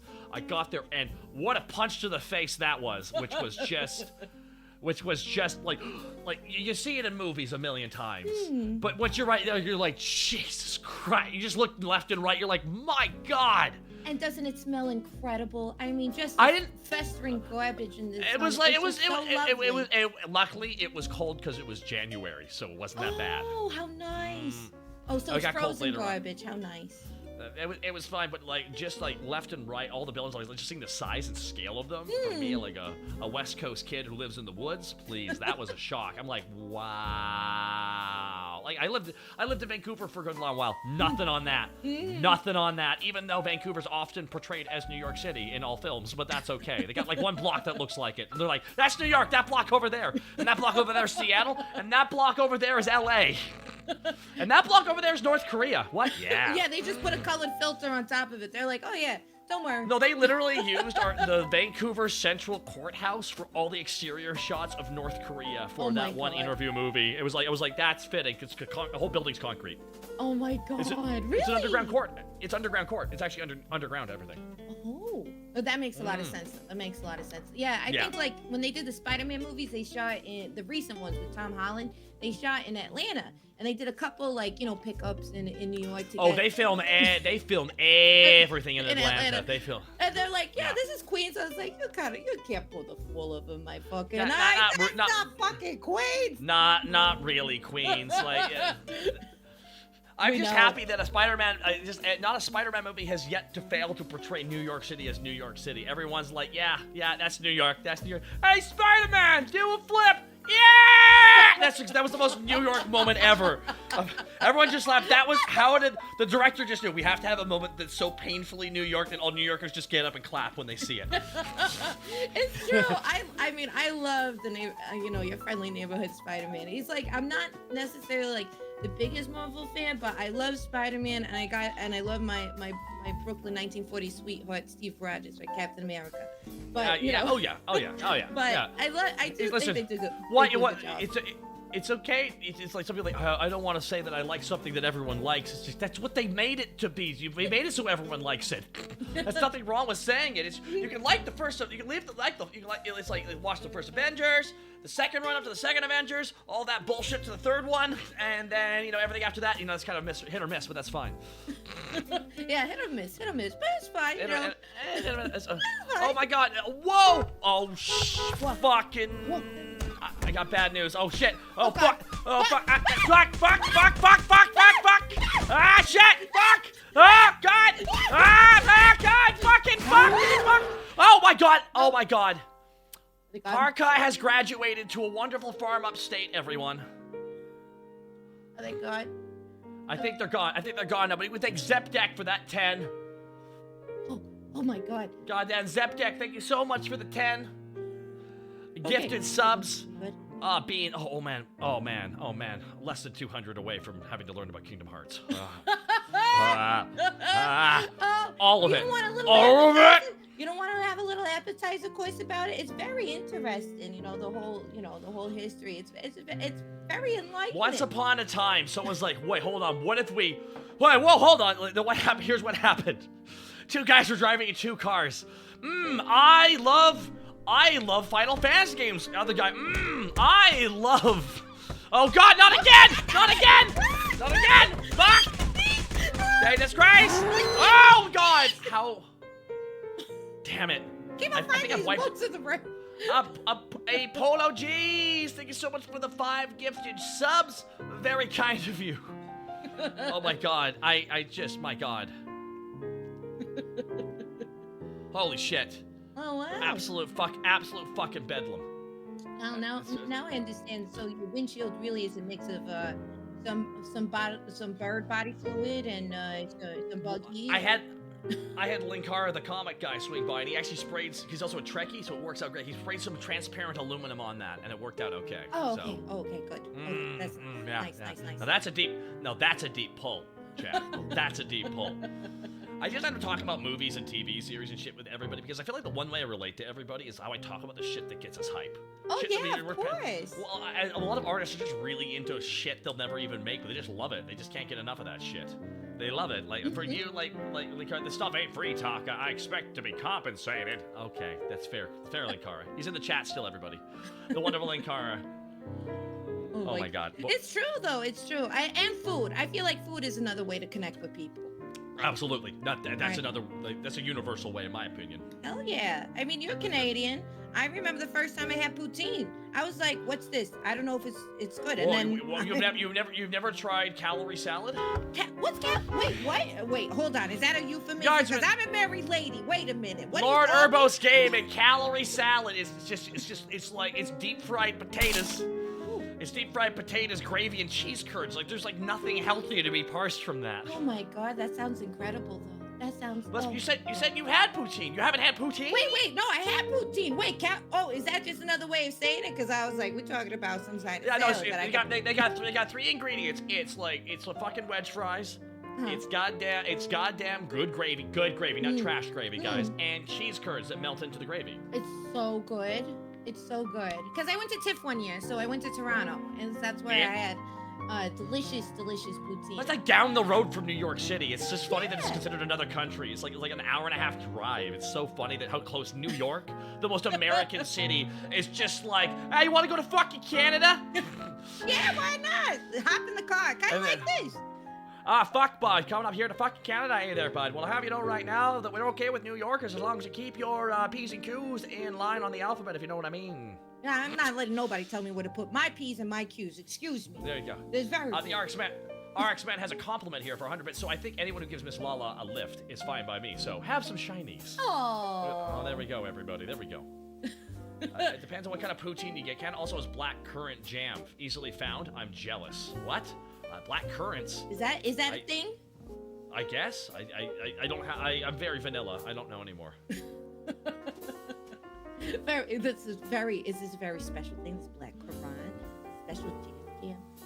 We have maple and stuff like that. Maple and stuff like that. That's good. That's good. Yeah, when I went what to. Have you about? My entire meal I've had today has been granola bars, a piece of fruit, coffee, and water. Yeah, I've been having quite the day so far today. When you go into these rest stops, you're not getting an additional snack for yourself. You're not getting a little sandwich. Oh, that's when I'm grabbing the snack. I just didn't pre-prepare. I actually had an accident happen last night. I had this cooler, or it almost looks like a mini fridge right beside me, and I did not close it properly. Oh. So I just lost about $20 worth of like meat, cheese, and some vegetable, and a lot of vegetables actually, and I'm really fucking broken up about it. I'm like, yeah, it's not great. Have you thought about maybe eating some of these birds that you've been hitting with your car? As you know, kind of like with the apple juice. We were talking about recycling. One of my guests actually ate like 5 birds, and I feel like that's like his mess, and I don't know if I want any of that. Besides, I need to make sure that these seagulls are being roasted quite thoroughly to get rid of all the trash diseases they have from all the trash they eat. That's fair. Oh my gosh, sorry. Oh my goodness here. Granola really hits the spot, huh? Oh, absolutely. That's totally not the anxiety of actually realizing I'm still halfway through day 2. Is it the granola or is it my anxiety? It's my favorite game. Is it granola or is it a terminal illness? I get to worry about that later tonight. I don't know. You get to worry about that after your Kingdom Hearts lore lesson, which is coming on. I'm gonna die of malnutrition by the end of that. Like, what happened? The person who ate them, probate in the chat. Those seagulls did not sit well. Oh fuck, not sit well. They didn't sit well. So it makes sense. That's why it was a good thing that you avoided them then, because it's a long trip you got going on. I can't really avoid. I mean, the birds are trying to die. I don't know why. They're like, there we go. That's a good way to do it. And they just fly into the fast-moving car, and they just. It's just how life works out. Yay, Roger, thank you, cutie cacks. Oh my goodness. But so like, what have you been up to lately? Like, aside from like keeping up with the news, anything new in your space with streaming, different kind of stuff you're up to? Sure, yeah. I mean, I have I just hit 4K on Twitch, so I'm very proud of that. Congrats. Thank you. And so I'm celebrating by doing something very light, and I think everyone's gonna have a fun time at the party. And so I'm having a party at Freddy Fazbear's, and I'm playing Five Nights at Freddy's for the first time. The first time? Okay, I haven't played it yet either. Because I'm a scaredy cat. I'm a scaredy cat too, but it's okay. I cleared out Amazon of all the depends, so I feel very prepared. That's good. Yeah. That's good. Yeah, I mean, like, I think there's like one game. Yeah. Don't, Chad, I know there's not. I'm kidding. God. All of a sudden, everyone, what do you mean there's one game? Oh my god. Oh, heck. Oh, shoot. Stream 4-star. The wonderful people over at Stream 4-star rating in here. Thank you so much, guys. Greatly appreciate it. We're here on day 2 of our Streamathon. Thank you for those who stuck around for the raid, and thank you for swinging on by here. I'm joined by Miss Lala, who has one of the best accents ever. That's true. You can thank my really mother. Yeah. Did you ever watch The Suicide Squad? I watched the first one, the first new movies, but not the James Gunn one, unfortunately. Okay, the James Gunn one literally has a joke about your accent, and I need to tell you the joke so you can laugh about it. Okay. Because Captain Boomerang, Rick Flag, and Harley have all stayed the same actors. They're all back. They were the 3 best ones. Smith was great. They just couldn't get him back. So she's sitting down beside their new team, and there's this guy who's like Iceland. He's like from like Sweden or like Iceland or something. He's got a very European accent. He's like, so what is your name? TDK. What does that mean? It's my name. Your name is letters? All names are letters, dickhead. Captain Boomerang chimes in there. And then Harley moves her seat, sits down, and goes, I love your accent. American girls like accents. That's true, because we don't got any. Because we ain't got any. We ain't got any in the most Harley delivery imaginable. I'm like, I'm looking forward to this movie. This is a good fucking movie. Pete Davidson gets shot immediately. It's amazing. It's everything I ever could want in a film. I love that. That's what you're like. There's this great joke, and then Pete Davidson. Anyway, go see the movie. That's all you need to know. Go ahead. He gets shot immediately. It's like they scare you with the Pete Davidson, but he gets shot and he goes off to bang Kim Kardashian. It's just everyone gets what they want out of that scenario. I guess that's why they call it Suicide Squad. He just went off and did that to himself. So there you go. Hi-yo! There we go, everybody. But no. Now, it's James Gunn's planning all these movies, and now the SAG strike's about to happen. He's like, oh, okay, well, guess I'll just plan more shit and smoke weed. Yeah, like a true Californian. I'm gonna have the California Speedball, a joint, and an extra large coffee. I've never heard that before, but that makes a whole lot of fucking sense.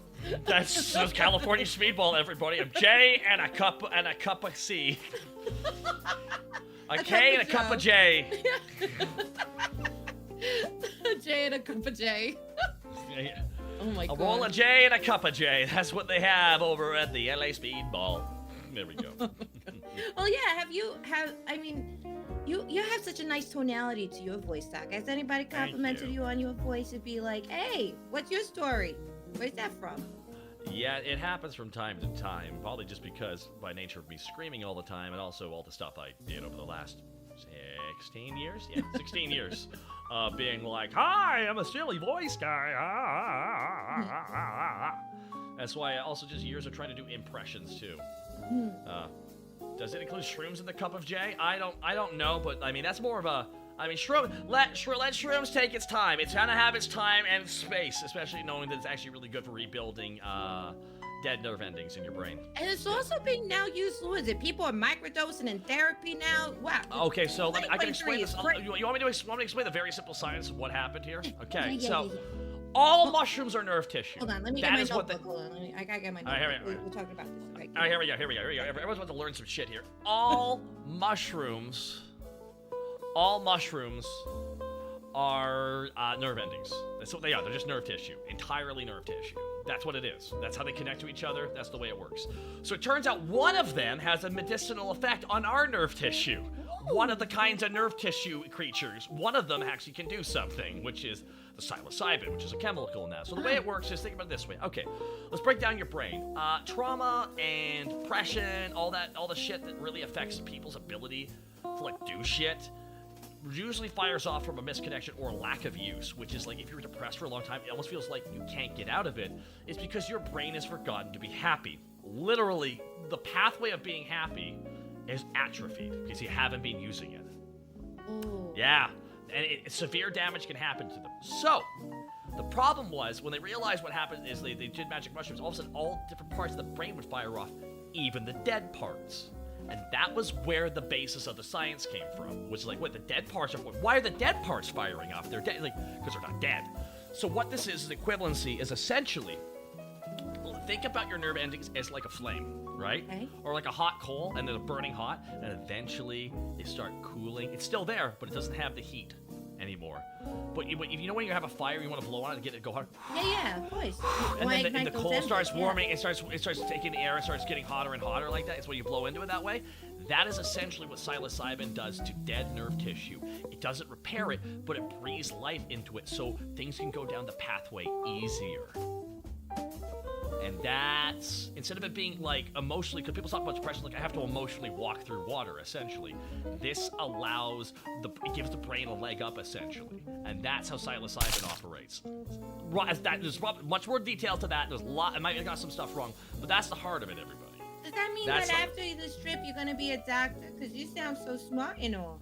No, I did my research because when I tried it, I'm like, all right, now hold on, I'd be filled with a lot of anti-drug propaganda. Let's read some pages here. Let's read some takes down on this. Let's do some research before I ingest something. Let's read a little bit here. My God.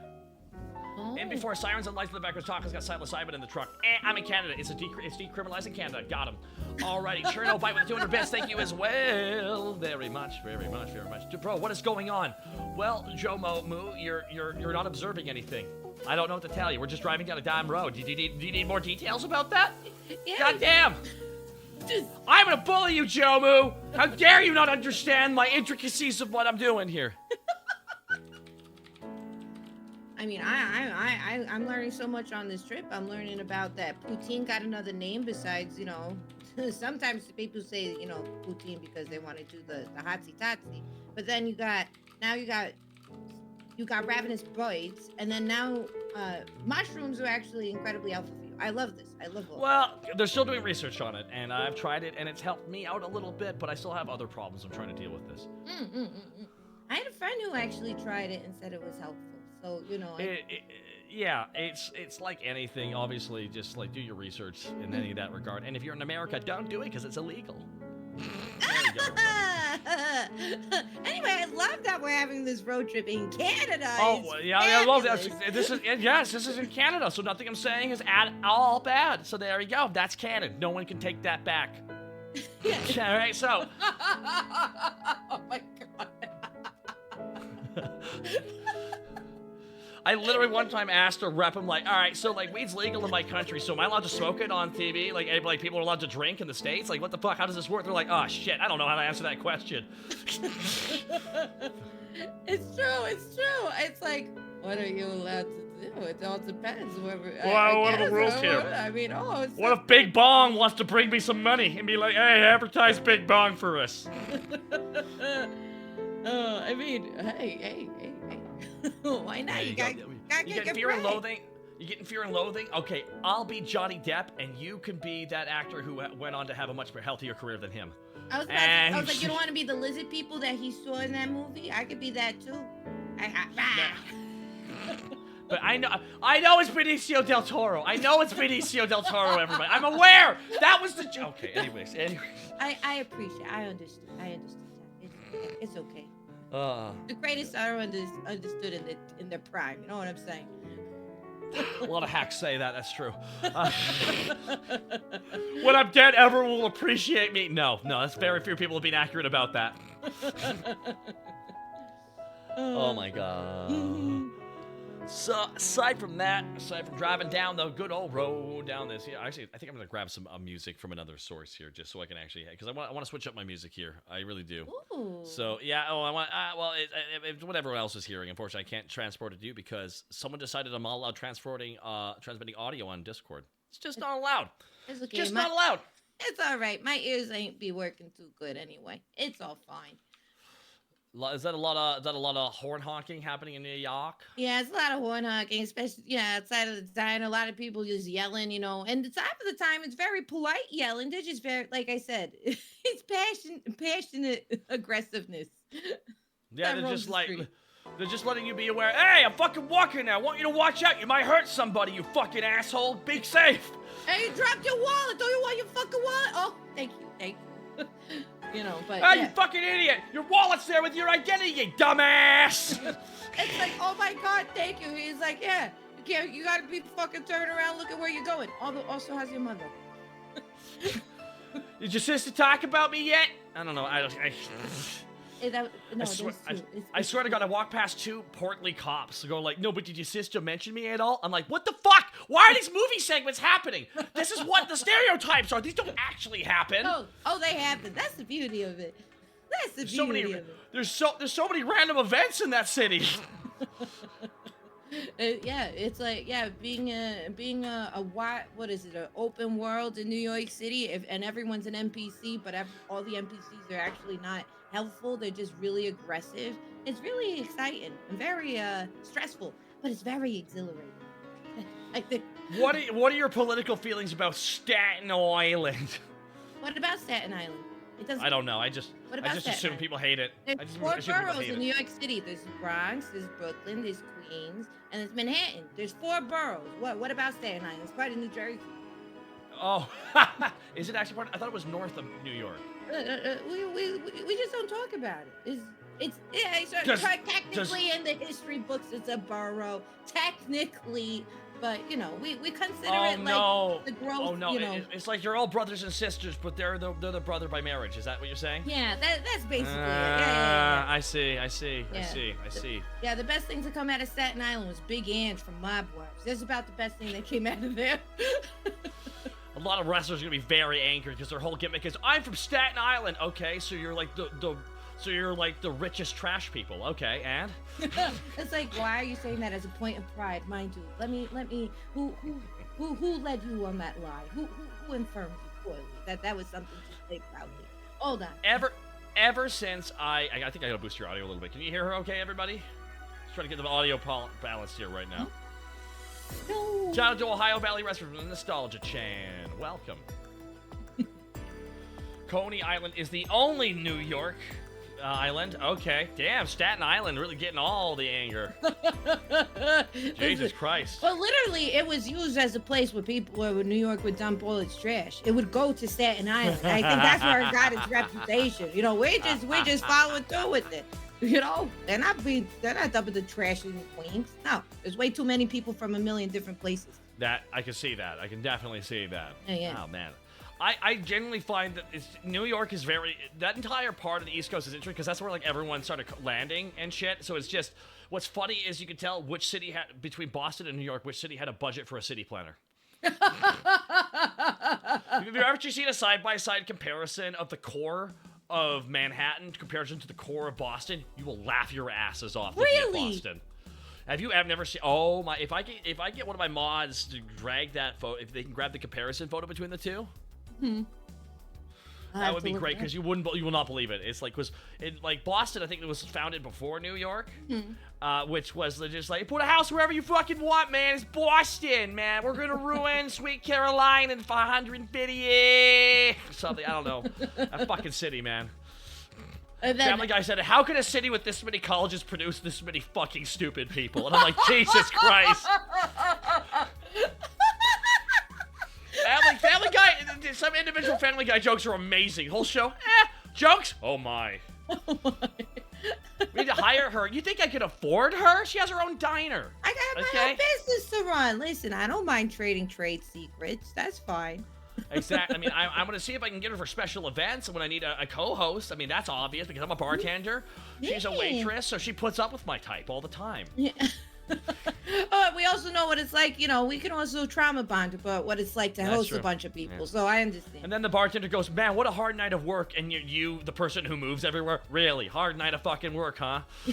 Oh, yeah, so hard, huh? So hard to stand in place and do everything. Your arms and head are tired, not your legs, though. That's me. Yeah. And my arms, and my head. Yeah, don't let these poofy sleeves, like, deceive you. You don't think I got fucking massive biceps because of all the food I gotta carry? Come on. You should see, she's got back muscles because of her wrists, everybody. Okay, I'm my own bodyguard at my place. That makes perfect sense. Night P455. Have a good night. Oh my God, we've had a lot of people here so far here. Now, I gotta ask you a question. What is your favorite New York-based movie? Oh, I know, right? It's such a set piece for so many things, right? Literally, there's so many. Yeah, that's why. Well, that was the biggest trip to me. I'm like, God damn it! I've seen a movie was filmed like right there. This is wild. It's just 'cause so much shit's filmed there. Okay, I have one. One of my favorite New York movies is Moonstruck. Oh, okay. Interesting choice. I like Moonstruck a lot. Yeah, with Cher and Nicolas Cage. That's one of my favorite New York movies. Oh. Mm-hmm. Good old Cage. Yeah. Coming to America is another really good one, though. That's really strong great. New York. That's strong New York. That's strong New York. Yeah, there's like different. It's so because it's hard. Like people like a New York movie. There's so many different sides of New York. You know what I mean? I gotta agree with Pesca Sapien. I think it's Ghostbusters for me. Oh, Ghostbusters is a classic, though. You can't. That is such a New York movie, just because they got to use like the actual library, like the New York Library and shit. Yeah. So it's just great. It's like these buildings are so gorgeous. They're just beautiful set pieces. That's why it's great. Mm-hmm. Yeah, and it made me sad. What was it? The one that they did the remake with Paul Feig, or what, with all the lady Ghostbusters. And oh man, I feel bad because it wasn't the lady's fault at all. It was the writer-director who got the job. Okay, so the story of this is, all right, oh god, who was in that? Because we gotta get the characters real quick here. Kate McKinnon, Leslie Jones. Yes, Kate McKinnon. Kate is too talented for that movie, but she was the best part. Leslie Jones. Leslie Jones was great too. Melissa McCarthy, who I love. I love Melissa. I actually like her a lot. That was the other one. Kristen Wiig wrote and produced and did most of the directing for Bridesmaids, and that's how she got this project. But credited for the director was I forget his name. It was Paul Feig. Was it Paul? It was Paul Feig. I thought was that Paul Feig? I always get Paul Feig. So he got the job, and this is the guy who spends more time like making sure his suit and hair look good instead of making sure his script is readable. And this guy was a second unit director at best for Brides, and he got to direct the whole fucking movie. Because he wasn't a writer, he just let the actors do whatever they want. The reason why Ghostbusters was amazing was not because they improv'd every scene, it's because they had well-crafted storyline and dialogue, and they had a little bit of improv here or there, carefully selected. That's why it was good. So when the ladies came in, and they're each of them are so fucking talented. Like, every single one of those comedians are so fucking funny that it was just like they have no time to actually do that shit at all. And it was not their fault. It was the director just not making a good movie. And the other actors and just say, yeah, it's amazing and hilarious and everyone will love it. I'm like, that is not at all what's going to happen here. And that's what happened. It was just a bad movie. They don't make Ghostbusters like they used to. That's why I wish they did the one where, like, Ghostbusters is dead and there's only 2 Ghostbuster brands, the old New York one, and then there's LA, like, influencer Ghostbuster house, and they accidentally let all the ghosts out because they're a bunch of fuckboy idiots, and they're banging up against it or something. And I'm like, that would be the better movie. I don't know, man. I was trained by Extreme Ghostbusters, so there you go. No, I love the original Ghostbusters is so good. Even the comedy, even comedy has changed. Like from when Ghostbusters came back and like how they write jokes now. Like for instance, they just came out with History of the World, the series, right, with Mel Brooks.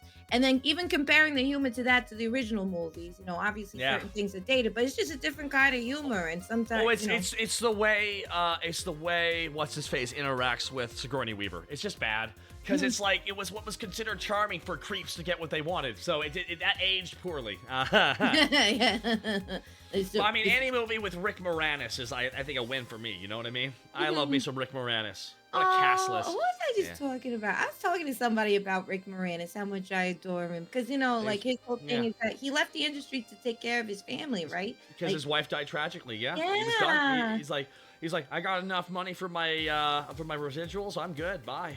He literally made millions of dollars, and I'm out. And the Ghostbusters, have you played the Ghostbusters video games? It was really fun. Oh, are they good? The one that was using the original script for the 3rd movie was great, and they got all the original actors back too.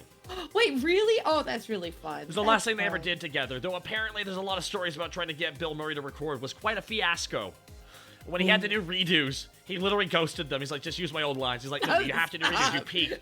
So apparently they found him on a golf course and they brought a mic out there to record the couple lines. Apparently that's the story. I'm like, that is...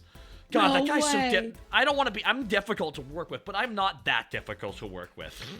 No way that they made this poor person go out to the middle of a putt-putt field to be able to get his voice in terms of a little camcorder. They had to they had to use old dialogue from the movies, whatever he recorded, and he just did not give a shit about the delivery. That's wild. Yeah, no, dude, he hates it because nerds ask him about it all the time. That's why he hates it. Also, he's an asshole.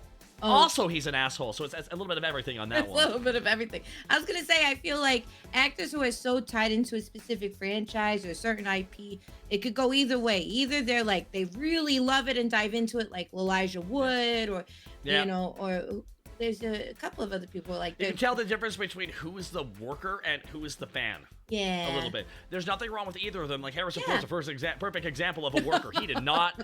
Literally, I have a joke. Can I tell you? Okay, everybody, I'm gonna do my joke now. Okay. For when the studios approached Harrison Ford to play Han Solo again. Mr. Ford, it's great to meet you. Thank you so much for being here. All right, so we want to bring you back for Star Wars. Okay, we really do. We're gonna pay you the money. And the residuals you want, we're going to give you that too. For all the back residuals you want as well, sir. We're going to do that, okay? We have it all here. What do you want? So what? All right. So what do we have to do? I want to die.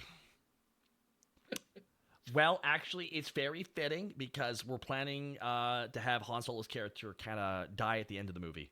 That too. That's it. That's it, everybody. That's it, everybody. That's it. That's scene. That's it. That's exactly. There we go. I love. Listen, he's so. What was it? He did this whole thing where like David Blaine or something did a. Oh, I love trick. that video! Get the fuck out of my house, you witch! Yeah, they do the trick and then he gets so. He's like in the most. All right, so the trick is serious David tone. Blaine. David Blaine's doing. Okay, I'm gonna do my David Blaine. All right, here's what I need you to do. Pick a card, any card. That's great that you picked that card. What is it? Is that card? Awesome. Let me take. Hey, you take that peach out there and slice it in apple right there and slice it in half. Ford looks like, what the fuck are you on about? Like, he's even like cuts it in half. The card is literally inside the apple, and he just looks at them like, without just for a second, get the fuck out of my house. Yeah. Like, he didn't think, wow, magic's real. He's like, no, this guy planted a fucking thing in my house. He got access to my house. Get the fuck off my property. He's like, get out of here. Yeah, I'm very curious to know. I love. I think he's in on. I think he's in on the joke a little bit with being crotchety, but he's also the most infamous stoner next to Woody Harrelson. Wait, really? I thought Seth Rogen was known as the infamous. Seth is one of the most well-known stoners, but like literally Ford is a bigger stoner probably because he's been smoking weed since the 70s. that's he got the That's OG. why- He got OG. Why do you think Woody Harrelson always sounds like this all the time? It's because he's fucking up his throat with all the weed. that makes a lot of sense. And he played this character in, what was it, the latest season of Curb Your Enthusiasm? You know, like a hyperbolized version. Is he a stoner? He's not as well. He dresses like a stoner, but he's like all about like saving the cows and being vegan and vegetarian. And then he talks like that. He's like. Yeah, he's Hi, like, man. oh man, I'm a man of the earth. You know, I'm a man of the earth. You know, I'm all about like saving the cows and stuff. I just want to save all the cows. It's a whole thing. But here's the thing. Woody Harrelson literally did the narration for the Reefer Madness documentary talking about anti-weed propaganda. He did the narration for the documentary? Have you seen that one? I know of Reefer Madness, like the original movie. I didn't know that they did a documentary about it. No, they cover Reefer Madness. I think they just renamed it. I forget what the name it was. It was a weed documentary talking about Reefer Madness, though. And, like, all the weed propaganda. Yeah. I heard that Ford saw the card being inserted into the fruit, but he was stoned at the time the card was revealed. That makes sense. I'm so high, get off my property. I'm gonna go fly a plane and crash into a golf course. Maybe I'll hit Bill Murray. Oh my god! I still, what was it? There's that one clip from him on an Indiana Jones set where he like staples a hat to his head because he kept on flying up. He was just like, I don't fuck. He's like, I don't want to deal with this. Takes a staple gun, staples his head, just walk off. As you see, like the stat medic be like, oh my god, just like running after him. He's a worker. Let's get the fucking job done. I want to go home and smoke weed and play video games. That's how he is. That's how he is, everybody. So it's like, man, God, because you didn't tell. Did you? You told me what your favorite New York themed movie was. Mm-hmm. Okay, so that took a good 20 minutes to get to the bottom of that conversation. There we go. Well, there's, like I said, there's just so many different parts of New York. So it's like, what do you focus on in terms of like what makes a good New York movie? You know what I mean? So that's why. Yeah. So that's why it's hard. It's hard to like pick one. But I think I like that one a lot. That's like a comfy movie. Yes, absolutely. Yeah. Mm-hmm. No. What about you? You have a favorite movie about Canada? I don't know if there's like as wide as a repertoire. I wish Deadpool was based in Vancouver. Oh, I thought that was going to be the joke because they film it all up there, and literally the joke is Vancouver's every city but Vancouver ever. So I thought the joke of the Deadpool movie, because Ryan Reynolds lives there, he's like, I'm here in Vancouver. I thought that was going to happen, but it did not happen because, like, I mean, they filmed all the Twilight movies here. They filmed everything on the CW up here. It's like Vancouver is a very busy production town. Well, it's because if you film up in Vancouver, you get 30% added to your budget through the exchange rate immediately. Yeah, like, fuck, that covers just did so Last much. of Us. Didn't they do Last of Us up in Vancouver? Yeah, they did it up here too. They just it's just 30% extra budget. I cannot reiterate how much money that is, everybody. Like, if you got a budget, imagine you have, like, you'd be fighting tooth and claw for a budget. You get a budget of $5 million, like, fuck, we gotta cut some shit. We'll film in Canada. You just got $1.5 million more. Yeah. You're like, oh shit, we can buy some shit now. Yeah. Yep. And it's like, yeah, it's like even your purchases, like you gotta purchase like within Canada or something like that, like when it works with tax incentives, and you even get more things deducted. Yeah. Like, the more you can do locally. It's amazing. Scott Pilgrim vs. the World might be the best Canadian film. That's strong. That's actually a strong contender. Top 10. No! Top 10. Edgar Wright locks that one. Edgar Wright puts that in the top 3 immediately. I forgot that was a Canadian movie. Oh, yeah. Well, the whole book is based in Canada, technically. That's why it's snowing in, like, February. Oh, I totally forgot about that was a Canadian. That's actually a movie. You should be very proud of that. I can't believe Scott's ex-girlfriend was Captain Marvel, and and Scott Pilgrim's new girlfriend's ex-boyfriend was Captain America. Man, 2 captains in their life. Oh, they started from the bottom. Now they're here. That's the heroes. Oh my god, Brie Larson. She was so good. I loved her cosplay of Misa in that movie. It was incredible. Mm-hmm. Socky Pillow 95, thank you for the 200 bits. Greatly appreciate it. Very kind of you, Socky Pillow. Looking fine as hell, Mr. Alucard Taka. Yeah, I'm not wearing a shirt today. All right. I know. I was like, wow, so fresh. You picking up people without a shirt. Must be very warm in this car. I've been driving this car before it was paid to. I just like how it feels. Gotta do that. Gotta get that money. The Matthew McConaughey money that's lying around. I'm thinking of Matthew McConaughey because we're talking about weed and shit. So, like, Matthew McConaughey. Well, he's a big stoner too. Yeah. So Matthew McConaughey, literally, it was Between Two Ferns, and they had a fucking. you see Between Two Ferns, yeah? Yeah. Okay, so they had. I watched the blooper track because they had a million interviews, but one of them was Matthew McConaughey, and he literally, like, Zach Galifianakis go. So tell me, when you and Woody Harrelson aren't hanging out, does it feel like there's a Saki going unhacked? And it also turns, what was the weed budget for True Detective? He's like, ah! He starts coughing. He starts laughing so hard at that joke. What's the line item? We know. Oh god! So they had John Hamm on. I don't even think I saw the full interview. So he's like, he asked John Hamm, so do you feel that your success is going to open the door for more hot idiots? He made the himbo popular. It's because he has a clear and obvious acting out sex addiction, which is very obvious, and a lot of guys identified with that. Why am I not happy? I should be happy. Like, because it's not about that, dude. It's not about that at all. It's about something else in your soul. So why the show is actually okay, even if it's kind of iffy. All right, and then here's the joke that broke John Hamm because he coughed. He laughed so hard he wheezed and was doing inhale after. He was doing that. He was doing like I'm dying laughter. So it was like this. So Jack Galifianakis turns to John Hamm. He's like, so you'll be so they're gonna be I heard they're gonna be hanging up his character oh my God, Draper, Don Draper's jacket in the Smithsonian for film. He's like, yeah, it really is. Right beside the Cosby sweaters. John, he couldn't. He's like, all the air left his body. He imploded. He imploded, chat. He really did, Chat FM. He really did. He really imploded. Oh my God. I even gasped. Oh my God. It's good comedy. That's why I love Between Two Ferns. I love it. It's fucking funny shit. He's so great. Also, he's such a great actor, John Hamm. Yeah, you know what? He's my headcanon for who I would like cast as Doctor Doom. Ooh. Everyone was like, who do you cast as Doctor Doom? I'm like, John Hamm. He's so perfect for that role. Yeah. Oh, yeah. Yeah, that's for me. That's my fan casting. That's a very good choice for fan casting. He's a very handsome fella, but he's also very commanding. Everyone's like, he's too white. I'm like, he wears a helmet. I don't think his ethnicity actually factors in that much, but unless I'm very wrong on that, which I might be, chat, because I'm not a comic book guy. Right now, Linkara's furiously messaging me. All right, Taka, you're about to step in it right now. Don't step off the landmine. Put more pressure down on it. We're going to move the... Doom is Romani. Yes, correct. He's Romani, but I don't know if they're going to do that because his whole gimmick is he's a fascist.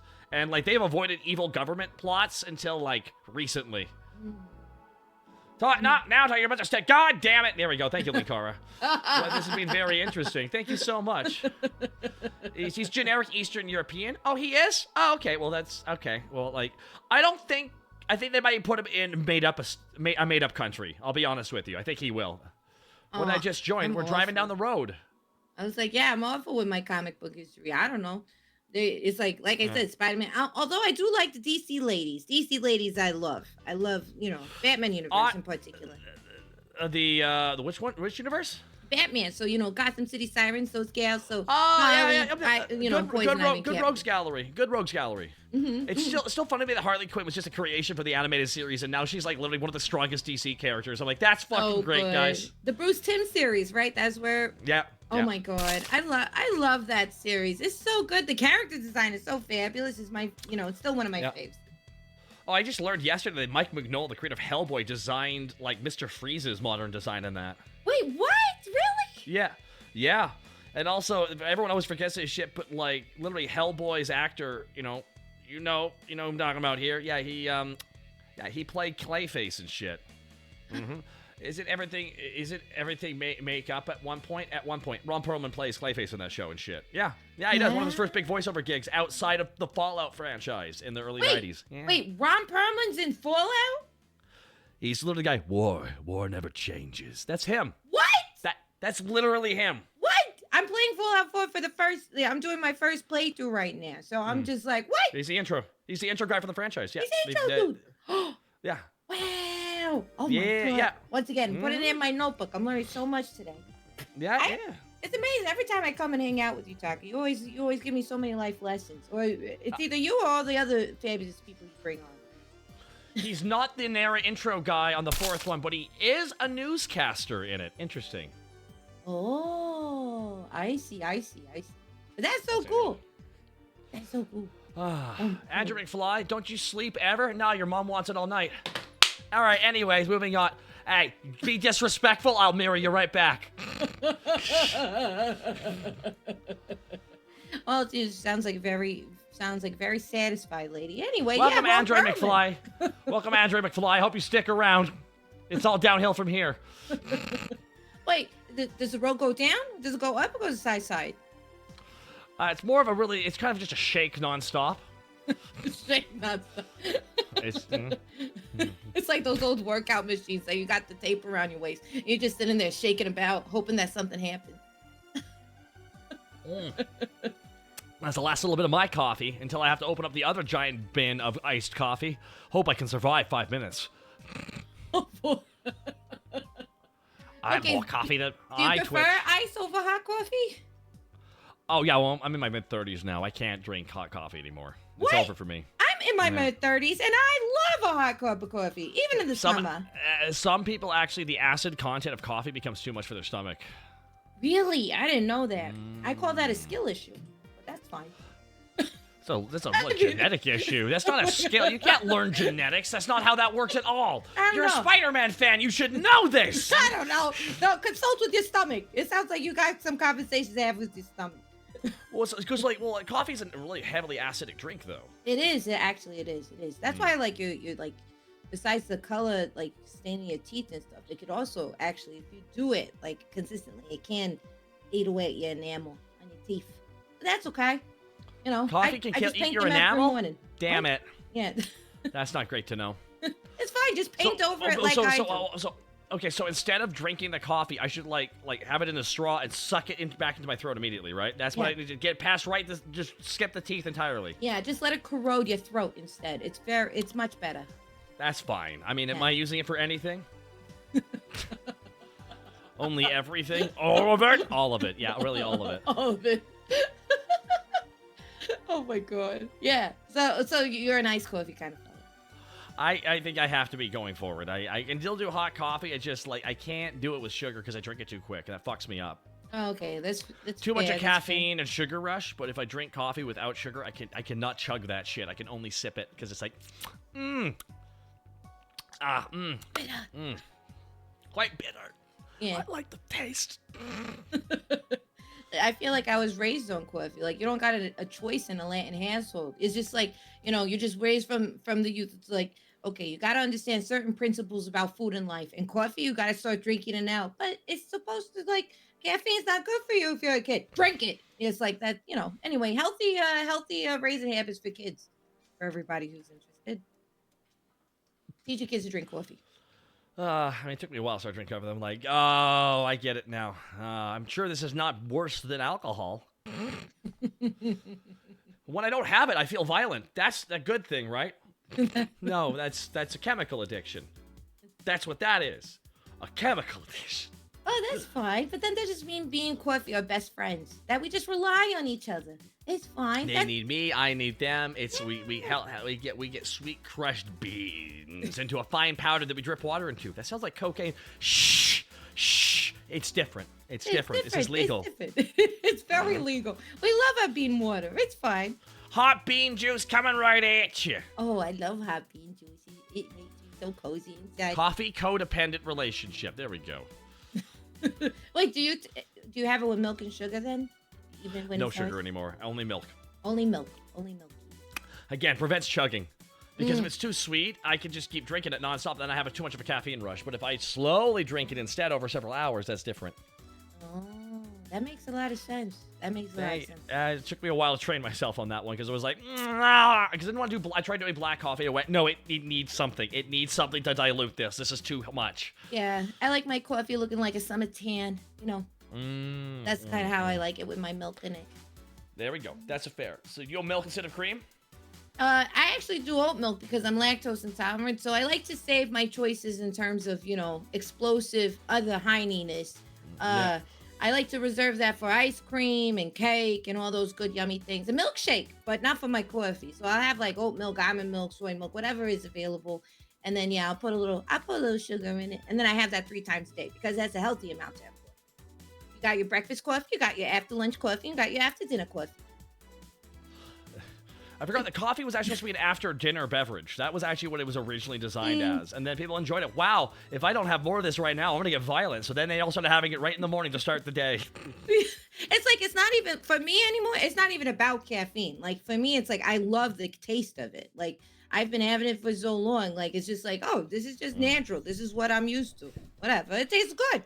Well, coffee is like worked into the mortar of like what built New York City. So it's like if of any place aside from that in Seattle, it's like you're not going to be able to unshelve the coffee from those places. Every other place maybe, but those two no. Yeah, it's like if a New Yorker say they don't like coffee or they don't like pizza or they don't like bagels, be like, who the hell hurt you? Because I got questions. Those are like it's like the holy trinity of like foods of New York City. You know, and then we, you know, maybe sometime Tori water hot dogs. Yeah. Oh my God, I've been going for a while here. Real quick, is it okay if I pull over and go to the bathroom real quick? Oh my God, of course.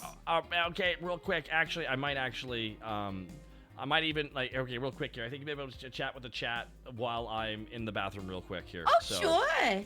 If you'll be okay with that? Yeah, sure, of course. Here we're gonna pull over to the side here. Watch out.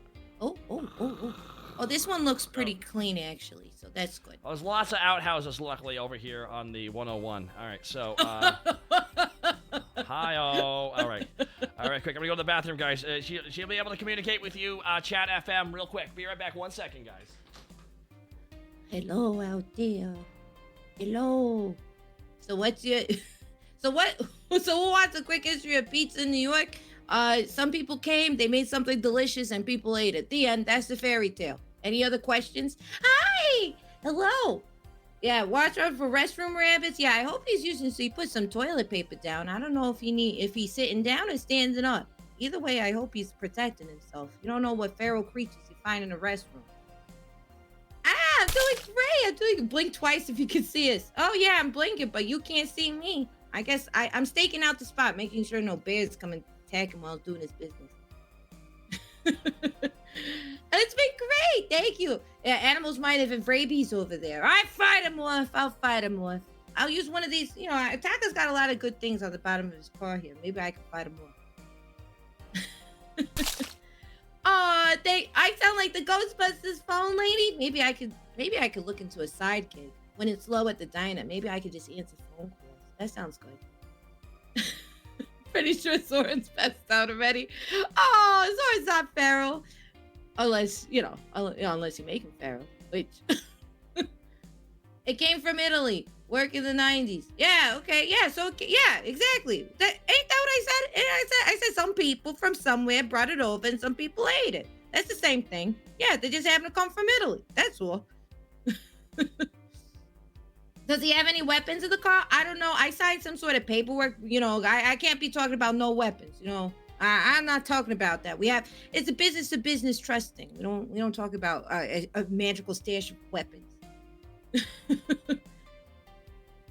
Wait, yeah, I am a buffet. I am buffet sexual. Thank you very much for remembering that. You know, it was Pride Month last month, and it's very important for me that every June I spread the knowledge that the B in LGBTQ stands for buffet sexual, because we like to eat anything on two legs. I'm back. Oh, speaking of snacks, I hope it was successful. It was. Luckily, that was relatively quick, short affair there, real quick. Oh, how nice. For me, at least, that's true. My God. Hi, everybody. We're back on the road again. We're still a little bit ways away from your stop off here, but thank you for it's been fun having you along for the ride. Oh, thanks for picking me up and being willing to drop me off. Hey, no problem. I mean, it just happens to work out that we were at this place here. I'm also trying to make sure and look at the other thing here on the chat FM. I also have my my producer notes here too, making sure that everything's okay here. Okay, we're good. All right, good. Mm-hmm. Okay, what were we talking about? Oh, damn it! Fuck, I don't remember anymore. Hour 31 here, everybody. I'm like, Hour 31. That's amazing. So you just keep on going. When you gotta go sleeping, you just pull over in a car spot. Yeah, that's how I got this parking ticket. But I don't really know who had an issue with that. I was in the middle of fucking nowhere. I'm gonna fight that. I'm gonna fight that sticker. It is attached to my window too. That is not going anywhere, and that's what's infuriating right now. It's one of those damn sticker things. It's like I'm gonna peel it off. It's just gonna be like one of those weak stickers. Just rips the top part off. Watch it be. It's the bear cop. It's just a bear who happens to be a cop. He's like, oh, you're disturbing the peace of the animals. That's probably who did it. I know one of those too. Jeepers. Maybe it is him. You think the seagulls would have knocked it off? No, that's stuck on there. If anything, the seagulls hitting that shit made it even more on there. It probably acts like rubber cement. Actually, probably just really sealed it up. Well, that was actually what they did, which was it was a series of Russian videos I watched, and it was bad drivers. There was this group of people that had these giant stickers, and if someone was a bad driver, they'd slap "I'm a bad driver" on their windshield, essentially. And then if you pull it off, it just rips off the upper half, and it has all the sticky glue and paper bits on top of it. It's like, oh yeah, a lot of fights happened. Oh my god. I definitely love collecting parking tickets and, making a nice little collage out of them. Maybe sometimes even for paper mache. My theory is that if they can't find it, they can never charge me, right? That's how that works, right? I know how to. I think so. Yeah, that's how it works. Definitely. Yeah. Maybe that's what you got to do. Maybe you don't have to fight it. You just just stick it under one of the rocks that we find on the road. There you go. Yeah, there you go. Scot free. Get away scot free. Amazing. Sorry, just my brain's all over the place. It's okay. Like last night. So guess what we did last night? Actually, we actually listened to Sigma Alpha affirmations. Yes. Oh, tell me what are some of these things you learned about. The ones I remembered were, "You are interesting to women." The stuff like that. I thought it's supposed to be affirmations, not lies. No, that's what it is. That's what yeah. When you enter a room, your introverted aura begets intelligence that everyone respects. I'm like, what? It's unhinged psycho stuff. Really is. It's like just Ooh. it. You're Wait, cool. can I use that actually? Actually, maybe I could. So you're saying that what do I gotta do to command depressions? I gotta suck my introverts in? What? No, introverts have magic powers. Oh. They even say your introverted energy is magical and changes everything around you. I'm like, God, it's just, I was like, what the fuck? And then all of a sudden, what do you say? Like, Bigarium Leviosa, whatever the hell it is, whatever it is, because it's magical. He says it's magical. All of a sudden, you're gonna be like a wizard and shit? Is that what they're saying? No, but I think I know what house that guy's gonna end up in. The bad one, because it's all bad now. It's all bad now. It's all bad. It's all bad. I can't believe the person who made a plot where the Asian character was called Cho Chang was really secretly kind of an asshole. No. I'm shocked. Shocked. What? And I can't believe the Irish character was called Seamus O'Shaughnessy. God damn it. We should have seen all the red flags. God damn it. It was our fool. We were kids. We didn't know any better. Looks back at all the Harry Potter books. Like, wow, I didn't realize that all these pages were actually red pages. I was just scrolling through red pages. Oh, no, these were all red flags. These weren't pages. These were red flags. God damn it. They got me again, damn it. Oh, my goodness. Sigma male. Wild. I wonder if there's something like that for ladies out there. They're like, what was it? What would be the if it's Sigma male, what, beta female? Be like you're no Sigma female. No, it would be Sigma female. I don't even know. I don't even know what term it as, but I can't wait to find out how bad it was for me to say that. Someone said girl boss. That's such an all-encompassing term, though. Boss bitch. Yeah. Oh, really? Okay. Sigma Crunchy mom. What the fuck are these guys? Damn. Crunchy mom. Okay, crunchy mom. So that's the term. So it's like, all right. So when you're waking up in the morning, you're a crunchy mom. You're a crunchy mom. That means when you go into the kitchen and make some sandwiches for your kids and you put them in your soccer van, you're a crunchy mom. You're about to crunch the other moms at the soccer practice, right? Is that what we're doing? Does that sound? Wait, no, that doesn't make sense. Empath. I, an empath, understand that. Literally verbatim, like some of these affirmations were like side to side. One was, you play by your, literally, you're a rebel without a cause. They legit said that with zero sense of irony and with complete sincerity. You're a rebel without a cause. You're an interesting person with interesting things that you do, and people want to get to know you. It's like stuff like that. It's like straight up just like, man, the lies people tell themselves. That's right. You're boring and nobody wants to get to know you. That's right. That's a lie. Now, everyone's like, what is this Sigma Alpha shit? I'm like, it's horoscopes for boys, really. That's kind of what it is. I mean, like, with even less basis as anything original. Because at least with horoscopes, there's like some like astrological sign stuff that's kind of based off of. The other one's just debunk science. It's like, damn, that's like recent. Wait a minute. let's see. Speaking of, oh, we didn't even do it. We didn't do like, what's your favorite? Like, what's your sign? What does that mean? Isn't that what people do nowadays? I'm a Leo. Can you tell? Oh no, shut the fuck up. I could never have told. I never. Fire horse. That makes a lot of sense. God, yeah. Oh, I'm so sorry. Sigma. Now everyone's posting theirs. Oh, the best one. There's the one that broke the entire chat. I almost had to stop the stream, just because I was laughing so fucking hard. I had to keep my eyes on the road. It was like, "I'm good with women." That was literally the quote.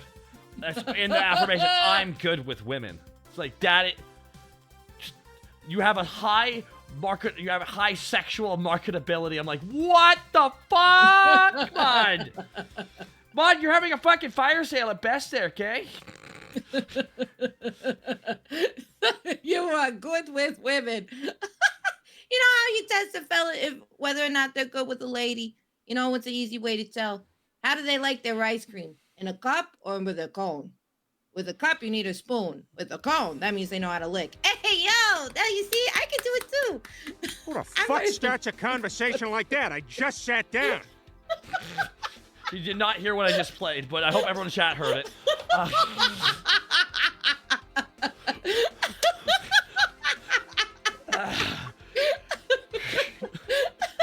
What? Anyway, so how do you like your ice cream, Taka? What? Hey! I just open my mouth and just like pull the lever down. Just, I guess that's the only safe way of doing it. Oh my god, I can't believe that. What was it? You are good with that actually got me really good. That actually caught me off guard. We tried not to spit water there for a second.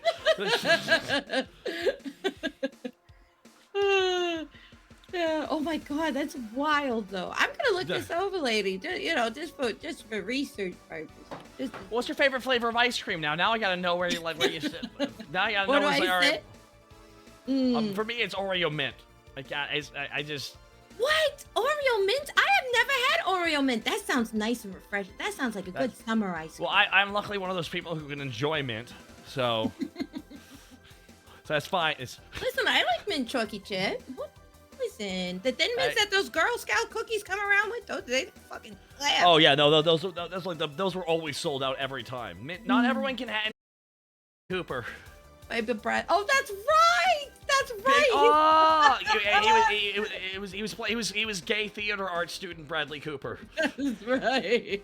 Yes, before that, definitely. You see that and you're like, that makes sense. I could definitely see you being. He's very gay. It makes a lot of sense. I was gonna say it's more like I could definitely see you being a traumatized raccoon in your future very easily. Definitely. Mm-hmm. He's gonna be that. Man, that was a last minute addition doing that movie. It wasn't supposed to be him. That was a studio like, no, we're getting a celebrity for this. It was originally supposed to be James. It was supposed to be James Gunn's brother the whole time. Really? James Gunn's brother did all the motion capture initially, too. Yeah. Wow. James Gunn's brother is that one second in command to Hondo. Sir, what we doing here? Sir, what's happening? You know, the guy who gets the mohawk thing afterwards. He's Kraglin. So he plays Kraglin later on, but he was originally supposed to be all of Rocket Raccoon. They're like, no, we got Bradley Cooper for that instead. I didn't know that was James Gunn's brother. Yeah, dude, James Gunn always casts his brother. It's God.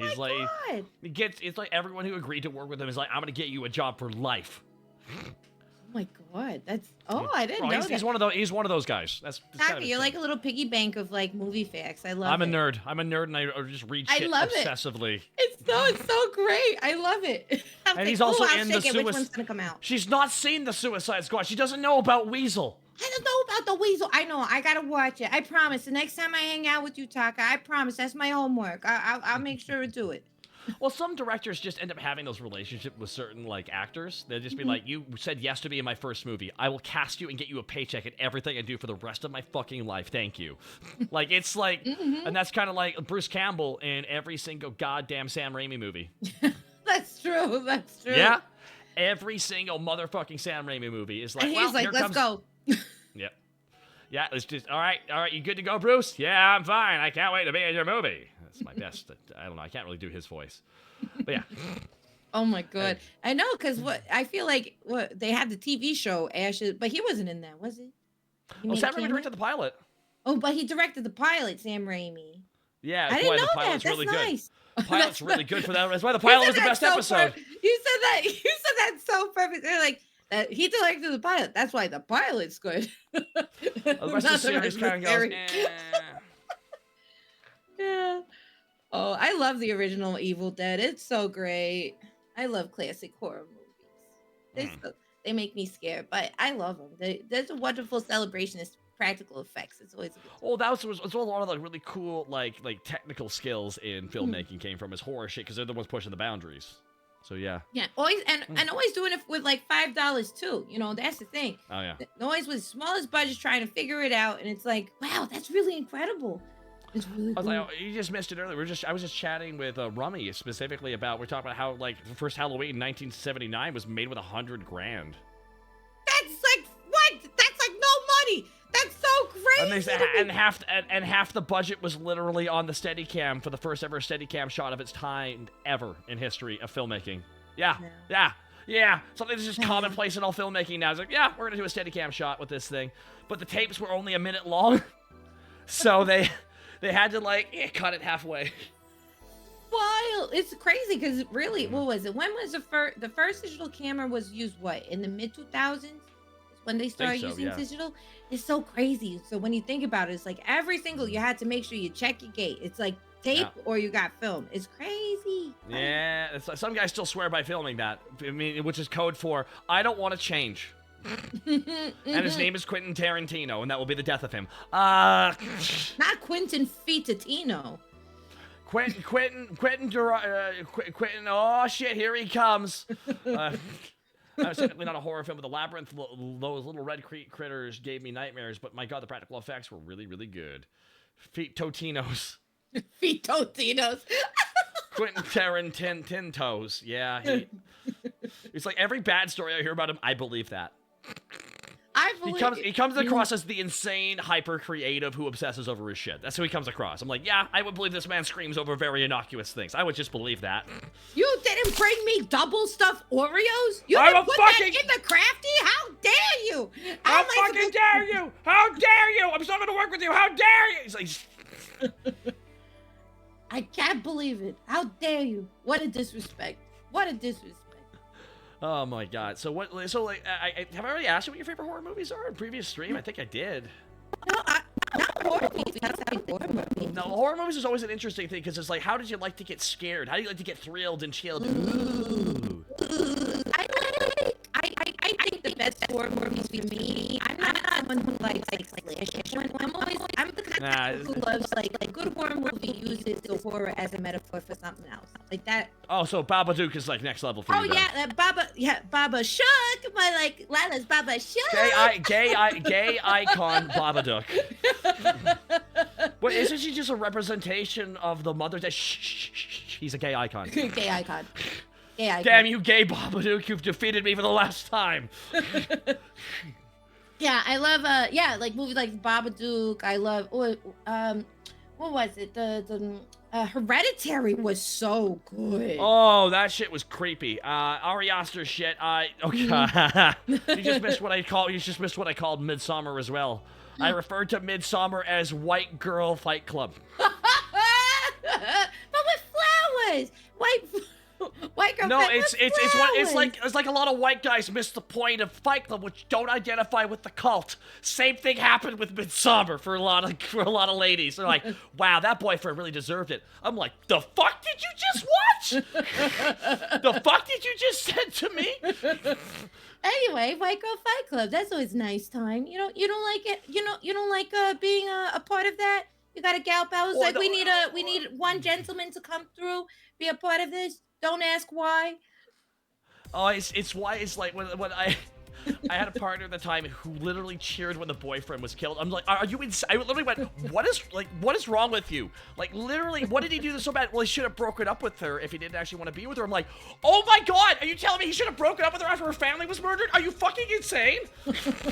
Like, why you don't want to be that kind of asshole? And he's a victim too. What the fuck? Anyway, so there's like an hour cut from that movie, apparently. Did you wake up the next morning and she was sitting there with a crown of flowers around her and she's like, hi, honey, good morning. No, I was tempted to watch Fight Club and go, God, I should do this. Yeah, I should fight a club and be insane.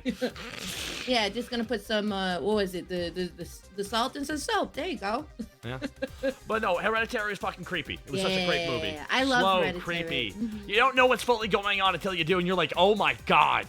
Yeah. It's the best way of putting it. It's so good. And then I also like classic ones like House on Haunted Hill with like Vincent Price. Like I love classic horror movies too. What about you? For me, The Thing is just top tier for me. That's good. It is the only body horror movie I like too. That's a good one. One of the reasons, especially why I like The Thing, it is one of the only horror movies where they're all thinking with logic and intelligence. That's true. So many horror movies, everyone's a fucking idiot. Not The Thing. They are all fucking practical men of science. And it's like, just seeing them do like the process of elimination to catch this thing. The test scene, the blood testing scene is one of the most tense scenes in films. It's the one where they're, you've seen The Thing, right? Yeah, that's what's his name from fucking, that's Cronenberg. No, I'm thinking The Fly. I'm thinking The Fly. No, I got mixed no, up in my that's head. John Carpenter. That's what he made right after the second Halloween movie. He went right on to, he's like, I'm gonna make that, bye. Oh, that's right. For a second I mixed it up with The Thing because I was thinking of the Fly is the guy with from Jurassic Park. What's his name? The sexy guy with the dark Malcolm hair. McDowell. Yeah, that he's in The Fly. That I got it mixed up in my head for a second. Jeff Goldblum. Jeff Goldblum. Yeah, Jeff Goldblum. Yeah. I'm gonna do my Jeff Goldblum impression.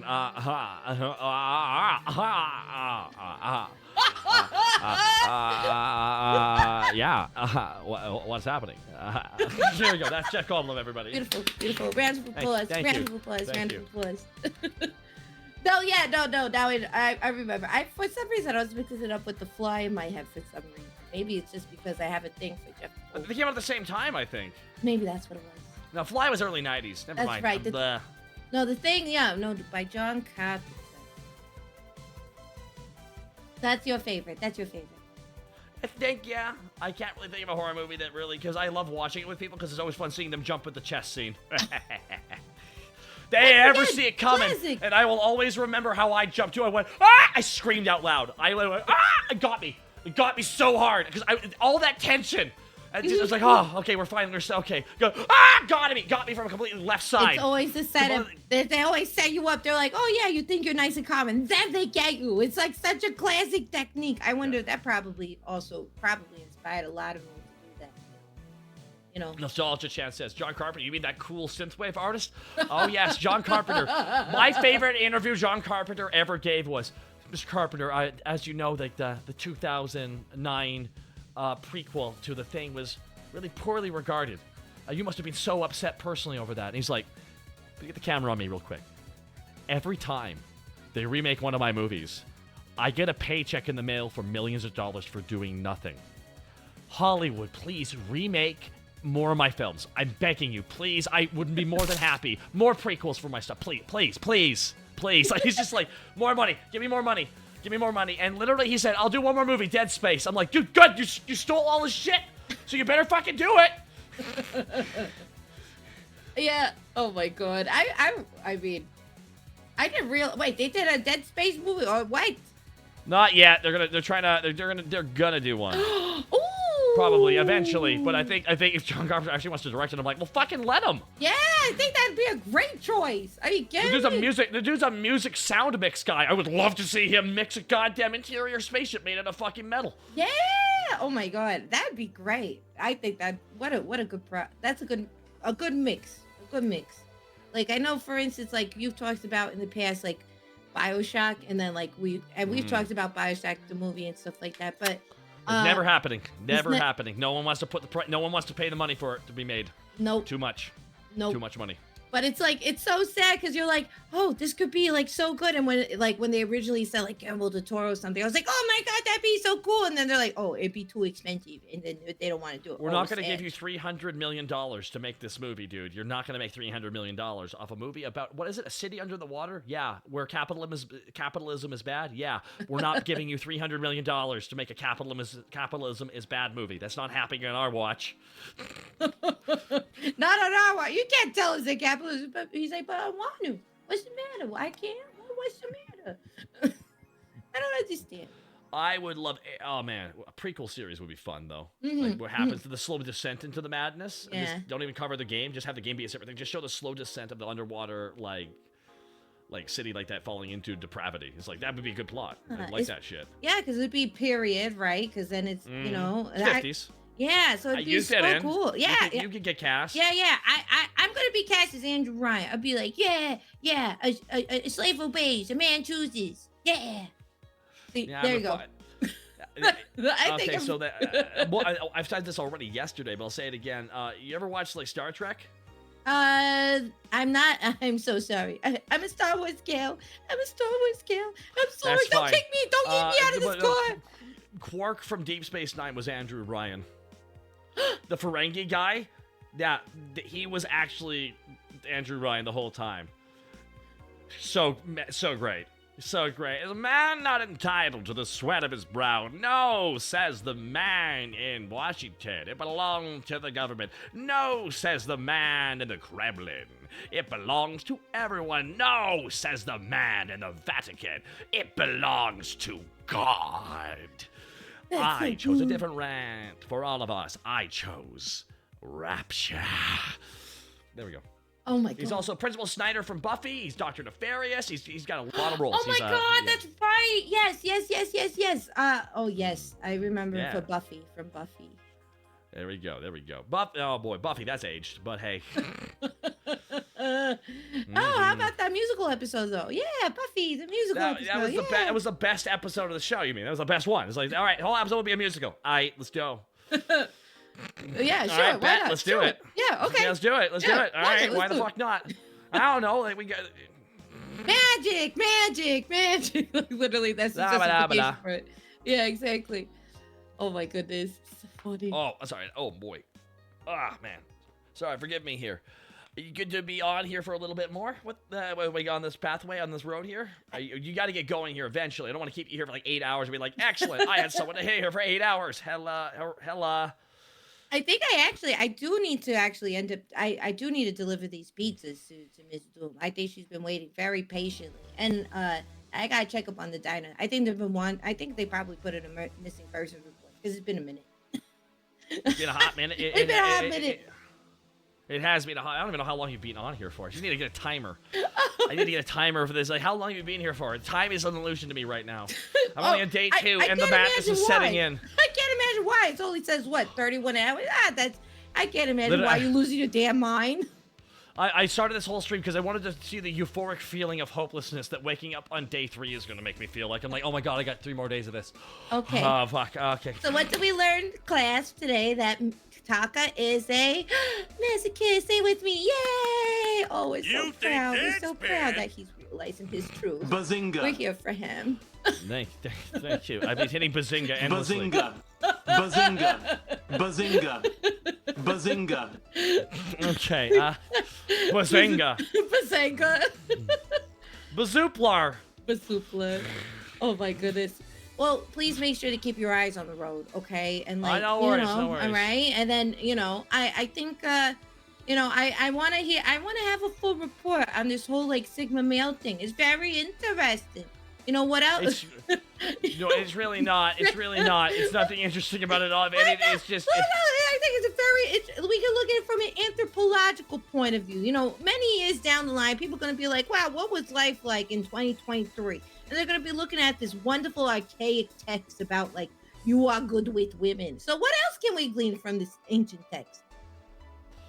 We can learn that a lot of men in that era really needed to lie to themselves. They really did. Why? I don't know. That's a much deeper question. That's a much deeper question. Oh, it's like you are good to be deep in a woman. Is that also one of the points of the book? Anyway, wow. I'm trying to remember some of these goddamn quotes, but like they're all a blur of just like my pee-pee pig. Please believe me. Everyone. The official, it says Sigma Male Affirmations. It's the subtitle of the book. Oh, my pee-pee pig. Please believe me. This is what Musk thinks all the time. He eventually says you are the Sigma when others are trying to be alphas. Oh my I'm like, God. oh my god, this is insanity. Sigma, by the way, is when she said originally it was like, I'm an alpha. I'm an alpha. So all the most unlikable pricks. All the most unlikable pricks are like, oh my god, I'm an alpha. I'm an alpha. I'm an alpha. It's like, nah, all these guys are alphas. I'm better than them. I'm a Sigma. Yeah, it's like the guys who needed to make themselves special little snowflakes, and they were like, you know what? I need an even specialer snowflake rank for myself now. It's the best. It's every accusation is an absolute admission. Dino J with 1,000 bits. Here's some money. Now please go buy some wiper fluid. Your windshield is filthy. If only it were so simple, Dino Jake. But with your 1,000 bits, I'm gonna tip Lala for the pizza. That's it. Yeah, there we go. Thank you. That works out really well. Oh, that's perfect. I'm gonna go get me some. Maybe I buy one of these Sigma mail books and a cup of ice cold coffee. I'll try Taka. Try Taka it's style. called cold brew. Cold. Oh, we're brewing like witches. Okay, great. Okay, we'll try it. I don't know how you steep coffee when it's cold, but apparently there's a way. I don't know anything anymore. I don't know anything anymore here. But actually, we got the turn up coming up here real quick here in a bit. Perfect. Oh my goodness. No, but I want to thank Miss Lala for joining us on this road. It's been great having you here again with us here on the stream. Thanks for having me. Absolutely. When's your next stream? Actually, I think you already said it at the beginning, but say it again. I stream. I do tomorrow. We're gonna be looking at some vintage toy commercials and nice. laughing at them. But yeah, and then normal diner hours, which is Friday to Sunday. Is usually when I open the doors. Awesome. Oh, that's good. Thank you very much, and thanks for picking me up and all this stuff. No problem. So you're saying tomorrow you'll be getting caught up in the crossfire? Yeah, because that happens. That's bad. You don't want to get caught up in that. You really don't. No, definitely not. I'm gonna we've screened all of them, so I make sure that we double check. We double check. But yeah, we'll be doing that mañana. Please, everybody, please check her over at Miss Lala VT. We just gave you a shout out in the chat as well. You. So no need to thank us. Thank you for swinging on by here. Oh my goodness, seriously, it was fantastic. Okay, pull up us over here real quick. Ooh.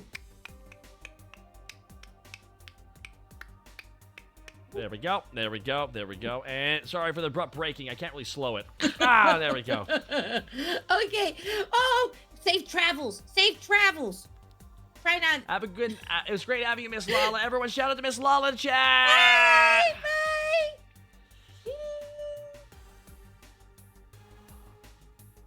Oh my goodness, she's so nice. Absolutely nice. My goodness. All right, one second here.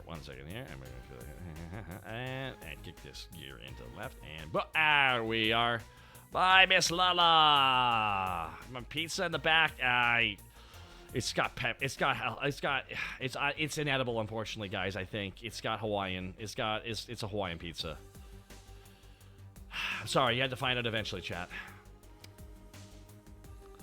And they really worked a bunch of people, a bunch of sociopaths, a bunch of psychopaths outing themselves. I will eat pineapple on pizza. I'm like, yes, I know you like. I'm being really mean when I say that. Anyways, hi everybody. I hope you're doing okay today. Lala's gonna be mad. No.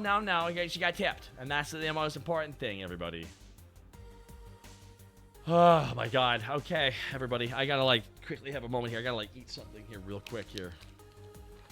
Carolina Reapers? Maybe. Maybe, just maybe, everybody. Oh boy, here we go. Boy.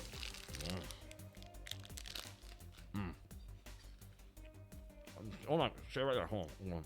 Oh, I hurt my arms. Ow. Oh, God. I ate a granola bar or something. My stomach's doing that thing where, dude, you need more food.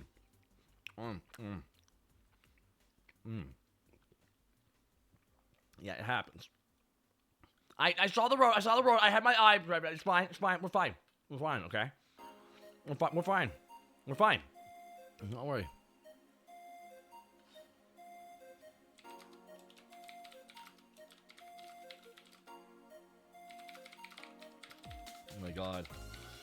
Oh my god, here. It's like, oh my god, what time is it now? It's like 7:50. Jesus Christ. Oh my god.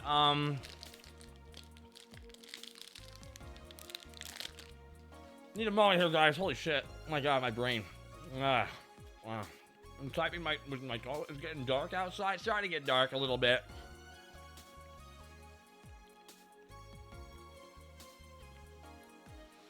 Thanks, Blade. Appreciate it, man. Oh my god. You know what? Let's put some music on, guys.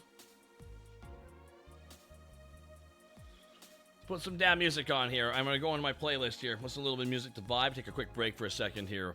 Like vocally for a second. Even though I'm gonna probably sing a bunch of songs along with it here in a second. Let's go over to the radio. Come on, radio. That's not the radio. That is not the radio. Hold on. That's not the radio at all. You want me to die? I hope no one wants me to die. That would, well, probably met me. So, oh, what do we got here for songs? What do we got here on my playlist here? Oh, yeah. Time for some, you know what? Oh, wait. No. Where? I gotta go to B. B. Oh, my God. Hit it. Okay, guys. All right, hold on 1 second here, guys. Okay, so I am going to pull... All right, guys, so we got to pull over here on the side of the road here real quick. Because I got to go to the bathroom real quick because I think I got to pick up somebody here really shortly here. So it's going to pull over slowly to the side of the road. We're going to take Lenny for the raid here, and I'm about to disappear because I'm a professional streamer. That's what I'm doing here. Let's drive over here to the left-hand side, everybody. That's why I'm topless dressed as Alucard. Yeah, shush. All right, let's drive over here, get a bathroom. There's so many pit stops along the way. Thank fucking God. Thank God for that. And quickly. Oh, there we are. Okay, I'm going to go to the bathroom real quick, guys. Real quick. Don't go anywhere. I will be right back. All right, 1 second. Look at all the bullshit millennials. What about? Yeah, that's not going to work for me, dog. I need something better.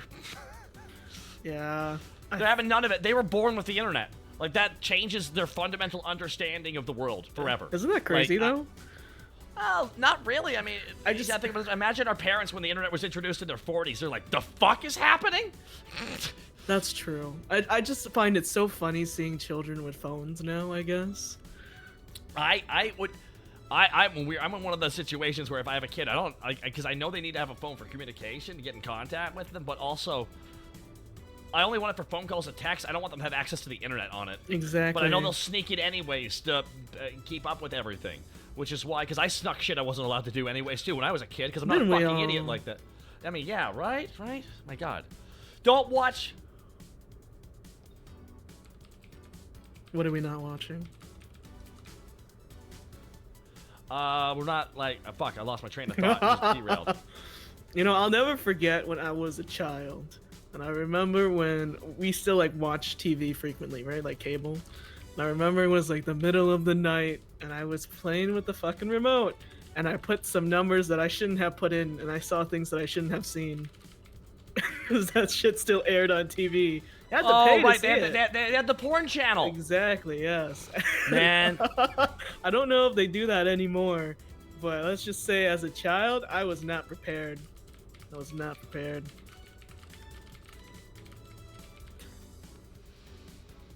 What's something you snuck when you were a kid you weren't allowed to do? Something that I snuck. We all were told, don't do that, and then we did it anyways because, like, fuck you, I won't do what you tell me. Fuck you, I won't do what you tell me. Fuck you, you know that one song. I'm trying to think. I've done a lot of stupid shit, so I'm gonna take a hot minute to think about this one. Yeah, I mean, when I was a kid, I was told by my parents, because it was very conservative upbringing. Mm-hmm. My mother, God bless her, she kind of listened to a bunch of gossip about certain shows, so I wasn't allowed to watch The Simpsons. I asked my parents, why couldn't I watch it? It's because my mom, I will always remember what my mom said to defend me not watching it was, that show encourages children to be disrespectful. So I disrespected my parents by sneaking it every time I could. Oh man, that's how it goes, right? I think there was one time, oh man, my mom would never allow me to do sleepovers. I don't know if it was just an Asian culture thing, but I've spoken to other people of Asian ethnicity, and they seem to have a similar story to it. But I remember my mom said I was never allowed to go on a sleepover because that'd make me a whore. A whore for years. Specifically, a whore. Oh yeah, she actually slapped me across the face and said that I would be a whore and not ready for marriage. And I remember I was like, fuck you, bitch. That's a lot of girls in this chat's fetish, though. You get that, right? Oh, they yeah, want to slap definitely. you and say you're a whore and you'll never be right for marriage, and then they take you. That's weird. That's weird. This is weird. This is weird. My mother never slapped me and called me a whore. Did I do something wrong? I don't know. She slapped me, called me a whore, and then I slept over at my friend's house the next day. I just snuck out the window and climbed down the tree. You whore. And you weren't a whore, at most a slut. Yeah, most of slut, right? I Whores was only a get whore paid. later on. Whores get paid. Sluts just do it for fun. I mean, that's Exactly. there we go, everybody. That's what you tell your mom. That's your counter argument. See, I was a professional whore, and she wasn't happy about that one, actually. I could see that being quite frustrating for her on her end. Oh yeah, definitely, 100%. So it was like, wait, hold on. You're not Catholic, right, Tyga? No, Tyga. No, that's I no, actually went to Catholic school. Oh man, that's two levels of conservative right on top of each other. Isn't Man, that crazy? Yeah, I got suspended because I bit off a kid's flesh. Well, did the kid not? Okay, I'm gonna ask you a couple pointed questions Yeah. that as a kid you would have loved someone asking. So, the motherfucker wouldn't stop harassing you, huh? 100%. So the motherfucker kept you saying awful shit and trying to duck any responsibility, right? Indeed, he had the blue-eyed stare. Oh, he did he? He kept trying to play it just in a way he wouldn't get in trouble even though he can keep torturing you? 100%. Fuck that bitch. Smack his shit up. Yeah, I actually bit him so hard, the teachers had to pull me off and I ripped off his flesh. Good. You want, okay, that's great. That's fucking fit. You want to hear my story? No, let's hear it. Here's the thing. Some people, when they get bullied, now here's the thing. People get small or they get big. That's the reality. That's how we react to bullying. Exactly. Would you like to, so you went big. You're like, hey, stop bullying me. No, bully. Seriously, stop, knock it off, dude. I don't want none of this shit. I just want to do my schoolwork. Bully. If you don't fucking stop, you're gonna regret it. Oh, you're threatening me? Bully. All right, man. The last chance. So bully. Oh my God, how did this happen? It happened in the left field. Oh my God, I'm a good kid. Like, no, dude. You literally, every out, you won't take it. And I'm sorry that you got fucked up shit going on in your home. Because that's what just school is in general, is where you send your kids to a building to go deal with other people's shitty parenting. Indeed. So here's what happened. I told this story a couple times. I'll tell it again. All right, so, I'm a very boisterous person, you can tell. Of course. So I didn't get quiet. I got loud. I would talk shit back. I would mirror people, which has actually caused a lot of problems in my professional career. Oh, yeah? Okay. So there was this kid. So he would always try and duck fights because I was taller than him and shit, but he would always talk shit. He was a new kid. He liked me, a new kid, but he tried to supplant my friendship group and would call me the F word all the time. Just would, because I was boisterous. I was a fan of shit, and it would bug him because I have joy in my heart, and he had a fucked up family home, and I know that. Because I found out his parents were getting a divorce. Ooh. All right, so that's important that I know that information. Right, all right, so I was in the computer lab. I'm talking like classic 1995-6 computer lab. You know, we got the Macintoshes. Okay. We're real Canada, right, man. right. We got the school books. We got the school books with USSR still in them for the world maps, man. We got some older tech. That's crazy. So, the candy color Macs? Oh, yeah, baby, with the floppy drives and everything. Damn right we do, guys. Oh, yeah, so, I'm 35, so here we go. So, we're in the computer lab. We're playing Oregon Trail. One of my friends named his character after me, and I named my character after him. We're just sitting hand by side. We're having laughter, and we just have silly names for the characters, and we're laughing at what happens. And then the bully is on the other side of the computer lab with his friend, right? He's on the other side of the table because we got like 4 desks. I remember this. We got four on one side, 4 on the other side of the table. So it's like 8 computer desks on there. Yeah. So I'm sitting there. I'm in the middle. I'm in the right. Okay. So you know, if you look at 4 seats, imagine we got 1, 2, 3, 4. I'm at 3. Okay. My friend is at 4. The guy across from me is on his side, or directly across from me, and I'm just having fun, just making jokes with my friend, all having a laugh, and he calls me the F word again. Oh, he does. He does it all the time. He would always do that. He would always try and rile me up so I got in trouble, right? So I just went, and then I verbatim looked to the side of him, and I smiled, and I went, maybe because you're so awful like this is why your parents are getting divorced, asshole. Ooh, he flew through the computers at me. He literally didn't walk around. He went through the computers and pushed one of them to the side, and almost knocked off his friend's computer, and he was like trying to punch me in the head. And I literally uppercutted him in the jaw, and we just started fighting right there. I literally was like, dude, shut the fuck up and mind your own goddamned business, bro. That's why I've always had a beef. That's why the most recent VTuber drama with that one concert, I'm like, ugh, why are you doing something with joy? Stop being an F-word. Like, if they could, they get away with it. They say that slur shit. It's the same shit always. Stop being excited about shit. Have a bad life like me. Mm-hmm. And it's always why anyone who ever shits on people for being passionate about something drives me nuts. Except for Zack Snyder fans. They deserve it. And we need to break them out of their matrix. We gotta free them. All right. And that's, yeah. So, like, I feel like people get big or they get small, everybody. Just remember, one of the reasons why they give you shit is just because they see you having joy and they take that personally somehow. That's like, true, yeah. Did you win, Taka? I got suspended from school as well for just telling the guy to go fuck himself, essentially, which happened all the time. I got suspended so many times from school for just finally not putting up with the bullying anymore. I threw a chair at a kid one time, too, like fucking Edna. Called my mom a whore. I'm like, all right, grabbed a chair, overhand chuck, right him in his back when he had his backpack on. Just, bam, hit him, knocked him over. Same kid, by the way, too. Same kid. Damn, he did not Again, learn, huh? motherfucker kept starting it. I didn't still go to school. I'm gonna say shitty things to this guy to get him to say shitty shit to me. No, I just went to school, man. That's actually so funny. Again, he had a fucked up home life, and he just took it out on someone at school who looked like he was having a good time, but I wasn't. I was miserable in school. Mm-hmm. Ah, it's good coffee. There we go. Wasn't it a fun story to share? You know, it reminds me of a story of when I broke someone's nose.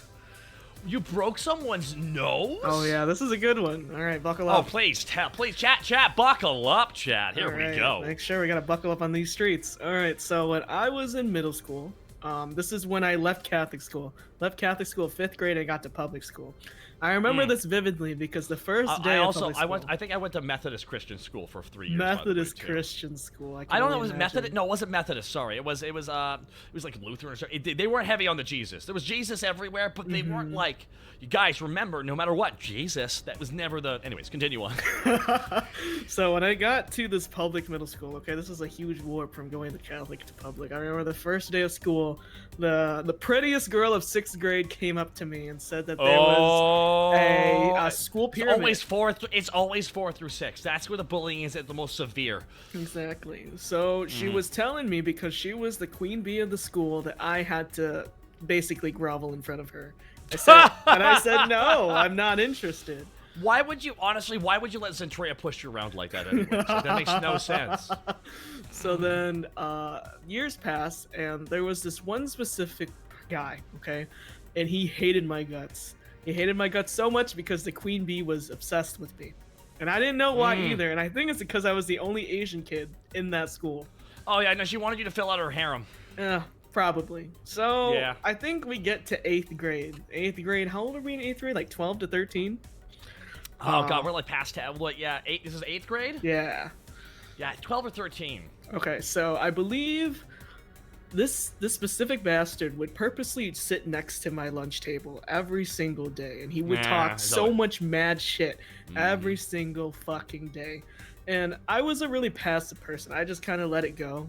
I was like, in my head, I was just like, you know what? I'm almost out of this fucking school. I can handle another year of it. And funny enough, the table I sat at was in front of the principal's table. Oh boy! And the principal's office. So they watched me get bullied for 3 straight years. Yeah. So fucking trash ass. I think there was one day. Well, wait, if we stop it, then their parents will show up and they'll give us shit, and we're fucking cowards. Oh, okay. So there was one day he put his lunch trash onto my tray of food. And you know, I was just I've seen that shit before. Right, okay. So I was like, okay, whatever. I'm just kidding. It's so they can. Oh, I was just kidding. Right. It's literally they just trying to frame it. So, I was just kidding. So they get on the jail for your card. It's like, no, you're intentionally being disrespectful. Fuck you. Taste the back of my hand. Anyways, continue. So he went to sit next to me again, and genuinely, I cannot remember what he said to me, but he said something under his breath, and I basically saw red instantly, and I got up, grabbed him by the hair, and I just kept smashing his head against the table. Then I broke the table. I broke his nose. Just like bang, bang, bang, bang. Oh yeah. And good. It was quiet because everyone was just watching me. I just kept smacking his head. It was just like this. And then I heard his scream, "Lord of the Flies, as they do in a week, bitch! Bang, bang, bang!" Yep. So I think he passes out. I lift his head, right? And he's out. His nose is broken. He's just bleeding. I drop his head. I just looked at my hands, and then I just got up and just went to the principal's office. And I was like, you can expel me, but I did what I needed to do. That's all I have to say. It's oh, see, they lost their patient. I win. It's like, that's not how it works, you fucking little shit. Yeah, I think the worst part about it is when I went to the principal's office. You know, you want to know what that fucking bastard said to me? We gotta both sides this. Oh yeah, this bald-headed motherfucker. He said, you know, I was wondering when you'd snap. Really? Yeah. What a piece of shit that principal is. I looked at him and I was like, fuck you, bitch. Fuck you, bitch.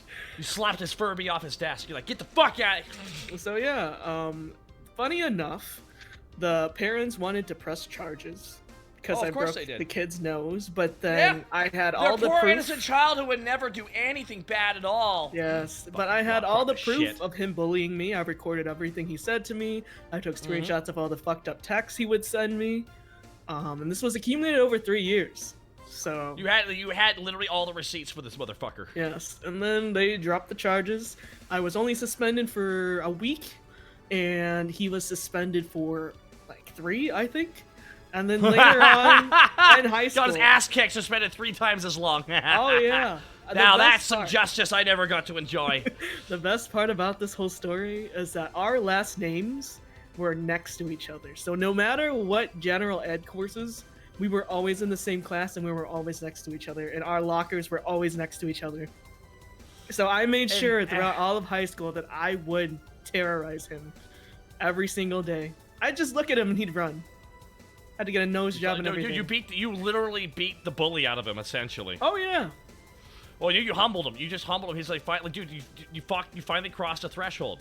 You're like, hey, what did you expect was going to happen? Oh, I just thought they would quietly put up with my torture until, you know, they politely killed themselves. What?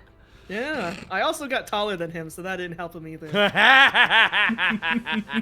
So, oh boy, that's why I always remember that bully that started all that shit with me in school was shorter than me. That's crazy. It sucked. Because I didn't want to start shit with him ever. And eventually, like, literally, it was like happening real bad in grade 4. So a bunch of grade 7 kids told me, they're like, hey, it was like no grade 6 kids. They're like, hey, we keep seeing what this fucking kid's doing. If he ever gives you shit, man, come over to us. I did one day. They beat the shit out of him. Oh my god. They did. There was dude. He was obnoxious. This guy was really like, he literally thought he was clever. One of those guys. He's one of the guys that thinks he's being clever by just like getting around the rules, and it's eventually if people just catch on to that shit. Right. You know, it's like because like grade 4, 5, 6, it's just a meat grinder, a fucking social. You separate people at that age. You really do. I feel like. Yeah, 100%. There's a lot of like cliques form and shit like that. Really unhealthy trash. Yeah. There we go. Honestly, I have some crazy stories from school. I just had like those like 4, 5, 6 grades were really rough for me just because some of the same stories. Just some guys start shit with me. I think there was some bullying happened in like grade 7, 8, 9, but I thought it was more funny than anything, really, because it was like literally kind of the same kind of guys just having the issue with me. Like it's almost like the exact same people because I moved to a new town, same problem, same kind of guys. They're just guys who like they got shitty home lives. They got to take it out on somebody who, I don't know, is loud, I guess. Right. Yeah. Well, I think I have another story I think that you'd probably find very funny. I think I got one for you. I got one more for you here, actually, because we're trading. All right, let's hear them. it.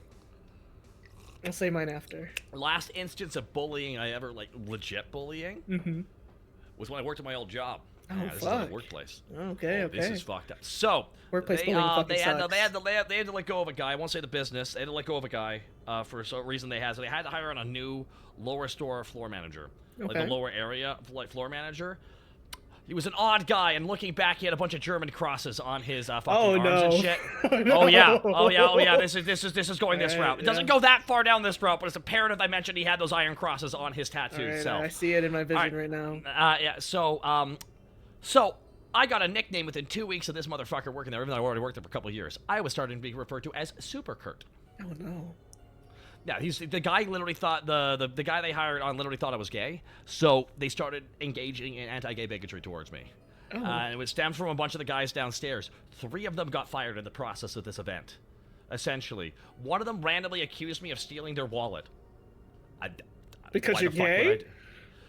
Dude, they were making up shit, trying to get me fired. They were trying to get me fired, essentially. That's I worked on insane. another floor separate of all of them. So they had if I worked downstairs, I would have been fired, essentially. They would have just made up some shit. But they couldn't, which is why when I had to come downstairs and grab shit, I would be, literally the guy would be very fucking, like, he would be, like, always giving me a look. I know the look of, like, if I was allowed to, I'd kill you kind of look. And it's just like, guy thought I was gay. It's literally what they thought. So essentially what happened was a three-pronged issue. I had to talk to a guy who I was in charge of what he was working on. So I came check on him, to see if it was done, and he gave me the most disrespectful shit I've ever dealt with. I'm just like, dude, what the fuck? I'm asking you a fucking work question. Don't speak to me that way, you know? Like, dude, we're at work. Like, what the fuck you doing speaking that way to somebody you're working with here? And I'm like, how about, do we need to go talk to the manager upstairs manager about this real quick here, dude? Are you doing okay? That's not and he changed his tune real quick. That guy, that night, when I was getting food at another place on the way home from work, rammed his car into my bumper. No. In a parking lot. Yeah.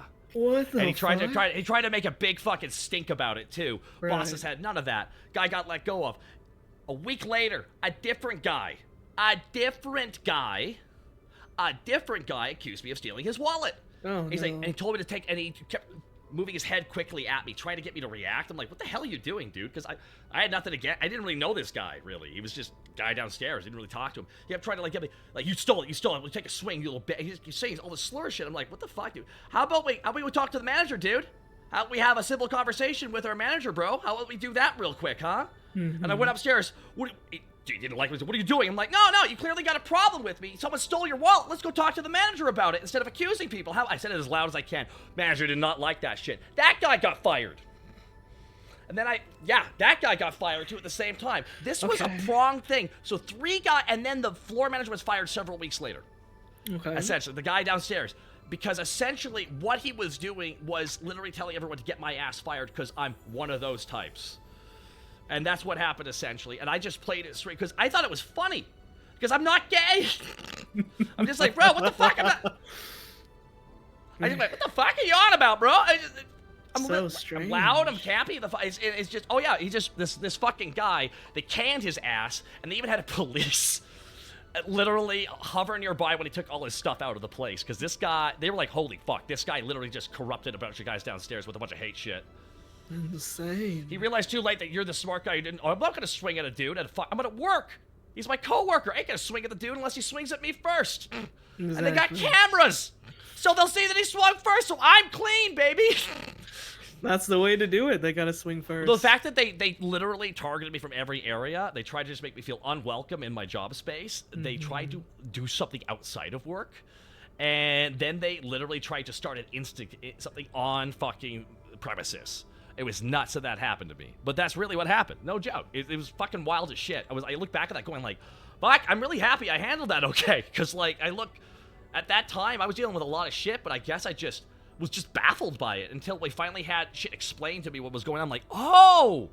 They thought, oh, well, fuck. I mean, who gives a shit anyways? But still, like, the fuck? Why did they... All right. Those guys just all cost their careers and their jobs over... something wasn't even actually true, which didn't even matter if it was or not. It's just nuts to me, man. That is so strange, honestly, genuinely, why it would matter what you are. Yeah, no, it's because they have nothing going on in their life. They need an adversary. Yeah, most likely, yeah. Yeah, they need. Or they were in the closet. Who knows? Oh, dude, no, well, dude. Want to know why so many awful people think people choose to be gay? Because they chose to be straight. You know what? Yeah. You know what? That's a slow burn in your head. That's a slow burn. Like, oh, fuck. Yeah. There you go, everybody. That is rough. Chat FM's loving that. There you go. Bo. Oh, no, it's just fucking, like, dude, so, like, when you hired him, dude, I think back to my bosses, like, so with the iron crosses, those weren't deal breakers for you guys? There's no extra conversation about this guy? Like, Jesus Christ. Right. If I saw that, that'd be a red flag very quickly. I think he was wearing a long sleeve shirt for the interview, so that's what we get. That's what they get. Yeah, there you go. Yep. Next time we gotta have extra vision. The motherfucker had Nordic runes around his neck and shit, and down his back. I'm like, God damn it! All the red flags were there. Like all of them were there. With all this guy. tatted already. And he also had a picture of somebody on his calf. a part of his body somewhere. And he's like, is that? And I asked him if it was Hitler. And he's like, and he gave me a weird ass look. You know, he said, "Oh no, that's and he said the silent movie star, the one with the same pencil the thing with the same toothbrush mustache." Oh, really? He said it was a Chaplin tattoo. I'm like, I look back, I'm like, that wasn't Charlie Chaplin. There's no way. I don't believe it. Oh yeah, that's why I look back and I'm going like, Jesus Christ, you guys! When he took the outfit off, did you not see what he was like? I will bedeck myself with my hatred. It's like, what do you think this guy's all about? God damn. It was a big and mixed fire of upper management. They got rid of him pretty quickly though. That's good. And I got an apology too, which was like, I didn't even. It's like, what the fuck? How was I supposed to react to that shit anyways? Like, it completely baffled me. And I look back at that shit. Right. So what was your story now? Because we had to trade here. All right. The story is. I've shared the story many times, but I think it still makes people laugh really hard. Because even to this day, it makes me laugh really hard. So. No, I laugh at that shit I just talked about. It's like, I wasn't even gay. Like, what the? They failed at bullying someone, and it wasn't even the kind of person they thought it was. It's like literally a comedy. Yeah, honestly, that's crazy. All right, we gotta go back again to middle school. We gotta go back to 1999. Wait, I don't even know how old you are. I am about. Wait, how old am I? Hold on. It gets harder when you get older. Don't worry. Honestly, once you get past the third decade, then you just start forgetting after a while. It's just like, that's why adults don't celebrate their birthdays. Okay. I think I'm 32. I think. There we go. I think I'm 35. You know what? Time started blurring after 25, so. So middle school for you would be like 03. Yeah, something like 02? Like that. Like 02 or something? Yeah, like somewhere around there, yeah. All right, so I wasn't really fluent in English just yet. So when I got sent to middle school, the real meat grinder. Right. So as an Asian person, you can either have two specific genes on BO. I have the gene with dry earwax, so I have no BO. I don't have a scent. Man, is that considered a win? Yeah, it is. So does that mean you still have pheromones then? I'm not sure. I can't tell. You're probably gonna have to sniff me. No, I'm a non-smeller. I'm like Ricky Bobby. All right, keep that in mind though. Okay. So I remember it was gym class, and we had to go to the locker rooms to change. And I remember specifically, I changed out of my gym uniform, and I just put on my normal clothes, and I was about to leave until this one kid grabbed me by the shoulder and threw me into the lockers, and said, "Why aren't you putting on deodorant?" Mind you, I didn't know what deodorant was at the time. I've never used it Why would you before. need to know that shit? Right. And he was just yelling at me and saying all this crazy shit, saying like, you understand that BO affects other people around you? Your scent of your stinky can make people vomit? And he just kept going and going. And I'm just like looking at him and I'm like trying to translate in my head to English to what to say. And I was like, no smell. No smell.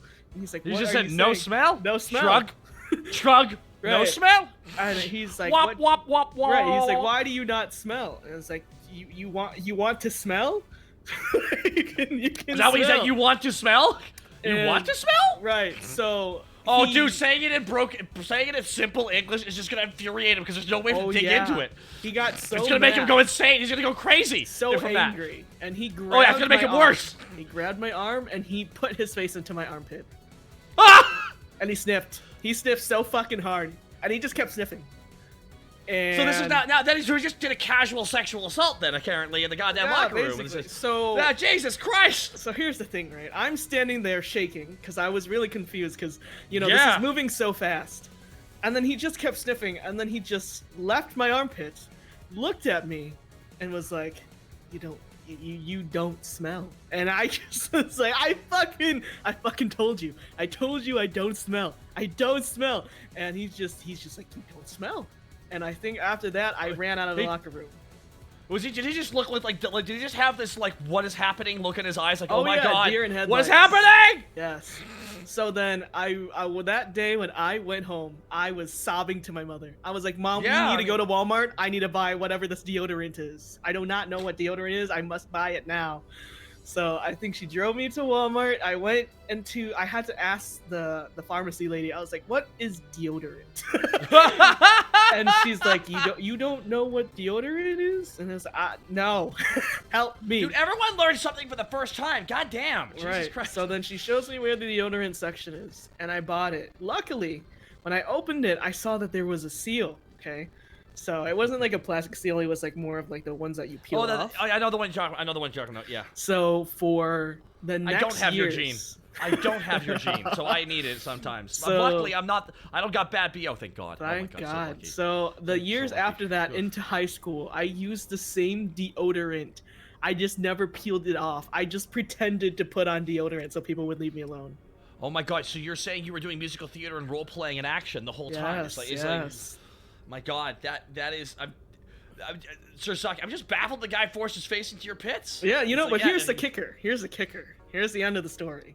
You have a smile in your voice. This is gonna be funny. Okay. My senior year, okay, when we were all about to graduate, on graduation day, he came up to me and told me that he ended up developing an armpit fetish. And all of the people that he slept with never had armpits that smelled like mine. And asked if he could sniff my armpit one last time before we ended our school year and never saw each other again. Who the fuck starts a conversation like that? I just sat down. I didn't let him. I mean, it'd be awkward at the ceremony. You're on stage, but everyone, my mouth is agape. So Saki said, "What the fuck?" Yeah, he ended up getting an armpit fetish. He just kept going. He's like, I never thought that an armpit would never smell. And my story was racist. God damn it, you had the funnier one. I just dealt with a bunch of bigots. Oh man, I wish. Damn it. And so what the fuck? I don't like this anime. I ended up with someone getting an armpit fetish, and to this day, I still think about him. I still wonder if he's found someone else that doesn't smell. What's it like to have ruined someone, but you did nothing, and they did it to themselves? They just used you to ruin themselves. That's I still right, think it's everybody. funny, because it's like it's funny. Think about it. It's funny. You think about it, and it's like, how many years did he have to take to figure out that conclusion? Because I was like 7th or 8th grade, and then 4 years of high school on top of that. So how many people did he have to sniff to come to that conclusion? He honestly sounds like he might be a VTuber at this point. So it's yeah, it's rough. Damn, that's rough, buddy. That was rough, man. We're learning so much here. Yep. So yeah, I still don't know. I don't use deodorant. That I don't need to use it very often. I'm luckily, some people they just got bad BO. It's an unfortunate reality of their genetic composition, essentially. Right. So some people, it's why I'm very fortunate that it happens to me eventually. I'm not impervious at all. Trust me, I'm not. I had to I gotta have a shower after this stream today. Yeah, I mean, I feel like you'd get the normal stink, but I never even when I exercise and I sweat.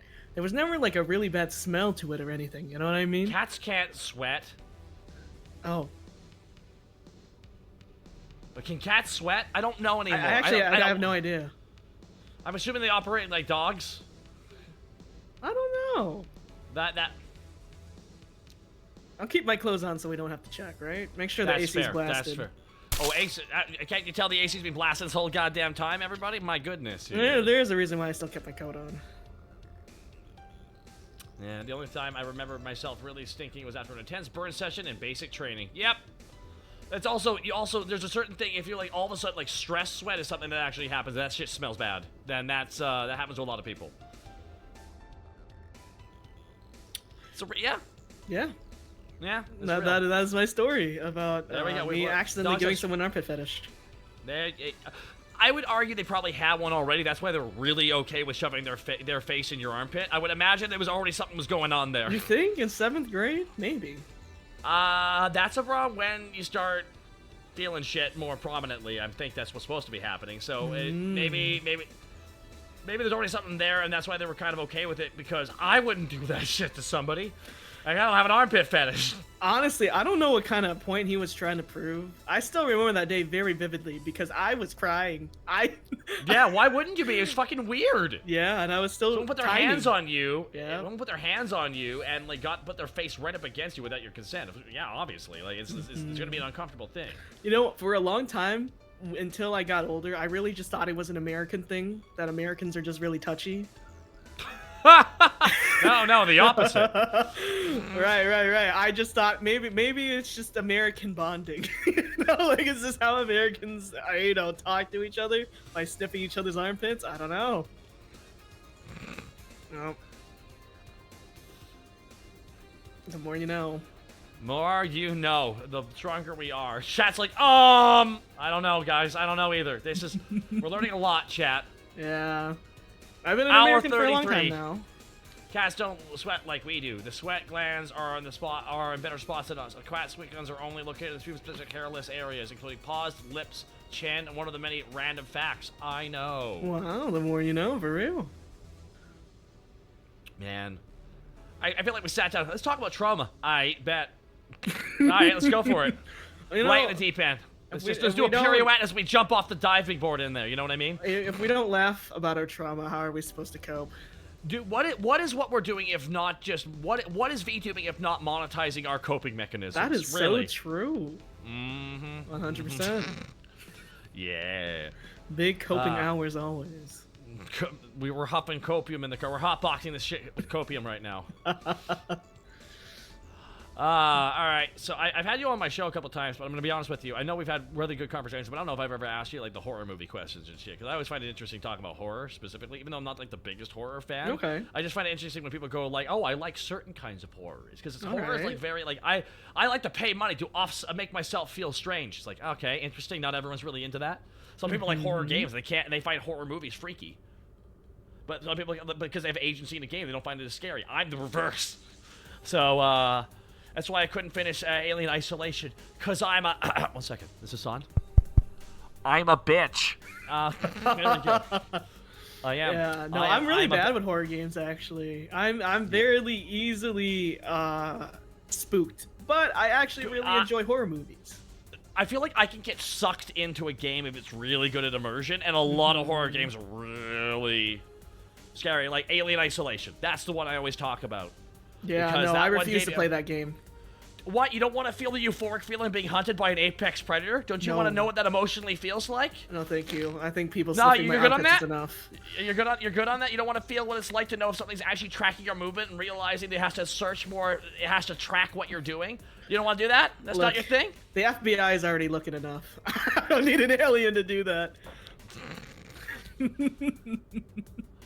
Dude, it's fucking freaky. It's just, Aliens really drives the feeling of dread better than any other game. Oh yeah, I remember there was a part when I was playing it, and I legitimately, like, I was in one of the fucking lockers, and it got like crawled up, and as it walked right up, I'm like, holy shit, it's right there, oh my god. But then, I didn't know about the minigame when it actually goes right up to the thing, you have to hold your breath, and I had to do a minigame, I had no idea, I was like, I held my breath, and I did the minigame, I'm like, no, and then, stretched my went,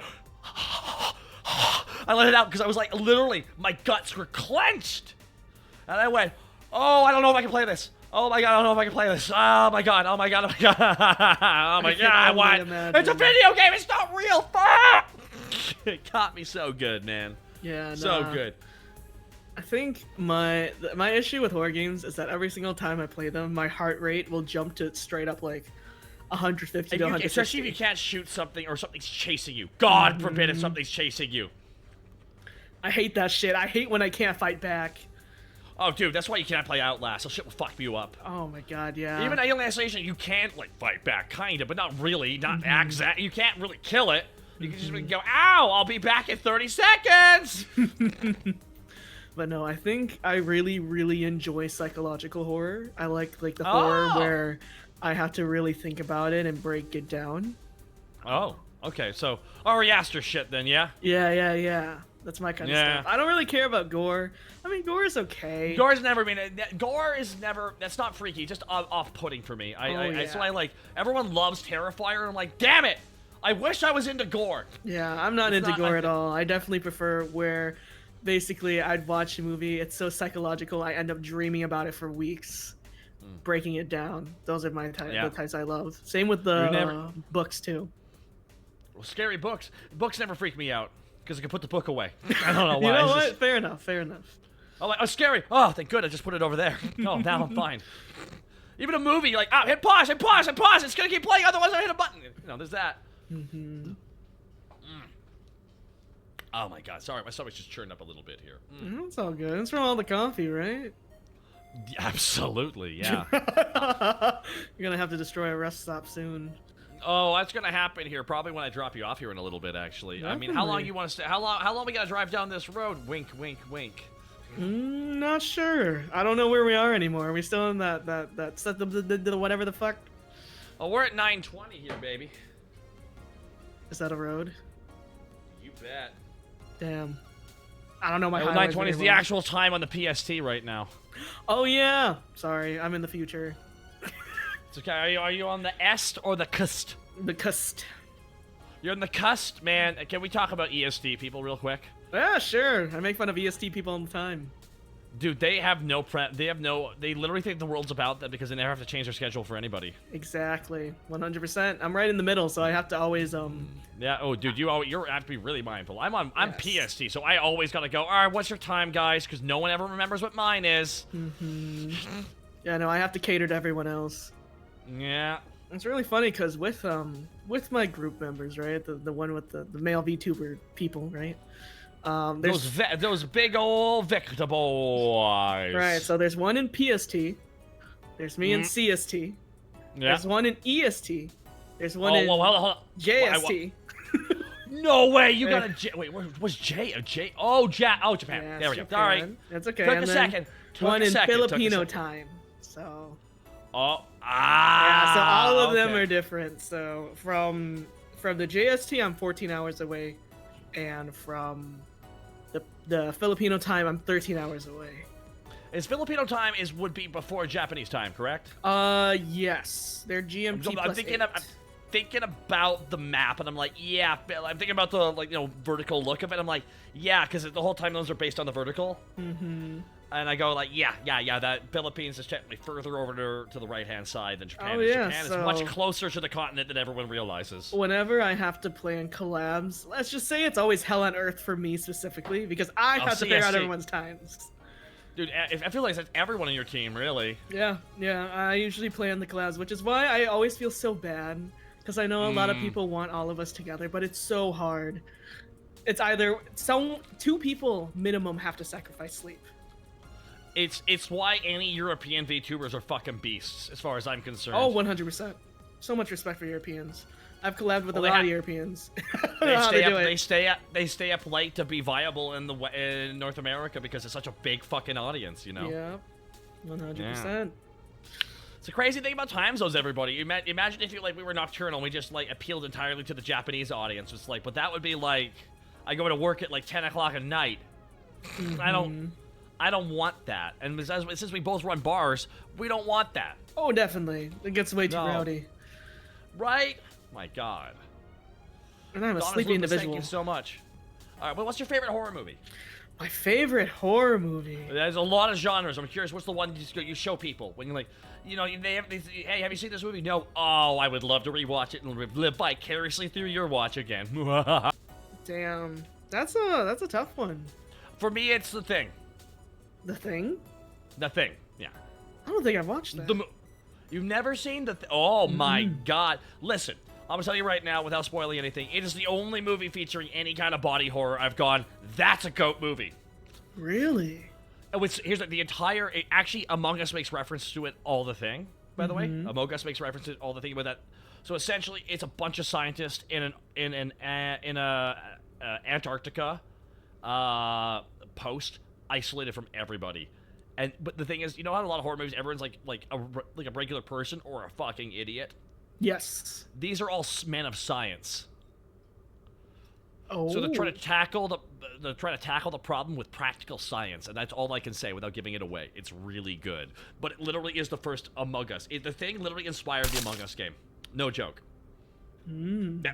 One of the key inspirations. And it's made by John Carpenter, who made Big Trouble in Little China, Halloween, and that movie. He made a lot of good movies. There you go. Add that to your list, bro. It's on Amazon Prime. I think it's probably like top 2 is top 2 of your overall films or your horror films? Horror films. Interesting. So it'd probably be Oculus. I absolutely adore Oculus. Oh, really? That was Yeah. not expecting Oculus. Okay, I heard that was actually, which is crazy because that's actually a WWE film they produced. Really? Yes, they had a movie division, and they actually greenlit a couple horror movies, and they got the Oculus script. They're like, this looks good, and they made it. I didn't see it because I don't like body horror, so No, that it's eye so trailer good. made me go, nope. No, it's crazy. It's not super gory. Good mind fuck. I heard it's a good mind fuck. Good but mind fuck. You feel it in like your skin basically when you watch that movie. It's insane. I don't want to watch that now. No, I can't do it. Oh, that's why I never watched Hostel or anything like that. I watched the first Saw movie out of curiosity, but I never watched any of the other ones. Oh, really? Isn't the Thing basically body horror? Kinda. It's the only body horror movie that I actually think is okay because they focused on practical effects. Mm-hmm. Yes. So it's a lot of really cool, one-of-a-kind practical effects. But also, the big thing, guys, they don't linger on it too long. You know what I mean? Mm-hmm. You know when they linger on the gore and the pain too much? It's like, no, I can't. I'm too empathetic for this shit. I can't do it. Like, you mentioned you like Hereditary, too. Yes, I did enjoy Hereditary. That ending. Insane. Absolutely insane. Can you believe it that actress never got nominated for any awards for that acting? I still can't believe that to this day. Dude, I've never seen such an accurate portrayal of grief in my life. 100%. To the degree that actress pulled it off. I felt so uncomfortable. 100%. I also really love Get Out, but I feel like a lot of people like Get Out. Get Out's a great screenplay, great premise. It's a good horror movie, great execution. You can like it. But it's really neat, and I'd say probably as a white guy, I see that movie very differently. But that's perfectly okay. As a non-white person, you're like, oh, this movie's funny. Yeah, no, I thought it was fucking hilarious. It's good. So he's made 3 movies. He's had his Us and Get Nope, Out. right? Us is best first 2/3 of a movie, worst third of a movie ever, and I've realized that's Jordan Peele. He's got good first 2 acts, and then after that it falls apart. Motherfucker's struggling with endings. I don't know what happened. Nope genuinely made my skin crawl. The one scene. You know the scene I'm talking about. Yeah, I know which scene you're talking about. I don't even want to talk about it. It actually, I shit you not, I have never felt a shiver run down my spine, and I've never actually gone and went, no, I had to turn off the TV because I actually felt so uncomfortable because it was all my fears at once. Really? At once. And I went, I actually felt like I felt my skin crawling. I felt like horrible. I felt like I actually teared up imagining all those people suffering and shit. It blew my mind. I was like, damn, dude, that's a genuine fright I haven't felt in a long yes, sir. time. That shit's Oof. And then the third act is whatever. Again, it's his third act. I don't know what happens. Man, I don't know. I think second favorite horror movie after Oculus is Psycho. Yep. Classic. 1960 Psycho. Man, dude, it's so weird knowing that the lady in that would go on to, like, literally have a child out of wedlock who would become Laurie Strode in Halloween. Yes! Isn't that weird? It's so Isn't that strange. weird? It's so unique. What a unique thing in Hollywood, guys. Yes, I fucking love Psycho. I think I've watched Psycho at least, like, 30 times. Such a good movie. Oh, yeah, some movies you can just... I've never seen it. Really? Actually, because I do want to see it, though, just to enjoy it for what it is, a piece of, like, art. Mm-hmm. So there's one movie that just got put onto Amazon Prime that Amazon was like, yo, bro, I saw that you favorited that 8 months ago when it was $5 to rent. Oh. The 1970s version of The Body Snatchers is out now. Really? Now I gotta go watch it. I love that movie. I have never seen it. I've seen the one scene, and everyone just says, oh, that's a freaky fucking movie. Oh, yeah. It is. It really is. Just because of all the people's body language, like literally not talking body language and how they're moving, being very unhuman and shit. It's like, it's big like that. Which is interesting because I look at my top 10 movies because like Everything Everywhere All at Once fucked up my top 10 list, and I need to give it some time to settle. It's like a meteorite impacted my top 10 list. It's like, what the fuck is this? Takes forever for a movie to get up here. Did you see it? I did.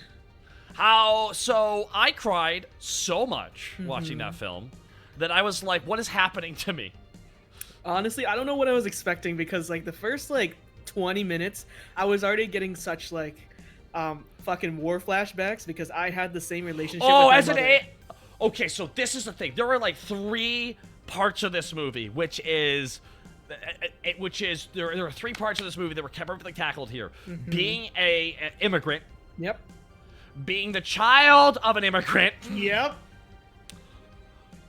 And being neurodivergent without understanding it. Exactly. So the fact that just that part, the neurodivergent part, made me cry like a bitch to the degree it is I could not imagine my neurodivergent friends who were Asian watching that. Because they'd be like, oh my god, It was rough. You know, just dude, listening to all that shit at the beginning, I had to pause the movie. I was with my brother. I was like, I can't watch this. I can't do it.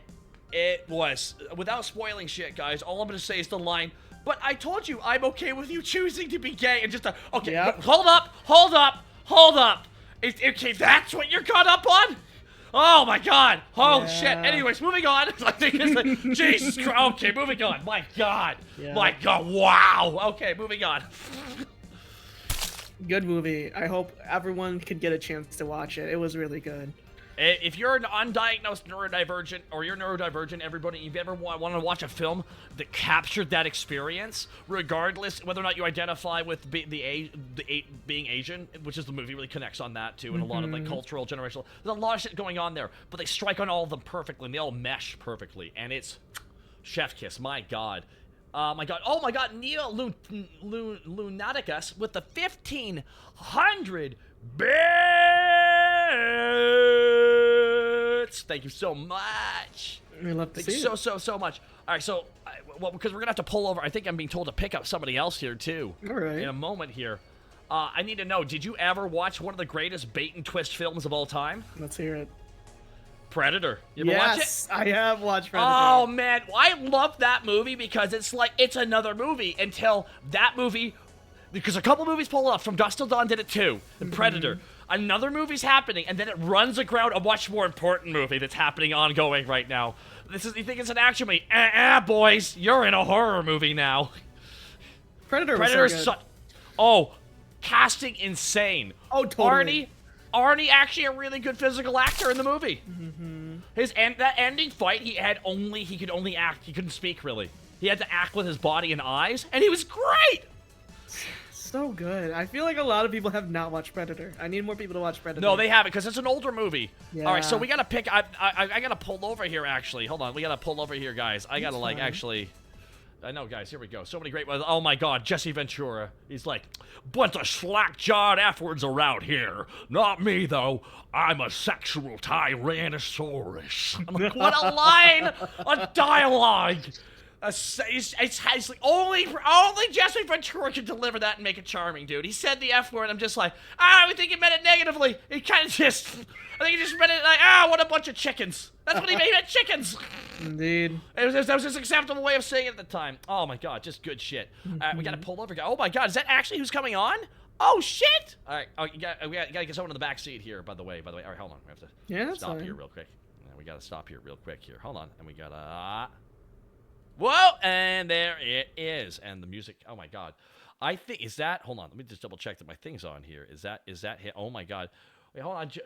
Johnny! Johnny? Is that the puppy? Hey, Johnny! Did I tell you I'm allergic to dogs? Well, he's allergic to cats, so you're even now in that. Oh, great. Wait, is that him talking? Johnny, get out behind that tree. You're in trouble anymore. You apologize. Come on, get out here, man. What? You had a potty break, right, Johnny? Johnny, come over here. My territory there, bud. That's what I'm doing. What are you talking about? What did I tell you? I gotta keep fucking telling you, but let me shake it off. Fuck, but a goddamn wolf is just gonna pee on that tree. It's gonna be that wolf's thing. Oh my God, there we go. Let me just get in here. Let me just. There we go. I'm closing my eyes. I'm closing my eyes. I can't watch this. Oh my God, you're did your own research too, Cat. I see. Oh God, do you have Benadryl? Welcome, come Johnny. On, just tough it out, bud. What are you talking about? A little bit of sniffles there? There we go. We're driving away here, everybody. Johnny, have you showered? Look, I haven't showered since I left Fort Mac about five years ago, bud. Fuck, you're from Fort Mac. This is rough. This is rough. Temporarily. It's for my job. It's your job. I can't believe people who hate Trudeau want to have passionate, deep, animalistic sex with him. It's a very weird fucking flex, but they do. I don't get it. No. We don't like Trudeau. You know who's a real man though. You know who's a real man there, eh? The leader of the official opposition of Canada, there, Pierre Poilievre, Pee-Pee as we call him. Oh my God, I honestly, dude, I think it's pretty awesome that we get Cyril Figgis from Archer as the leader of the official opposition. Beautiful, eh? There's so much Canadian lore that I am not understanding right now. Fuck, why? So I fucking telling you anyways, like, so me and my fucking... yeah. That's broken. No, dude, literally, the leader of the Conservative Party looks like Cyril Figgis. It's the funniest shit to me. He's like, yeah, Cyril Figgis. Oh my goodness, wow. So, what do you have any ideas there, Olivier? Let's do nothing. Fuck, bud. Gotta come back with some fresh ideas in the marketplace of ideas, bud. Otherwise, you're just having a fire sale there, bud. Oh, we love it. We love it, eh? The rage farming on the Twitters there and everything else. It's what we joke's love. on him. Elon Musk is thinking that because he was dumb enough to get his ass gotten honeypotted by Russia there, bud. Oh, yeah? Yeah? Well, what about China there, eh? The communists there, they're taking over Canada, eh? No, that's unrelated. Pretty soon, Tim Hortons is going to be free. But it's still going to taste like that garbage, that is the biggest lie you've said yet, sir. That is the biggest lie you've said yet. It's the power of communism, eh? Fucking A, bud. Fucking A, bud. We're joined by Johnny, everybody. Johnny! Not communism. I just escaped that. Oh, no! Communism. Now that's a joke, everybody. Waka waka. Lord have mercy. You smell like a liberal, eh? Yeah. You like that smell? You smell like someone who showers just because you think you need to, not because someone says, "Brah, you stink there, bud." Thank you. Do I detect a hint of potpourri? Yeah. It's pronounced poopery, man, because you put it by the goddamn fucking toilet, bud. We need to replace when they make a sequel to Big Brother, we need to play the Moose. Oh no. What if I tell you I'm allergic to moose? Stop sniffing me. I want to go full fork, Kenny. Well, a couple of Canadians were in a car the other day. Uh-huh. That's right there, bud. Fucking your spirit changed there, bud. For reals, though. No, How you doing there? How you doing there, Johnny? I'm doing pretty good there, eh? Whereabouts are we though? I had a little bit of a fun night at the brew house, at the Great Canadian Brew House there, and all I remember is getting crossfaded and then passing out in a puddle in front of the Shoppers Drug Mart. Crossfaded. Well, bud, the thing is, you got to pay more attention. You got to make sure they at least get on your route before the crossfading hits in. You got to fade one way, so at least you know what direction you're going there, bud. Right. I got bad news. We're actually going. We're right now about 75% through the province of Saskatchewan on our way to Manitoba. Oh, fuck, man, we're going the wrong way there, eh? No, we're going the right way, bud. I don't know what. I'm going to drop you off at a local public transit that you take yourself a Greyhound from 5 years ago that doesn't exist anymore, and you could don't lose your. Shit, man, I'm gonna have to fly WestJet. I'm gonna fucking fly WestJet. You mean, dude, might as well just fly yourself at that rate, bud. Oh yeah, right. Fucking right. I'm gonna have to hop on Sunwing, and then we're never gonna get anywhere. Eh? It's worse than Southwest. That one's not done any. They're done with that, bud. They're fucking because WestJet bought the Sunwing there, bud. It's can't have fucking anything, the bud. Canadian way. It's a part of our heritage, eh? It's just that this entire stream has been a Canadian heritage moment. It's beautiful. I can't wait for the Canada Film Board to immortalize this entire stream, and then you're gonna get some of that CanCon grant money, eh? What are you talking about, bud? This entire goddamn 5-day stream is sponsored by the Canadian tax credit. Real? Oh, fuck, bud, you gotta get some. Yeah, get some of that. It's not, bud. There, eh? It's not, bud. I would like some free goddamn tax credit money, like Donkey Kong Country, the animated series, bud. Oh, you know what was a good animated series? You know, going back to my childhood, fucking Leave It to Beaver, bud. No. Hey, liberal. You ever watch Reboot? Fucking Reboot, bud. Hold on, let me just pull up my Canadian translator. I have no idea what you guys are talking about right now.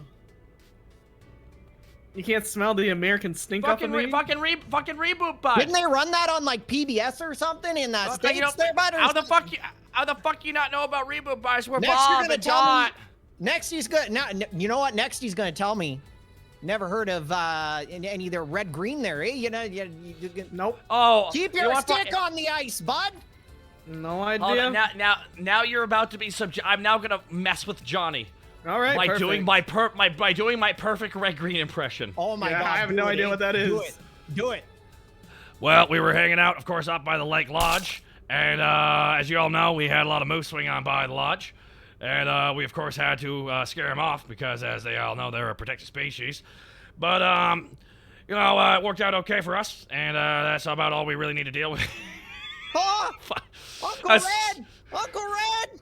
It's me. I can't remember his name, but it was the nerdy one with the weird thing wrapped around his. Yeah, of course. You're my, my sister's son. How can I forget about you here up the lodge? Give me a job because that's how it works in Canada. That's our jobs program. That's exactly. You're gonna go get cast in that Arrested Development as like one of the sons, right? Is that you know, the women might not find you handsome, but they will find you handy. And Harold, yeah, thank you, Harold. Yeah, I'm Harold, Barry. Absolutely. As you all know, duct tape. One of the greatest gifts bestowed upon the Canadians, and you know, through it, many things can be accomplished. And yeah, that's right.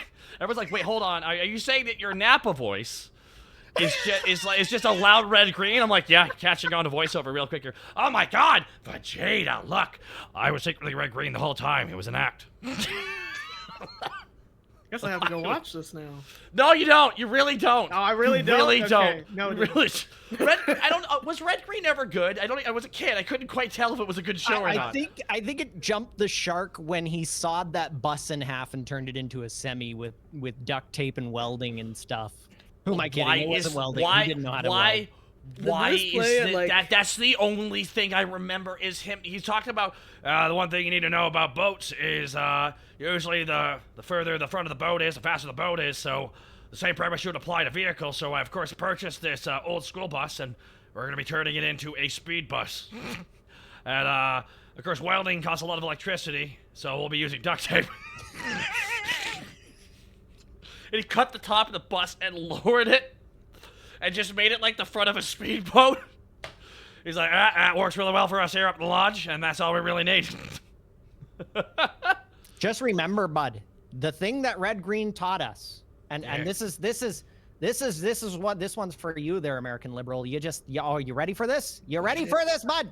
Definitely. If the women don't find you handsome, they at least find you handy there, eh? I already said, women don't find you handsome, they at least will find you handy. Oh, I really did say that. Might still be cross-faded. You gotta be understanding right now there, bud. One thing you gotta know, bud, is, well, I say that a lot on this show, because I'm Red Green. Not to be confused with Tom Green, who's also Canadian. Again, you gotta understand the deep Canadian lore. That's Tom Green, and he's the one who has very bad neurodivergency. He made a career of making people... The fucking right. That's really right. The reality. But also, my red green is just a little bit of tweaking. And I'm doing the red green voice, and all of a sudden you've become Odo from Star Trek. That's right. Really, Quark? Is that going to be a problem here on the promenade? I'm going to need 5 bars of Latinum. Really, Quark? Why do you need 5 bars of Latinum when yesterday you needed 6? Did you find one? There we go. Good shit. I've been going for 33 fucking hours, bud. Beautiful. How are you not? Hold on. Let me just hide down here for a second. I'm gonna run around. I'll maybe change. You have to wear your cloaking device to hide amongst the people. Yes, the prairies, man. You gotta be careful. You can't be careful. Dude, they're angry. They don't have a coastline. They're losing their mind over it. They don't man. Right? See, Tyga's Red Green Show was just like a skit-based show where they would film pre-made, but they also do this like kind of stage show thing where they would kind of do some improv stuff, and it was like painfully Canadian. Like that was the joke. They're like, what if we made it the most Canadian thing we could make it? We had like someone attacked by a beaver was one of the episodes and shit. Like it was just every most Canadian shit ever. Everyone was wearing flannel. It's just madness. It's madness. Everyone's voice is going robot. I can't control that, guys. That's Twitch. They sound fine on my end. I'm going to assume that it was aired when we were young then. Oh, yes, it really was. Just because when I came to America, I came to America with a box of pirated disc of Tom and Jerry, Looney Tunes, Pink Panther, and the Adventures of Tintin. And those are the only shows I watched. Man, okay, can I do a name drop story? Yeah, I gotta do a name drop story. I was at a convention in New Zealand. Okay. So this was it was a great convention. I had a great time. I say weird because they had, like, the internet guests hanging out with the legit celebrities from Hollywood. Oh. So I actually had a good convo with Nathan Fillion and shit. Like, really? Legit. I was like, I hear he's a really nice guy. He was really chill, at least when I met him. He was really chill. He was like just looking at all the cosplayers. He was just looking at everybody. He's like, this is fucking amazing, man. I'm like, oh yeah, dude. I talked about my Loki cosplay. He's like, so you dressed up and all that. Wait, so how many layers of leather did you have? And I'm like, I had like 3 layers of leather. He's like, oh my god, did that even breathe? I'm like, no, it did not, which is why I don't do it anymore. It was fucking killing me, man. He's like, it was just really chill. Here's my actual name drop story though, because it's related to Tintin. I fucking love Tintin. I was at this guest. Literally, there was all these guests there. Just like McGarry is there. Pam from Archer was there. They had like Mantis from the recent Guardians of the Galaxy movie. They had all these fucking people. There's a lot of random guests. There's a random assortment of guests. There's this older guy I actually didn't have a full conversation with until the end of the event. He seemed like a nice dude. And we just having a casual conversation and talk. He's like, asked us what we did, and I told him we do a voice acting. He's like, oh, I did voice acting too, back in the 90s. I'm like, oh, what'd you do? Oh, I was one of the Thompsons and Thompsons from Tintin. No and way! I literally dropped. What? I would have lost my shit. Dude, I went like, I fucking love Tintin, bro. Dude, Tintin was so good. I loved Tintin. I was like, are you oh my god, I'm meeting Johnson, one of the Johnsons from Johnson & Johnson. Woo! One of the Thompsons, man. It's good shit. I was blown away that I met that. But it's not even my craziest name drop story. I'm gonna drop this one here, because this one still fucks with my head a little bit. Because this was a genuine conversation that lasted for like 30 minutes plus. Because that entire event was just like name drop story. Like, literally, I got all my best name drop stories from that fucking event. I can give you 2 real quick here. All right, so one of the stories it's real simple. We were like, so one of the Harry Potter actors was there. Okay. And Lanny Pator, who I made DBCA with, and his partner at the time, who's a massive Potterhead, was there. So we went and got some food, because they had food in the guest room, but we wanted something meatier. And there was like fucking lamb burgers outside, and that shit smelled good. So we're like, let's go get some of those lamb burgers. We're gonna go get some fucking lamb burgers, bud. So we went and did that shit. We came upstairs. Tom Felton's sitting at the table with her. So Malfoy. So fucking Malfoy's sitting there, and her eyes are fully open, fully dilated, looking at her 3DS, trying not to look at him. I would panic. They immediately know something. I would panic. It's like, yeah. She's like, And so I sat there, and we just sat down with food. He's like, whoa. Where did you get that? And I'm like, over here, man. I pointed out, he's like, where is it? Right over there, dude. Right over there. The food's over there. Dude, thank you, man. I want something better, please. He wanted to go get some legit food. So we went down and grabbed the food. I sat down on my field, and Lanny's partner at the time went like, how are you not freaking out right now? I'm like, please. It's not the Malfoy for a very Harry Potter musical, so I don't give a shit. Oh, no. Now that I would have lost my shit. Oh, man. I would have been like, whoa, that's Malfoy from very Harry Potter musical. Now that's what I'm talking about. Mm-hmm. The one who did an evil, no, well, Potter, we meet again. They just are flopping all over the plops. Well, once again, they're just like flailing around the chair. This is good shit. Good shit. Now, the other name drop, I think that was a name drop story. Also, we went to Hobbiton, so that was funny. I met, I think, Shadow Moon from, American Gods. He was there, too. He was a nice dude. But here's a story. We were waiting to go to a bar event on the Sunday, the last day of the event. We're on it because they schedule us all in different vans to get us everywhere. So we're waiting for our line, and down comes Chekhov from original Star Trek. Oh yes. I'm like, oh my god, okay. The nuclear Wessos? Nuclear Wessels himself. So, he's like, how's it going, guys? It was him and his wife. And he was just, oh, have a good day, sir. How about yourself? He's like, oh, the event was really good. They've been treating you well? Yeah? He was just sharp as a tack. So, guys, you have to forgive me. I don't really know what you guys do. And he's like, oh dude, no worries at all. Was like, dude, why would you know what we do, man? We're just undernet guys. I explained to him what a bridging was. I kind of like, oh, we do a bridge series. We do gag dub series. And like that. He's like, oh. So wait, hold on. So you take the footage and you strip out all the audio. So do you re-lip sync everything? Immediately got it. Within seconds, got the entire concept. He's like, so you're repurposing footage from Japan that has more of a limited in-between frame animation. And I'm like, what the fuck? What the fuck? How do you, what? Jesus Christ! This man was immediately going off. I see, interesting. The whole card ride, he was asking us questions about the application and the actual process of making it.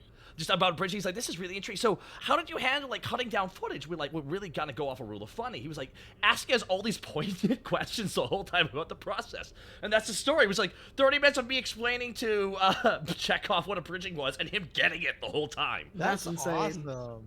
Oh, I also went for oysters with ostrich chow, but is that, I don't know, is that also a flex? I have no idea anymore. That whole trip was a mindfuck for me. It just was. Were the oysters good? Yeah, they were really good. It was like in New Zealand. Oh, okay. They're surrounded by the ocean, I would hope. I mean, you never know. You gotta double check sometimes. At least with oysters. What up? There we go. Those are my name drop stories. There we go. Johnny, thanks for joining us along the way here. I once met Paul Reiser, but I didn't know it was Paul Reiser, and my wife makes fun of me to this day that it was me. He's also short. If you knew it was Paul Reiser, what would you have done differently? You'd be like, oh my god, did you know you were Paul Reiser? It gets even worse. We were in line for the Paul Reiser panel. No. No. Yeah, he had to wait in line too. Damn. That's crazy. Oh my god, thank you everybody for being here. Thank you everybody so much. I'm trying to think of names. Dude, this is like when I literally was going to a panel room because I was doing something here real quick, and I was like waiting to go in the room, and some people got out of the room. I had no idea who they were, and I just heard them do. One of the guys did a voice. I'm like, that's a really good voice, dude. He's like, oh, thanks, man. It's one of the Ed and Eddie actors. I didn't fucking know, man. I just complimented him. Oh yeah, it was Ed. I forget which one it was, but it was like, dude, it's Vancouver. I should have known better. I should have fucking known better. Right. That's good voice. Oh, thanks, man. I genuinely meant it. I had no idea who it was. Fucking, I'm like, oops. And also, wait, Taka hasn't seen Reboot, but I had Hexadecimal's actress say something in my ear that will forever be ingrained into my brain like a fucking that would have made me instantly, you know what, in my Johnny genes, if you know what I mean. But I told you that story, right? I think you've told me this story before, and to this day, still, I totally agree with everything you said. You just, how do you? I'm like, how do you fucking deal with that? Right? Shit? Because I get so she played she was like my first crush. I think she was a lot of she was a lot of you know, people who watched that cartoon back in the day may have discovered that they were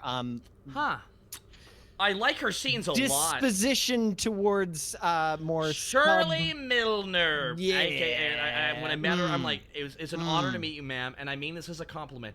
I always saw your voice work as on par with, and I meant this, and I mean this to this day, on par with Mark Hamill as the Joker. Oh, I need yeah. you to know that, oh, ma'am. yeah. It was like that level of just you embodied the character, and she was really happy about that, and just she was one of my first crushes, so it really means a lot to me. Can I give you a side hug? Like she's like, oh, of course you can give me a proper hug, sweetie, and she gave me a hug, and then she said in my ear, I adore young men, especially when they're as lovely as you, and I went, knees buckled. Oh my You're God, on the floor. in heaven! Now I know why Bob kept going back. You know, now I know why Bob kept going back. It's like, yeah, Bob's the bottom. That's just the reality of it. He's just, yeah. It's just like, Jesus Christ. I'm like, oh my God. It was a whisper, though. That's what made it insane to me. It'd be one thing if she verbatim said it out loud as the character. No, she whispered that shit in character. So she knew what she was doing. She knew what she was doing. Yeah, so there we go. There we go. There's a lot of fucking stories. I met a lot of people. It's just, I mean, I told the story yesterday, and I feel like I'm just doing name drop stories. I'm gonna tell you the most.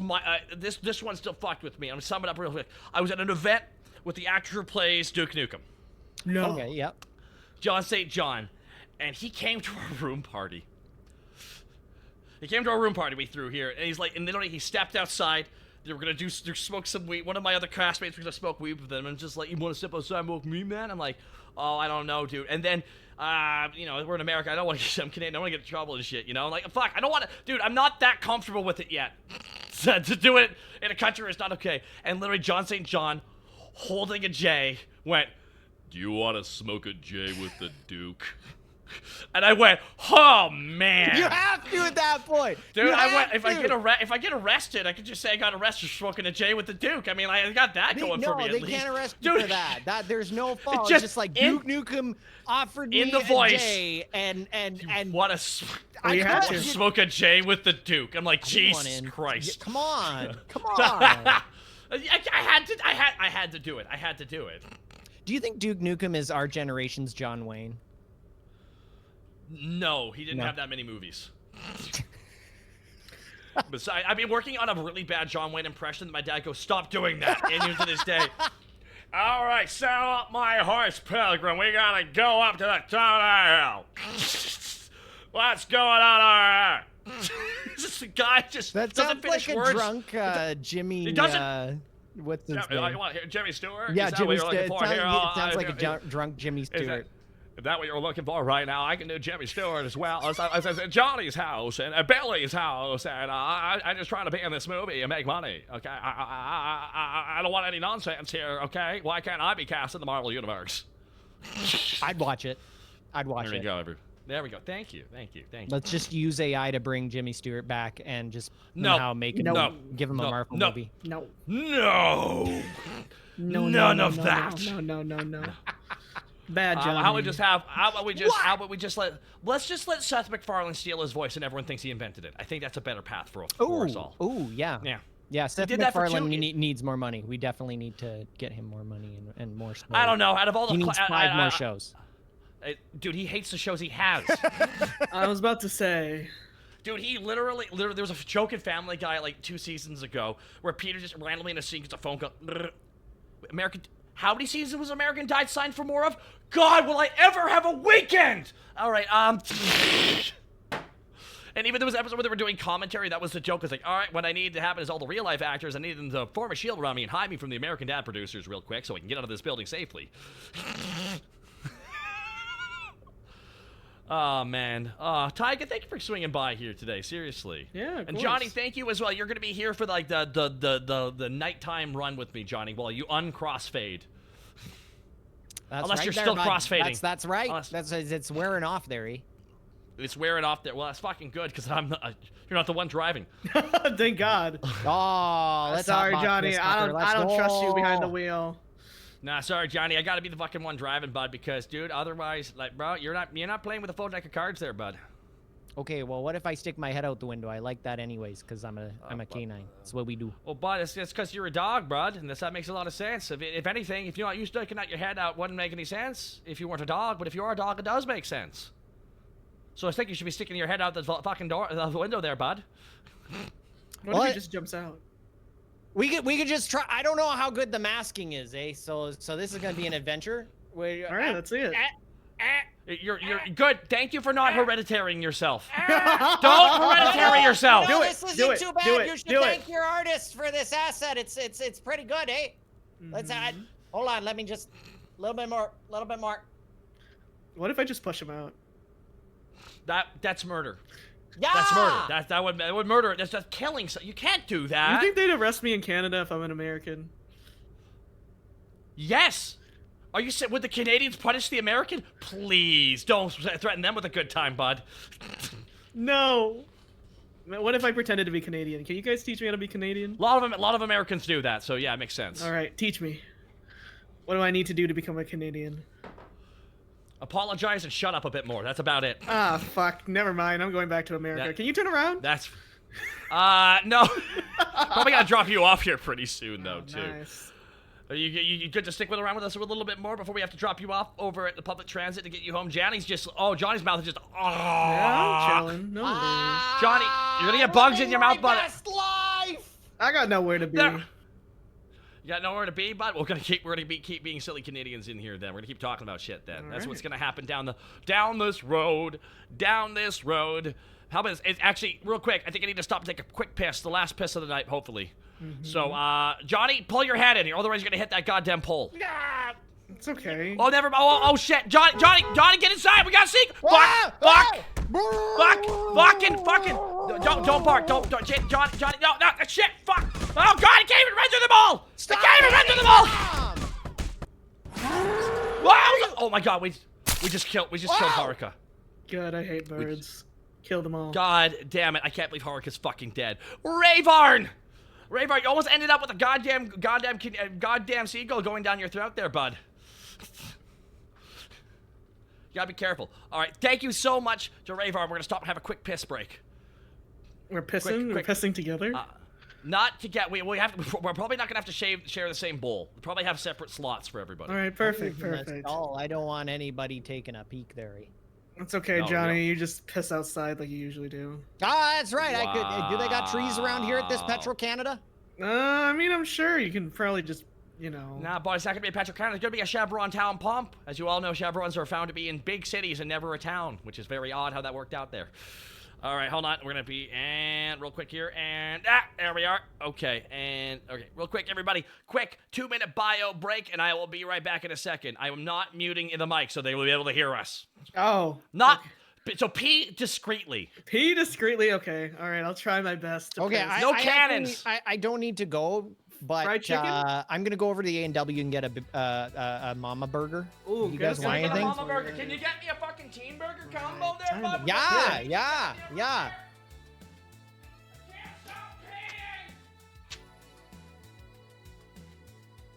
Do you want anything?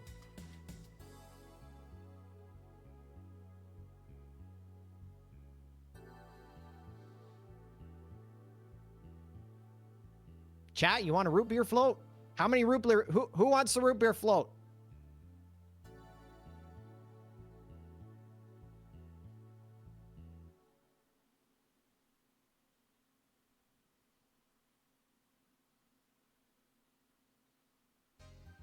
All right, I'll just get a large fries. I'm not going to take everybody's burger order. So we're going to get 2 large fries, and chat, you're going to have to share those 2 large fries.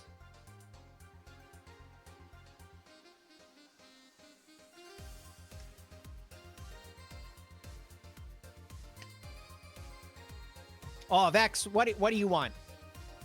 I'll get you something, Vex. Don't worry. What do you want? You want? I can get you a Mama Burger, Vex. I can get you a Mama Burger. You want fries? I'll get a combo. You want root beer?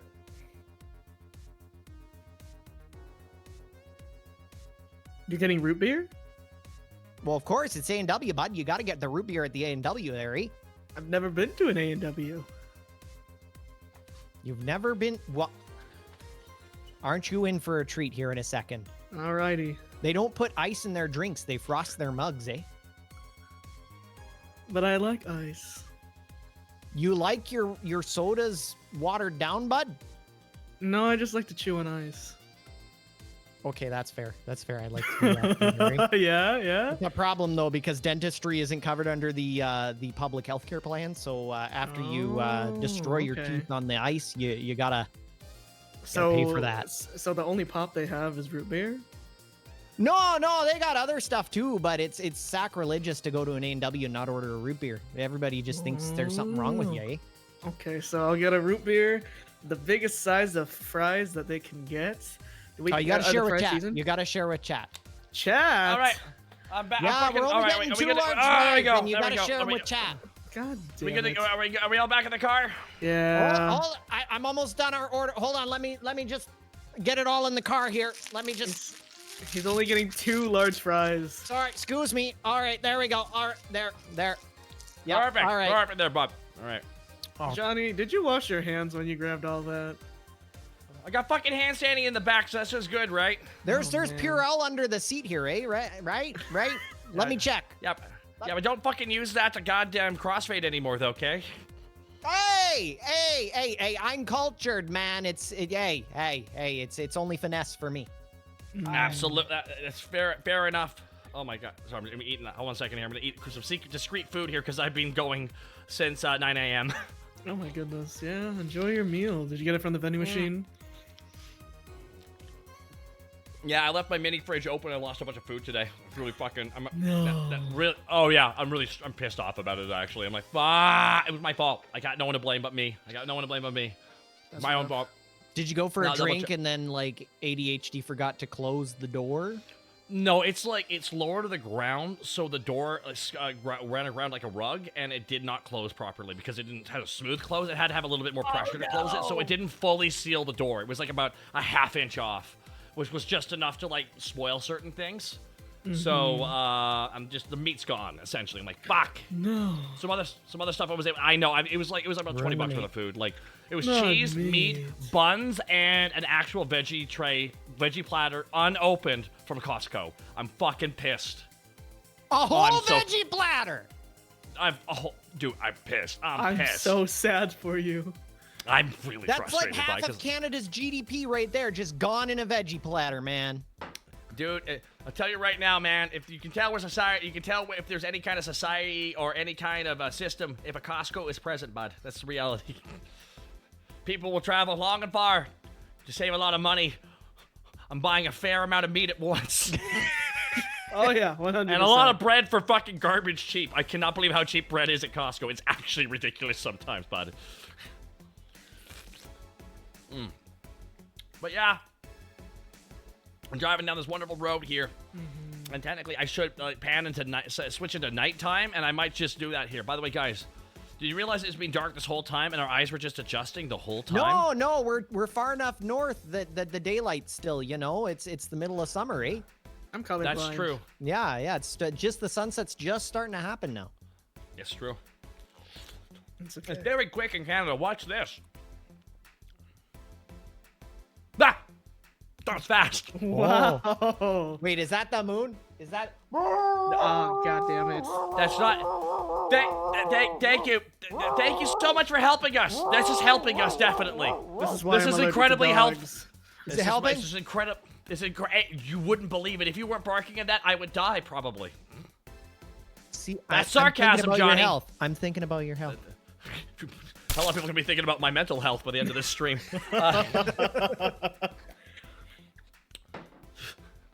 That's a really convincing bark, I think, on wearing my headset.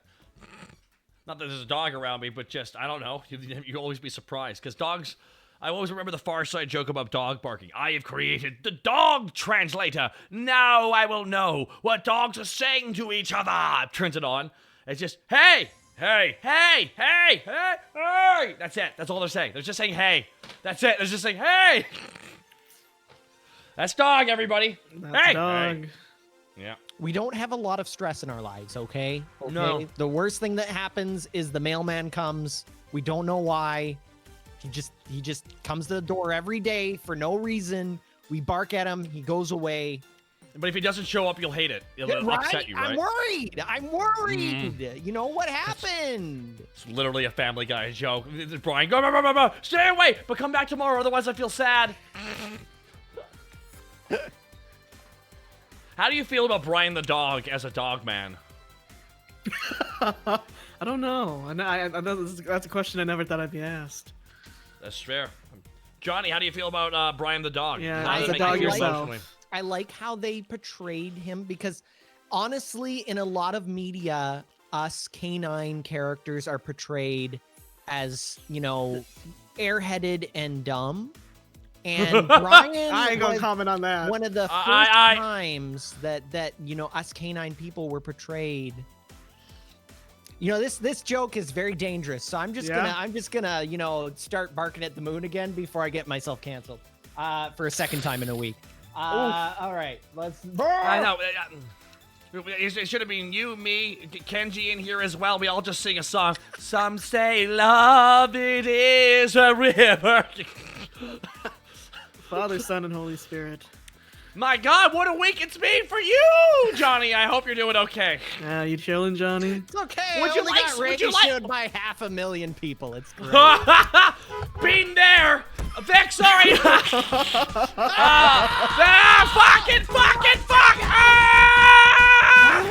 Oh God. Oh God, another VShojo member's gone. Are they Was going to it the hold movie? Thank you very much. Is there an opening? Can I? I might go corp now. Do you have tips? There you go. Victoria, thank you for the 5 gifted shots. Subs. Thank you so much, Vex. Bexy, you're wonderful. Matt. Oh my god, are you fucking kidding Again? me? Oh my god. Oh man. This is, you got me fucking goddamn it. There's a lot of guts on Goddamn this car. This is son of a, oh my god, god damn it! Just right, like a moth to the flame she goes. That's like the 15th fucking member of Haruka's family I'm responsible for the death of. Some would say this is a blood feud.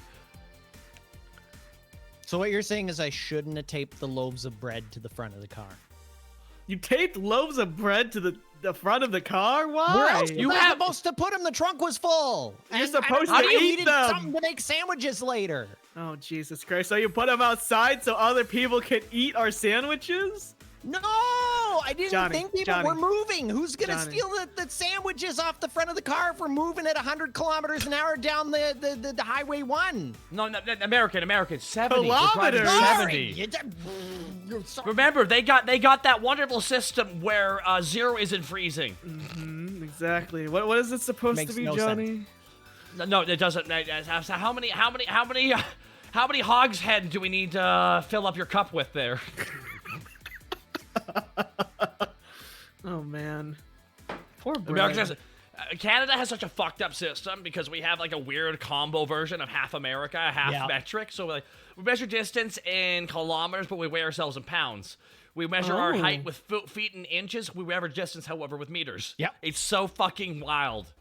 I feel like we just, in the middle of the chaos of switching over to metric in the 70s, we just decided without any sort of discourse whatsoever that we were just going to pick the easy parts of the imperial system and keep it, but the rest of it going metric. The stuff that didn't make sense, we're just switching that over to metric. Yeah, that's what we did. We also knew that we also knew Americans wouldn't work with everybody, so we just went, okay, well, yeah, that's fine, true. We'll just hey. That's one of my favorite lines in Simpsons, the whole Stonecutter song, who keeps the metric system down? We do. I mean, I might have to learn the imperial system soon if Alberta joins the U.S. We never know. They won't. They won't. We're waiting for the referendum. It'll happen. It'll happen. Well, it's cool. I can't wait for Alberta to get its debt bill. Because that's actually what stopped Quebec from leaving. They're like, whoa, we're leaving. I'm like, oh, yes, but here's your bill for the food. Taka, that you ordered all the entrees and all the wine, bitch, so you're going to be fucking paying your part of the fucking bill, bud. We'll stay. That would require forethought and a use of a brain. And as an Albertan, I know that we don't do that here. We just put on our fox hat and go bogging down by the slough and have a good time there, bud. Ain't nothing wrong with the French Canadians or the Albertan. Not all of them. Like any place, some people suck. It's the way it works. My favorite thing is like we're gonna secede. Well, we're gonna secede here in Alberta. Really, what ocean will you be using for your transit there, bud? Well, let me tell you, BC will let us. No, they won't. The Alberta Army is going to invade northern BC and take over the land. Really? That would be wild as fuck to see. That would be great. I can't wait for like 20 pickup trucks. And they're coming over the hill. Pretty much. Oh my god. Canadian geopolitics. I love our parliamentary system. We have 5 political parties. 5? Yeah, 5. Yep. And I'm already tired Green of Party dealing with 2. Green Party that always has 1 to 2 seats. It really kind of floats. The leader usually gets in because they have gambling power, and it's actually good to have a leader of a party as your local representative. Not gonna lie, that's actually that's a perk. French Separatist Party, which is only like a part of Quebec support. It's not all of them. What are you all about? We'd like to leave. Anything else? Nope, that's it. All right, cool. Anyways, then we got our right wing, our middle party, and our left wing party. So there you go. That's pretty crazy. Politics, everybody. And now we're driving, and we just got to the edge of fucking Manitoba, bud. What's in Manitoba? Nothing. Not really. Winnipeg, the Philadelphia of Canada is there, bud. The Philadelphia of Canada? So is it sunny here? No. No, it's like one for the longest time still one of the biggest Canadian cities. It just had a lot of infrastructure issues over the years because of legit racism. So that's why. Oh, okay. Good to know. No, yeah, Manitoba. One of the first amendments in Canada was Manitoba was a fucking province, bud. Manitoba. Yeah, that's the first amendment in Canada. It's like Manitoba's a fucking province. Let him in. Then we'll just dice up the rest, I guess. I don't know. Yeah, they were getting lonely outside looking in through the window. They were fogging up the glass with their nose. Just all right, let Manitoba in. Let him in. Fine. Well, they tried to leave. They tried to leave for real, but we didn't let them. But then we didn't let them join anyways. I'm like, well, what do you want, Canada? Canadian politics is very different from American politics, but a lot of similarities. Okay. Yeah, like we never kicked the British. We never kicked the British out. We just guilt tripped them away. Yeah. Oh, by saying sorry a bunch of times. Yeah. No, they fucking made them say fucking sorry, bud. Oh my goodness. Oh, really? It's really easy to understand. All you need to know is every single conservative politician is fighting over each other to become Donald Trump. They all want to just become Donald Trump. But none of them are fat and orange enough. What will they do to become more fat and orange? They're getting there. I'm pretty sure Danielle Smith was gonna bathe in a vat of maple syrup and become orange. Well, I don't know. I don't know. Whatever weird pseudoscience that agreed with her, Trav. Anyways, oh my god, Trav, I'm here. I'm queer. Get used to it. That wasn't an argument, Trav. No one was arguing that point with you. Man, we're about to get real trouble here. It's like 10 o'clock at night. I'm like, all right, time to talk about politics. I need to look up a map of Canada. It's fucking big, bro. You can fit 14 Frances in our fucking country. Google that. Hold on. We're gonna be the biggest country here pretty soon if Russia breaks up. Dude, we added a whole new territory just like a decade, like 20 years ago. We got a new one recently. Yep. Oh yeah, one of them was way too big. It's like, oh man, we can't be in charge of all this shit. Can we just cut it in half? And then we made Nunavut. Oh. Wow, I'm looking at it right now. Man, it's quite big there, bud. It's very big. You know, I always just called Canada the top hat of America. No, you know what America is? It's like Robin Williams said, it's the fucking meth lab below the goddamn regular ass apartment. That's what that is. That's okay. I think Johnny was enjoying it earlier. The meth lab. Listen, a lot of people talk about fucking seceding. Yep. There's only one part of North America wild enough to do it, and that's Florida. Okay? Oh man, Florida. What's gonna happen first? Are they gonna break away from America or flood? We'll find out. We'll find out. They're just gonna get taken by the ocean and the alligators at that point, by the Everglades. Who's gonna buy that house? Fucking Aquaman! All right. Man, I'm still waiting for Canada. No, not Canada. Texas to disappear. Just cut themselves off from everyone.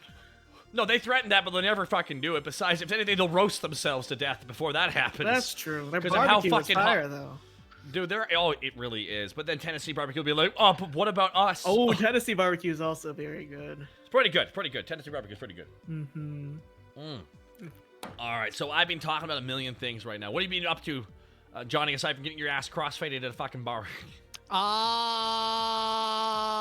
Well, I actually did some IRL content creation recently, which was pretty crazy, and I realized how much I hate it. You went outside? There we go. Yeah, I touched grass. Very dog of you. It was weird because I had to like go and make content, and I had to do things like plan shoots and like hold a camera and what?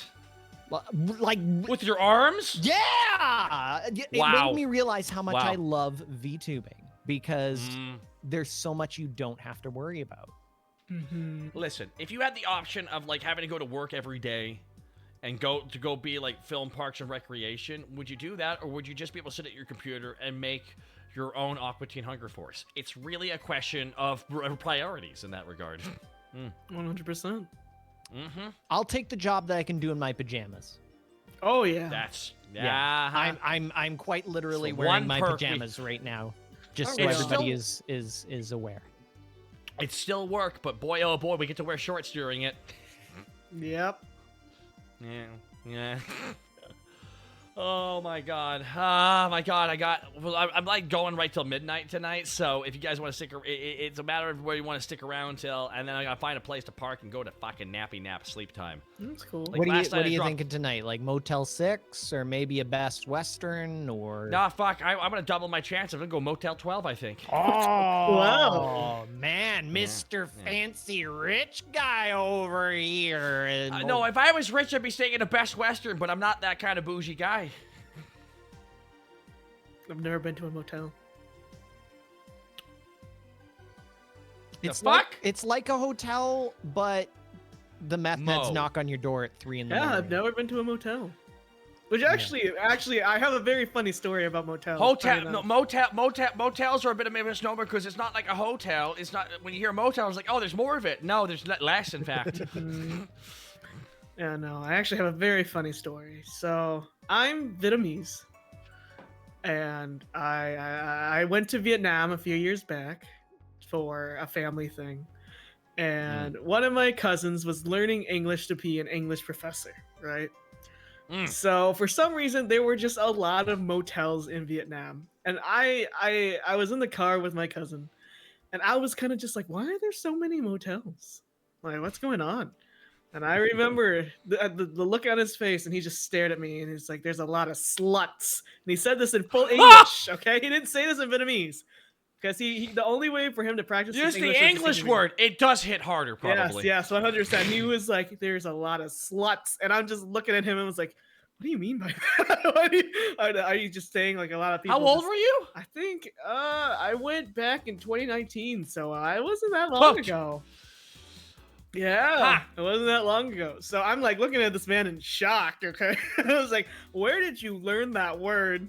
First of all, where did you learn sluts? Probably from an American. Oh, yeah. So then he's like, is that not the right word? And I was like, okay. First off, are they paying services? Are the services paid for? And he's like, I think so. And it's like, okay, that's a whore. That's not a slut. That's an official job. It's right. Bad sounding word, but it's like they call themselves sex workers nowadays, actually, which is the more correct term. That's what they legally file under taxes. So I was telling him, I was like, okay, so normally, in America, you'd say that they're sex workers, but you probably don't understand what I mean, so I'm just gonna say whore. He's like, oh, there we go. There's a difference. And I was like, yeah, there's a difference between a slut and sometimes shit's just not, it's not actually meant to be mean-spirited. They just assumed that the word was accurate. Yes, he literally was like, oh, I heard it in an American movie. I was like, oh, which American movie was it? He's like, American Pie. And I was like, why did you watch American Pie? How did that even get past that? I want you to think about Western society. Like, no sex ed, but we'll give you that movie. Yeah, exactly. That's the worst possible scenario to do to boys. What the fuck you doing? And then the second movie, which was amazing. I actually laughed my ass off at American Pie 2. Yeah, no. I laughed my ass off when they were painting that house, and the two girls are fucking with everybody, and then it fucks up with the radio, and then everyone in town starts hearing what they're saying. Yeah. It's good shit. I laughed my shit off. That's how I taught my cousin the difference between sluts and whores, because of motels.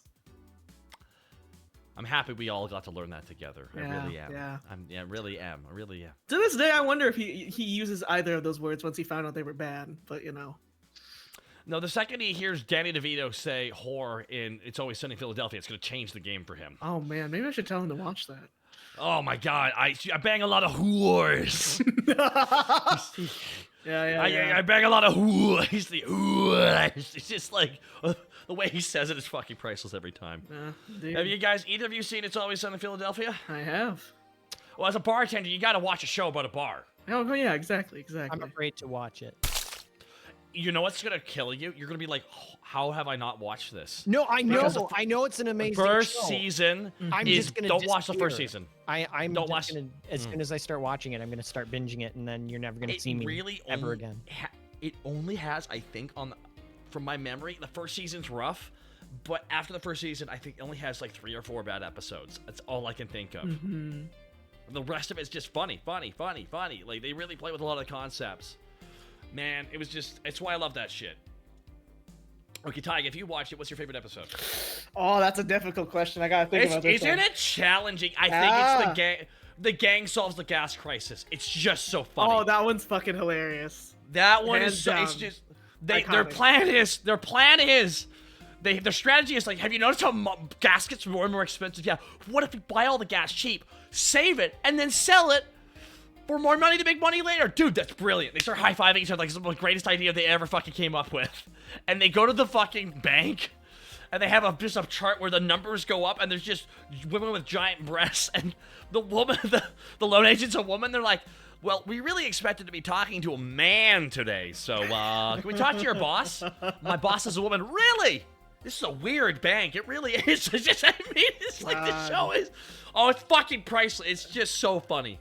Yeah, I gotta get back to that question. I gotta think about this. It's been so long since I watched it. There's a lot of I mean, what was like? There's a whole episode where they get on the ship, a plane to beat Wade Boggs' drinking record on a plane. Oh my god, that's the whole episode. Yeah, that was a good one. They gotta beat Boggs. They drink like 51 beers. So I want to see who they're gonna try to see who can drink 51 beers on a plane flight. Man. And then then one of them starts taking uppers to stay awake. You can't juice. I'm the commissioner. You can't juice right now. But I'm gonna discreetly hide what's happening right now, to keep the integrity of the game proper for everybody else. Like, and then they girl Ghostbusters it. A season later, they do an all-girl reboot of the same exact premise, and none of the ladies going along with D want to be there. Yep. And it's just the best. Like, what are we doing against Boggs? She's trying to win because she lost the last time. She guilt tripped all the ladies to come with her, and it's all women. It's the all women reboot. That's literally what it's referencing the whole time.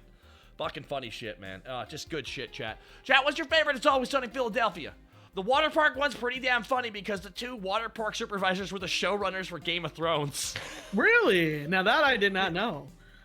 I didn't know that. They actually revealed that in their podcast shit they're doing right now. Really? And also, like, damn, all that time they could have done finishing their series, and instead they botched it and got themselves blacklisted from the industry.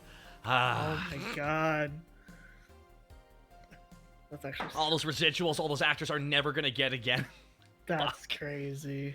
We gotta remember the Game of Thrones showrunners, like, they literally rushed the last season because they had to work on a fucking 3-movie deal for Star Wars. And they literally botched the end. Dude, the ending of Game of Thrones was so badly received that it essentially torpedoed their views on the series overall by like 80% or some crazy shit like really? that. And I'm I never watched damn. Game of Thrones, so. Well, now there's like the ending sucks. So what's the point of watching? Like, literally, it poisons the show. That's rough. I just remember there was a Starbucks cup in a cut or something.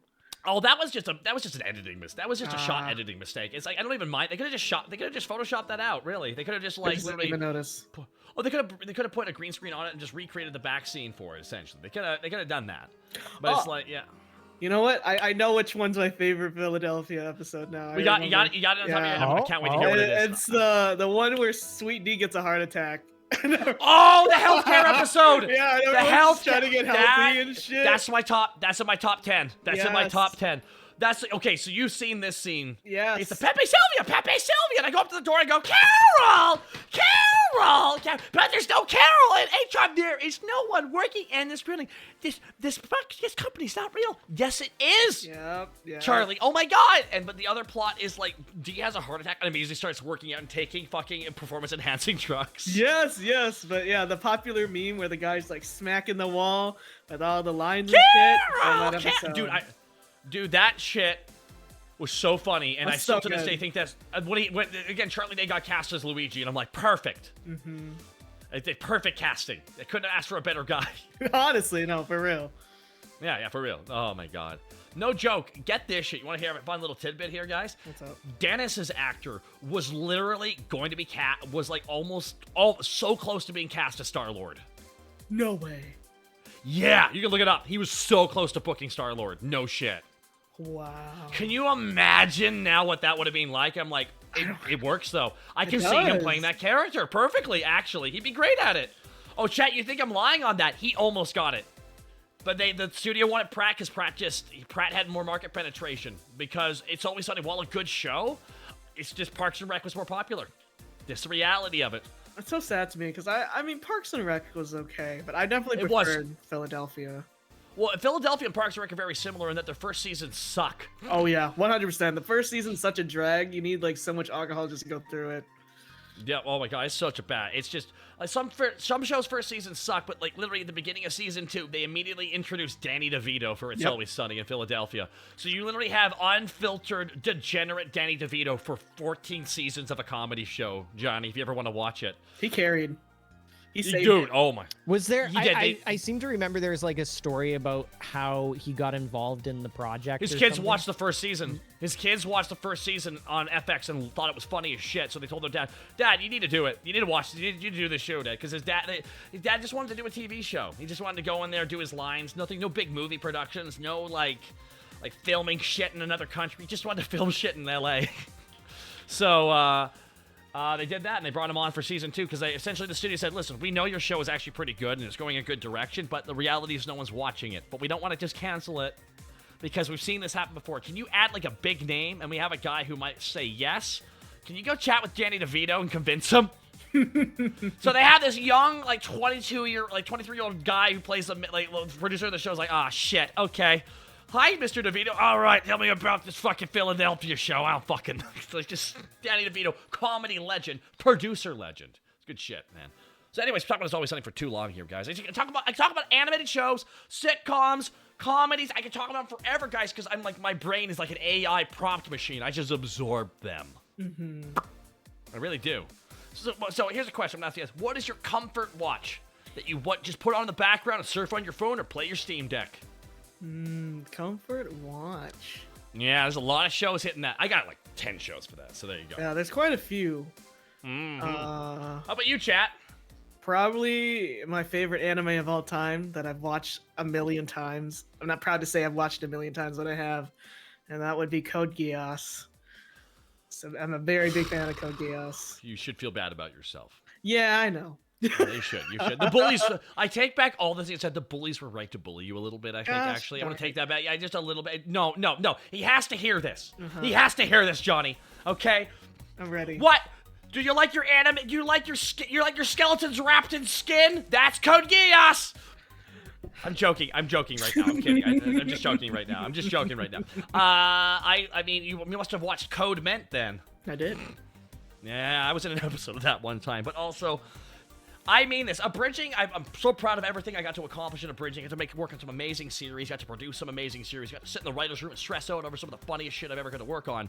And then out of nowhere, some fucking guy from from fucking New York just goes, you know what, I'm gonna have a bit about soup. And he just fucking blows us all the fuck away. The greatest fucking joke. Because the whole thing, I talked to him about it. So I talked to him, the guy who did the, I'm at soup! Like, literally, I talked to him. It's a true story. One of his friends was at the clothing shop called Soup. It's an actual clothing shop called Soup. He didn't know that. There's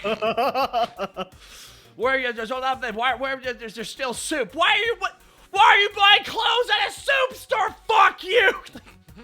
It's a true story, but he reframed it that he was at a fucking soup store trying to buy clothes instead. He just changed the context. We kept the exact same dialogue. But I wish I remember this story better, but he told me, he's like, he had another soup store joke he was going to do. Let me see if I can remember. He explained it to me, and I can't do it justice because he's the comedian, right? He has the whole story and everything, right?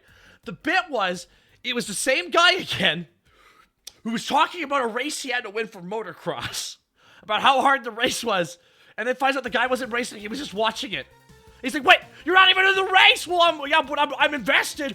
Why are you talking about being in a race when you're not racing? Fuck you! That's just like the diehard fans in sports that talk like they're on the field. It's just like, oh, we got that first down there. We got that first down. It's like, you're sitting in the stands drinking beer. What the fuck are you doing? I love how not a single one of them have to think, oh man, I would have done that decision differently. Of course, I'm thinking with hindsight, and I'm a fucking idiot, so I can't realize that. Everybody's the best head coach in the world except for the actual head coach. Exactly, right? Right? It's just fucking funny. It's just so fucking funny that way. I can never stop laughing at that. It's like I'm a wrestling fan, so the amount of fucking nerds that think they know wrestling better than other wrestlers, than actual wrestling person. I'm like, dude, shut up. Why don't you just do this? It would have been better. I'm like, really? That shit you already watched? You can see it being done differently? No way. It's out already, bitch. The job is knowing what it's gonna do. God damn it. Lose my fucking mind every fucking time. I'm trying to think. I know nothing about wrestling. You're not missing out on much. And get everything. I just remember everything. There's a lot of sweaty people rolling around together. I never thought that was gay. I just assumed, yeah, that's wrestling. Okay, Yeah. and? Were you supposed to wrestle with clothes on? That'd be uncomfortable. No, that's as all shit. I know about wrestling. That's it. Imagine if you're wrestling in clothes and just your opponent just grabbed your fucking jeans and just used that against you. Like, that would fuck. That would suck. You're right. You're right. There you go. Might as well just I never know have enough. clothes on. I know enough to know I love Danhausen. Well, I got bad news for you. I therefore hate you. No, I'm kidding. I don't hate you at all. And Dalton Castle. Dalton Castle's great. There's a lot of wrestlers great. And I will say this. If you ever want to really feel inspired, you have to watch Eddie Kingston. The man from Yonkers who's absolutely bonkers. No, seriously, I love him. I was talking to Miss Lala about it. He was like, no. We ain't playing that shit. I'm from the streets. I fight. And I'm not going to put out with his shit. He's just so New Yorker. He's just so New Yorker. Fantastic. Dude's got a gut. Got like a 5 o'clock shadow. It's fantastic. I love it. Dude, he looks like someone who would bum cigarettes outside of a CVS. It's like the best thing about him. Oh, no. You just can't get enough. Eddie is the realest wrestler in the world. In a world of wrestlers all being pretending to be wrestlers, he's a real guy who thinks wrestling's real. Really? That's who he is. Yeah, man. That's a compliment there. But no, all right, so you haven't talked to me. Okay, so Johnny, you don't think you didn't screw him away here. What's your comfort show? Well, I have a lot of them, but because we are on the Great Canadian Road Trip, I gotta pick a Canadian classic that I am popping on the TV every once in a while these days, and that is none other than the amazing, filmed in Vancouver, BC, and certainly all of the alien worlds look that way too. Stargate SG-1, baby. Stargate SG-1! Let's Let's go! It's amazing that every single planet looked like North Vancouver's wilderness. It's crazy how that worked out for them. My friend was actually on that show. No shit. Really? He was on the last season. Now he is a dwarf, and he actually got to be in the thing where they're talking about the spin-offs of Stargate SG-1 in the last season. That's that comedy episode where they're trying to come up with different pitches for Stargate. Well, how can we turn this into something different? It's a complete shit post of an episode. It's super meta, but they had to think, well, why don't we try rebooting it as an edgy teen drama? Then everyone's like teenager, like, hey, what are you doing kissing that girl? Yeah, I got there first. What, you want to fight about it? It's just like so over the top. But they did a whole thing where you just pitched the fucking Wizard of Oz. But he was one of the dwarves in the Wizard of Oz segment. Oh man. He got to be in the scene. Actually, it's specifically in the tent with the camera turned. He was sitting right beside the blonde lady. I always forget her name. I'm always bad Amanda about it. Tapping. Yeah. Amanda Tapping. He was like sitting right beside Amanda Tapping in that shot. I'm so happy for her because he was the biggest Stargate fan. No, I just love that show. He got to meet Jason Mimosa. He skateboarded into the room, and I'm like, of course he did. Damn. This was before he blew up as an actor. He just skateboards into the room. I'm like, of course he skateboards. I forgot he was on Atlantis. That's right. That's where that was like his first big show. No, that was a big break. That was a big break. Yeah. He played the Chewbacca for Stargate spinoff. Well, my God, Tiger, you dying on us. I just have respect for any show's writers that have the the willingness to just go full meta and make fun of themselves, especially in the sci-fi genre. Because the diehard fans will know what I'm talking about. The Wormhole X episodes were amazing. It's just like was that the Wormhole? Which one's the Wormhole X one? That's the one. So basically, what they did was one of the guys who came through the Stargate and lived on Earth went to Hollywood and picked Stargate. That guy's played by Homer Simpson. Yeah, and the whole that's episode Homer. is That's just Homer like Simpson. them shitting on their own show and all like the shortcomings of sci-fi and shit like that. Yeah, no, that he kept coming back. They kept doing those episodes with him, but no, that was Dan Castellaneta, the voice of Homer Simpson. He did that shit, and literally there's so many fucking actors just wanted to be in that show because they just fucking loved it. So they actually got a lot of fucking cameos. And Richard Dean Anderson just going you tell me I can just be a smartass the whole time and get paid millions of dollars? Yeah, I'm doing that for a lot of seasons. It's the best job ever. Yeah, then he just wanted to stop flying to Vancouver, so he stopped doing it. I'm like, yeah, fair enough. So Dan Castellaneta had the psychic link with O'Neill. Correct, everybody. That's a real thing. Dan, the voice of Homer Simpson, had a psychic link to O'Neill on that show. What fun. And then they had multiple spin-offs. One of them was good. Yeah. I have never to this day watched Atlantis or not Universe. I loved Atlantis. Well, no point. They didn't actually get to do the story. It just got to the end of the first season. Like, well, that's that, everybody. Oh, that's it? Yeah.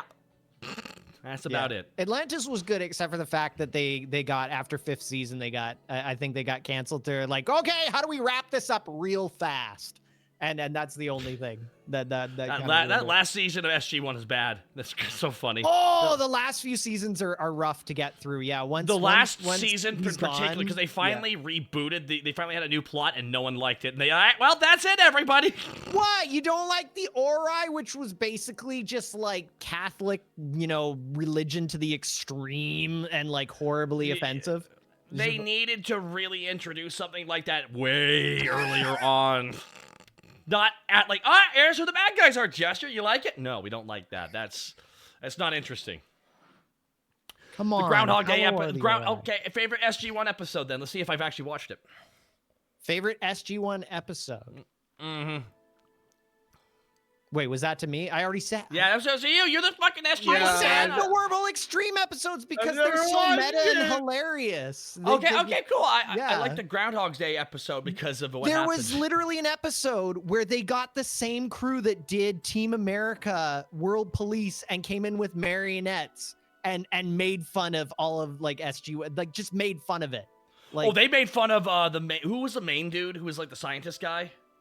Oh, Daniel Jackson, the scientist. Daniel Jackson. Dude, they made fun of him so hard for leaving the show. Oh my god, they fucking scorched that man from the fucking orbit. I forgot he left for a while. Yeah. Okay, then he's like, I'm done with the show. I'm a Stark. Comes back 2 seasons later. I'm back, guys. Hey. That consistent paycheck was awesome. I realized real quick. Dude, just round out your contract, man. Oh, they burned him so badly because literally they were like, dude, don't leave. I'll be a star in Hollywood. No, dude, I don't think... Dude, they don't need white dudes. They got plenty of white dudes. They don't need that many white dudes. Rest in pieces. Rest in pieces, chat. Yeah. Although I did hear that who did the original movie hated SG1, the director, because they basically just stole the concept, stole the idea, stole everything, and were like, hey, MGM was like, we're gonna make a TV show now with nobody that made the original movie. All right, let's go. I'm pretty sure they offered them. They're like, all right, pay us the same as a movie budget. They're like, no, what the dude? It's television, not movie. No, that's movie budget. Oh no. Especially no. Every planet has pine trees. I don't know why that's a thing, but that's just kind of a thing, I guess. Look, I still think about the Groundhog Day episode to this day because how fucking funny it was. Because each day, like, literally, it starts up, but two guys get trapped in a time loop. Yep. It's Teal'c and Richard Dean Anderson. And Teal'c's day starts with him getting hit in the face with a door each time. Immediately. Each time. It's the first second of the time loop. Just bang in the face. And that's Kratos' actor, everybody. Okay? That's Kratos' actor. Really? That's another actor though that has, just like Jason Momoa, like Christopher Judge has gone on now and is just like an absolute powerhouse now. Has done some really, really freaking awesome gigs. Yeah, congrats to Christopher Judge. He just said, you know what? That's it. I'm gonna filibuster this Game Awards. That's Christopher Judge's. You're gonna get 15 minutes of me. No one play me off. I'm like, all right, Judge, you do you, man. You do you, man. You suffered through years of filming SG1. You deserve this, bro. Damn. You did your time. Dude, imagine being like the Bruiser in that show. The spin-off Bruiser becomes a movie star. I'm like, God damn it! God damn it! It's fucking infuriating. My God, you can talk about Sonic. Good, that took 13 minutes to talk about that shit. Did they ever say why? Did they ever say why he did that? Because he never, at the Game Awards, he never expected to win an award for acting like that within a giant stage of people all clapping for him. He was just drinking in the moment because he didn't know if he was going to have any more, probably. Mm-hmm. You know, his cast, being cast as like fucking Kratos was like wild as shit. When I heard they recast Kratos, I'm like, how dare they change it? Because he's 30 years older. Okay, maybe that's really good. Who they got? Teal'c. Oh shit, I'm in. That's really, I mean, I'm, as a Canadian to me, like, oh fuck, it's Teal'c, everybody. Not everyone knows about Teal'c and how great he is. I am the fun one. Oh shit. Yeah, I love that one. I'm very good at joy and merriment. Brilliant. It's Brilliant. It's good stuff, man. Good stuff. How you guys doing? Chilling. I found some pretzels under the chair back here. They're a little stale, but they're doing okay. They're doing okay. Keeping in tone with me. What happened to all the fries that you bought? Chat ate those. That was for Chat. Did you eat all of Chat's fries? Sadly, no. My stomach's been grumbling this whole time. Oh, Chat, you didn't share? You were supposed to share those fries. This is rough. This is the day I pass away from hunger. And it's all Johnny's fault. No, you take that up with Chat. You take Johnny, that up with Chat. how I could you gave do Chat this to 2 me? large fries. Johnny. I can't believe you 2 did large this to fries me. to these 2 large guys there, buds. Indeed. I ate a lot. You know how much I spent on just fucking chicken? Chicken wings today? About like, how many pounds of chicken did I buy today? I think like 4 pounds. I ate it all by myself. Hairless Sphinx cat feel like warm chicken thighs. Did I eat any chicken thighs today? I think it's all What about chicken seagull wings. thighs? Ah! Nah, I have fucking beef with seagulls. I fucking hate those little bitches. I have so much fucking beef with them. It's not even funny. If I can choke them on sight, I would. I have reasons. You have raisins or reasons? Really strong reasons as to why I fucking hate seagulls.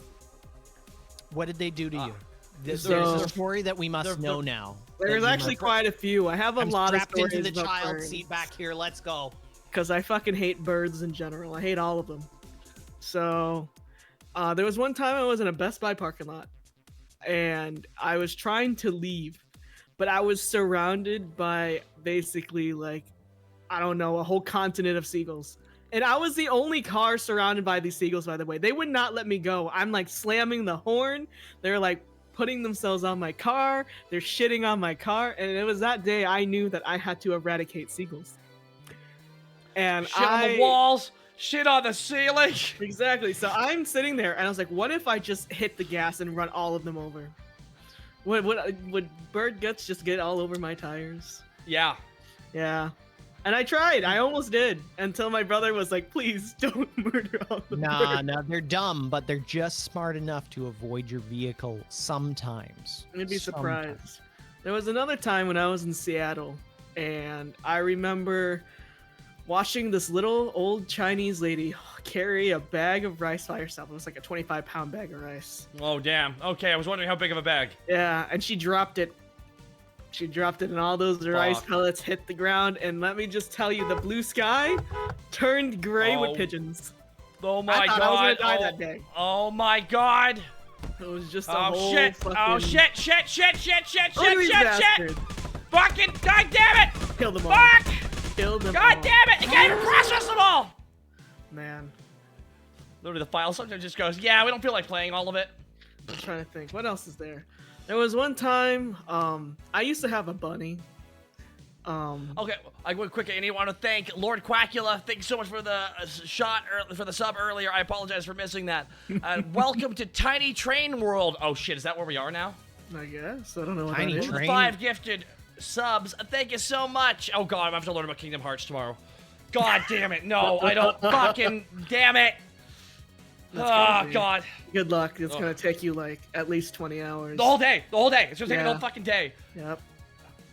God damn it. Oh my god. But thank you. Welcome to Tiny Train World. Very kind. For some reason, when you said welcome to Tiny Train World, my mind immediately went, are we to Thunder Bay? Are we to Thunder Bay now? Oh, not yet to Thunder Bay. We're on our way to PEI.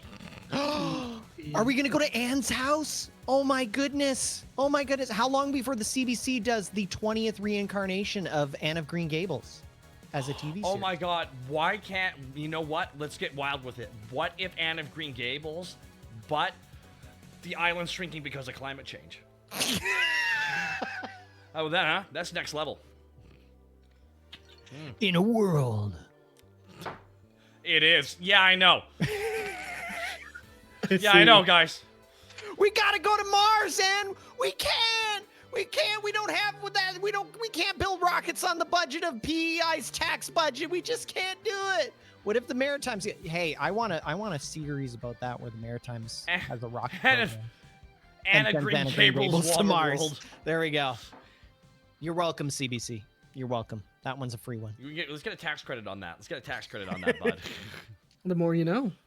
The more we know less. My God. But it's Waterworld. Can we get Kevin Costner? Will he do another Waterworld?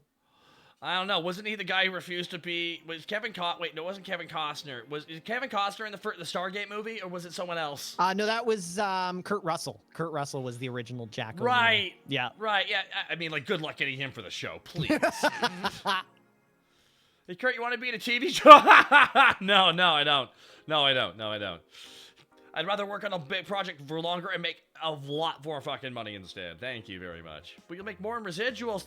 No, I'm good. But Gene Anderson's like, I'll take that paycheck. My MacGyver check's starting to dry up a little bit. There you go, everybody. Oh, God. Oh, my God. I have an hour plus left. Okay, we can do this. I can do this. We're gonna get you across the line there, bud. We're fucking gonna do it. All right, let's talk. What's your favorite Simpsons episode? We're at that point of the stream. Favorite Simpsons episode, huh? Oh man, there we go. That's always Jesus. I Cape Fear. That's mine. There we go. That's it. That's it. Honestly, I don't know if I have an answer. There's a lot of good ones in the classic seasons. Just well-crafted dialogue. Poochie's top 10 for me. Poochie, so I mean, we got Poochie in the back seat here. Yeah, you want to bark Gotcha. first? The biggest mistake was you lost creative control of the character. I laugh my ass off at. There's so many layers. Modern content creation in a nutshell, right there. Just it really is. It really is. There's like you can't. The Halloween episodes are a category unto themselves because a lot of those are movie parodies, and which is obvious. I've already talked about it on this stream. The shitting, it's the fucking funniest. I can't not laugh at that every time. Can we take a moment to respect the Raven? It was first episode, wasn't it? With first Halloween horror. Yeah, that was. It was very artsy. Yeah, it was beautifully done. It was so beautifully done. Like, it wasn't about the comedy. It was just about we're gonna do poetry now, and James Earl Jones is gonna just read the Raven into your ears and give you a big eargasm. You know, like the just writers amazing. Loved the Halloween horrors because that's where they could just cut loose. Yeah, Canon. They didn't have to worry about canon at all. So like, oh my god, we just do all the jokes we want. Good. We're gonna have Homer Simpson just shoot Flanders in this episode. Tyga's like just going through their thoughts here. So yeah, also Bart I gets am thinking famous. about it. I'm like thinking Bart about the gets Simpsons famous. episodes. There's so many. Yeah, that one. That was one of the first episodes I ever watched too. Actually. I don't even know what my first Simpsons episode I ever watched. Streetcar named Marge. Man, it's hard. It's a lot. Why is the car dirty? Because we don't live in a perfect world, Mad Dog. You guys have been throwing too many seagulls at us. There's a lot of bird guts Shit everywhere. birds.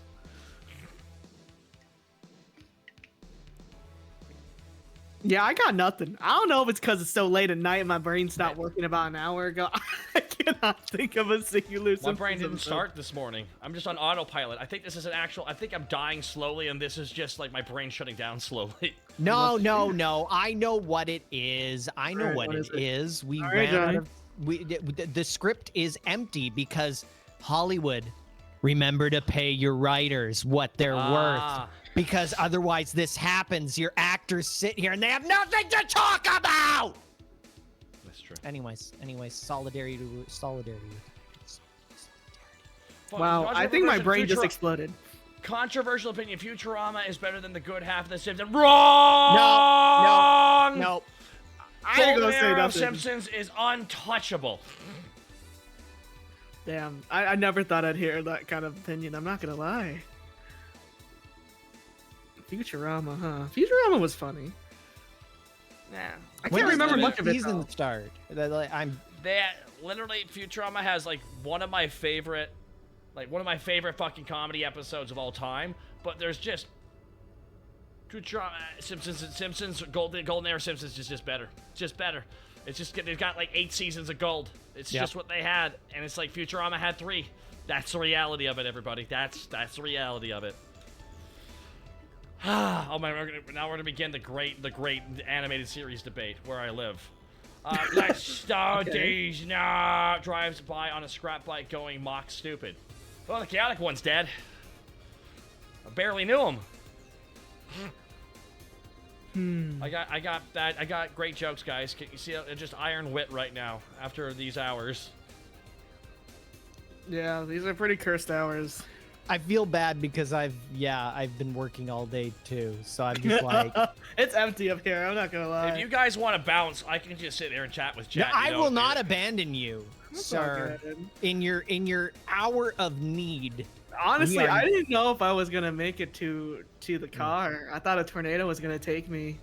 That's right. Oh my goodness. That's Yeah. You want to talk about that? Like the shit It show was you were kind of today? scary. I'm not gonna lie. So luckily my house is a tri-level, so my the bottom part is half in the ground. So I'm like looking outside the window, right, trying not to go outside, because there was one time I did pull out a chair and watch a twister above my condo years back. And I flew away, so I was like, whatever. But this one was kind of scary. Like, I looked outside, the sky was like nice and blue, and then suddenly it's just dark, rain, and it was big. From the little window I was staring at it from, I couldn't even see the magnitude of it, and then it just disappeared. And I was like, okay, I'm alive. That's terrifying.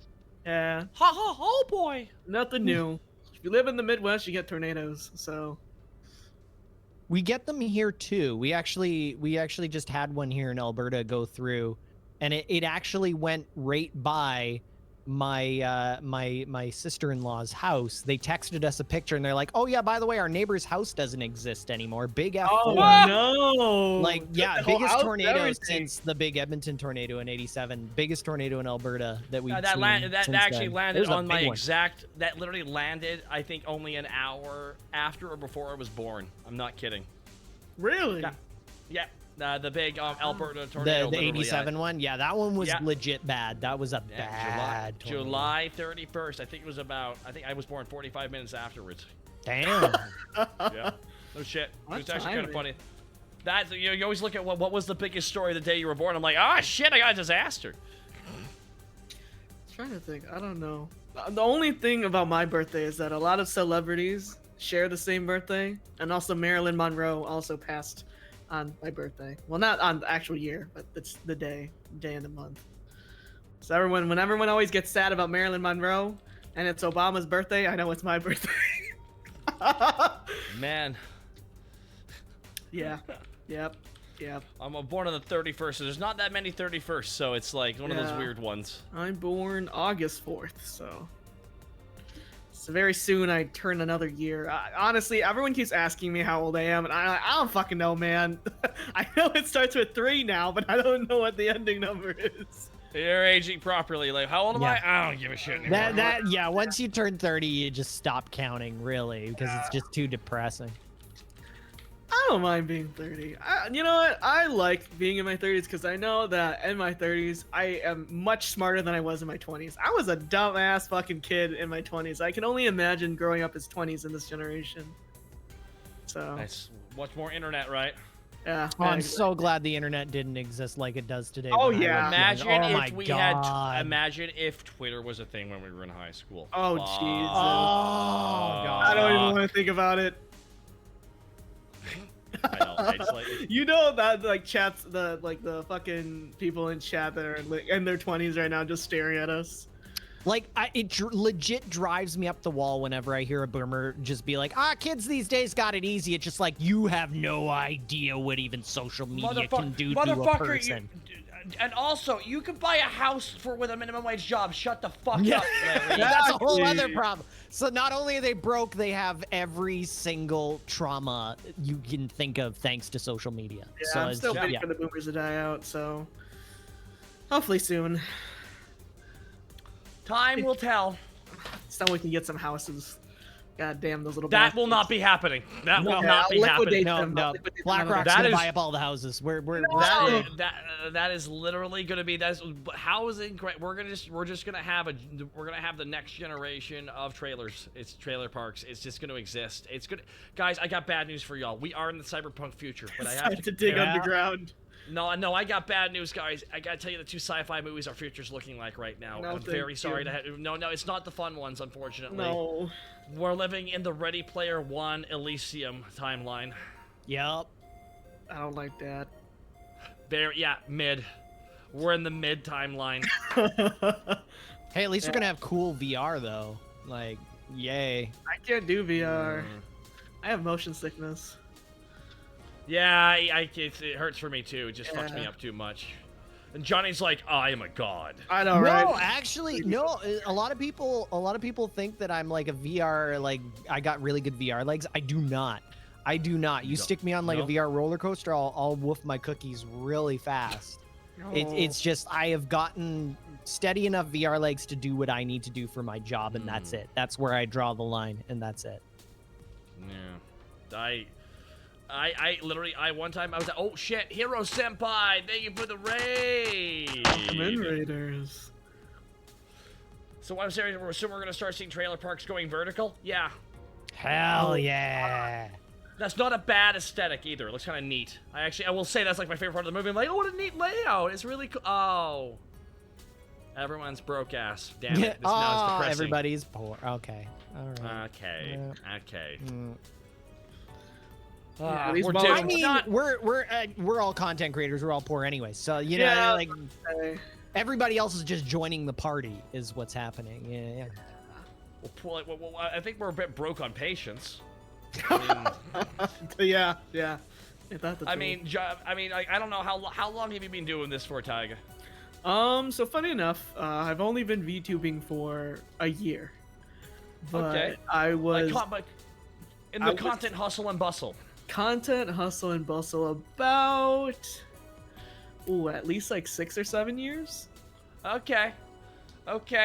Johnny, where are you at now? Well, I did start doing YouTube back in 2011, but I did it like, just as a fun thing. Starting out. Well, yeah, just a couple of videos here and there. They took off, did really, really well. That should have been my indication that I needed to switch careers, but I was, young and dumb and had a family that would have disowned me. So I went and got a corpo job like everybody else.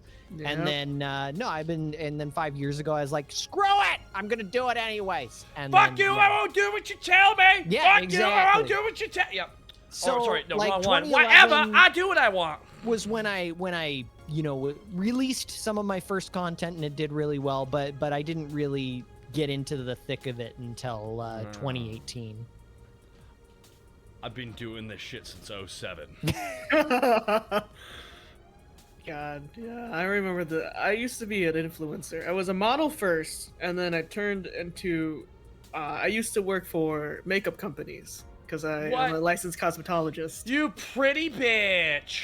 Yeah, yeah, I was a model, and I still do makeup to this day. I used to work for Estee Lauder and MAC.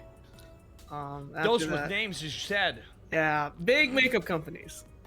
And then after that, I ended up becoming an influencer because people were obsessed with my face. They were feeling quite fluenced when they saw you. Yeah. Mostly because it's like, oh, a man that can do makeup and hair. So I always got people's, jimmies ruffled. And I think once COVID hit, I kind of lost my job. The great derailer. I call it the great derailer. And then after that, I was like, damn, what the fuck do I do now? And then I accidentally got a live 2D model. I didn't know what it was. Accidentally? How do you Oh, no.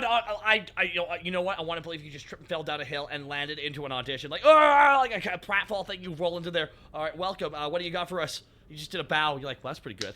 All right, good fellas. Add them to the team, man. Did you Harrison Ford yourself into a VTubing career? Yes, that would be the kinda, yeah. So I was a carpenter. What do you mean you want me to be an actor? For a commission from one of my favorite artists all the time, which is Jover, which is my model mama. I was waiting for years.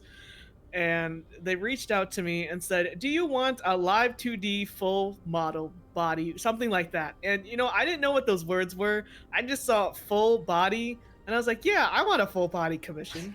She gave me her price, and I was like, "Okay, that's pretty reasonable. I mean, you're a really big artist." Sure, so. I would love a tuber of the V variety, Right, whatever so the fuck that is.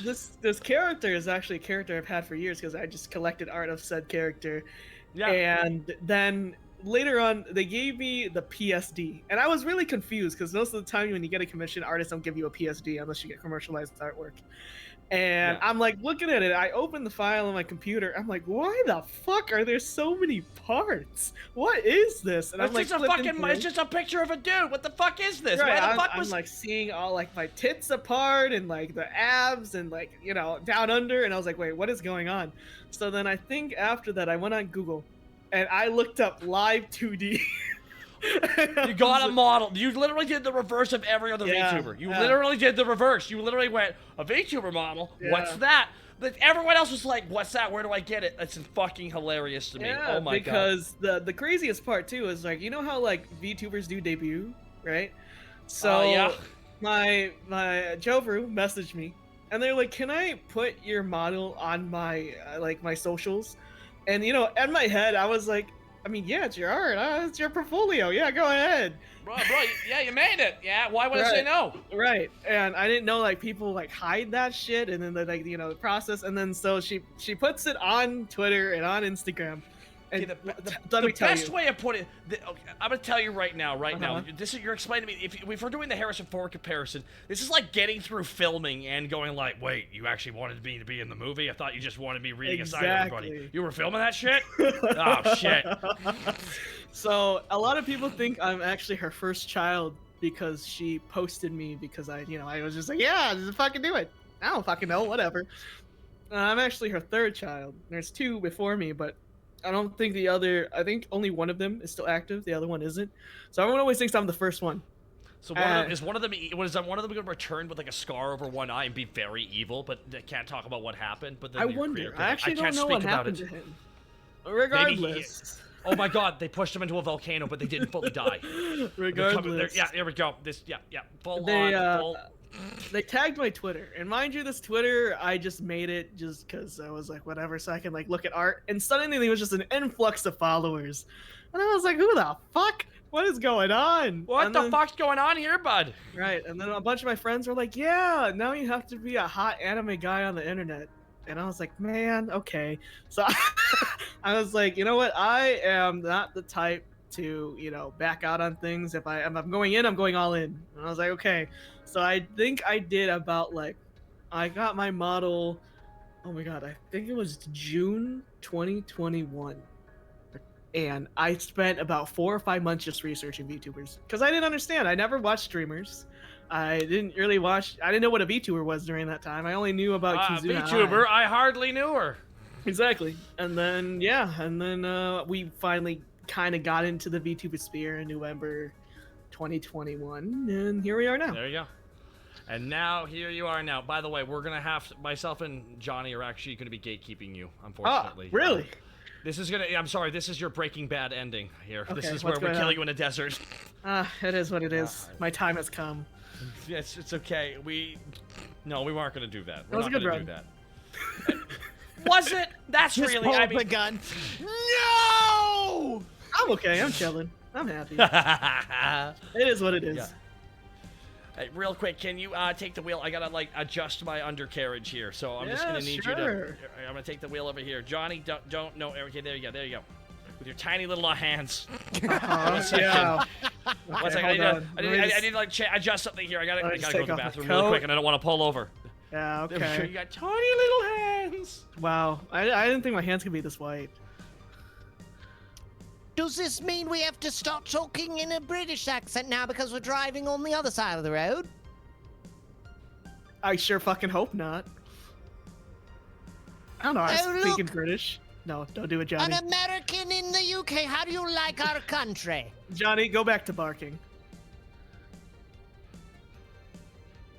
Johnny? Can you bark in British? Jonathan? I am Jonathan. Yeah, that's what I thought. I beat you to it. Bark in British, Jonathan. Bark in London British. Yes.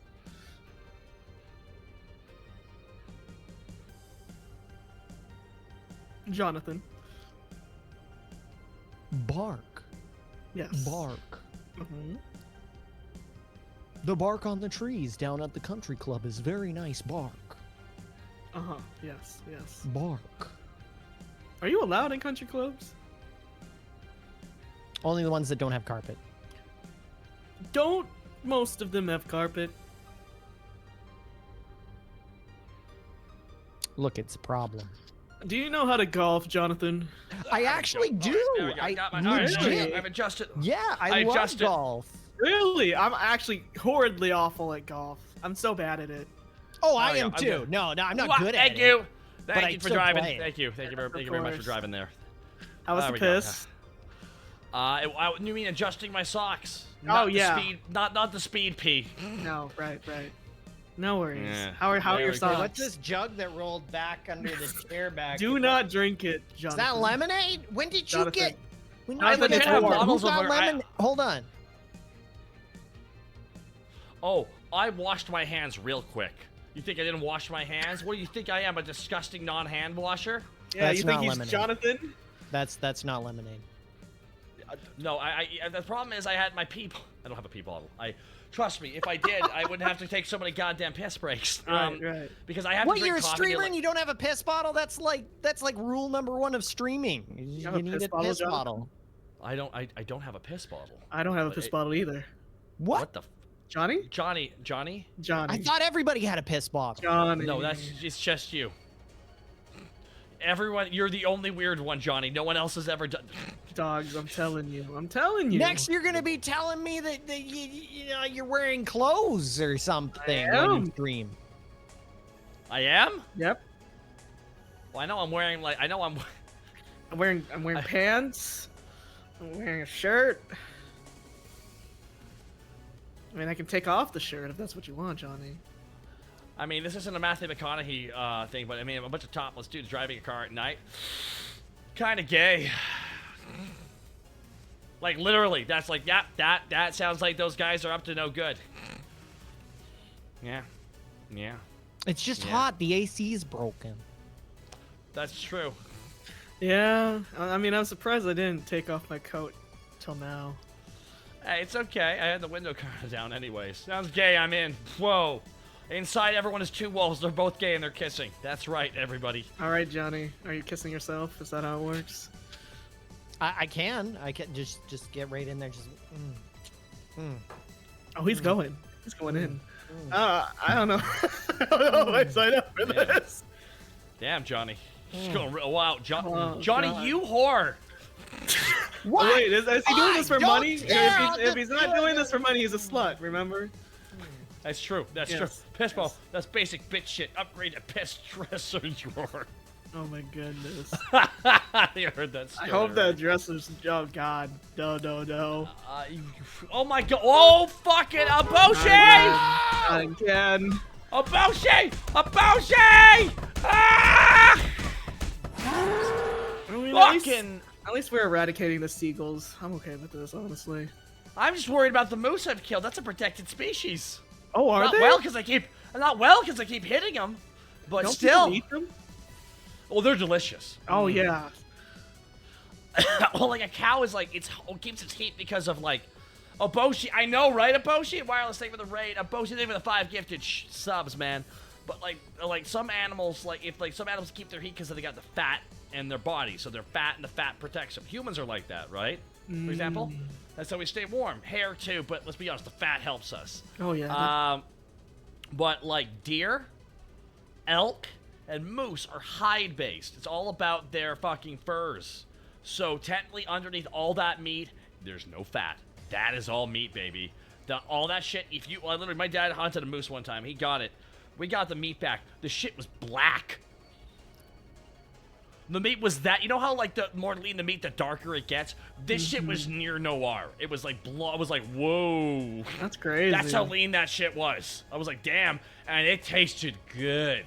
Like, cause guess what, everybody? If you're like, what does a bear taste like? Shit. No, I believe it. Bears taste like shit, everybody. They taste like trash. Do not eat bear. Okay, right? No, oh man, dude. Like I had a bear burger one time. I had one bite, and I literally pulled the burger out, and I just ate the fucking condiments in the bun at the person's house. Oh man. So gamey. And then when I went to Australia, I tried a fucking roe burger. Have you ever had a roe burger? Ever had any kangaroo inside you? Nope. It's a giant rat, and it tastes like it too. Oh god, I can only imagine. Ooh. Yeah. Kangaroos. If it doesn't cook bear, it can be bad for you, right? Well, bears are scroungers. They're not fucking, like, they eat fish. They don't like eating anything else. They just, like, they're omnivores. They'll eat fish, but they actually hate living meat. It needs to be rotten meat. They love that shit. Oof. They actually don't like fresh meat. It tastes like shit to them. That's why everyone gets scared about bears. I'm like, being nervous around bears is really gonna be worried about if they're like starving, they'll go crazy. Anything starving is dangerous. That's just the reality of it. Right. And also, mama bears with its cubs, it'll attack you. Wait until you meet humans with their children. God. I got this bear who lives nearby me up in fucking Canada, right, bud? And every morning, I had my garbage can tossed multiple times. One time I opened up the fucking window at 1 a.m. Whole family, 3 cubs, the mama and the daddy, were just tossing my garbage. They pulled out, like, they're pulling out bags or like truffle sauces in here, and they just start ripping into it. I'm like, God damn it! I knew they were. Fuck, bro, let's eat us some bears, but they're just dude. I opened up the window and they all scattered like fucking rats. Oh yeah. Ah, they all ran. They all ran. Here's a true story. Want to hear about how I freaked myself out like a bitch? Okay, so here's how it happened. All right, let's hear it. I love the movie Halloween. I think it's a great horror film for a $100,000 budget for 1978 filming it and releasing it in 1979. Next level shit. This predated all the slashers and set the tone for the entire genre. All right. So I was hype as fuck for Halloween. Halloween Kills coming out soon. This is dating me. I was excited for Halloween Kills. I love me Jamie Lee Curtis, but man, that script. Evil dies tonight. I watched the trailer again. I'm like, can't wait, man. And I literally had my headset on. And I put on the Halloween theme. I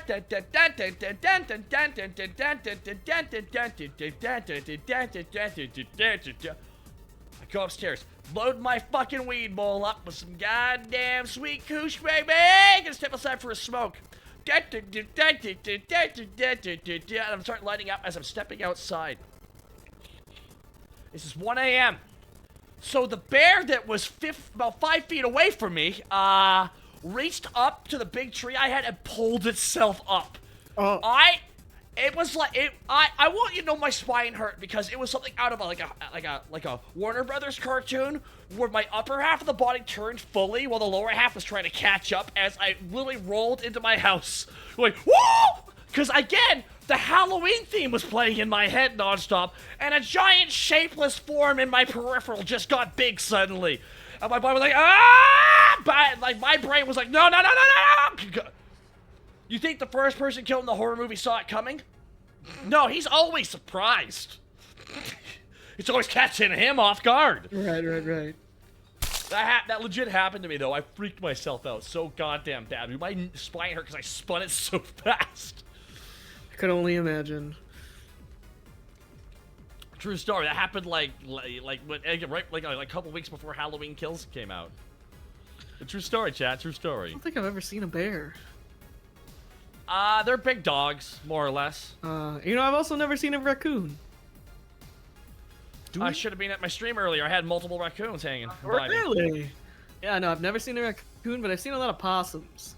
Whoa, my computer's shutting down. My computer's shutting down. Windows update! Computer. Is that what's happening? Wait, hold on. No, it's back. We're back. Holy shit. Dude, my monitor shut off 5 times over the last hour. One of my monitors, my keyboard just shut down. My Steam Deck just shut down. Oh, no. They're all back now, but what the fuck's happening? Shit. These are all unrelated issues. We're gonna make it. We're alive. We're gonna make it. The car is starting to rattle. One of the make it to tires Motel may be 12. low. We're Don't gonna worry. make it though. Fuck, no, not just Nostalgia Channel's right. Not just YTK, YTK2. Oh, God. That's okay. Oh, shit. Someone's correlated Poltergeist. Did you guys ever see Poltergeist? I have. They're here. Oh, man, that was a weird-ass movie, knowing how cursed the filming was, too. Yeah. It really was. Those skeletons in that pool scene were real. I can't believe they did that. Yeah. Yeah. Yeah. Oh my god. They didn't tell the actress. Wow, I need to rewatch that movie then. Oh my god. It's a real Early Hollywood skeletons. did some really effed up stuff, Fuck man. Like, ooh. No, I believe it 100%. Yeah. That movie's production was. You can look it up. It literally was believed to be cursed. I'm like thinking about it right now, and it's like, oh my god, I remember watching it. I was like, man, those look really realistic. Dude, that scene was so. As a kid, I actually my skin crawled at that point. I was like, yeah, it was that's disgusting. It's just like literally trying to get out of the muddy water, can't getting out. Then just skeletons come out and start grabbing onto you. I'm like, that is some nightmare shit right there. My god. Ah man. So let's just keep talking about horror movies or animated series. I don't know, guys. We gotta talk about something. What was the horror movie that legit scared the living crap out of you? What was that movie? Okay, because we gotta scale this for children though, because as a child, more movies frightened me. Okay. My parents made me watch. My mom was out of town, so he rented a bunch of scary movies. He was just feeling it, so he gave me a double feature one night. No, it wasn't my father. It was actually, someone was looking after me, actually. Sorry. It was one of my mom's cop friends. He was a chill dude. Loved his movies. He was a horror fan, so he wanted to watch some movies that came out. He made me watch the double feature of The Faculty and The Bone Collector. No way. Yes. I got double featured with The Faculty and The Bone Collector as, I think, an 11-year-old. This man did not want you to live. Dude, I was so frightened of school the next day I went to school. I was just so not. I was untrustworthy of everybody. If you've never seen that shit, Faculty's about what happens if like aliens started infecting people out of school, and there was like weird fucked up full bullshit that happened. And then Bone Collector was what if Angelina Jolie had to fight a serial killer who took your bones away. Oh my god, Necro Certis, thank you for the raid. Welcome to the Streamathon. We've been going for 35 hours. Woo! I got A and W. Yeah, horror movies such as Jason Voorhees scared the crud out of me. Oh hell yeah, they did a good job. They were meant to give you thrills and chills. Like 35 hours sounds fun. Don't die. Oh, don't worry. That'll happen on day 4, probably. Day 4. Yeah, dude, right. I actually said I started this whole stream for one reason, is to feel that euphoric feeling of hopelessness that tomorrow morning will give me. Oh yeah. Because I'm gonna wake up tomorrow morning and I'm gonna be like, I'm not even halfway. Oh fuck. God, my condolences. It's like an actual road trip. And I'm like, oh my god, how am I doing this? And Iron Mouse is on day 33, and I'm just like, how am I bitching? She's got an immunodeficiency issue, and I'm sitting here bitching. I know. You die when you have, dude. Tomorrow is I got 151 until I got delivered by Kingdom Hearts. I'm so sorry. It's okay. It's gonna be rough. I'm gonna pray for you, man. So what's a game? Okay, so here's the thing. We're all trash for shit. You know, we love legitimately good movies, games, media, but we also love shit that is arguable garbage. That is just, we just love it and we can't excuse it. For me, it's Total War games, Dynasty Warriors games. I'm a trash piece of shit for them. They're bad. Oh, they're awful. More of that. Let me just swallow it. Let me just swallow that shit. What are you trash for? That goes for you too, chat. What are you trash for? I'm trash for Warhammer. That's mine. I got one, and this is gonna surprise nobody.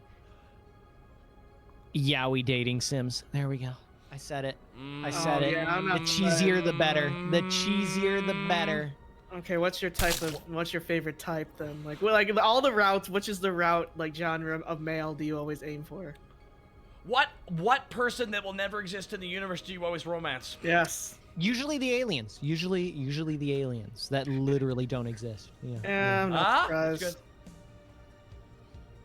I don't know if there's any trash I like. I actually really have to think hard about this. Everyone's trash for something. I'm trying. This is really hard. I mean, I'm trash for Warhammer and wrestling. I really like cooking games. Okay. So you just forgive bad ones because there's cooking games? Kinda, yeah. I love cooking. Yeah. Like I went to culinary school, got licensed. Jesus, jackass of all trades over here. Jesus Christ. I've done a lot of things, yeah. I worked at a Michelin star restaurant for a little bit. Well, no, Michelin fixes mufflers. They don't serve food. That's true. So silly. That's true. I never got that. I never. Why is the tire company telling me where to eat? That always confused me. I don't know. They made a whole like little pamphlet of like best restaurants to eat at, and then it just Some people in chat. Fate franchise. Yeah. Oh, Fate. Oh God, not Fate. Just watch the porn it was based on. I agree with Taka on Dynasty Warriors. That was their first post. It's right. Dynasty Warriors, man. You just gotta be trash. I'm trying to think. Just give me my fucking Warhammer 40k to Dynasty Warriors game, man. Just give it to me. Like Fire Just Emblem? give it to me. You can be trash for Fire Emblem. I've played every single Fire Emblem game. Not all of them are good. I can admit that. Some of them made me almost break my consoles, but it's fine. It's fine. I played all the Persona games. Let's see, what else is there? Man, you know what sucks is when people say, man, Persona ruined the franchise. You made it profitable? Oh yeah, no. 100%. Shin Megami Tensei was... That didn't really load up the bank account with money exactly. Yep, 100%. They're like, at the second game, guys, what if we just destroy the canon? Yes, what do you think? yes. What do you think? We'll split it into 4 ways, and it'll be incomprehensible. Yeah, let's do that. Let's do that. Yeah, let's see. What else is there? I guess that's it. I'm a pretty simple individual, I think. I can't think of anything else. Don't worry, Sega's gonna remake the old SMT games. They'll do it for money. They'll have a rough year and they'll just HD everything. If anything, them remaking Super Mario RPGs, making all the SMT guys going, shit, let's just make them all chibi models and just redo this and make millions of dollars. It's high-fiving each other with a brilliant idea. They're not even voice actors. Oh my god, this is gonna be so cake, guys. Honestly, SMT5 was not good. And this is coming from someone... SMT5... Yes. ...was so dripping in style that I can forgive it. Yeah, no, honestly, I played it that whole thing. I only bought a Switch. Oh, that game. What a sexy fucking game. Yes, it's beautiful. The game was fucking me while I was playing it, just like riding me like that game. You like it? I'm like, I do. I'm not looking too much into it, but I'm loving it.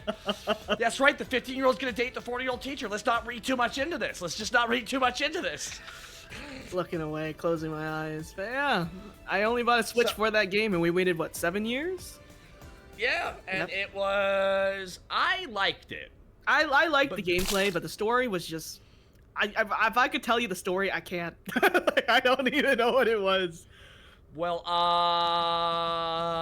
there's main character Kun.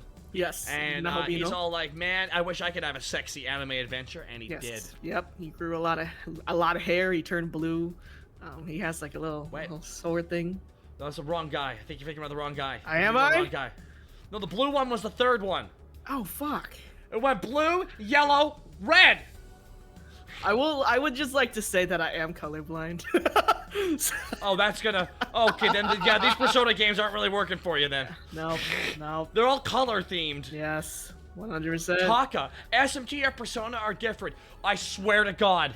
I will turn this car around right now over this. Oh, no, they're not. They're both incomprehensible JRPG anime gibberish. Yep. They got the same enemies! Anyways, Is that wrong? They don't even make new enemies for the game to do the same enemies! God damn it! Hey, at least in one of them we can fight Dante.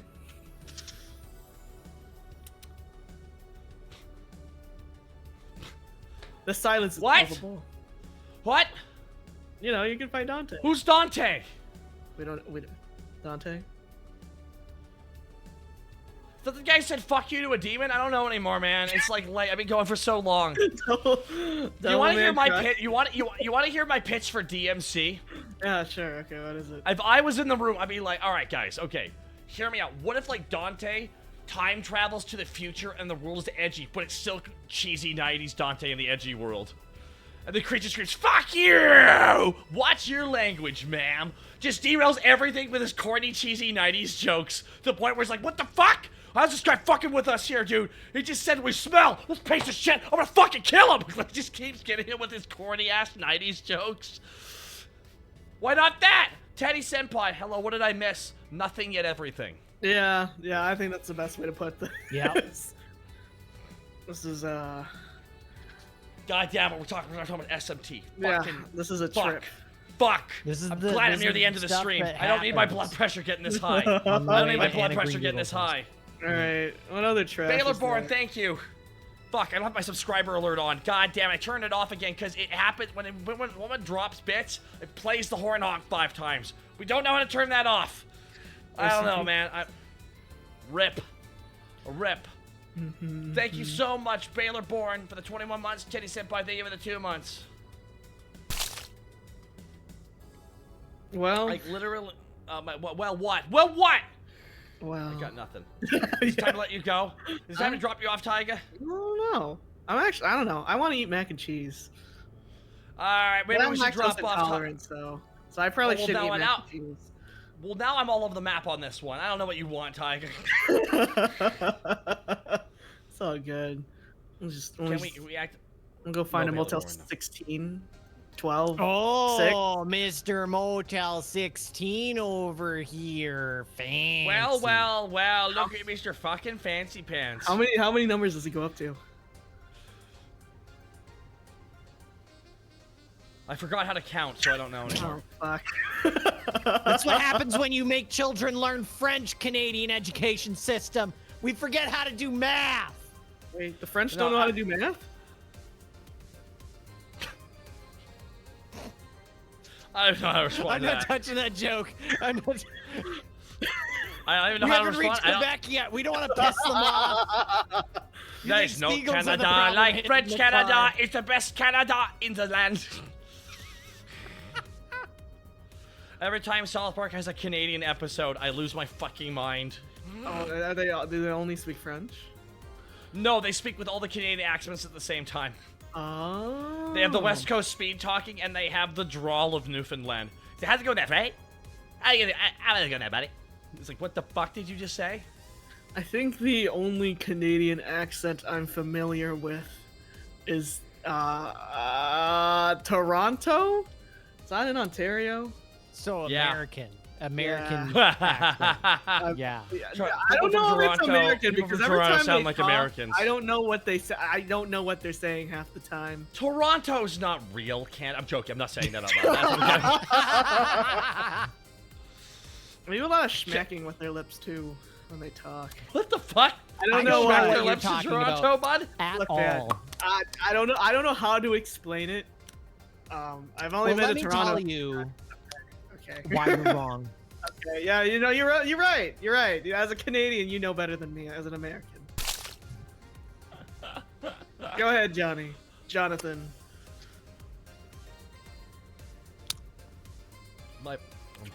Go ahead, what? Johnny.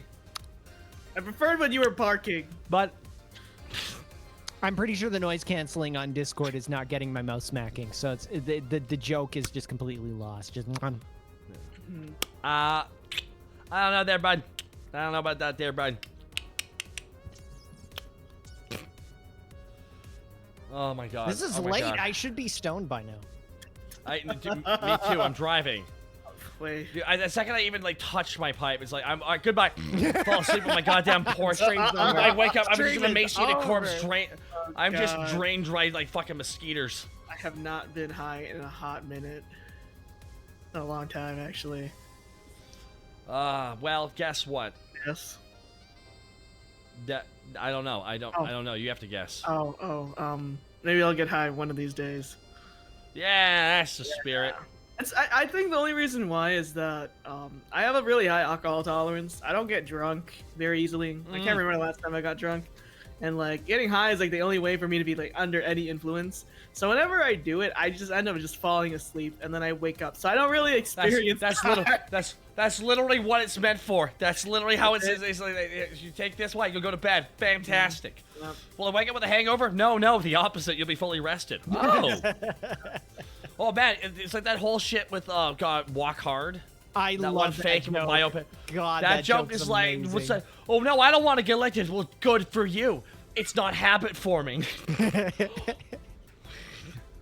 Yeah, no, I just take the gummies though. I don't smoke.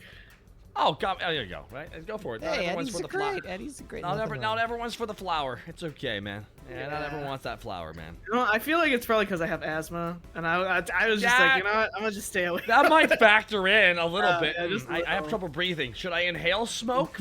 Plant vapor? Maybe not. Yep.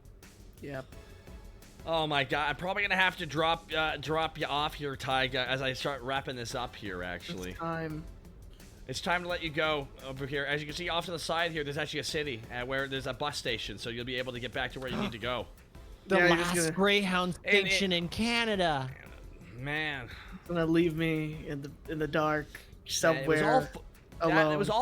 It was all fun and games with Greyhound until someone got beheaded on it. God. Can we joke about that? I don't know.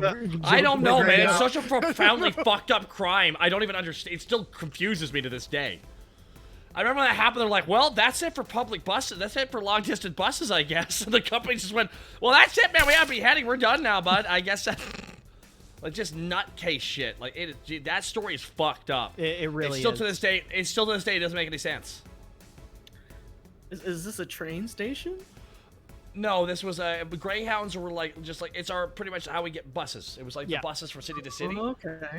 So there's on one of the buses, because they don't really security check people. They just had someone on there who was insane. Yep. And then out of left field, they just killed someone, and it was like brutal. It was so the dude had undiagnosed schizophrenia, and he had. Let's not go too into detail. Oh, don't go into detail? Okay. Don't go into too into detail to the details of how the person was killed, but you can explain kind of what happened. Basically the dude just had a psychotic episode with undiagnosed schizophrenia and attacked another guy on the bus. We'll leave it at that. It's far worse than that, but it's much worse. It's much worse. But essentially, I mean, goddamn, that destroyed Greyhound as a company. I can only imagine. I think that. They were already having issues, but God, that ended them. Yeah. Yeah, so if you want some true crime, guys, go look up that one. Yeah. Don't look it up. Don't. Keep that in mind, thank you.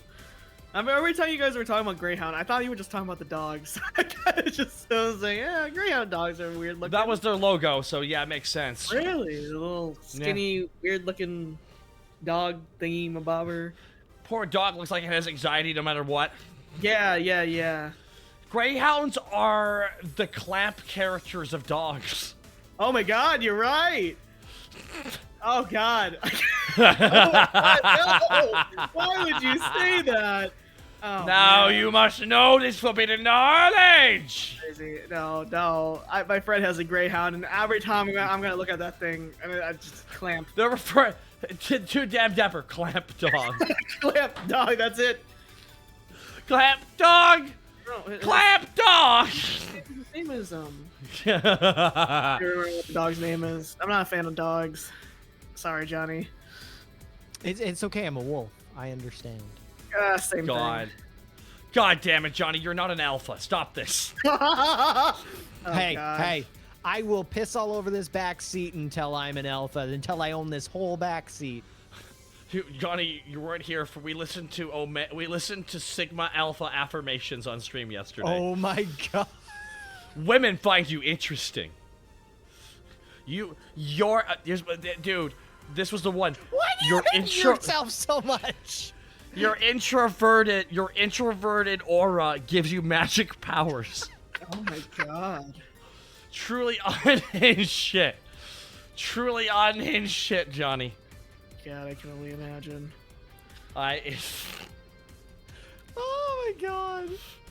They literally unironically said you're a rebel without a cause. Oh, no. Is this like an audiobook that people listen to It pump is themselves 25 up? minutes of sleeping affirmations. Yes. Oh my And I had to God. pause. I'm like, introverts, have you been hiding your magic powers from everybody? You are of high want in the marketplace of sexuality, and I'm just like, oh fuck, bud. At best, it's a goddamn fire sale for you, bud. You know what? That is somebody's side hustle, and I respect it, even though it's cringe. I mean, they look at us. They probably, in between their voice sessions of recording that, they're like, oh my God, VTubers, so cringe. I'm gonna go back to my alpha affirmation. audiobook recording. The line that made me laugh for like 45 seconds straight was just, "I'm great with women." That's it. No. I literally was losing my mind. I was losing my mind. I was like, I couldn't handle it. I'm great with women. I'm great with women. Oh, that's so sad. Oh, man. Dude, literally, one of the first lines was, "Your steely gaze is unlike that of other men." So I was like, oh, sure, 6 seconds. I was like, oh, man. Oh, we're in it immediately. There's no missing words.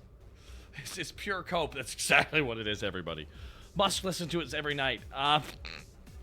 Remember earlier when we said the younger generations now have it much tougher? Like, this is key example of that. It's just like this crap on the internet. It's, you know? Well, the reality is, it's not like they have like more access to information, but they have access to more misinformation. Oh, too, God, which is yeah. just like, there is a lack of actual, like, legitimate male role models without any red tape. And it's why a lot of young guys have a lot of questions and they just got no one to answer them, so they just find somebody who peddles easy answers, which is like, everyone else is the problem. Tell me more. That's the fucking truth. Do you want to hear something like really, really messed up? What? Really, we just talked about we killed Greyhound, so I don't know, man. And this is really messed up because, like, and it's Canadian related, so we're on the theme of the stream. It's just my parents.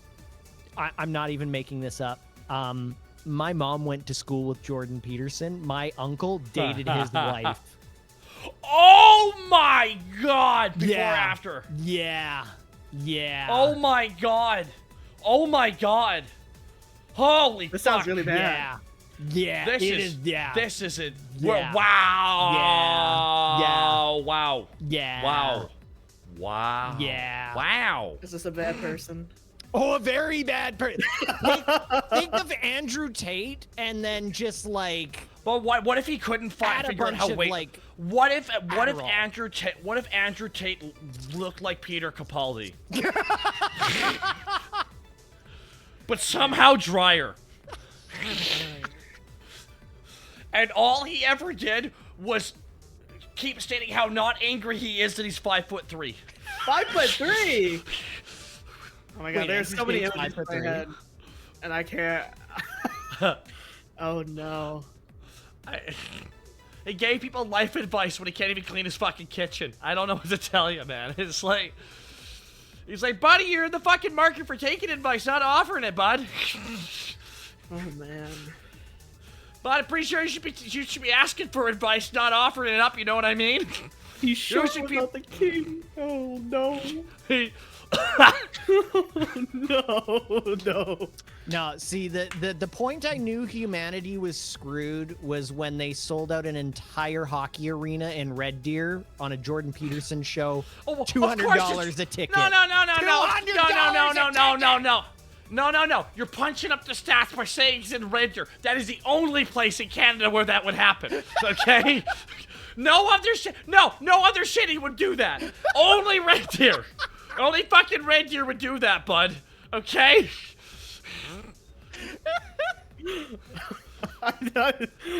Oh man. That is the fucking truth social of cities, bud.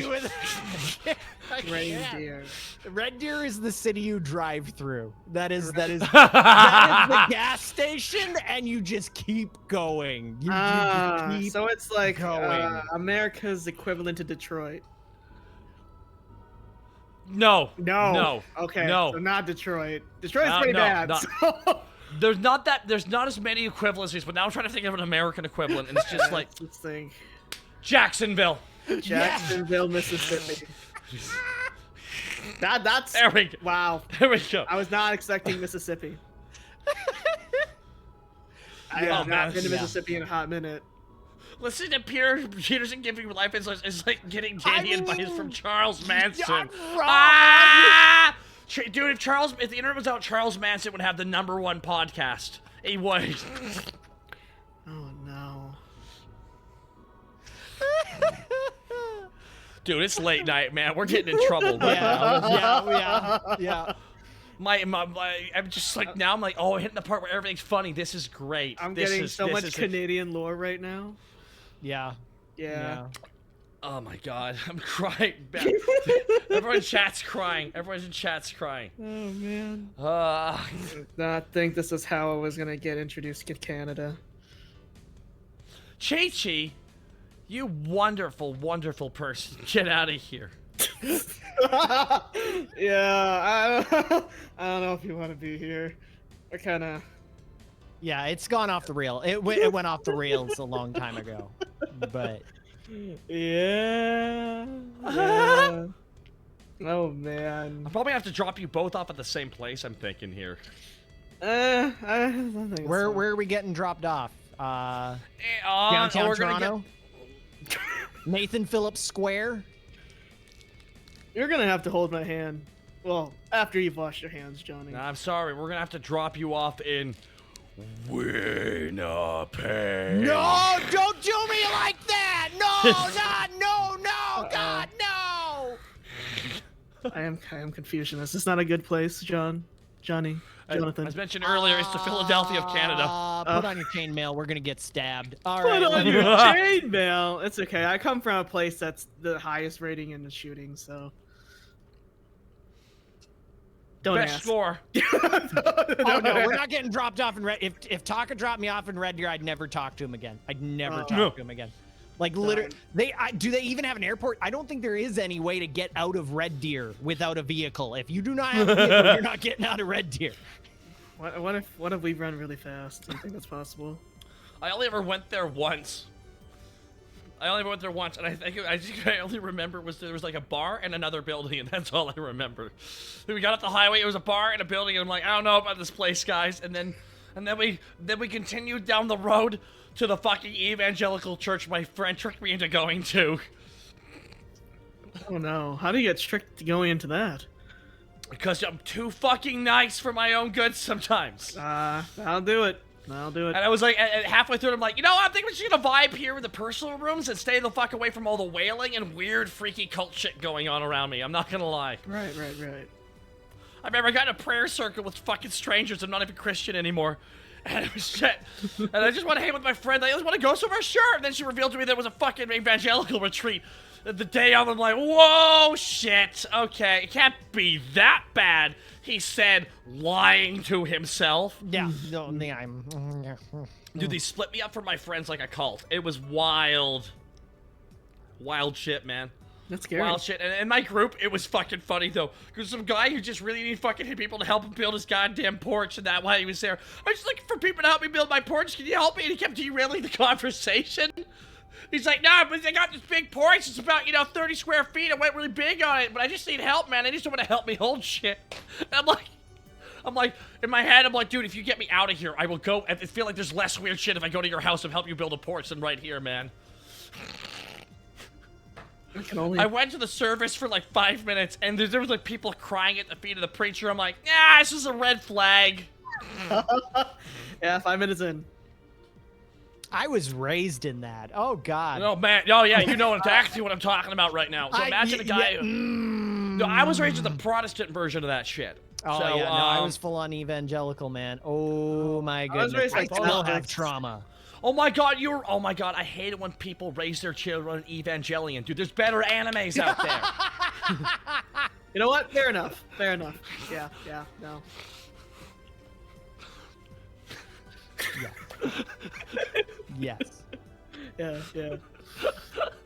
We were a Full Metal It's just Alchemist the ending. household. It's the ending. Not Brotherhood, though. Not Brotherhood. What original.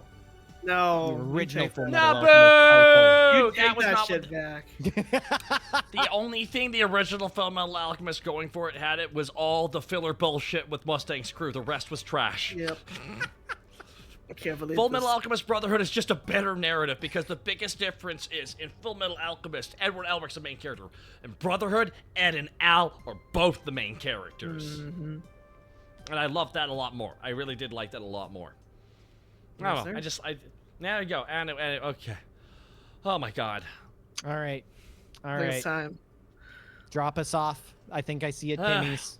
Yeah, fucking see it. No, You're hungry, I'll get you a turkey sandwich or a chicken snack wrapper. That is a Tim Hortons, so snack that means only wrap. fucking... You guys still have snack wraps. Dude, Tim Hortons is everything. Tim Hortons is just like, screw it. We're gonna like be a pizza place, a coffee shop, a donut shop, a McDonald's, and a steakhouse all in one. Stop the... Well, hold on right now, buddy. Tell me right now you don't swing by the goddamn Timmy's and go like, hey, bud, give me that roast beef craveable there. Oh, God. Oh, that sounds like something that's guaranteed to give you the sickness. Like that, like... I have... Down with the sickness. You want a craveable? Hey, Taka, you want a craveable? A beef craveable? I can get you a beef craveable. That's great. That's from MySpace Mazoku. Booby, you Iron Mouse Twitch. Okay, you need to put that fucking comment in the oven a bit more, dude. It hasn't risen yet. Sour cream glazed fucking sub. I can't believe people have never actually tasted the deliciousness of sour cream glaze. Yeah, well, you gotta get sour cream glazed donuts, bud. What is a sour cream glaze? Oh, you're about to culture Tyga real quick. We're gonna go get you a sour cream glazed donut right now. We're gonna pull over here real quick. Is it sour? No. It's delicious. Don't question it. I don't eat sweets though. Oh, this will kill you then. Oh, fuck me! I didn't think this was how I die. I thought I'd get into it. Imagine like a glazed donut, but thicker and more compact. Yeah. Thicker and more compact than me? It's like its own food group. It's just, yeah, dense bread, but good. God. Oh, and there we are. I gotta get the loaves of bread out of the front of the car too. So I thought the birds already ate them all. There might be some left, and you might get hungry again. I'm only thinking. I'm always hungry, Johnny. I might as well just eat you later. What the Anyways, bye. All right, Johnny. Bye. Johnny. But did you get the bread? Yeah, I got like 2 We gotta slices. make this bread. Yeah. All right. Good night, Taka. Thanks for Good night. night, lovebirds. Oh hell no! No, you take that back right now. Forbidden love. Oh, God, Johnny, I'm sorry, but I have to turn you down. Bye. Bye, guys. Oh my gosh, guys. Hi, everybody. It is late at night right now. I want to thank Johnny. I want to thank Ty for joining for the long haul tonight here, right? Holy shit. Oh my God. My brain. My God, everybody. It has been... I started streaming today at 9:30. Well, I've actually been going for a while here, and I'm going to be streaming right into the night tonight, too, apparently, as well. My God, I got to find a place to sleep here, because I can't sleep at a Tim Hortons. Remember, going to knock on my window and be like, hey, buddy, you want some Timmies? Bad time. We got a little bit more. Things got so beautifully unhinged towards the end. Imagine if we went for another 3 hours. We just start doing red-green impressions again. All right, I got some advice for you all. How about you all have a hot glass of shut the fuck up? How about that? That's from me to you. I hear at the lodge. And right here. Laughing at my own jokes, guys. That's a bad sign. Make it with a mouth stuffed with fucking bits. Timbits, that is. Ever true, it's good seeing you as well, everybody. Ever true, here's some Timmy money. Lamau, also thank you for the VIP. I'm gonna go cry now. Hey, no problem, Ever true. I'm gonna have to pick you up at some point during this drive I'm doing here because I got 3 more days. Taka, get some sleep. Fuck you! Maybe in a bit here. I gotta find a good rest up to pull over. And like, shit. Oh, man, how many more subs till Kingdom Hearts lore? Is that 845 or 895? That's 845. We got like 155, and then, oh God, that's my life for like 6 hours. I'm not ready for this emotionally. How long did it take to drive across Canada IRL? Like a week? 5 days, roughly. Probably, or maybe 5 to 7 days, really depending. It's much wider than you'd think. Everyone thinks, oh, it's as wide as America. No, the opposite. America's not the same width. America's like a thin, narrow. America's like Canada's got like a capital pussy, where America has like a little lowercase pussy. We're 35 hours in, guys. 35 hours in, and that's the kind of humor you're getting now. Yeah.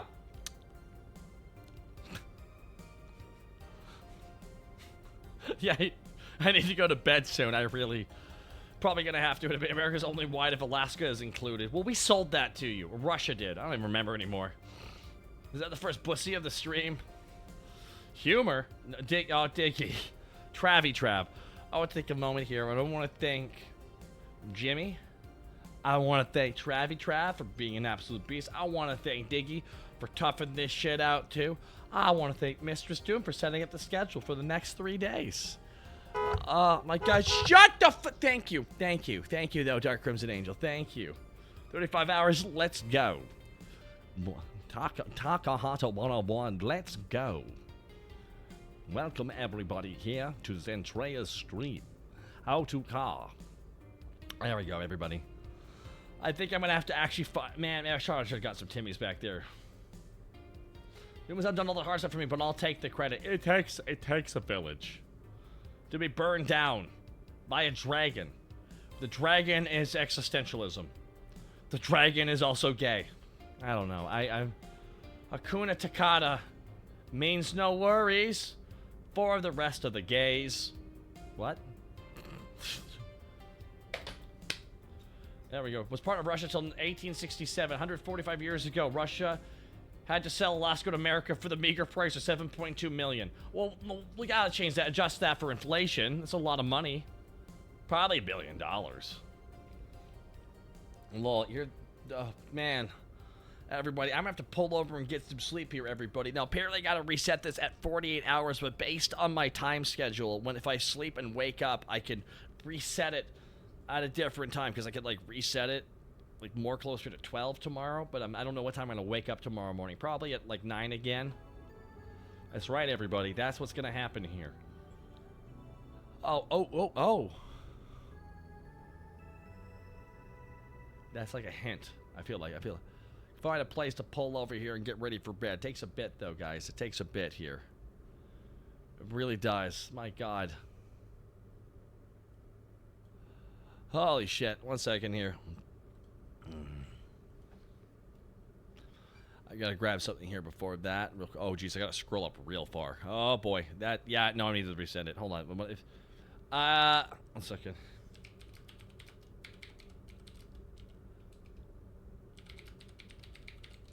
Welcome to, like, late night streaming, everybody, with Taka 101. Oh, my God, guys. Thank you for being here for day 2 of our 5-day streamathon. Tomorrow is Wednesday, and halfway through the day, I will hit the halfway point, and then it's all uphill from here. Which is, like, really great to hear that shit. It really is great. I can't wait to see what tomorrow brings me on these roads that feel very similar, yet are different. Man. Oh, I can pull over right there. That is, oh, perfect. Perfect. All right, buddy. Oh, no, that's not going to work. There's a guy dressed as Jason Voorhees hanging there. Or that is Jason Voorhees. Shit. That's not that. That's problematic. That right there. That's a murder right there. That's what that is right there. Wait, no, it's Thursday. What? What day is it? No, not a hype train now. No. There we go. Thank God.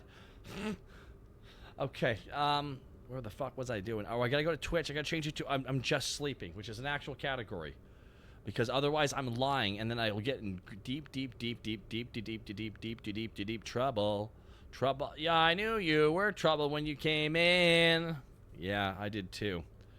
Oh my God, all of you are here. Why are there over 400 of you watching me at fucking midnight?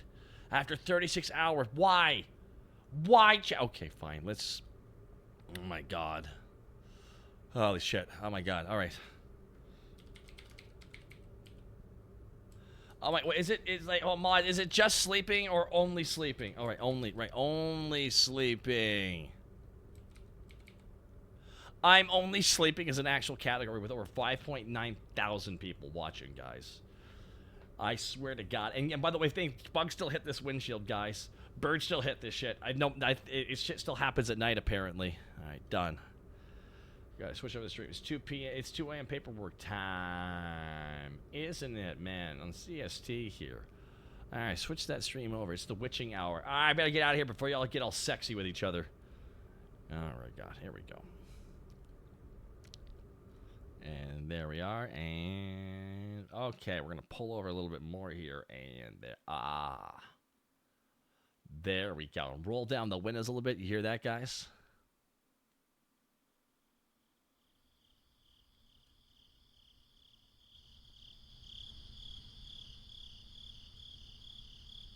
You hear that? Oh my God. I'll move the car. Oh my damn it, come on. There we go, there we go, there we go. God damn, bro. Oh my God. Oh my God, hold on. I'm gonna, all right, I gotta get in the back seat and get some sleep, guys. I really do here. Holy shit. I hope you've been impressed with my streaming, guys. I know I certainly am. I can't wait. Oh my God, I'm gonna go upstairs. I'm gonna get in my car. I'm kidding. I'm out in the car. I'm gonna go get in the back seat and sleep here, man. Secretly eat the pretzels I hope Johnny didn't take. Oh my God. Let's see here. How do I get in the back there? Let me put the steering wheel away first of all. Yeah. Locked it in there. Can't drive the car away. The steering wheel's gone. That's right, everybody. That's right. All right, so it's just, how the fuck am I doing this here? God damn it. I gotta, like, get in the back again somehow. Come on, come on. How do I get in the back? How do I get in the... No, I'm gonna sleep this way this time. Sleep this way. No, I'll get my head cut off. I'm gonna hereditary myself. I don't want to do that. Fuck. Maybe I shit. No, oh, fuck. I realized, too, I can't wear my sunglasses. I gotta, like, shit. I gotta keep my hat on, because I said I would wear that until the morning, which will also be good. But I can take my glasses off. Because I got a glasses thing I can put on, guys. It's, fuck, what was the file called? Son of a bitch.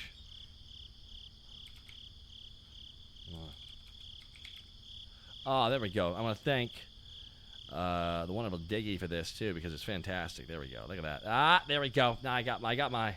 There you go, guys. I got my bad bitch. I got my bad bitch. I got my... Fuck. Man, I open the door once and a mosquito finds me. Bruh. Alright, 1 second. Let me get this... Oh, let me put this on here. Sorry, 1 second here, guys. I have to... No, hey, Equinox, thank you for the 500 bits and change. Very kind of you. Roll up your windows. I'm probably going to have to, but I want the air. Oh, my God, yes. Yes. That, oh, my God, I'm in my own universe now. All right, let's try and get in the back here. Fuck. Stop looking at me, Chad. I'm late. I'm tired. I don't want to do anything. I have a headache. All right, I have a headache, Chad. Fucking, God damn it. Let me get in the fuck am I getting in the front, back, goddamn fucking seat? How the fuck do I do that? How the fuck do I get in the back fucking seat? How the fuck did I... there we go. There we go. Slip through there, guys. God damn it. All right. Okay, let me try and get, like, all comfortable here. Let me try and get all fucking... God damn it. Like, the car gotta move over a little bit. Shit, too. Fucking shit. Fucking fuckity fuck. I'm just swearing up a storm, guys. I'm sorry. I'm fucking tired, bro. Can you fucking tell how fucking tired I am? God damn it, bud. All right, here we go. Is that what I want to do? I want to fucking, like, sleep here? No, that's not what I want to do. God damn it. I'm losing my damn mind here, chat. I just, oh my God, that's actually, oh shit, how am I gonna like, oh my God. Is that, come on, True, come on, man, oh man, is that, no, I don't want to do that. I gotta like, take the hat here, put the hat there, like, put it on the corner there. There we go, that's how I'll do it. I put it right there. Rest my fucking weary head on that. That is what's gonna do it for me, bud. That's what's gonna fucking do it for me. Oh my God. Oh my God. That's fuck yeah. Fuck yeah, bud. Fuck yeah, bud. I gotta like no, the hat's not working. I gotta like shit. That's not gonna work. I need it like hold on. Let me try and get that hat again here. I'll go to bed here in a fucking second, buds. You know, I'm gonna go ahead in a fucking second here, buds. I really am. Fuck yeah, bud. I'm gonna fucking do it, buds. I'm gonna get my goddamn hat here and like a hat. Where the fuck did I put that hat? Did I miss it? I misplaced it already, but I just put it down a second ago. Oh shit. Oh, is it Alucard I'm looking for? That's where it is, bud. That's shit. That's also not it. Well, fucking. I lost my Alucard hat, everybody. Oh, well, I'll just grab another hat here. You know what? This is perfect, actually. Oh, give me a home where the buffaloes roam. In the years, that's my cowboy hat. That's right. Oh my God, yes, that's right. Oh my God, yes, that is heaven. No, that is. I'm about to die here, guy. I'm gonna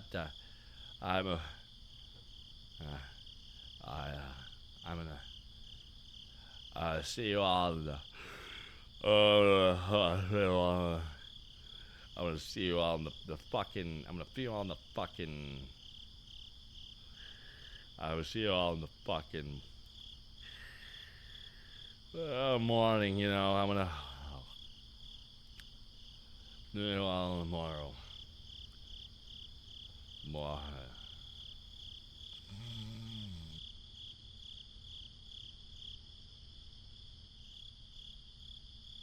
Ah, damn it! What? I fucking. Gosh, I'm not comfortable yet. I gotta like. Come on. Where the? God damn it, come on. That's... Oh my God, there we go. That's... Wait, no. I can't get my feet up. Son of a bitch. God, I can't get comfortable. Oh, there we go. That...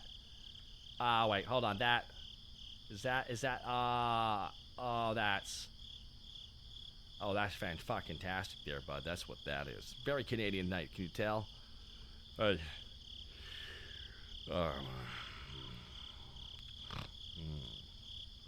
I'm gonna...